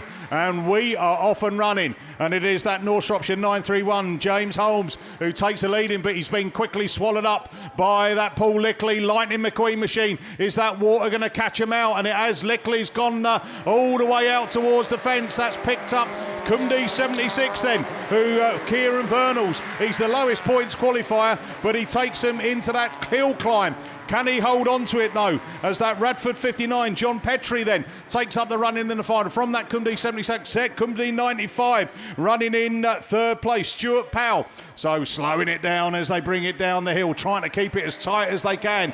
And the Radford 59 then, Cumdee 76, Cumdee 95, South Somerset 8, and that's Justin Hardy. Justin Hardy, again, second highest points qualifier coming into this, and he does take that inside line and cuts up, exit start gate turn, and takes up that second place run in North Shropshire 931. James Holmes now moves it back into, oh no. No, Forester Dean 20 is gonna be, is that confirmed?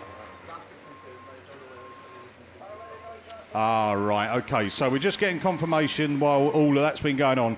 Forester Dean 20, Alan Hawkins, has picked up a green flag. We're listening for any other confirmation of that one. But that didn't start the finals as I expected, really. We wanted to get that stock hatches done and dusted. But that goes back to rerun. Up on the line then, we are going to men's Class 1s. Over to Mr. Steve Langley.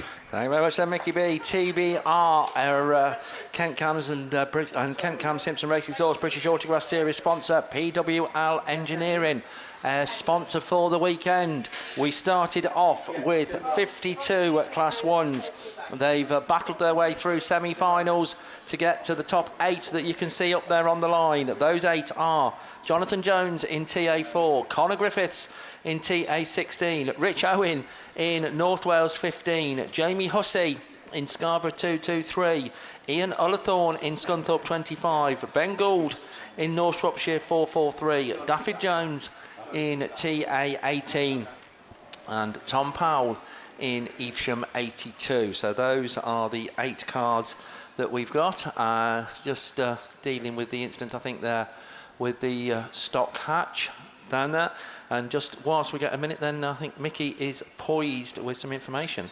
Yeah, so we just had confirmation, Steve, there that Cumdy 76, Kieran Vernals, has been black flagged and will be excluded from the rerun of the Stockhatch final. Forrester Dean will rejoin the 7 back on the line, but he will be carrying a green flag with him. So there we are, that's an update. Back over to Steve. Right, thank you very much. And my update is actually a message from the chairman, Simon Jackson, who would like to express his very, very grateful thanks to all of the people that have helped to put this meeting on. Those of you that have been involved in a meeting like this will know exactly how much is involved. So Simon would like to thank all the marshals, well, just basically everybody that's helped from both within the Wiltshire League and from outside. There's a lot of people here, non-Wiltshire League members, that have worked very hard. There's a lot of Wiltshire League members that have worked very hard in the lead up to the meeting. They've got to tidy up the field and everything as well afterwards. So Simon would like to say a very, very big thank you to everybody that's helped put this meeting on. Right, we have a runoff for ladies class 2. Linda Thomas in PAC 91 and Lucy Wickham in Penhouse 13. Runoff for ladies class 2. So we thought we were going to get through without any runoffs at all. Ladies class 2s, then we have actually got one. Can tell you, have I got time? The finalists that have gone straight through to class 2, I think I have. Lara Jones in TA 17. Pamela Horgan in Mallow 2. Jess Conway in Scunthorpe 126. Vicky Robbins in St Neots 34, Nicola Bettany in Radford 92, Jess Owen in North Shropshire 15, Jenny Booton in Radford 80. They go straight through. Linda Thomas and Lucy Wickham, then they're in a runoff for the Class 2 final. And also we have ladies Class 8 finalists. Sue Nichols in YD 7, Sophie Morgan in Radford 71, Josie Tompkinson in Scunthorpe 52, Claire Horner in Mountain 62, Maisie Phipps in Stroud 10, Jade Russell in Invicta Kent 19, Lindsay Mullen in Yorksdales 37 and Jen Houlihan in West Waterford 158. Those are your ladies Class 8 finalists. As that Stockhatch just gets lifted off, then the Class 1s will be getting ready to come out. Jonathan Jones would have had first pick and looks like he's gone for grid 7 in the TA4 machine. Connor Griffiths would have had second choice in TA16, so he's gone grid 6. So obviously favouring towards the outside. Rich Owen, third pick. I think that's him on the outside in North Wales 15. The rest of them are hiding behind the tree. Right, here we go then. But it is Class 1 final. Away from the line, Evesham 82, once again Tom Powell left, I think, with the inside line, but that didn't do many harm at all in the semi-final. Connor Griffiths leads it into turn 1. The water will have soaked in a little bit, which I'm sure they're going to be very grateful for. TA16 brings the field past us at the end of lap 1. 5-lap finals. TA4, then Jonathan Jones on the outside, tucked on the inside is the Evesham 82 car of Tom Powell as they all neatly climb the bank. The leading 5 just pulling away a little bit. Connor Griffiths in TA16, Evesham 82, TA4 looking to try and come up through on the inside then. Daffy Jones in the TA18 machine. That's the battle going on for 4th place. Getting in amongst it also Ben Gould in North Shropshire 443. Ian Ullathorne in Scunthorpe at 25. Then Scarborough 223. And the one with a bit to do at the moment, Rich Owen in North Wales 15. And we are seeing Rich Owen also on a green flag, unfortunately, in North Wales 15. But our race leader now pulled away, about 3 car lengths. Tivy 16 as the other Tivy car, Jonathan Jones, comes through on the inside and now up into 2nd place. Relegates Tom Powell back to 3rd in Evesham 82. North Shropshire 443, Tivy 18. Scunthorpe 25. Absolutely everything to play for 2nd place, it does look like at the minute, because Connor Griffiths in TA16 wants to follow up his national title of 3 weeks ago with victory here at BAS Round 4 as he comes round for the penultimate time. Yellow flag with the black cross, 1 to go for Connor Griffiths. Jonathan Jones runs 2nd. Tivy 18 goes 3rd. So are we going to have a Tivy 1, 2, 3? The man to my left, I'm sure, will be delighted with that as they climb the bank. Evesham 82, though, looking to spoil that Tivy party to some little extent, but nobody is going to spoil Connor Griffiths' party because TA16 comes round and we've got red flags. TA16. TA4, Evesham 82, Tivy 18, North Shropshire 443, Scarborough 223 and North Wales 15 and Scunthorpe 25 as they come across the line. You know as much as me on that one. So we are hearing, unfortunately, that I think Rich Owen in North Wales 15 is going to be excluded. Because he took a car out of position, then it's all been reviewed, and that's why we get the red flags. So I think we are going to be seeing the men's Class 1 again. I know it's frustrating when it runs race distance, but I'm sure you can appreciate that when races are as short time-wise as they are, then there are people working very, very frantically behind the scenes to actually review everything and try and get it right. And I don't know, which is worse, stop it unnecessarily and say, no, we shouldn't have stopped that, everybody goes back in. That's very, very frustrating, we know, and people quite rightly complained about it. Or you let the race sort of like run a little bit of a longer distance whilst you make a decision and then confirm that decision. That's the approach. When you're running 4 3/4 lap finals, it's very difficult to get that decision in that time. So that's why it nearly got through to conclusion. And yeah, I know people will complain and it'll be a source of debate, but hey, isn't everything there? There we go. Do you watch Premier League football? Right. Men's Class 3 on the line then. Ram Developments, Air Series sponsor. KS Coles Farming, Air Meeting sponsor. Qualifiers, Ryan Power in Yorksdale's 98. Chris Allenson in Yorksdale's 86. Martin Gould in North Shropshire 343. Pete Robinson in North Wales 72. Mick Sumners in Radford 169. Lee Almond in North Wales 27. Adam Saint in Cambridge 1. And Keith Kelly in Mallow 247. Those are our qualifiers for the men's Class 3 final.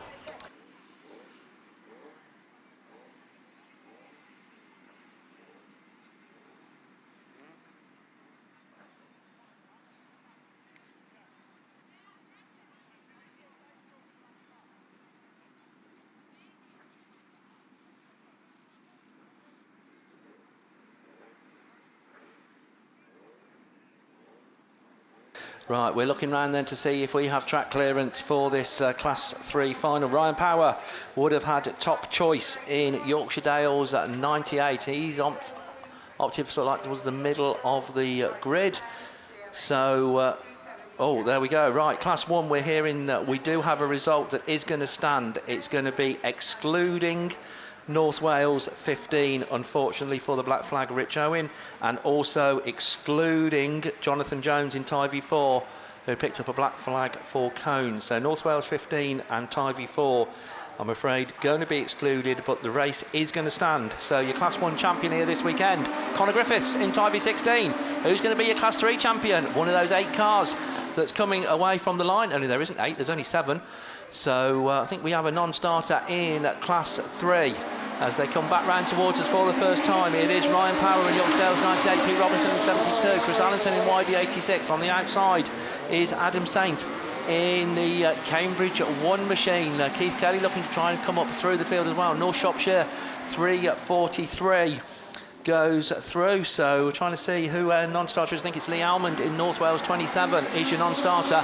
Yorksdale's 98, your race leader, 72, 86, that's the 1, 2, 3. Keith Kelly, Adam Saint, Martin Gould and Mick Summers then racing, but Ryan Power, he was top qualifier, and you can see why as Yorkshire Dales at 98 goes down the far side. Well, he's joint top qualifier.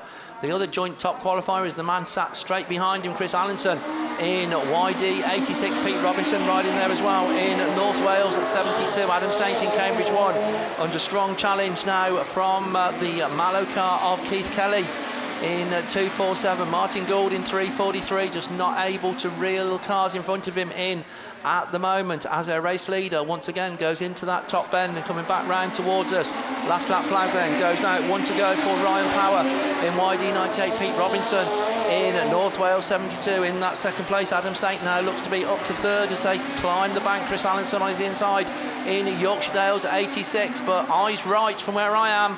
And Class 3 champion this weekend at round 4 of the British Autograss Series is going to be Ryan Power in Yorkshire Dales 98. Pete Robinson second in 72, Adam Saint third, Chris Allenson YD 86 in fourth, Mallow 247, Radford 169 is Mick Sumners, and then Martin Gould in North Shropshire 343 as a non-starter, unfortunately. But there we go.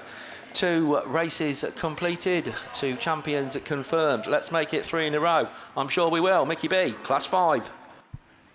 I'll tell, well done, Steve. Men's Class 1 and 3 finals done and dusted. We've got men's Class 5 to come. Lorryinsurance.co.uk. Series sponsor, XC Works weekend sponsors. Jaber Smith, Ian Thorndike, both come into this final on 155 points. 2 wins and a second apiece. Danny Lodge in 3rd. Chris Winnall in 4th. 5th is Luke Jenkins. Dan Godfrey in that 6th place qualifying. Nottingham 45 backs the par getter in 7th, and that all-important final place for the final was Adam Brown in Mallow 184. So they are your runners and riders, and a bit of water coming down on this dry track as well. And is that gonna catch any of them out? We've seen a few cars haven't been able to cope with it really. The track has got some polish on it on that inside line. But we do need to try and keep the dust down as well, just for safety for the drivers. But there we go, water going on around the coast. That's obviously an encouragement to keep the drivers away. The marshals have been doing a sterling job all the way through the weekend. They put some miles on the clock, picking up the cones, by the way. There's not a better way to do it, to mark out the track perimeter.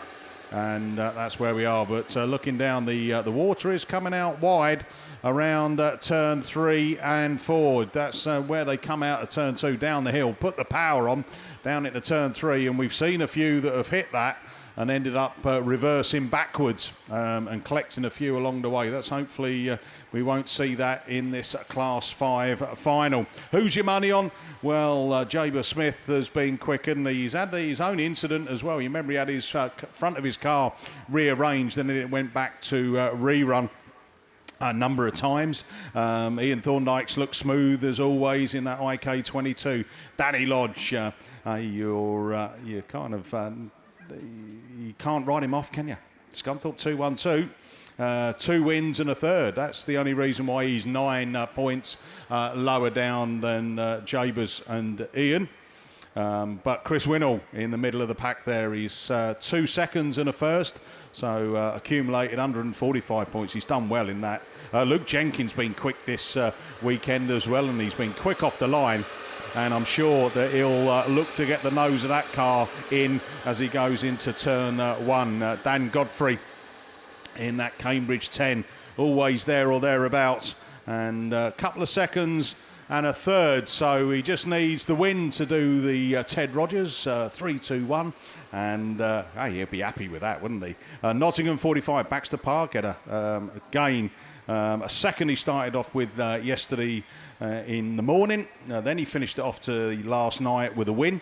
So that was a good day, wasn't it? 100 points. And then this morning, he came back with a 5th. So he didn't need to do anything, too heroic on that. A 5th was enough with 21 points to get him into this final. And then Adam Brown, he knew he needed to pull something out the bag, didn't he? He needed a Paul Daniels magic trick, and he did pull the rabbit out, because after a 4th and a 3rd yesterday, only a win would do. And guess what? He got the win, and that 55 points got him 119. And just missing out was Matt Thompson. And when you think about Matt had 2 thirds and a second. That's pretty consistent racing. But he missed out by 2 points. And also the man who had the tash but shaved off to make himself look younger, Colin Chilvers, Yorkshire Dales 46, also on 117 points, just missing it by a couple. But they'll be back to do it all again at the 5th and final round at Border Counties. What we've got to do is we've got to get out the Border Counties 3-dayer. There's obviously the fastest man on grass. I think there's a 2-dayer down at Invicta Kent as well. So there's plenty of racing on over the bank holiday weekend. And then the following weekend, it is ladies and juniors. And then I think it's back to school. You're back to school. When I'm not back to school. And then we're at BAS round 5. That's around, is it about the 17th, 18th? Yeah, of September. And then we'll start to think about buying Christmas presents, I would think. But I know there's some people in the crowd who've already bought all theirs, bar one. Moi. So there we go then. Plenty of water going all the way around the track. I mean, the temperature's definitely been hot for the last few hours, and it is soaking into the track pretty quick.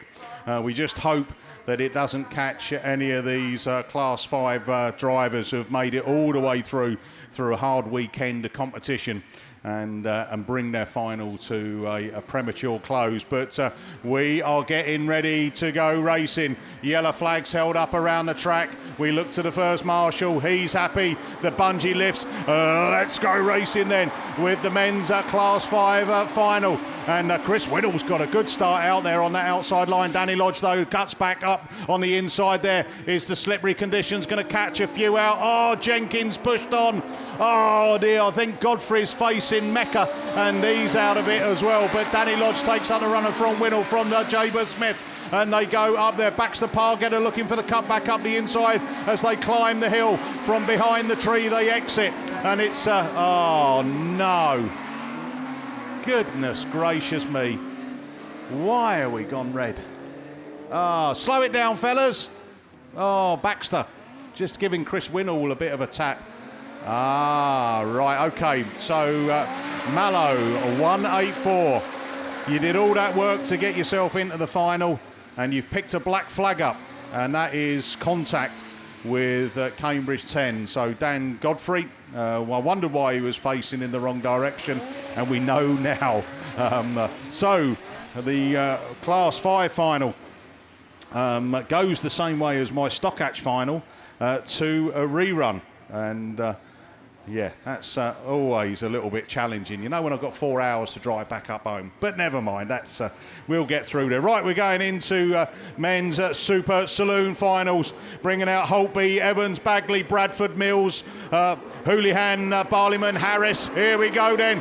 We are off and running, and wow, Bagley's got a flying start out the blocks. Cundy 2 takes him down into turn 1. Holtby looks for the cut back on the inside there. Bradford pushing on as well. Holtby's got contact. He's square wheeled it. He's stuck out there. Oh, we're over. We're out. Oh, dear me. Looking over to the back of Holtby, and we've got a big roll coming over there. And I think that's Cameron Mills, Cundy 9, that is out, and he's climbing out of the car. And there he is. He's okay. He's fine. He's looking around. He's talking to the marshals. But yeah, there. Dear me. After such a cracking weekend for him, that is going to be a little bit painful. It's all sat back on its wheels, but I'm not sure how much damage he's got on board. As we say, these cars do look worse than what they are. They crumple very easy. The space frame under there is where all the strength is. And again, the medical crew quickly out just to have a chat with the driver. He's going, no, I'm all right. I'm a tough boy. I race Class 7s. You know, I've been in this situation before. And there he is. You know, he's A-OK. The marshal's just kind of checking the fence. I think the car was over and done most of its damage before it even touched the fence. It was the fence, so he came round, because the thing is that where we are in kind of commentary, I'm looking down as they come down. I saw Holtby had square wheeled and was in towards the back of the Armco on the crown of the bend, and it was only when I heard a screech from the voice of an angel that you look round and you see Airborne. And that's where he is. He's looking down and looking at the car, just making sure, looking at the back of the engine, is that they all still intact, you know, still fixed on. And yeah, look at him. He's more interested in the car, not you know, about own safety, but you know, that's racing. That's what it is. And the finals. Apart from Steve Langley, who's I'm sure he'll be back in here to gloat in a minute, by the way. I've had 3 attempts at my finals, Stockhatch, 5s and 7s. All have gone to rerun, so it could be a late night. So while we're doing that, and they're getting that car recovered and get Craig back over into the pit areas once he's been checked out. We've got men's Class 9s on the line, so I'm going to look to the voice of an angel and say, Gareth, can you do better?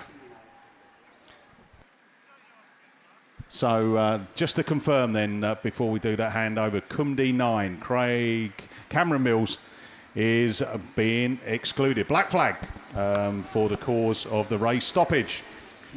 Yeah, and we've got Class 9 machines up there on the line. Your qualifiers there, and Stu Taylor in IK 121. He's the one, I think, to start up there in grid number 8. He's joined by Jimmy Smith in Lud 80. Laura Blaber's there in Athelston 12. Russ Adderman in York 6, also up there. But your top point scorer after 3 rounds of qualifying, Sean Power, your Class 9 national champion since a couple of weeks. He's there in Yorkshire Dales 97. He's joined by the North Shropshire 10 machine of Joe Pipe. Also up there, Phil Cooper. He was second in the points table before this round began, and the ARC 5 machine is up there on the line, as is Dave Palmer in ARC 31. We've had a message from Connor and Kelly Pipe, who are watching at home. He's saying that Fred's rooting for Becky Faulkner and Ellie's shouting for Tom Pipe, so I think we can safely say that Fred's taste is better than Eli's at the moment. Anyway, we're going to go back to Class 9s because it looks like Cameron Mills is Penny Pickup is being towed back straight to the pits. He will be excluded from the rerun.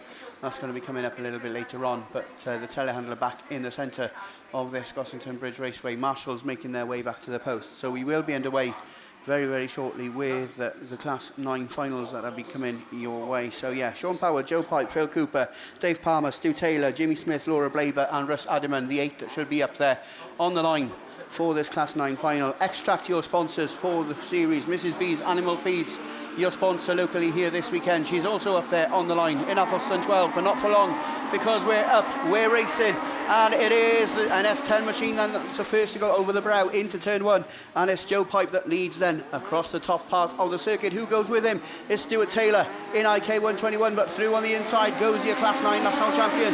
It's Sean Power in Yorkshire Dales 97 that takes up the running. He's the one that leads into the start gate turn for the first time. Palmer almost round, slows it right down. That allows Stuart Taylor to reel him in IK 121. The race on for that second position, because it's Palmer now that leads from Taylor. Power back in third from Phil Cooper in ARC 5. Power's clipped the tyre there. He was almost round. That allows Phil Cooper to reel him in ARC 5. Such tricky conditions. You've got a wet line, a dry line and a wet line on this bottom straight, and a little bit of dust being kicked up. Stu Taylor's out on the white stuff in IK 121. That allows Coops to look up the inside for third. Jimmy Smith into the infield in Lud 80. His final over as Dave Palmer controls the pace down the hill for another time. ARC 31, all this contact between Cooper and Taylor back in that 5th and 6th spot. That allows Laura Blaber in Athelston number 12 to move through into that 3rd spot, but Dave Palmer in ARC 31 is away and gone. He's putting the pedal to the metal, opening the gap between himself and Sean Power, who's back up into that 2nd position in Yorkshire Dales 97, but gently does it across the top part of the circuit, and we go on to the final circuit, and it is Dave Palmer in ARC 31. Slowly reeling him in is Sean Power in UID 97. Has he left it too late? Then we'll have to wait half a circuit to go from the NS10 machine of Joe Pipe. He's there in 3rd from Laura Blaber in Athelston number 12, but doesn't look like too much is going to change. Dave Palmer, ARC 31, your Bash Round 4 champion, takes the win from Sean Power in Yorkshire Dales 97. Joe Pipe takes 3rd in North Shropshire 10 from Laura Blaber in Athelston 12 from Phil Cooper in ARC 5, and Stu Taylor rounds it all out for your Class 9 final. No, he doesn't, because coming to round it all out for your Class 9 final is Russ Adderman in York number 6. So Class 9's done and dusted. No. So your Class 9 machines then make their way back to the pits. As we look to the line, we got, I think, junior specials, and it's over to Russ. Yeah, it is. So junior specials, and I've been treated because for the finals, the junior saloons are straight after. So, wow, there we go. So let's see. We're making progress in the finals, it must be said. Mickey, obviously, he enjoys it in this part of the world, so all his finals are coming again later. So, but yeah, we've got the juniors next. Dig It Plantire and Cross Hands Contractors, your sponsors for the junior specials. And we have our top 8 down there on the line. 120 points got you in. And that last place was Owen Bradford. But Corey Mumford unbeaten in 161F on 165 points. Tom Cosgrove, Alfie Ross, Harry Russell, Max Holtby, Aaron Richardson, Archie Bennett, and that already mentioned Owen Bradford are there on the grid, and away we go. And who's it going to be? You would expect a level break, and it's just that. Mumford's on the inside. I think it was Bradford who had the quickest start initially, but down the hill they go for the first time. It's obviously slippery, a variety of lines. Harry Russell tucked it in tight, and he takes up the lead. IK65 and Forest 161. Max Holtby there in third in the gold machine. Up the hill they go for the first time, and a couple of them just struggling at the tail end, but it's 65, 161 and 6. Then we go back to Aaron Richardson in that last trophy position in fourth, ahead of Alfie Ross and Tom Cosgrove. It's Owen Bradford and Archie Bennett with it all to do at the back of the field, but the laps are going quickly. It's still with Harry Russell. He's got a few car lengths clear over Corey Mumford and Max Holtby. Then the rest of them, Linus Stern, Pennine 1, Sturton 717. Then we have Bradford behind Cosgrove, and Bennett still with it all to do. He's just dropping further away, but it's nose to tail with 1, 2, 3. Mumford slips out wide. He's drying up very quickly, but Harry Russell still with the initiative, holding on. Tyres are scattered in this turn here just before the uphill climb. Oh, Aaron Richardson out of shape, loses a place, and Alfie Ross nips through into fourth in the 717. It's 1 lap to go this time, and it's Harry Russell in Invicta Kent 65. It's taken some time to get to gel with this car, but now it is top of the game, and he leads the way. Mumford had a stunning weekend, 3 wins in the heats, but it's second in the final. Max Holtby is right there as well in third, and Alfie Ross making sure that the CGTRO League take 2 trophies away. It's still squabbling further back. Tom Cosgrove's made progress, but here's your winner. Harry Russell in Invicta Kent 65 takes it. Corey Mumford second. Max Holtby takes third. Alfie Ross is fourth. Then it's Tom Cosgrove, Aaron Richardson, Owen Bradford and Archie Bennett. Great stuff from the junior specials. And nicely completed.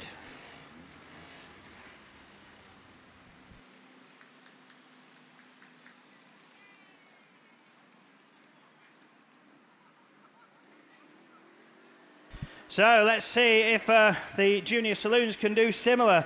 Dig It Plantire and Cross Hands Constructors were your sponsors of the junior specials. We go to Shropshire Design and Peatbot Skips sponsored junior saloons. They've had a bit of incident throughout this weekend, but there we have down there 3 Typhy cars. So could they be up there like they were in the men's before those red flags came out? Well, Will Evans, Jack Owens and Yeston Jones, who got through on 2 wins and a black flag. So he is there, and he's right there on the outside in Typhy 15. 109 points got you into this final, which was Brandon Young, last of the qualifiers, a second, a third and a fourth. But there we have Will Evans, Jack Owens, Neil Tivey, Bo Bennett, Reese Tipton, Toby Jenkins, Yeston Jones, Brandon Young. You can see Jones's Micra smoking away on the start. Away we go. We've got a good number of minis in this one. So, and they make the best of the starts as well. It's Will Evans, Tivey 7, just edging into turn 1, but Reese Tipton later on the brakes up the inside. And also we have Bo Bennett in Breenhill 33. Now they all go here, there and everywhere trying to find the grip. But it's Tivey 5, Jack Owens takes it up from Neil Tivey, Reese Tipton, Brandon Young. That front wing was hanging off earlier. It's hanging off still now in Evesham 28. But look at him go up the inside, 4th to 2nd in one move. But they still go 3 wide down over the crest and into the downhill turn 1 once more. And it's Tivey 5. Neil Tivey tries to pop out in second later on the brakes, but he's gone wide and loses ground and positions. Evesham 28, Ludlow 1, West Waterford 144, Breenhill 33, Tivey 7 is still in there. Tivey 15 and Cumdee 70 with it all to do. Toby Jenkins right at the back. But now a challenge on the lead and a change of lead as Brandon goes through. In Evesham 28, he was the last qualifier. Hasn't had a win all weekend, but now he could win the one which matters. And Evesham 28 takes it up. Tyvee 5 too far wide. And as this train of minis all over the back of him now. Breeding Hill 33 on the move. Up the inside of Owens he goes. And at 33 looks to go for it, but they've both gone wide. And Reese Tipton comes back at him. In Ludlow 1, West Waterford 144 is also right there. And side by side for third and fourth into the turn. But it's Brandon Young who's clear. Evesham 28 it is, 1 lap to go. Tyvee 5 comes back at Breeding Hill 33 who went wide. Ludlow 1's there. West Waterford 144 is there as well. Then it's Tyvee 7 and 15 come D70 fighting for scraps. And it's all change again as Bennett goes wide and Tipton and Tyvee go side by side. Is there a gap up the inside of Owens? No. And Bennett goes up between the two of them. They're a train of minis, but it's Evesham 28 clear and gone. And Brandon Young takes the win. Jack Owens is second. Third is Neil Tyvee. Fourth is Mo Bennett. Then it's Will Evans snatching the place from Reese Tipton, Yestin Jones and Toby Jenkins. Gareth is pointing somewhere. I think he's spotted something in the tree. Oh, OK, so a black flag has been given to Breedon Hill 33. Bo Bennett, unfortunately, excluded out. But if that is all clear, that's me done.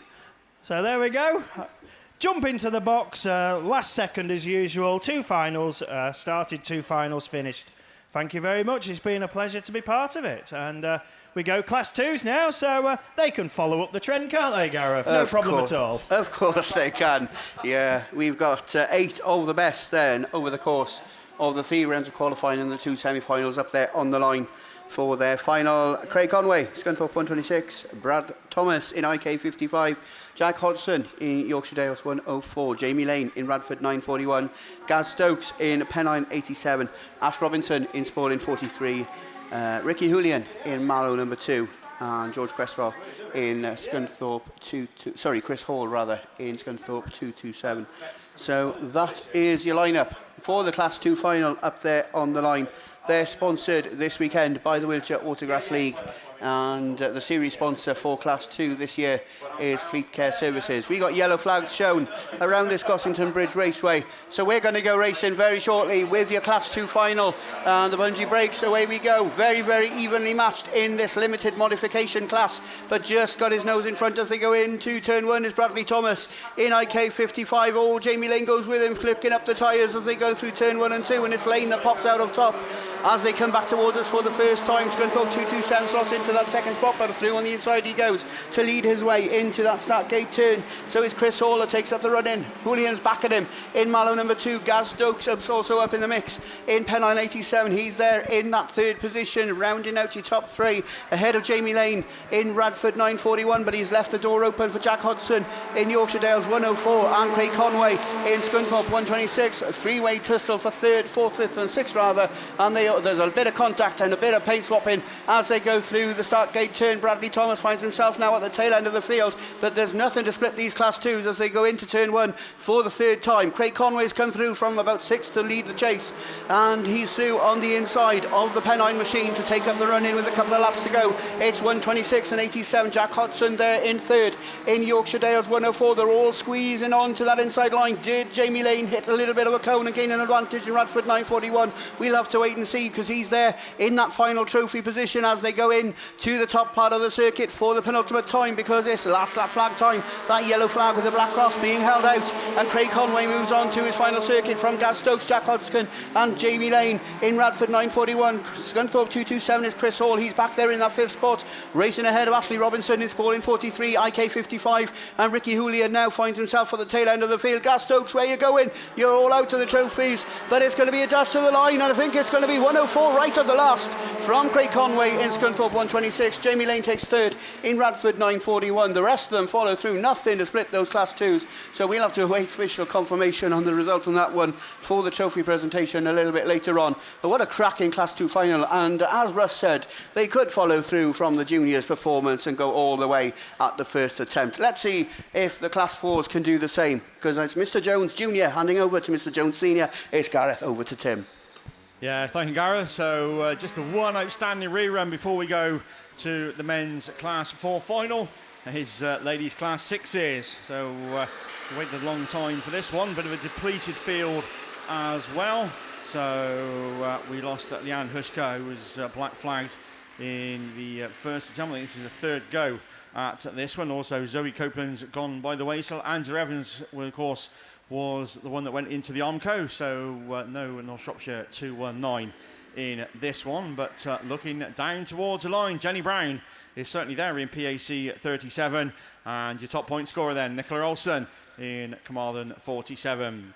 The other car, I think, swats towards the middle, I think, in lane 3. That's going to be Caris Thomas in TA 66. And I'm 99% sure that's all we're going to have for the last of the qualifying rounds before we get to the men's Class 4 final, which is assembled down there onto the line.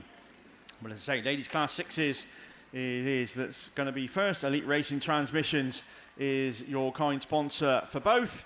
As the track markers then just pulled out slightly on the start gate turn. I think Bowser has put a little bit of water on. I think we're going to have some more on the bottom part of the circuit as well. So started with 2 heats yesterday morning, down to the 1 heat. So in ladies' Class 6s, as it was with the men, bit of a race of attrition. We lost a fair few along the way, but hopefully we can certainly see Jenny Brown, Nicola Olsen, and Caris Thomas is lined up on the start grid. So quad bikes into the centre. I think we had a discussion between the marshals where they want the last bit of water put right over the cones. So trying to keep them off the cones. There's a dry line right around the outside, but the start gates, the straight in front of us here in commentary is pretty wet right the way across it. So let's see how these ladies get on. As I say, we waited a fair time for this one, but say the last or the very last qualifying heat before the we get back to the finals. So Bowser, I think, just about done its job as it pulls into the centre of the raceway. So we're going to have a bit more on the start gate turn, or are they going to call it a day and for the Bowser to make its way off? Now a bit more onto the inside of the cones.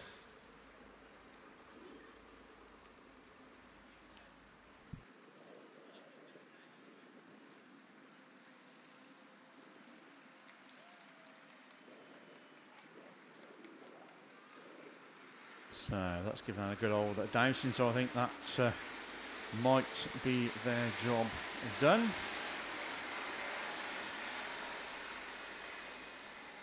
As I say, this last heat, then we've got the men's Class 4 finalists. So just to read out the Class 4 finalists are sat behind: Hugh Jones, Mike Jones, Colin Atchell, Jamie Williams, Darren Grasby, Ben Gould, Adam Henley and Graham Whittingham. So that's the top 8 that made it through to the men's Class 4 final. Nobody unbeaten in the Class 4 either. So Hugh Jones, though, was top of the shop with 155 points. But still all to play for when we get to their final. But as I say, Class 6s, we've got to get through first for their third go. So Bowser then about done, making its way off the track by the start line exit, and then we're going to be looking for track clearance then very, very, very shortly, as the red flag will be dropped. The yellow flag will be raised, and the bungee lifts, and we go racing. Ladies Class 6s for their completion of Heat 3, and yeah, just the 3 cars we're down to, but it's the top point scorer there, Nicola Olsen, that leads into turn 1 and turn 2, but just gets it a little bit sideways, but managing to keep it out front. Jenny Brown in PAC 37 and Caris Thomas in Typhi 66. So looking to make it 3 from 3 then. Nicola Olsen down the far side past the grandstand and down the hill into the first turn once again, and back round towards us. Still your race leader, Carmarthen 47. Jenny Brown still holding second, PAC 37 from Keris Thomas in Typhy 66. So field fairly well spread out. No change anywhere in the leadership. Nicola Olsen once again round the turn 1 and turn 2, back round towards us once again to cross off another lap, and just with one more lap to go, Carmarthen 47, PAC 37 and Keris Thomas in Typhy 66. So, well, Jenny Brown just gets it a little bit out of shape, and no drive coming out of there, but still holding second place. But here's your winner, and 3 from 3, Nicola Olsen, Carmarthen 47, takes the win from Jenny Brown in PAC 37 and Keris Thomas in Typhy 66. Right, we at last get that ladies class 6 heat done and dusted. So we're going back to the finals. So, yeah, go on. Sorry, Gar, you jump in? Could I just pop in just for a second to wish Adwell and Tracy Phillips, TA98, a happy wedding anniversary. 17 years today from the TA29 and 352 gang.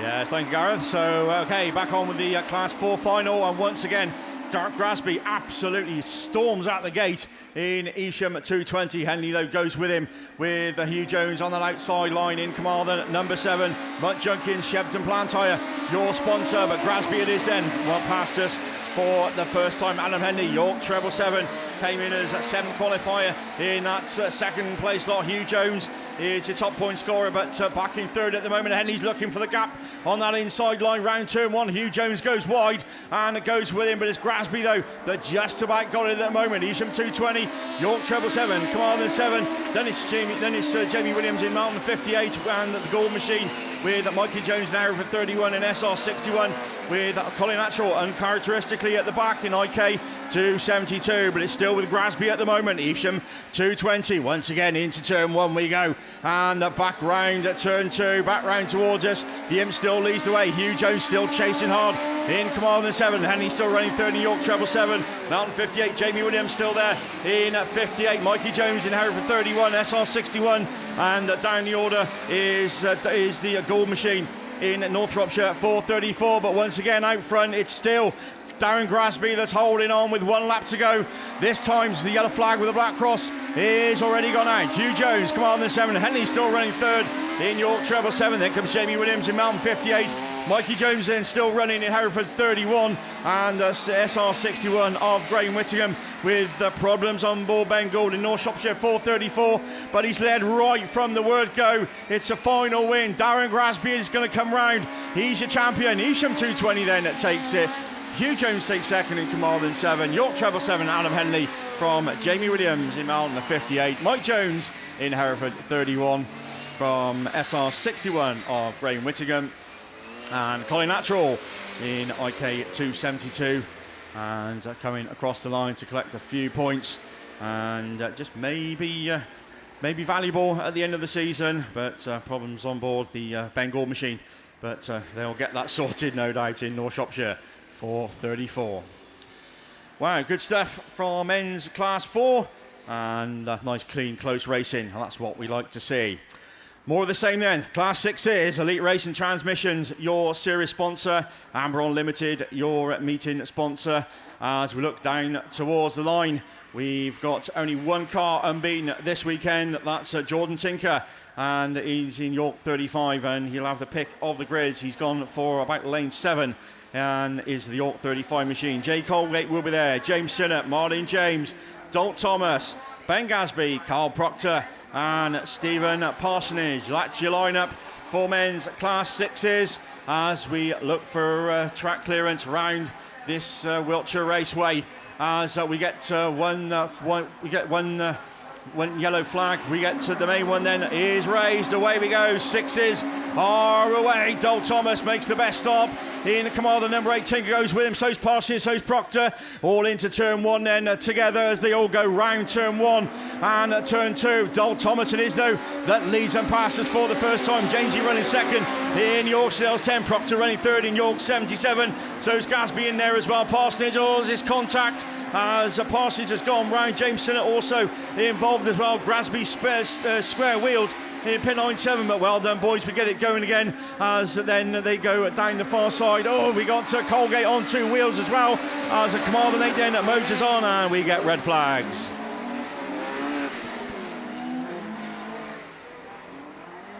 So red flags on the first go of 6s. So big damage on Stephen Parsons' machine on the passenger side door, so obviously involved in the action. So I mean, Gasby also was one that's square wheeled, so hopefully we'll listen to the radio and see who, if there are any or multiple exclusions. But for now, they'll go to the rerun lane and we're going open wheelers. So this is the Class 8 final. This is going to be a good one. Over to Liam Williams to tell you who's there and to take you through it. Yeah, speaking of red flags, so class 8's down there on the line. So how far did you get, Tim? Was it 2 laps I think you got in for the Class 6s? Yeah, four's If I get 2 laps for my Class 8s, I'll be more than happy, trust me. So Class 8s are down there on the line. Obviously had to battle very hard over the course of the weekend to be down there on the line. We started with 72 of them yesterday, and pretty much the standard now for British Autograss Series racing in men's Class 8s. You're normally talking between 70 and 80, and of course after round 3, when you get to round 4 after the Nationals, normally the numbers start to dwindle, but certainly not in Class 8. So 72 we narrowed them down to 16 as they went into the semi-finals.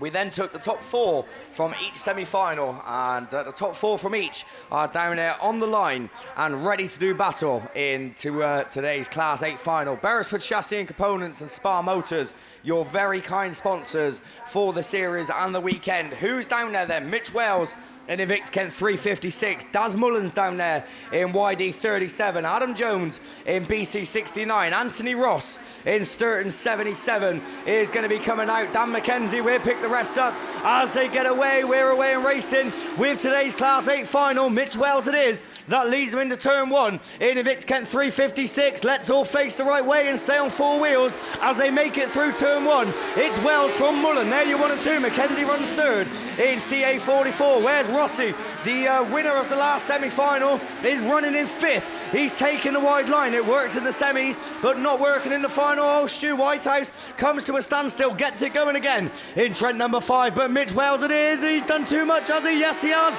In 356, hits the wet patch and goes from 1st to maybe 3rd as he gets in all sorts of sideways. Mullen takes up the running in Yorkdale's 37. Mackenzie's up to 2nd. He fights back with Bishop going round the outside in Yayton Sudbury 73. It's all changing at the front as Daz Mullen it is that leads them round. 2 more to go with Matt Bishop, Mitch Wells, Dan McKenzie. Anthony Ross is not out of it yet in Sturton 77. Bryn Powell in Ludlow number 4. Adam Jones, disappointment for him in BC 69 as he's picked up some sort of issue along with Stu Whitehouse in Trent number 5. But back to the front, Mitch Wells is coming back with a vengeance. He's on a mission as they start their final lap. It's last lap flag. It's Daz Mullen and Mitch Wells side by side as they come past us, climb the hill. Mullen gets his nose in front, but Wells switches to the inside in Evict Kent 356. Is he going to hold on? It could all change as they go into that bottom turn 4 another time.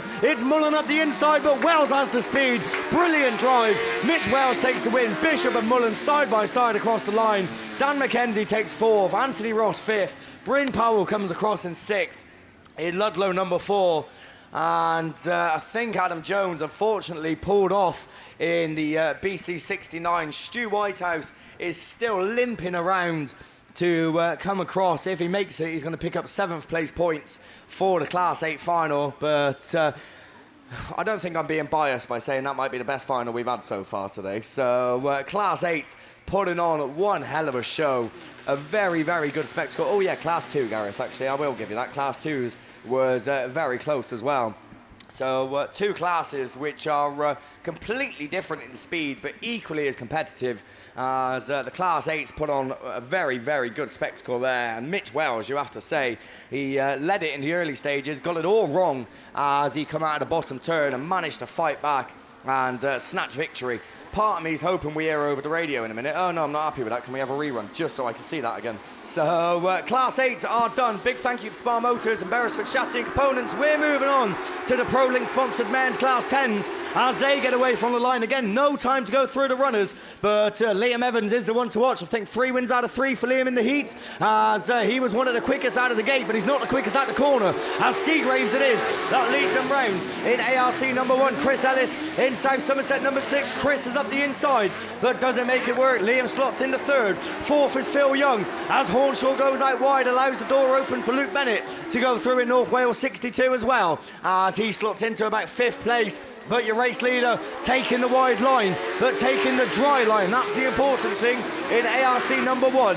As Seagreaves it is that leads him round once more up the hill and past the start line. Chris Ellis is by no means done though in that 2nd place position. In South Somerset number 6, neither is Liam Evans. He's certainly going to have something to say about it in North Shropshire Machine, but Seagraves looks untouchable at the moment as Liam shoots through the 2nd on the outside. Oh, contact as Liam manages to come back down on 4 wheels. That could have been a hell of a lot worse than what it was, and he keeps it going and looks to battle back against Chris Ellis. In South Somerset number 6, apologies to the rest, but we're going to run with the best. At the head of affairs, this last lap flag, it's Lee Seagraves, Chris Ellis and Liam Evans. There you 1, 2, 3. Hornshaw up to 4th.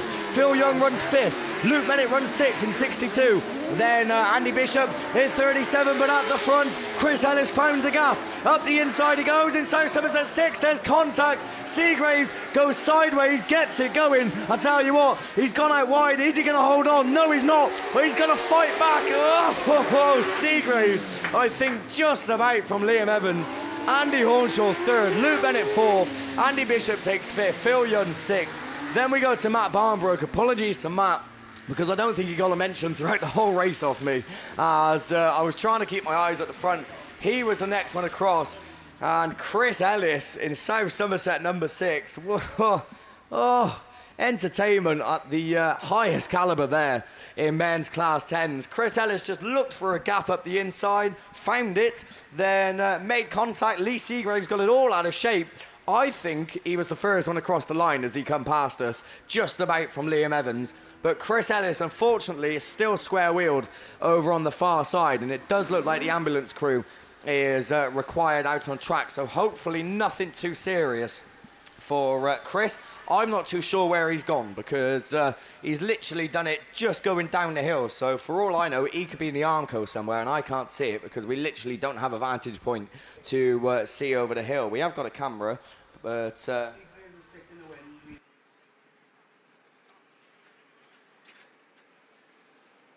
Right, so just here and then, as I said, entertainment at the highest spectacle here. Class 10s then, Lee Seagraves it was that did come across and take the win after, you have to say, after a brilliant bit of driving, after being taken out by Chris Ellis. That's not me saying that, that's the marshals, because that's the next news. Chris Ellis, unfortunately, will be excluded from the result in men's Class 10s. Of course, he didn't finish anyway, but will be given a black flag, presumably, obviously, for the contact that he and Lee endured going into that final turn. But Lee Seagraves, you have to take your hat off to him and say brilliant driving, because, as I said, it looked at one point as if he was actually going to go over.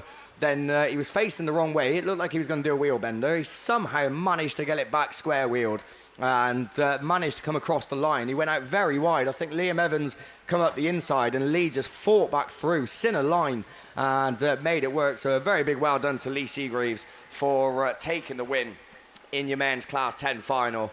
And brilliant stuff. 2 finals I had scheduled in the men's, 8s and 10s, and they've both gone through with no trouble. I've still got the F600s to come your way, so there's only 4 of them, but I never get 3 races in a row, so we'll have to wait and see. But 8s and 10s, I'll tell you what a brilliant show they've put on, not just in the final, but over the course of the weekend, and we get so used to seeing it as well. And it's not over, of course, because we've got the ladies' 8s and the ladies' 10s to come your way a little bit later on. And speaking of ladies, I think, is this a runoff for ladies class 2? So we got a runoff down there on the line. There's 2 cars and there's 1 man to take you through it. It's Gareth Jones. Yeah, thanks very much then, Liam. Yeah, ladies class 2's up there on the line. It's not Laura at all. It's Linda Thomas in PAC 91 and Lucy Wickham in Pennow 13. They're the 2 that are joint 9th or joint 8th at the end of the 3 rounds of qualifying, but there's just 1 space in that ladies class 2 final, and they'll be battling their way for that final position. So just a reminder to the finish line that it's just a 4-lap race this time round, because it is a runoff. It looks like the ambulance crew then are back within the boundaries of the medical unit up there on towards the start line, and once again that dust repellent being put down on this Gossington Bridge Raceway, and already, despite having a super weekend and 90% of the races going through very well, the complaints about the water and the dust repellents already beginning to be seen on social media. But it has been a very successful round 4 on the whole here at the Gossington Bridge venue in the hands of the Wiltshire Autograss League. Not sure if the SS6 machine is going to be taken back to the pits on the front end of the telehandler, or whether it's going to be towed back by a quad. We can't see from this vantage point whether he hit the fence on the far side or not because of the brow, but it looks like the teams that are over there on the far side of the circuit are about to disband. I think there might be 1 or 2 posts about to be put in just to strengthen. So it does look like Chris Ellis did hit the fence, and that's why the medical crew was required on the circuit. But looking to book their place then in the final are the 2 ladies that are up there on the line. Fleet Care Services, your sponsors of Ladies Class 2 in the British Autograss Series. Mobile Freezer Rentals are your sponsors here locally at round 4. Your top qualifier after 3 rounds of qualifying, just been headed the ones yesterday afternoon, or this morning, the first thing was Lara Jones in TA17. She goes into the final as your top qualifier on 155 points. A win in 2 seconds then for Pamela Horgan in Mallow 2 means that she's your second qualifier. Jess Conway, a win, a second and a fourth, and Scunthorpe 126 is your third qualifier on 128 points. Just 3 points ahead of Nicola Bettany in Radford 92, a win, a third and a fourth over the course of the weekend. Jess Owen, she took a win this morning, a third in the 3rd round of qualifying, and the first race yesterday was her worst of the weekend, but she's still 6th qualified in the NS15 machine on 112 points.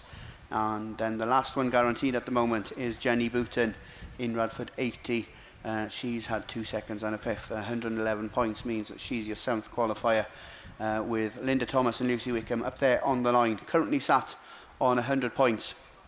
Linda having picked up 2/3 and a fourth, and Lucy Wickham having picked up a second and a first yesterday. Unfortunately, a black flag in the 3rd round of qualifying just a little bit earlier on. So they'll be fighting over the course of the next 4 laps for that 8th place in the final to join the ranks alongside Lara Jones, Pam Horgan, Jess Conway, Vicky Robbins, Nicola Bettany, Jess Owen and Jenny Booton, and they'll be out to play in the ladies class 2 final. So Chris Ellis' stricken South Somerset 6 machine just about looks to make its way off the circuit over there on the far side towards the medical compound. The water still being put down on this Gossington Bridge Raceway as soon as that's done, and then we'll be going with the runoff for ladies class 2s before we then progress through to the rest of the ladies racing, and of course the reruns that are still to come from the men's classes.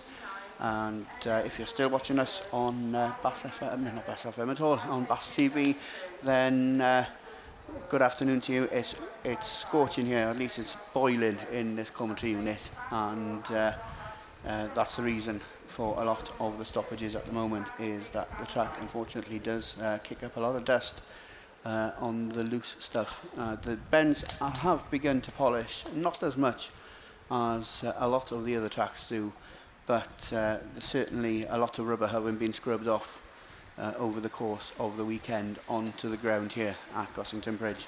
Looks like the fence repair crew then that were doing their work over on the far side of the track have completed their deed for now, as the JCB makes its way back towards the start line, and that will park itself within the compound, the plant machinery to the left of the start line. So watching us on your live stream, then you can see the two red flags waving on Marshall post number 4, and the JCB now prime in middle of view as he makes his way off the circuit.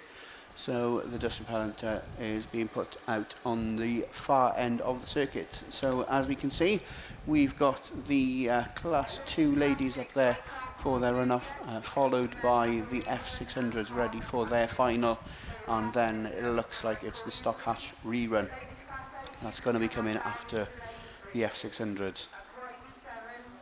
Not sure if the dust repellent then has been put down plentiful for now, because he looks to be making his way back up towards the start line end of the Gossington Bridge Raceway. Marshals look to be back on their post, so we just await to have track clearance. We await to see those yellow flags beginning to flutter, and we await that most important one being shown on Marshall post number 1. That will allow the one on the button up there on the start line. I think it was Scott Aldridge yesterday. Not sure if he's there now, but certainly he'll be informed that the track is ready for racing, and the engines will begin to rev. The bungee will break and we will go racing with this Class 2 runoff, and indeed on cue it does so. So we go racing, and it is Penal 13, and just made the quickest of breaks on the outside. She started in lane 8. Linda Thomas goes in to lead the way into turn 1 in PAC 91. Oh, is she taking too wide a line? Oh, she's out there on the dry stuff. She's going to cut back towards the inside, but I think it's just going to be too close to call as they pass us for the first time. It's 91 that's just got her nose in front, and she's racing on that inside line, but she's going to go over the slippy stuff, and she takes a wide detour through the start gate turn. That allows Lucy Wickham through to take up control, and Penal 13 now with about half a straight of an advantage over Linda Thomas in the PAC 91 machine. So is it all done and dusted already this early on in this runoff? We'll have to wait and see, because back towards us for the second time comes Lucy Wickham in Penal 13. Linda Thomas just reeling her in ever so slightly, but not making too much impact on the Penal 13 at the moment. But it's Wickham then that climbs the bank for the third time, just making that little Micros engine sing there as she gets back onto the start line straight and passes the grandstand with about a lap and a half to go, because it looks like that yellow flag with the black cross is being made ready, and Penal 13 is going to come back towards us and start her final circuit. And Linda Thomas is doing pirouettes up there on the entry to turn 2, and she finds herself further downfield in PAC 91. Both then about to go on to their final circuit as Linda struggles on the wet and the dry conditions. Oh, she's getting close to this Armco on the near side, but she goes on to her final circuit in PAC 91, albeit about a third of a circuit down on the race leader. That's about to book her place in the ladies Class 2 final. Penal 13, Lucy Wickham, goes down over the brow and down the hill for the final time. She's probably found the best route. Oh, I said to, have I spoken too soon? No, she's got it back pointing in the right direction, and Penal 13 then just gives it a little bit of a spurt to the line. Lucy Wickham books her place in the ladies Class 2 final. That'll obviously be happening in a few races time. Linda Thomas unfortunately looks to be on stop up there on the entry to the top part of the circuit. Gets going again, does the PAC 91 machine. So finishes off her weekend 9th overall, but unfortunately not booking her place in the final. And PAC 91 then back onto the trailer, heading back over towards West Wales. And that's Linda's weekend over, unfortunately. Right then, so Linda makes her way back to the pits as Lucy gets herself ready for the ladies Class 2 final. F600's up there on the line, straight over to Mr. Liam Williams. Yeah, thank you very much, Gareth. So I've never seen so much showboating in a runoff before. So both cars deciding to do donuts halfway through the race. Hopefully we don't see that with the F600s. I'm sure the water is going to try and catch them out, but 4 very experienced racers coming out to do battle. They're going to find a dry line as they go into turn 1. Trevor Frost is looking for the dry line. He pushed on, but I'll tell you what, it's going to work as he takes up all the loose stuff on the outside. So White Rose 400 it is that leads the way. Harrison Barnbrook runs there in second in the Sturton machine as he just gets it a little bit sideways going up the hill. Jamie Smith runs third in Yorkdale's 103, and Elwyn Pitt in Hereford 16 is the one in that 4th place position. So of course we have seen all of these drivers in their 3 heats. This has been the same race we've seen 3 times, but are we going to have a different winner? Because Trevor Frost it is that still looks like he's the one consistent as he leads. But I'll tell you what, he's gone out wide there, and Harrison Barnbrook might have found some grip in the 45 machine as he shoots up the inside. Has he got it to carry down the far side? No, as it looks like Frost fights back in White Rose 400. Is he going to take the wide line again? He is, but he gets it a lot more sideways than he has done for the previous couple of laps. With 2 more to go, it's a fairly damp track, but it's providing a good race. Trevor Frost and Harrison Barnbrook are having a right battle for first and second. Jamie Smith is very safe in third in York Stales 103 and Elwyn Pitt in Hereford 16. But keep your eyes at the front, because once again, Barnbrook it is that went up the inside and took up the running. As Frosty pushes on once again, that might just be enough for Harrison Barnbrook to move on to his final circuit and take the win if he can hold on, because Trevor lost a lot of ground going into that bottom turn for the penultimate time. But as I say that, Harrison Barnbrook gets it all sorts of sideways as they climb up the hill. The conditions proving to be tricky, but it could spring a surprise as they go into that bottom turn for the final time. All he's got to do is keep it facing the right way. That's exactly what he's going to do, as it's going to be Harrison Barnbrook that takes the F600 win this weekend. Second is going to go to Trevor Frost in White Rose 400. Jamie Smith will take 36 points for third place in the final in York Stales 103, and Elwyn Pitt in Hereford 16 comes across to complete it all and round out your men's F600s for the weekend. So SGS Gases then, a very big thank you to them for their sponsorship. That's 3 men's finals I had lined up to do, and 3 of them that went through with no red flags. So I need to make the most of this gloating, because it's not going to happen for the rest. I mean, it hasn't happened for the first 3 BAST rounds. We've only got 1 more, and I can guarantee it won't happen there either. But we're going backwards, I think, to the very first final of the day. It's Stock Hatches, it's Mickey B. Yeah, thanks very much, Liam. You got 3 all the way through. All my 3 went to rerun, and it goes to Radford 59, John Petrie. Looking to get his nose through. North Shropshire 951, though. It's James Holmes, and he's had a good day so far, but he's got a little bit out of shape on the wet. But it's Chris Patterson. Scarborough 64 takes him into turn 3 to climb the hill. South Somerset 8, Justin Hardy going with him as well. Oh, no. Oh, goodness gracious me. It's all got a bit messy there, isn't it?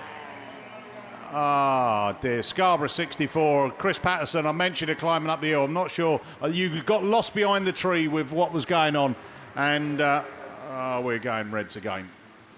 Just unbelievable, Mickey. What is going on? Climbing that hill, I mean, it has just been watered, so those front-wheel drives, I don't know whether or not they've kind of like slowed themselves down and someone's tapped in and gone up the backside, but yeah, not good at all. So that goes back to rerun. We'll have to try again for the 3rd time. So not sure if anything's been called on the radio. We'll wait and see. Class 5's up on the line. So this is the one that's excluding Mallow 184 Adam Brown. He got black flagged in that first attempt. So lorryinsurance.co.uk, series sponsors, and XC Works are weekend sponsor. Jaber Smith, Ian Thorndike, Danny Lodge, Chris Winnell, Luke Jenkins, Dan Godfrey, Baxter Pargetter. They are the 7 that remain. So come on, lads. Let's get this one done and dusted. And we can get sorted. Chris Patterson there just getting the forks underneath the car, and maybe that he's broken another shaft. I know he's been having some problems with that, and that may be the issue again as the forks take him back into the pits. Class 7s will be getting ready to rev their engines and get going. The sun is baking down on this track still as we finish off the BAST round 4 down here at Stroud. Looking for yellow flags around the track. We've got track clearance. Still got a yellow flag. That's it. Where are we going? First marshal post. We are going racing.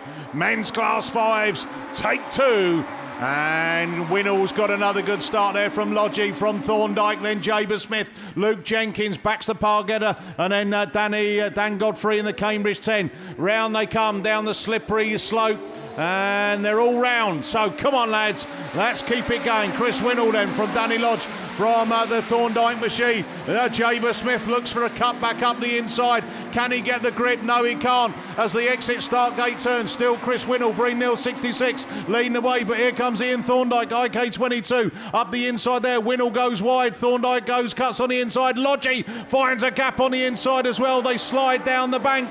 Oh, Lodge is put into the fence and he's over. Danny Lodge is over, sliding down the bank. And Danny Lodge up on his side.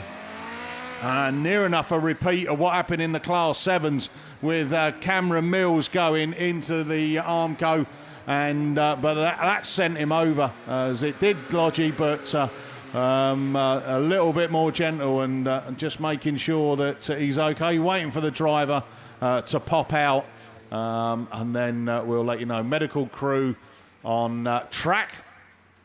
And there you go. None of them were able to keep a tight line.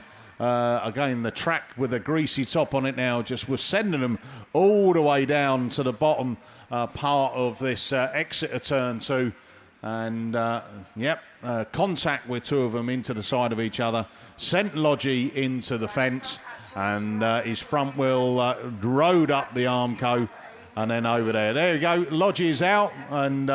just giving a wave over to where probably some of his friends and family are sat, and he gets in the back of the medical vehicle and will be taken back over into the pit. So I'm not sure if we've heard anything on the radio, just to see if there's any decisions being taken.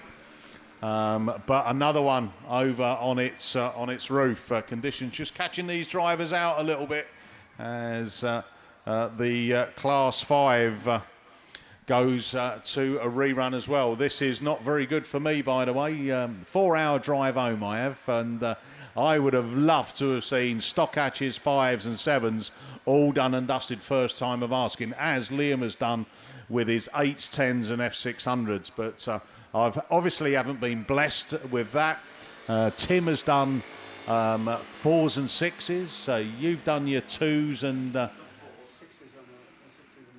your 6s. Oh, yeah, Steve Langley there. I'll tell you what, he is going to get a medal this weekend for professional gloating, I must admit.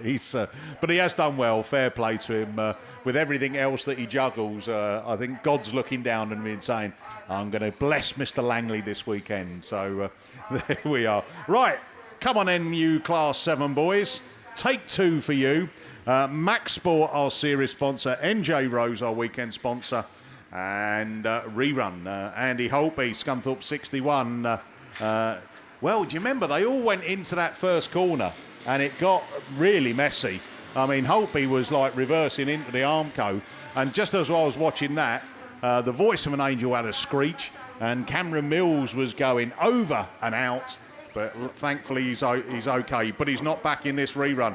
Millsy misses the final. Liam Evans out there though. Craig Bagley, Bill Bradford, Jack Houlihan, Phil Barliman, Damien Harris. They are your runners and riders left in this Class 7 Super Saloon final down here at Stroud. Bass round 4. And we look for track clearance. Red flag still waving. So just waiting for... we just need to get this racing done, guys.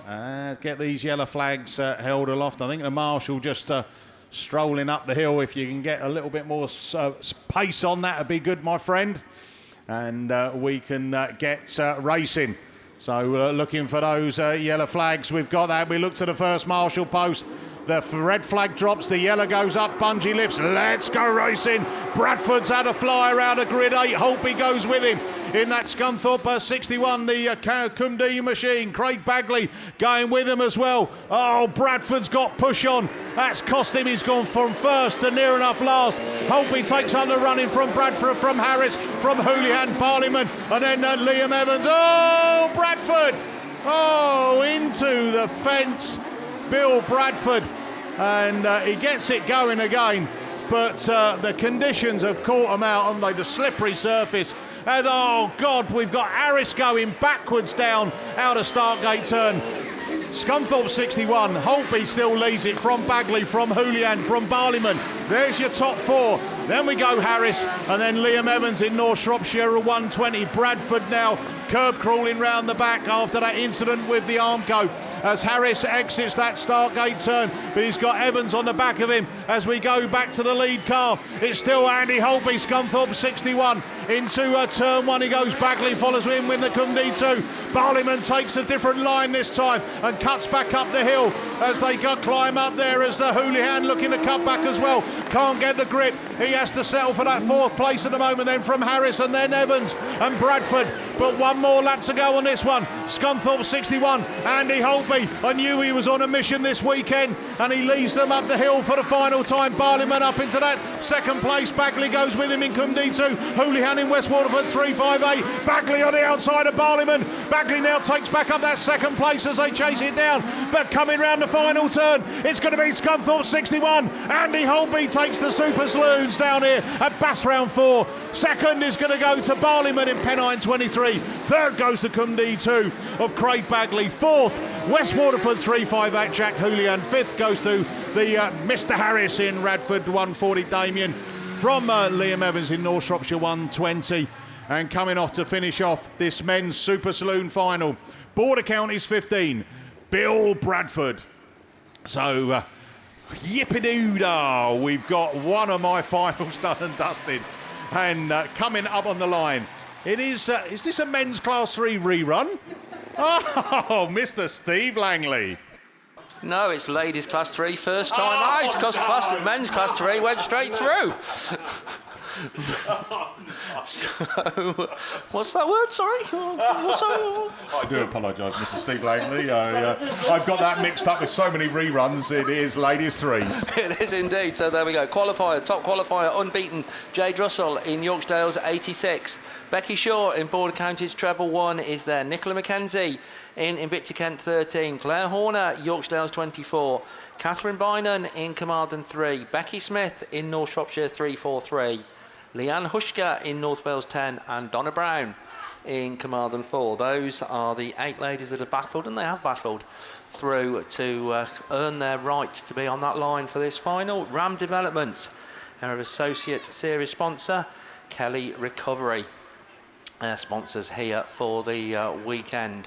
So we're just getting everything back in place out there on the track, cone wise and everything from that somewhat hectic but exciting men's class 7 final. So ladies class 3, that's what you got to follow. And yeah, you will. I'll tell you, we've seen some cracking racing from these ladies class 3s this weekend. So I think it looks like we've got track clearance and the bungee brakes, and who makes the best of the break? It's just about Nicola McKenzie in Invicta Kent 13, as I say, sitting down the table a little bit in the series standing, but didn't do anything at round 1. So see how they all cope with his first round. Catherine Bynon in Carmarthen 3, a little bit problematical, but it's the Carmarthen 4 car that comes out of it all the best, as Donna Brown then, it is your early race leader. Catherine Bynon gets it all sorted out and back running. Becky Smith also first lap problems in North Shropshire 343. The leading 5 then have managed to get away down that far side, and it is Nicola McKenzie in Invicta Kent 13. And there we go, we've been Mickey Bead, which is the new terminology, and I think very aptly so. So there we go, red flags out on that one. We shall let you know what's happening just as soon as we know anything, but red flags do come out on it. And what we got on the line, that looks like class 7 machinery again. So I think given that you finally got through your men's class 7, so it can't be those, so it must be ladies. So let's see if we can get through these a little bit quicker. We've all got homes to go to. I'll try my best, Steve. Here we go then. So it is ladies Super Saloons. Max Sport, our series sponsor. DM Design and Fabrication, our weekend sponsor. Lindsay Allen, Shamel Gadsby, Ellie Lockwood, Michelle Barrett, Emily McKenzie, Kesney Adams, Julie Hawthorne, Fernie Ho. She made it in there. despite picking up that black flag. Samantha Graney in the Pennine 8 also into that top 8. Just missing out Ella John, and Alice Bevans will come back stronger, I'm sure, for that next grid. So the forks are back out, so we need to collect that stranded ladies class 3. So top point scorer and coming into this final, Lindsay Allen, 2 wins and a third, 146 points. Shamel Gadsby there in Spalding 31. Ellie Lockwood in Scunthorpe 393. Ellie 118 points. She had a couple of seconds and a fourth. Michelle Barrett, York 12. Finish in the middle of the pack, 117 points, and then we go into 104 and 102. Emily Mackenzie, Cambridge 12. Kesney Adams in Border Counties 26. So that's them 5 and 6.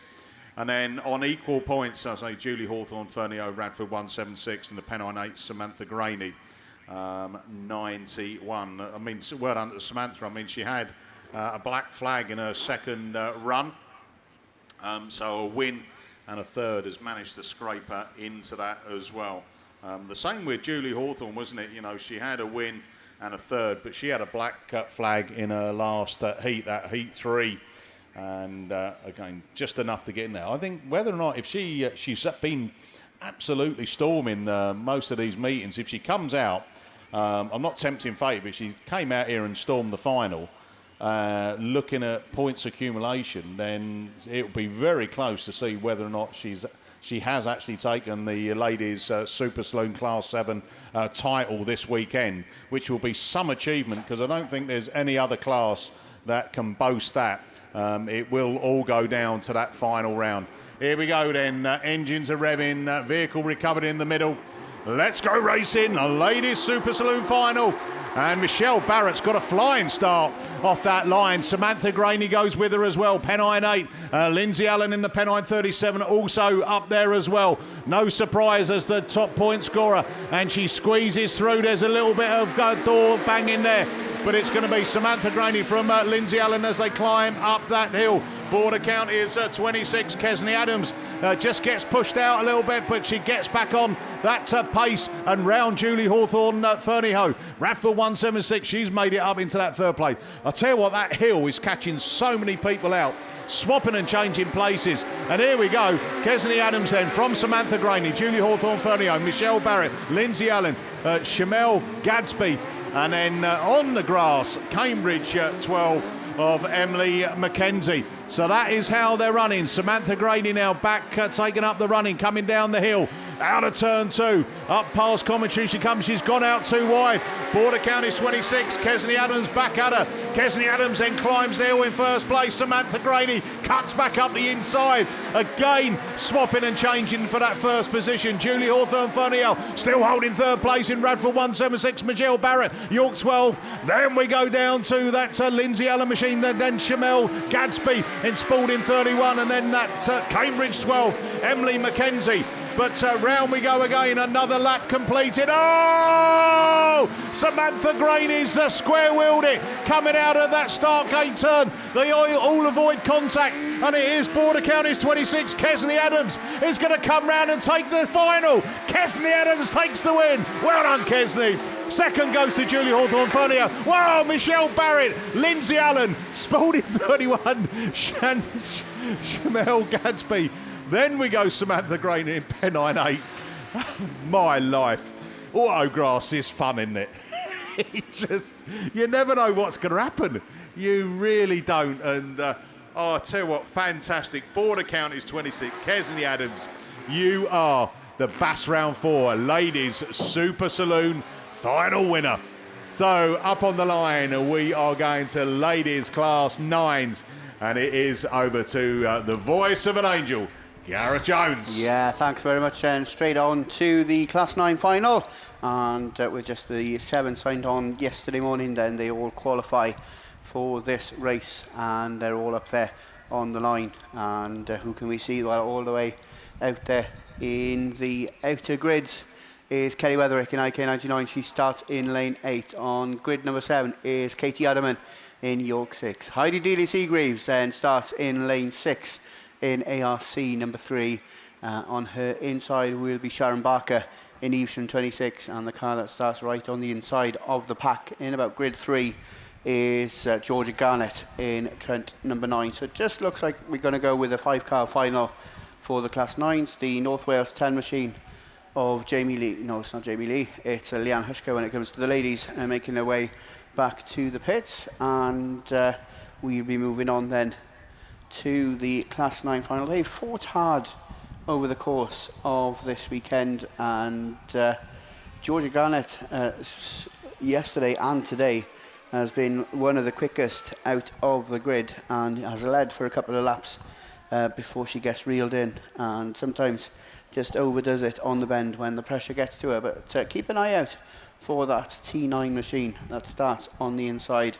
Katie Adaman in York 6 is probably going to be your series leader after this round, because there's problems on board the Pennine 5 machine of Chloe Richardson, and she's non-starting this time. So it is Adaman that leads down the hill and over the brow into turn 1 in York number 6. All Georgia Garnett's round in Trent 9 all gets collected by Heidi Daly-Seagreaves. Heidi then rejoins in 4th, Trent 9 at the tail end of the field. But going up into that second spot is Sharon Barker in Evesham 26. She races just ahead of Kelly Weatherick in IK 99, but it's Katie Adaman in York number 6 then goes through the grandstand straight down over the brow and into turn 1 once again. York number 6 maintains that race control and leads the way towards us. Sharon Barker is slowly reeling her in Evesham 26. Over the course of the last lap, she's probably gained about 3 or 4 cars lengths on the York 6 machine, and she's lighting up those back wheels as she climbs the bank for the second time.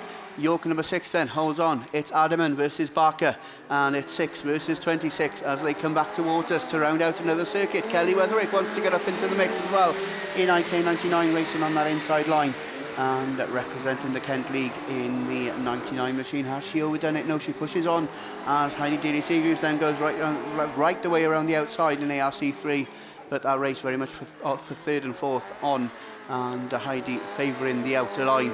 But it's 1 lap to go for Katie Adaman. York number 6 then starts her final circuit, climbs the bank for the final time this weekend, makes it back onto that start line straight and goes across the top part of the circuit, and she's looking to book herself another set of 55 points towards her 2022 British Autograss Series campaign, and there's no doubt that she's your leader after round 4 in York 6. Sharon Barker, Evesham 26, then takes that second spot from Heidi Daly-Seagreaves in ARC3, and Kelly Weatherick in IK 99 rounds it all out for your Class 9 final, as Georgia Garnett, unfortunately, in Trent 9 fails to get going again after her incident on turn 1. So the Trent 9 machine then just getting a little bit of attention on turn 2, and the front end of the CGTRO machine just looking a little bit well, different to what it should be anyway. Let's just put it like that. But Trent 9, Georgia, not had the best of weekends, but certainly pace-wise, in a straight line, the Trent 9 car looks to be a very fast Class 9 machine indeed.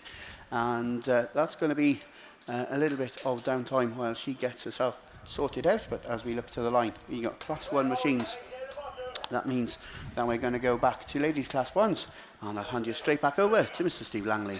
Thank you very much then, Gareth. So yeah, our qualifiers: Claire Compton in North Shropshire 951, Nia Jones in TA 352, Lucy Wickham in Penhow 27, Emily Polly in Cambridge 136, Rebecca Owen in North Wales at 397, Fiona Thomas in TA 16, Sophie Lewis in Athelston 2, and Imogen Morris in Cumdee 1. Those are the 8 drivers that have qualified through for this TBR Race Engines and Mobile Freezer Rentals sponsored ladies Class 1 final.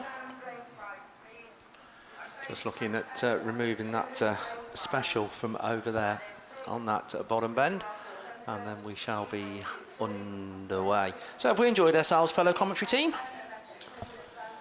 I've had a ball, by the way. It's been really good. I've been taught how to sing properly. People have heard me rendition of you have your Sweet opinion, Caroline. Yep, it's created some comment, I think, on social media. I can't deny that. So, Did you enjoy it though, Steve? I did. I have thank to you. say. Thanks for that. I did. And it's all down to this man here, the voice of an angel, Gareth Jones there. As I told you, if Terry Wogan was still here, right, you'd be on his show, wouldn't he? He used to have you were in Wales, wouldn't you? But like down in UK, Terry Wogan. Did he We are part, honest. I know. So down in England, right, Terry Wogan, right, every night about 7 o'clock, he had a show for Blankety blank. No. Oh no, it's Checkfoot and Pen, wasn't it? Yeah, he was on that as well. That's what half these have got. Yeah, no, and honestly, I think you and the Italian Stallion, together, because you do sing together, don't you? You would have been a lovely addition to the Wogan show, And singing all the way from Wales, it is the voice of an angel, Gareth Jones, and the Italian Stallion, Yeah, but we got Lewis Richards. We got a new backing singer now. Aye. Don't need to look any further. Hold on a minute. Why? Nobody puts baby in the corner. So no, it's been a great weekend. Whatever you do, if you come and watch the racing, which obviously we do, I think the social side of our sport is really important. I think everyone gets to meet up with people. I know that Callum, who's been racing out in his 8 this weekend, I think he enjoys meeting up with all his pals that he's met over the years from around the country. So. I think that's a brilliant side of our sport. And the other thing as well, it creates so much debate, doesn't it? Yeah, I did put out a message for if anybody wanted to put any requests in for round 5 that we could practice, and the most requests were that we didn't do it again. Bit harsh. How many did Sally put in, just out of interest? just saying. So, amount of stick I get from her across a race weekend when she'll have to leave her at home. I don't see why you two shouldn't. So no, it's all good fun, and yeah, as we've still got plenty of racing to go, but we hope you have enjoyed your weekend here at Gossington Bridge. Here we go then, ladies Class 1 final gets away from the line. It is Lucy Wickham, one of the first ones to show in Penhow 27. The TA 352 car though, that flying little mini from the Tivy Club, comes through from the inside, but then just drifts a little bit wide. And Lucy says thank you very much. P27 then goes back. Imogen Morris right on the inside of everybody in Cum D1. And a little bit of a coming together then, I think TA16 and Athelston too. But yeah, everybody's still racing. That's good. Lucy Wickham though, race leader, P27. The one that probably lost out on that the most was Tivy 352. Had to take avoiding action to everything that was going on in front of her. But Lucy Wickham it is then, comes round. Penhow 27 pulled away a little bit now from the Cambridge 136 car. Emily Polly in second place. Sophie Lewis in Athelston 2, racing then neck and neck with Fiona Thomas in the TA16 machine. Then the other 4 certainly well in contention still. North Wales 397, Rebecca Owen just trying to make a move then on Imogen Morris in Cum D1. But slowly but surely, Lucy Wickham establishing her authority on this Class 1 final. Cambridge 136, Sophie Lewis in Athelston 2. Tivy 16, Tivy 352, the North Shropshire 951 car, that's Claire Compton at the wheel of that one. Got a bit to do if she's going to be taking a trophy home. Battle going on for 4th place really. Tivy 16 against 352 as they go down the far side. Lucy Wickham going to take the last lap flag. I tell you what, it's getting closer. P27, 1 to go. Cambridge 136, Emily Polly certainly winding it up. Athelston 2, Fiona Thomas in Tivy 16, 352 still looking for that shorter way home as they climb that bank. But your race leader, we switch to the right of where we are here in commentary, coming round. She's led virtually from the word go, but it's going to be tight at the end of it because going through on the inside, she's going to pinch it. Emily Polly in Cambridge 136. Lucy Wickham second in Penhow 27, Sophie Lewis in Athelston 2, Tivy 16, TA 352, Claire Compton in North Shropshire 951 and 397 then just gets the better of Imogen Morris in C1. But there we go, cracking Class 1 final from the ladies. Well done to all concerned, but particularly well done Emily Polly. Judged that absolutely to perfection to take the honours. What I will say is Fiona Thomas was out there in that one. We did promise you an interview with Fiona and Caris in the break before the final. We didn't get one, as I'm sure you spotted, but we're certainly going to set that up and make sure that happens at round 5 so that we can all find out and learn a lot more about A Wee Crazy. That's going to happen at round 5. What's happening now at round 4 is back over to Liam. Yeah, thank you very much, Steve. So we've got ladies class 8 down there on the line. Bennebill Motorsport, your very kind sponsors for the course of the weekend, and of course Beresford Chassis and Components, your I think fair to say long-time sponsors now for the British Autograss series. And whilst on the subject of sponsors and BASt, then a very big thank you of course to Kencams and Simpson for once again their long-time support and sponsorship of the British Autograss series. Of course, this round 4, one more round to go, but certainly at the business end of the season, and one of the most, if not the most close in the competitive class in ladies racing is the ladies class 8s, and they've certainly shown us that over the course of this weekend, and I'm sure they're going to show us going into the final. So we're going to look to the line and see who we can pick up that's coming out. Lane 8 then is going to bring out Sue Nichols. I think 2 wins and a second for Sue in Yorkshire number 7. Josie Tompkinson is lined up next to her in Scunny 52. Sophie Morgan in Radford 71 is going to be the next one. Then I'm going to hazard a guess and say that's Lindsay Weir in Breedno number 1. We've got Lindsay Mullen coming out. Jennifer, of course, from West Waterford is also down there. And, well, there you go. I got one wrong. So it was the IK19 machine. But something tells me we might not be getting any further than that, because we've got contact going into turn 1. Oh, I was doing so well. So first corner, red flags on ladies class 8. As we hear the marshals chat over the radio, then we will obviously wait to see what is said, and once we get official confirmation, then we will let you know. But well, to be honest, I'm not going to blame the ladies. I'm not going to blame myself. I'm going to blame Mickey, because I just turned up into commentary. When is that ladies 8? So I went, yes, and I'm doing so well. Don't say anything, Mick. And he didn't, to be fair, but it must have been a look that you gave Mick, because they didn't make it that far. So to be fair, I think he's happy that that I got a rerun, because now he's not the only one that's going to be waiting around to finish his races. Speaking of reruns, Tim Jones has just popped into commentary, because we've got, I believe, men's class 6s down there on the line.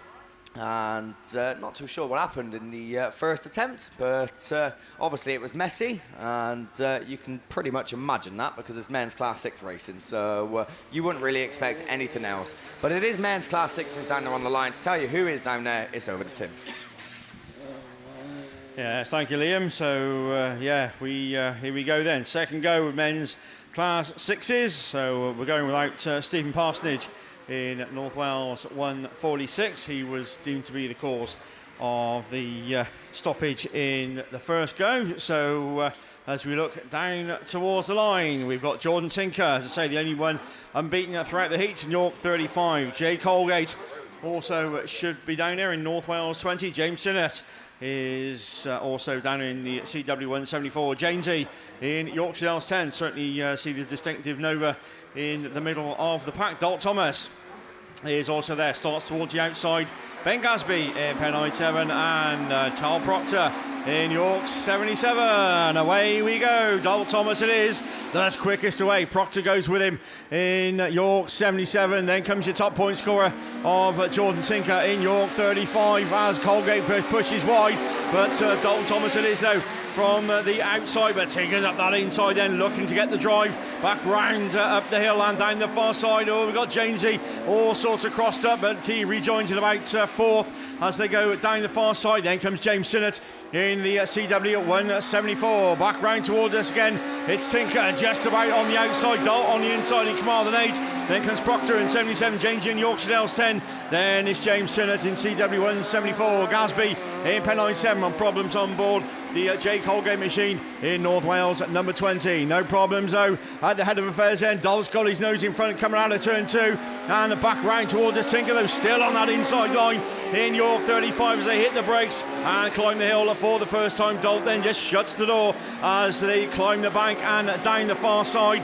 Run and yellow flags in for J. Colgate, who's on the outside in North Wales at number 20. But as we go down into turn 1 and turn 2 once again, with just 1 lap to go. Dol Thomas in his end, Commander number 8, York 35. Tinker switches to the outside with Yorkshire 10, and Jamesy still running third. As though Tinker looks up that inside coming out of the start gate turn and down towards turn 1 once again. Dol hits the brakes and the car just pushing on slightly though. Tinker looking up that inside, but it's not going to be your Class 6 champion this weekend then. Dol Thomas, Commander 8, York 35.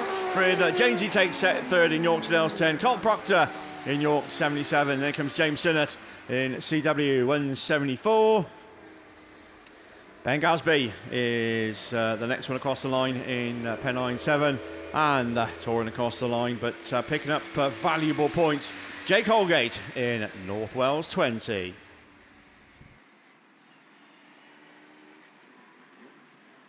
So well done, sixes. We got there on the second attempt, and I think that'll extend Dol Thomas's lead at the top of the BAS series with certainly a final win. But well done, all you Class 6s, as we put that one another tick in the box. Okay, we're leaving Class 6s, so we're looking towards the line. We're still in rerun mode. Well, not quite rerun mode, because we're tempting fate already. Ladies Class 5, over to Mickey B. Yeah, thanks very much, Tim. Yeah, don't tempt fate, mate, please. Lorryinsurance.co.uk, series sponsor. XC Works for the ladies' fives. Lynn Olsen, Sarah Bateman, Nicola Jesse, Sandra Jones, Lindsay Ware, Natasha Gibbs, Kirsty Godfrey, and Rhiannon Smith. They are your top 8 ladies that have made it through to the final.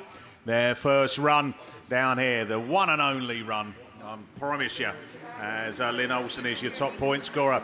As we look for track clearance. Oh, no. We got red flags on that start line. So engine's just easing down. So Marshall going across. So where's he going for that? Is he going to do something with the bungee, or is he going to just have a look down the line? Well,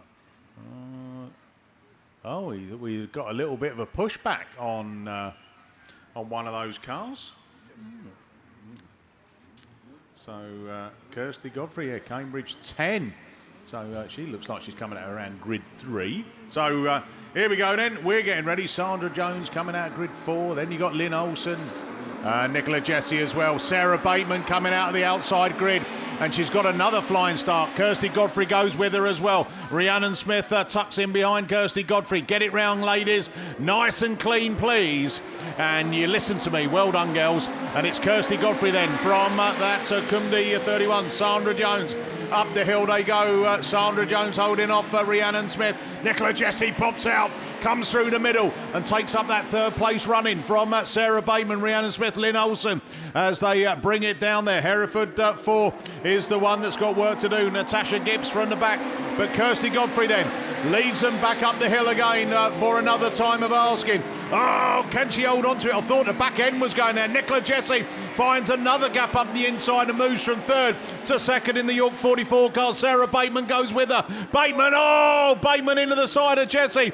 She stuck herself out on that one. Kirsty Godfrey then from Nicola Jesse, from Sandra Jones in Company 31, Breeden Hill 44, Lindsay Ware takes up that top 4 place. Then we go down to Lynn Olsen, then Rhiannon Smith, and then Natasha Gibbs in Hereford for Sarah Bateman. Stroud and District 45, just a bit too hot coming into turn 1, but they're picking up the last lap flag. One more lap to go on this one then. Kirsty Godfrey, Cambridge 10, from York 44, Nicola Jesse, Sandra Jones in Cumdy 31. Then we go down to Lindsay Weir in the Breeden Hill 44, Lynn Olsen, Breeden Hill 27, Natasha Gibbs in Hereford 4 as they come down that opening straight again, slowing it down into turn 1, down the hill for the final time. Woohoo! And it is going to be Cambridge 10, Kirsty Godfrey takes a win, Nicola Jesse second in York 44, Sandra Jones third in Cumdy 31, Lindsay Weir fourth in Breeden Hill 44, Lynn Olsen, Breeden Hill 27, South Somerset 36, Rhiannon Smith, Hereford 4 of Natasha Gibbs, and then Sarah Bateman, Stroud and District 45, yeah. I knocked a digit off because I'm getting tired. So, looking up on the line, I think we are heading over to Tim for the Class 4s. Yes, thank you, Mickey. So, yeah, ladies class 4s and the stock hatches. So, I think they've thrown them all in together.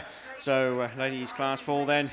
So, we shall have Gwen Reeves, Claire Compton, Kelly Weatherick, Bethan Davis, and Julie Whittingham. So, that should be your ladies class 4, I would say finalists, because they all make through into the final anyway. But a bit of a depleted lineup. But away we go with the ladies class 4, and Gwen Reeves it is that was the top point scorer, and she's the one that leads the way from I think Bethan Davis in Typhy 155. That's the only two class 4s we have got. So on to the ladies stock hatches then. That's Michelle Petrie, who's been in storming form all weekend at top of the shop, 165 points as she leads the stock hatches down at far side ahead of Alicia Brooks in Radford 197. I think Michelle Evans is the one that's stuck on the line in Carmarthen 44, but not stuck on the line out front.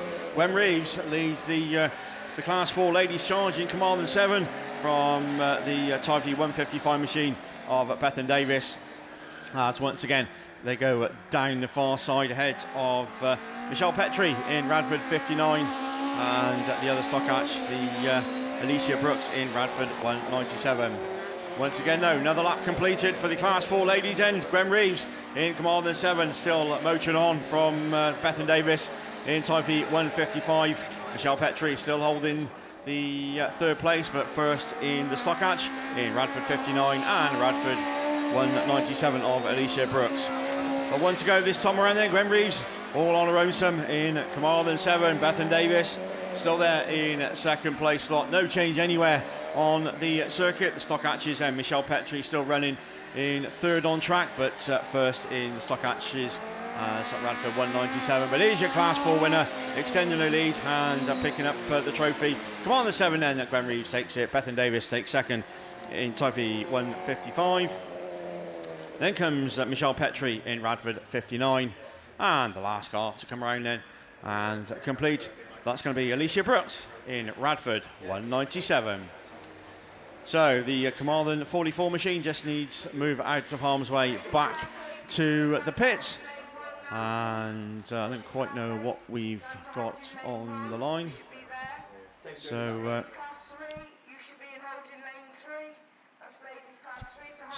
while they get the Carmarthen 44 sorted, it's F600s. So to take you through that, who's there? Over to Liam.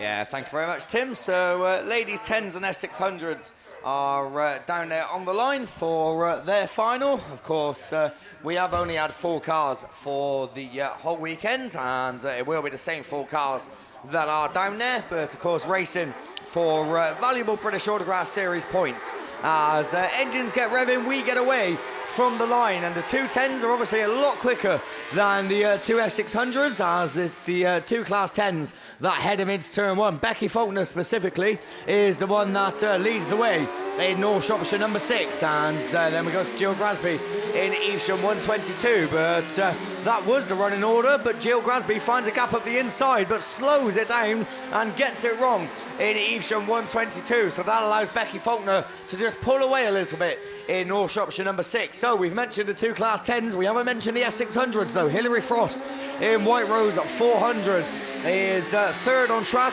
but of course first in her respective class, with the Hereford 16 machine running 4th on track, but obviously second in the F600s. But down the far side they go, 4 another time. And Becky Faulkner keeping the car facing straight and comes across to complete another circuit. Jill Grasby, is she gaining ground after her earlier mistake? It certainly looks like she has. She takes a tight line once again through that turn. It didn't work in the early stages, but certainly looking to work in the latter stages of the race, with 1 more lap to go, because we see that yellow flag with the black cross get made ready for Becky Faulkner in North Shropshire number 6. Evesham 122, Hilary Frost in White Rose 400, and Hereford 16 at the tail end of the order. But everyone's safely onto their final circuit, and it looks like it's going to be maximum points in terms of victory in the final. 55 onto the BAStv tally for Becky Faulkner, who wins your ladies class 10s. Jill Grasby takes second in Evesham 122. Hilary Frost is the next one across on track, But as I said, taking maximum points in the F600 class, as Hereford 16 it is. That comes across, rounds it all off, finishes the race, but still picking up 45 points for the second in the final. So that concludes ladies 10s and F600s. I've got one more race scheduled. That's ladies class 8s. Mickey's gone, so I'm going to do his 5s as well. So for those of you on BAStv watching, unfortunately you won't be hearing Mickey again. We're going 2 racing already, and it's over to Gareth. Yeah, straight in then, because the bungee's already broken, and Lara Jones in TA17 from the middle of the pack is the one that's going to lead into turn 1, and she's being overtaken on the outside by the Scunthorpe 126 machine of the Jess Conway machine. So it's Conway from Jones and Bettany. Radford 92 slots into that 3rd spot, but it's Lara on that inside line. Oh, she just takes a little bit of a wider line, and Bettany goes up on 2 wheels, but still in that 4th position.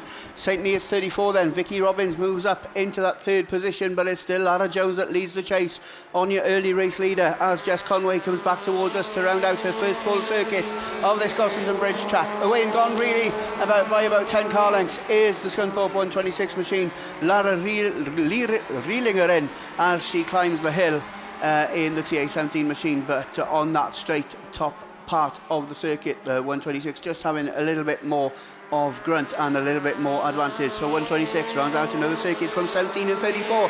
Nicola Bettany back in that 4th spot, in Radford 92 races ahead of Pamela Horgan in Mallow number 2, and Bettany gets it all wrong, so that allows Pamela to look towards the outside in Mallow 2 ahead of Lucy Wickham in Pennow 13, Jenny Booton in Radford 80, and Jess Owen at the tail end of the field in North Shropshire 15. But it's last lap flag time, and Jess Conway moves on to her final circuit in Scunthorpe 126. Lara Jones still holding on to that 2nd position in TA17. Vicky Robbins in St. Neots 34 there, still in 3rd from Nicola Bettany in Radford 92. That looks like how your 1, 2, 3 and 4 are going to finish, because it's checkered flag time, and Jess Conway, Scunthorpe 126, takes the win. Lara Jones closes the door on Vicky Robbins at the last, but 17 holds on from 34.92. Pam Horgan takes 5th in Mallow 2 from Lucy Wickham in Pennow 13, and Jenny Booton will come round to conclude it all for your Fleet Care Services and Mobile Freezer Rental sponsored ladies class 2s alongside Jess Owen in North Shropshire 15. So I think we've got class 3 machines up there on the line, and the green grass of home is calling. So I'll see you at Border Counties next weekend, but I'll also see you there for round 5 of the series in a couple of weeks' time. But meanwhile, we've got class 3s on the line, so it's back over once again to Mr. Steve Langley.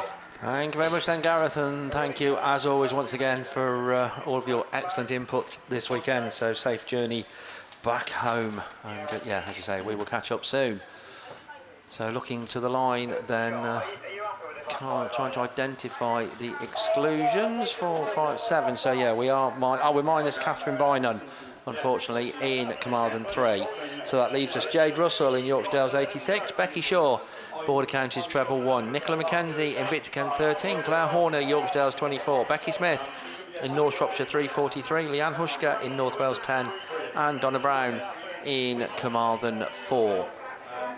So those are the 7 cars up there for the rerun of this Ram Development and Kelly Recovery sponsored ladies class 3s. And as the bungee breaks, this time it's a better start from the Yorkshire 86 machine of Jade Russell in Victor Kent 13. Nicola Mackenzie in that 2nd place slot on the inside, then Donna Brown in Carmarthen 4. But Jade Russell is Yorkshire 86 race leader. IK13, Border Counties treble 1, Claire Horn on the outside then in Yorkshire 24 as they climb the bank. Then Nicola Mackenzie in 13, just looking to try and reel in Jade Russell in the Yorkshire Dales 86 machine. Becky Shaw getting a bit closer now, also in Border Counties at treble 1. Yorkshire Dales 24, Claire Horner, Donna Brown in Carmarthen 4, Becky Smith in North Shropshire 343, and completing it all, Leanne Hushka in the North Wales at 10. But going down that far side, Yorkshire Dales 86 it is in Victor Kent 13, Border Counties treble, and we get red flags on that one. So try and find out what's going on that. But yeah, ladies class 3 just proving a little bit problematical. So they'll go back to the rerun lane. We'll let you know what is happening on that just as soon as we know anything. But it looks like on the line we can see ladies, is it ladies stock hatches? So we've got fours and stock hatches coming out together. Or trying to see, we've got North Wales 10 and North Shropshire 343 right behind the tree. So we are relying on the TV pictures that you good people at home are seeing on this. So the drivers are looking okay. I think that's going to be the important thing. And on the line then it is fours and oh no, it's stock hatches. We got men's stock hatch rerun. Oh, we have got men's stock hatch rerun. So there we go. So who's going to, is that you then, Liam? We're both going to have a go. Oh, there we go. So no, that's got to be good. So yeah, double act Williams and Jones are going to take you through rerun of men's stock hatch. Right, so me and Liam are going to take you through. They're going to try and do a lap each if we can, but as Mickey has headed or getting his kit sorted and heading for home, as he's got a fair old drive, but we'll no doubt see Mickey in a few weeks' time at round 5. So, right, just to take you through who's there and who isn't. Paul Lickley in Yorksdale's 95. Justin Hardy in South Somerset 10. James Holmes in North Shropshire 931. John Petrie in Radford 59. Just seen Michelle taking the win in the ladies stock hatch. Stuart Powell in C95. And Chris Patterson in Scarborough 64. And I think Alan Hawkins, by the looks of it, is on a green flag in 20F. I'll tell you what, Tim, I've just put this headset on, and I've not worn it for the duration of the BAS, and especially today, and all I can hear is you in my left ear and myself in my right ear, and it's a deadly combination, I can tell you that. Yeah, it's strange with the older heads. I think we might just go with just the one mic, but the teleporter is I think got the car on the fork, so hopefully that won't take too long to get out of harm's way. SGS Gas is of course your kind sponsor. Wiltshire Autograss League is your round sponsor. So once again, big thanks to both. So the ambulance making its way off the circuit, so that's all good to see. I think there's another car as well involved. I think that's Becky. Is that Becky Smith's car in North Shropshire 343?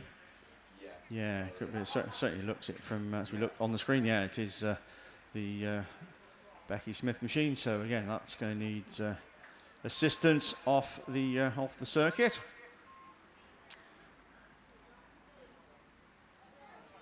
So as I say, just a moment's delay before we get those out of harm's way.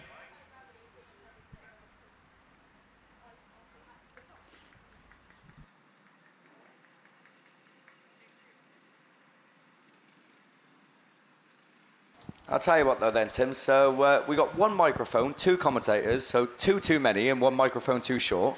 Out of the 2 commentators that we've got, how many names are we going to get right out of the 6 or 7 that are down there on the line? Well, I reckon there's a fair chance we can probably get none of them right. We're going on standard procedure here, so no, we'll do our best. We'll take you through the stock hatches. As I say, it's a class I did in I think at North Shropshire, so yeah, should know most of them. But as I say, just need a few minutes while they get. I think just struggling to try and get the Becky Smith's machine onto the fork. So again, just a slight delay. Have you noticed the irony as well, by the way? As I think it was Steve and Gareth, the 2 most professional commentators, shared a class earlier, and now, at the end of the day, the 2 least professional commentators are stuck in with each other, trying to do a race between us. Yeah, I think this is the what they call the graveyard shift. I think this is. This is scraping the bottom of the barrel at the minute, but there we go. Apologies to everyone on BAStv that has to put up with this. Well, no, not BAStv, BAStv. God, I'm rolling the years back now. Look, going back to the radio. But for those of you on BAStv, again, for those of you that are watching, then drop us a message. But we're away. Over to Tim. Yeah, so away we go then. Get the stock hatches away from the line, and there was a bit of a gap in the start line. In the start line, so obviously somebody not coming out to play or being excluded. But Paul Lickley it is in Yorkshire Dales at 95 that takes up the running from John Petrie in Radford at 59. On that inside line, there comes Justin Hardy in South Somerset 8 as they climb the bank for the first time with Stuart Powell in C95. A change of leadership as they go into turn 1. It's Petrie that leads. Yeah, so we're looking to extend his lead. Not quite working this time as Littley pushing on and going from second to third there as the South Somerset number 8 machine it is of Justin Hardy that moves up the inside but gets it all wrong. Oh, we are dooring into the top turn as they climb the hill, and guess what that brings? Red flags. So and it had to be on my lap as well, didn't it? So it wouldn't have happened on Tim Jones's lap. It had to be when it was me. So unfortunately, then I think it was, like I said, Justin Hardy in South Somerset number 8 that got it all square wheeled, and then we had about 4 cars all going into the door of each other. So bear in mind that this is the first final that we started with about, I don't know, an hour and a half, 2 hours ago. So of course started with stock hatches. Didn't get very far with them, and that theme seems to be continuing as the weekend goes on, because they're finding themselves going back into the rerun lane once again. So the bad news is we got another rerun. The good news is you didn't have to listen to me and Tim try and share a microphone and try and complete a race. But I tell you what, by the time they come out, I think it's going to be the 4th or 5th time, no one's going to want to commentate on stock hatches because they've been absolute carnage. If Hayley Turner Goodwin is watching on BAStv or if she's listening, then I'm sure she'll be able to drop us a message and give us some tips on how to deal with the stock hatches, because of course she took us through them at the men's nationals. She did message yesterday. I think she said there was only 4 reruns over the course of the whole weekend. So 4 reruns over the course of the weekend. We've had 4 reruns at the attempt in the final. So Hayley, if you are watching, then I'll tell you what, it's not too late to turn up and try and help us out, because I think we're going to need it. So stock hatches then go back into the rerun lane. I say back into the rerun lane because they've been there a few times over the course of the last couple of hours. We're going to go racing with your men's Class 5 final, which is down there on the line. I think this is the 3rd attempt at the men's Class 5s. It was Lodgy, of course, who ended up on his roof in the previous attempt, but he's back down there on the line. He's coming out of lane 7. We're going to pick up the rest as they get away, because yellow flag's up, bungee's up, and we get racing with men's Class 5s. Lodgy had a good break in the Scunthorpe machine. Jabez going with him as well in Ludlow number 8. Oh, Jenkins climbing cars, and Jenkins is over in PhD number 7. Red flags are out once again on your men's Class 5s as Luke Jenkins in PhD number 7 had a fairly decent start, went into turn 1, and I think it's safe to say that might be the first time I've ever seen a Fiat 126 ever end up on his roof, and unfortunately that's exactly what happened. The ambulance very quickly out in attendance. I'd imagine that Luke is going to be a-okay. The marshals were very quick out there, as they have been for the whole weekend when there has been some sort of incident, but Luke Jenkins then just getting the car up on 2 wheels, I think, climbed over another car, then hit a tyre, and unfortunately found himself going upside down. Wasn't the heaviest of rolls from where I'm sat. I'm sure he might tell you different from being sat in the car. But the good news, obviously, is that because it wasn't so heavy, then the driver should be okay. And I think from where I'm sat, I can see Luke gradually climbing out of the car, which gives us some indication that he is a-okay. So there we go, he is out now, because we can see the blue overalls of Luke Jenkins. He's out the car, he's inspecting the car, as all these drivers do when they end up going upside down. But of course Luke will have to go into the ambulance for the mandatory checkup that every driver has to do when they end up taking a tumble like that. And that means Class 5s are also going to go into the rerun lane. I see why Mickey B's disappeared now, look. He said he had to go because he's got a 4-hour drive. No, he had to go because he knew he was going to get about 15 more reruns in his classes. So we covered his stock hatches. That lasted a lap and a half. We covered his 5s. That lasted a whole straight. So I think Mickey's made the wisest decision, to be honest. I haven't got a leg to stand on this weekend. I only live 10 minutes down the road, so I can't even say, oh, boys, I got to go. My train's delayed. It's because we got someone picking us up, so I can't even make a narrow escape. So we'll have to stick around, but we don't mind because I tell you what, even though it is pushing on in terms of time, the racing is certainly not slacking in terms of competitiveness and closeness and in action as well. I think fair to say after watching that Class 5 race, or Class 5 drag race, I should probably say, because they only got about quarter of a mile down a straight. But we are going to move away then from the Class 5s. We've got ladies Class 6s, is it, Tim, I think? Down there on the line. So to tell you who's down there and who's going to win, you can probably predict it, then it's going to be over to Mr. Tim Jones.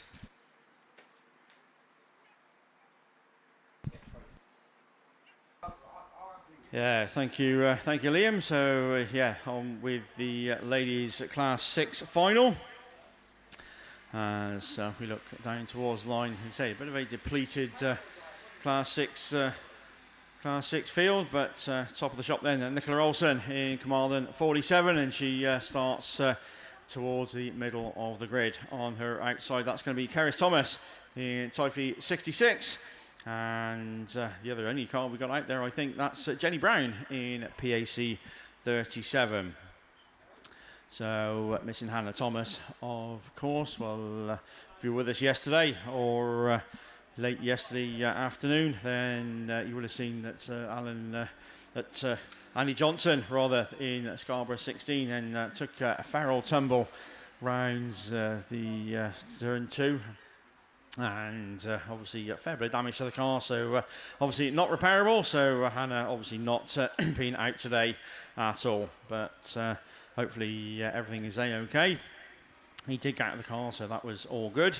And Angela Evans, of course, had the big impact into the Armco this afternoon, so obviously she's not out to play. So again, a bit of a depleted ladies Class 6s, but I'm sure they'll put on a fair show, even though there's only 3 of them. As I say, top of the shop then, unbeaten so far this weekend, Nicola Olsen in Carmarthen 47. And certainly, I think Nicola will be start as maybe one of the favourites in the Class 6 Ladies and Juniors Nationals in a couple of weeks' time. So Nick, of course, has won it before, but not for a few years, so certainly one of the names to look out for in a few weeks' time. So is Keris Thomas as well. She'll certainly be there as well, trying in time for 66, and she starts, as I say, towards the outside of the grid. And Jenny Brown also will be there, and that starts towards the outside, I think, in lane 8, as also another one that will be looking to get some good results in a couple of weeks' time. But yeah, we're just waiting for the quad bike to hook up to Luke Jenkins' PhD 7 machine. That's all the ladies in the Class 5 final. Could I have you down to pitch control, please?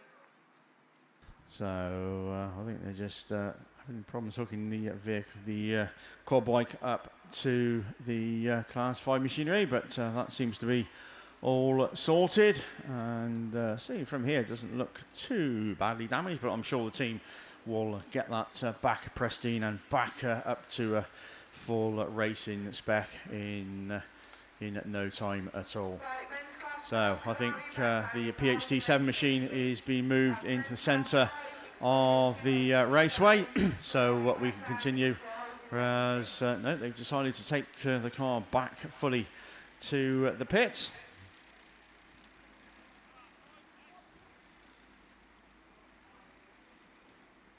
Yeah, certainly looks a bit second-hand on the driver's side, but I'm sure, as I say, they'll sort that out and get that back looking as immaculate as ever. Right, off the circuit then that goes, and we're going to be looking for a track clearance then very, very, very shortly, and we can hopefully get this Class 6 ladies final underway. As away from the line we go then, but it's Keris Thomas that makes the best start in Typhoon 66, but Nicola Olsen a bit later on the brakes into turn 1. Can she get the car turned in round turn 1 and turn 2? Yes, she can. Olsen is your race leader, Typhoon 66, and Jenny Brown in PAC 37. So all going to the form book as once again Nicola Olsen down the far side, Carmarthen 47, Typhoon 66 of Keris Thomas, and Jenny Brown in PAC 37. Back round towards us once again then. It's Olsen once again leads the way, Carmarthen 47, Typhoon 66, and Jenny Brown in PAC 37. So no change anywhere in the race order into turn 1. Once again, just trying to keep the car turned in, avoid the polished stuff, get the power on, and come back round towards us. Another lap gone. Nicola Olsen still holding the race lead from Keris Thomas in Typhoon 66, from Jenny Brown in PAC 37. But just one lap to go then for Nicola Olsen in Carmarthen 47. As on to the last lap then she goes, from Typhoon 66 of Keris Thomas and Jenny Brown in PAC 37. So all these ladies then safely onto the final circuit as we look towards turn 1 for the final time. She's been unbeaten all weekend. It's 4 from 4. Nicola Olsen, Carmarthen 47, takes it from Keris Thomas. Good second in Typhoon 66, and Jenny Brown, I think, in PAC 37. Please, could you come down and speak to the chairman? I don't want your cars, I just want you. So class 5 ladies finalists, could you please... So that completes ladies class 6s. So as they make their way off the track, that concludes my stint for this weekend. And it's been a pleasure talking to you. Those of you that sort of go into border counters, unfortunately, you're going to have to put with me on the mic as well. But if you're not, then say ladies and juniors, the week after will certainly be at. But to take you through the rest of the class 8s, ladies class 8, it's back over to Liam.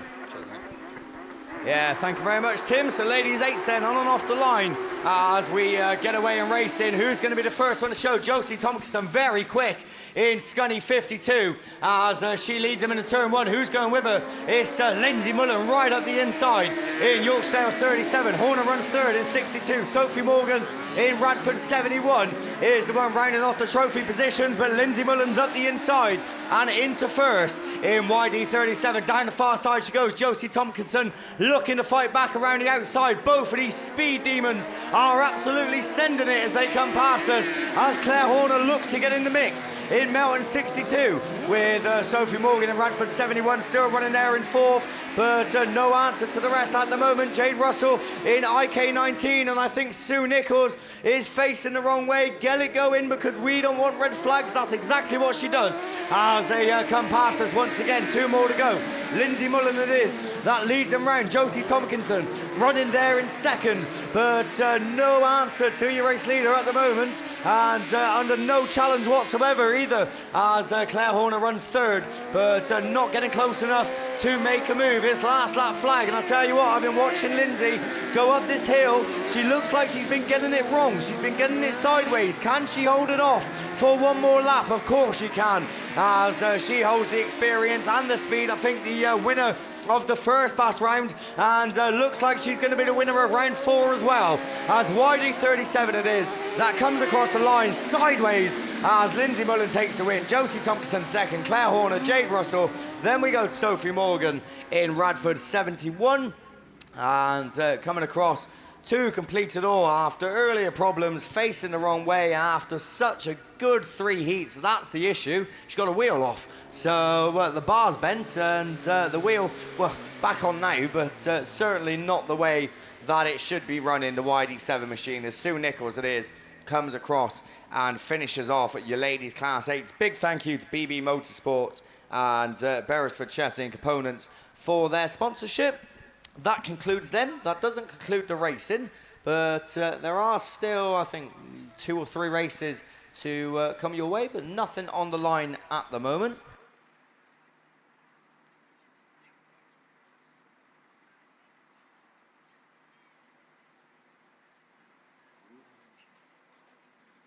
Right, ladies class 8, could I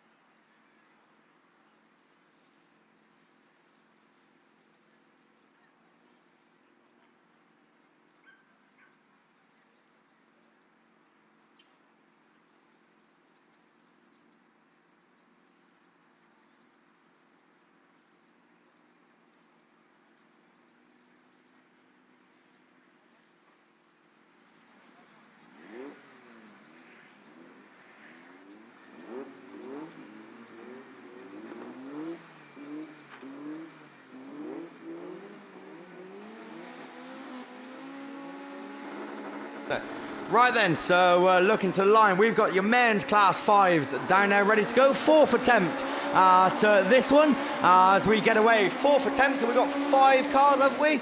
Coming out, yes we have, and Lodgy it is. That leads him into turn 1. He was on his roof earlier, but at the front at the moment as he brings him round. Chris Winnell runs second. Third is Thorndyke, but taking a very wide line in the Invicta Kent 22 machine as Jabez Smith moves up to third in Ludlow number 8 as Dan Godfrey it is. That's missing out at the moment. He's going to be the one that misses out on the trophy as he lies there in 5th. But Lodgy it is in 2-1-2. That brings him round once more with 3 more laps to go. Up the hill he climbs as it looks like Chris Winnell still running second, but not for much longer by the looks of things, as it looks like Thorndyke looks up the inside in Invicta Kent 22, makes it stick as well. Very experienced and very quick, and he's showing that as he moves in to that second place position. Winnell runs third. 4th is Jabez Smith in Ludlow number 8, and Dan Godfrey still the one missing out on the trophy positions. He's going to be looking to find some more speed or hope that someone in front of him makes a mistake. But I'll tell you what, these experienced racers don't make mistakes. As last lap flag goes out, what an achievement this is going to be. After hitting the Armco and getting the car upside down, it looks like he's going to storm to victory in Scunthorpe 2-1-2. Down the far side he goes. He's got a fairly healthy lead between himself and Ian Thorndyke in IK22. His checkered flag, it's going to be Dan Lodge that takes the win in Scunthorpe 2-1-2. Then we go to Ian Thorndyke in Invicta Kent 22, Chris Winnell in Breednell 66, Jabez Smith in Ludlow number 8, and Dan Godfrey in Cambridge number 10 comes across, rounds it all off. As I said, unfortunately missing out on a trophy.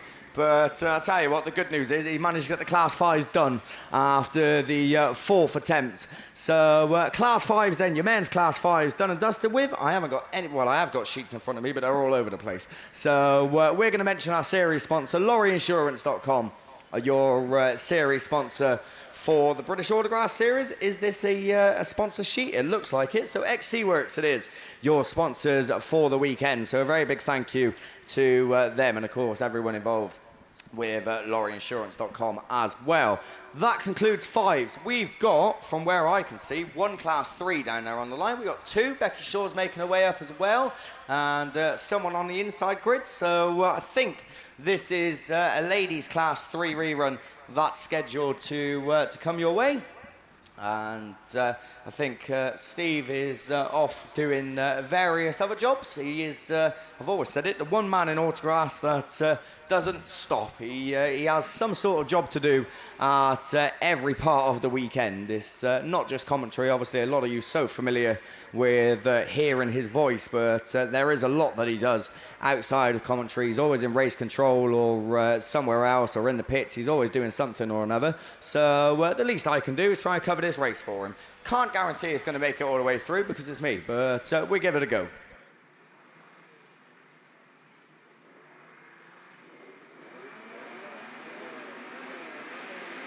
So we're going ladies Class 3 racing then as they get away from the line. Jade Russell it is who gets the best of the breaks in the Yorkshire 86 with I think Lucy Wickham in second in IK13, but turn 1 is going to sort them all out, and it is going to be Jade Russell that leads them round once again. Lucy Wickham runs second. Then we're going to go to Donna Cole I think in the Carmarthen number 4 machine, who's there in third. Becky Shaw up to 4th. In the Border Counties Treble 1, Claire Horner in Yorkshire Dales 24 is fairly down the order for her standards, as she needs to find some grit from somewhere in order to move up. But Jade Russell doesn't need to do much more than what she's doing in Yorkshire Dales 86 as she leads them round once more. Few more laps to go. Down the far side she goes, this time in the Austin, as I think I'm right in saying Jade's had 3 wins in her heats and looking to make it 4 out of 4. Cones and tyres get scattered all over the place as Lucy Wickham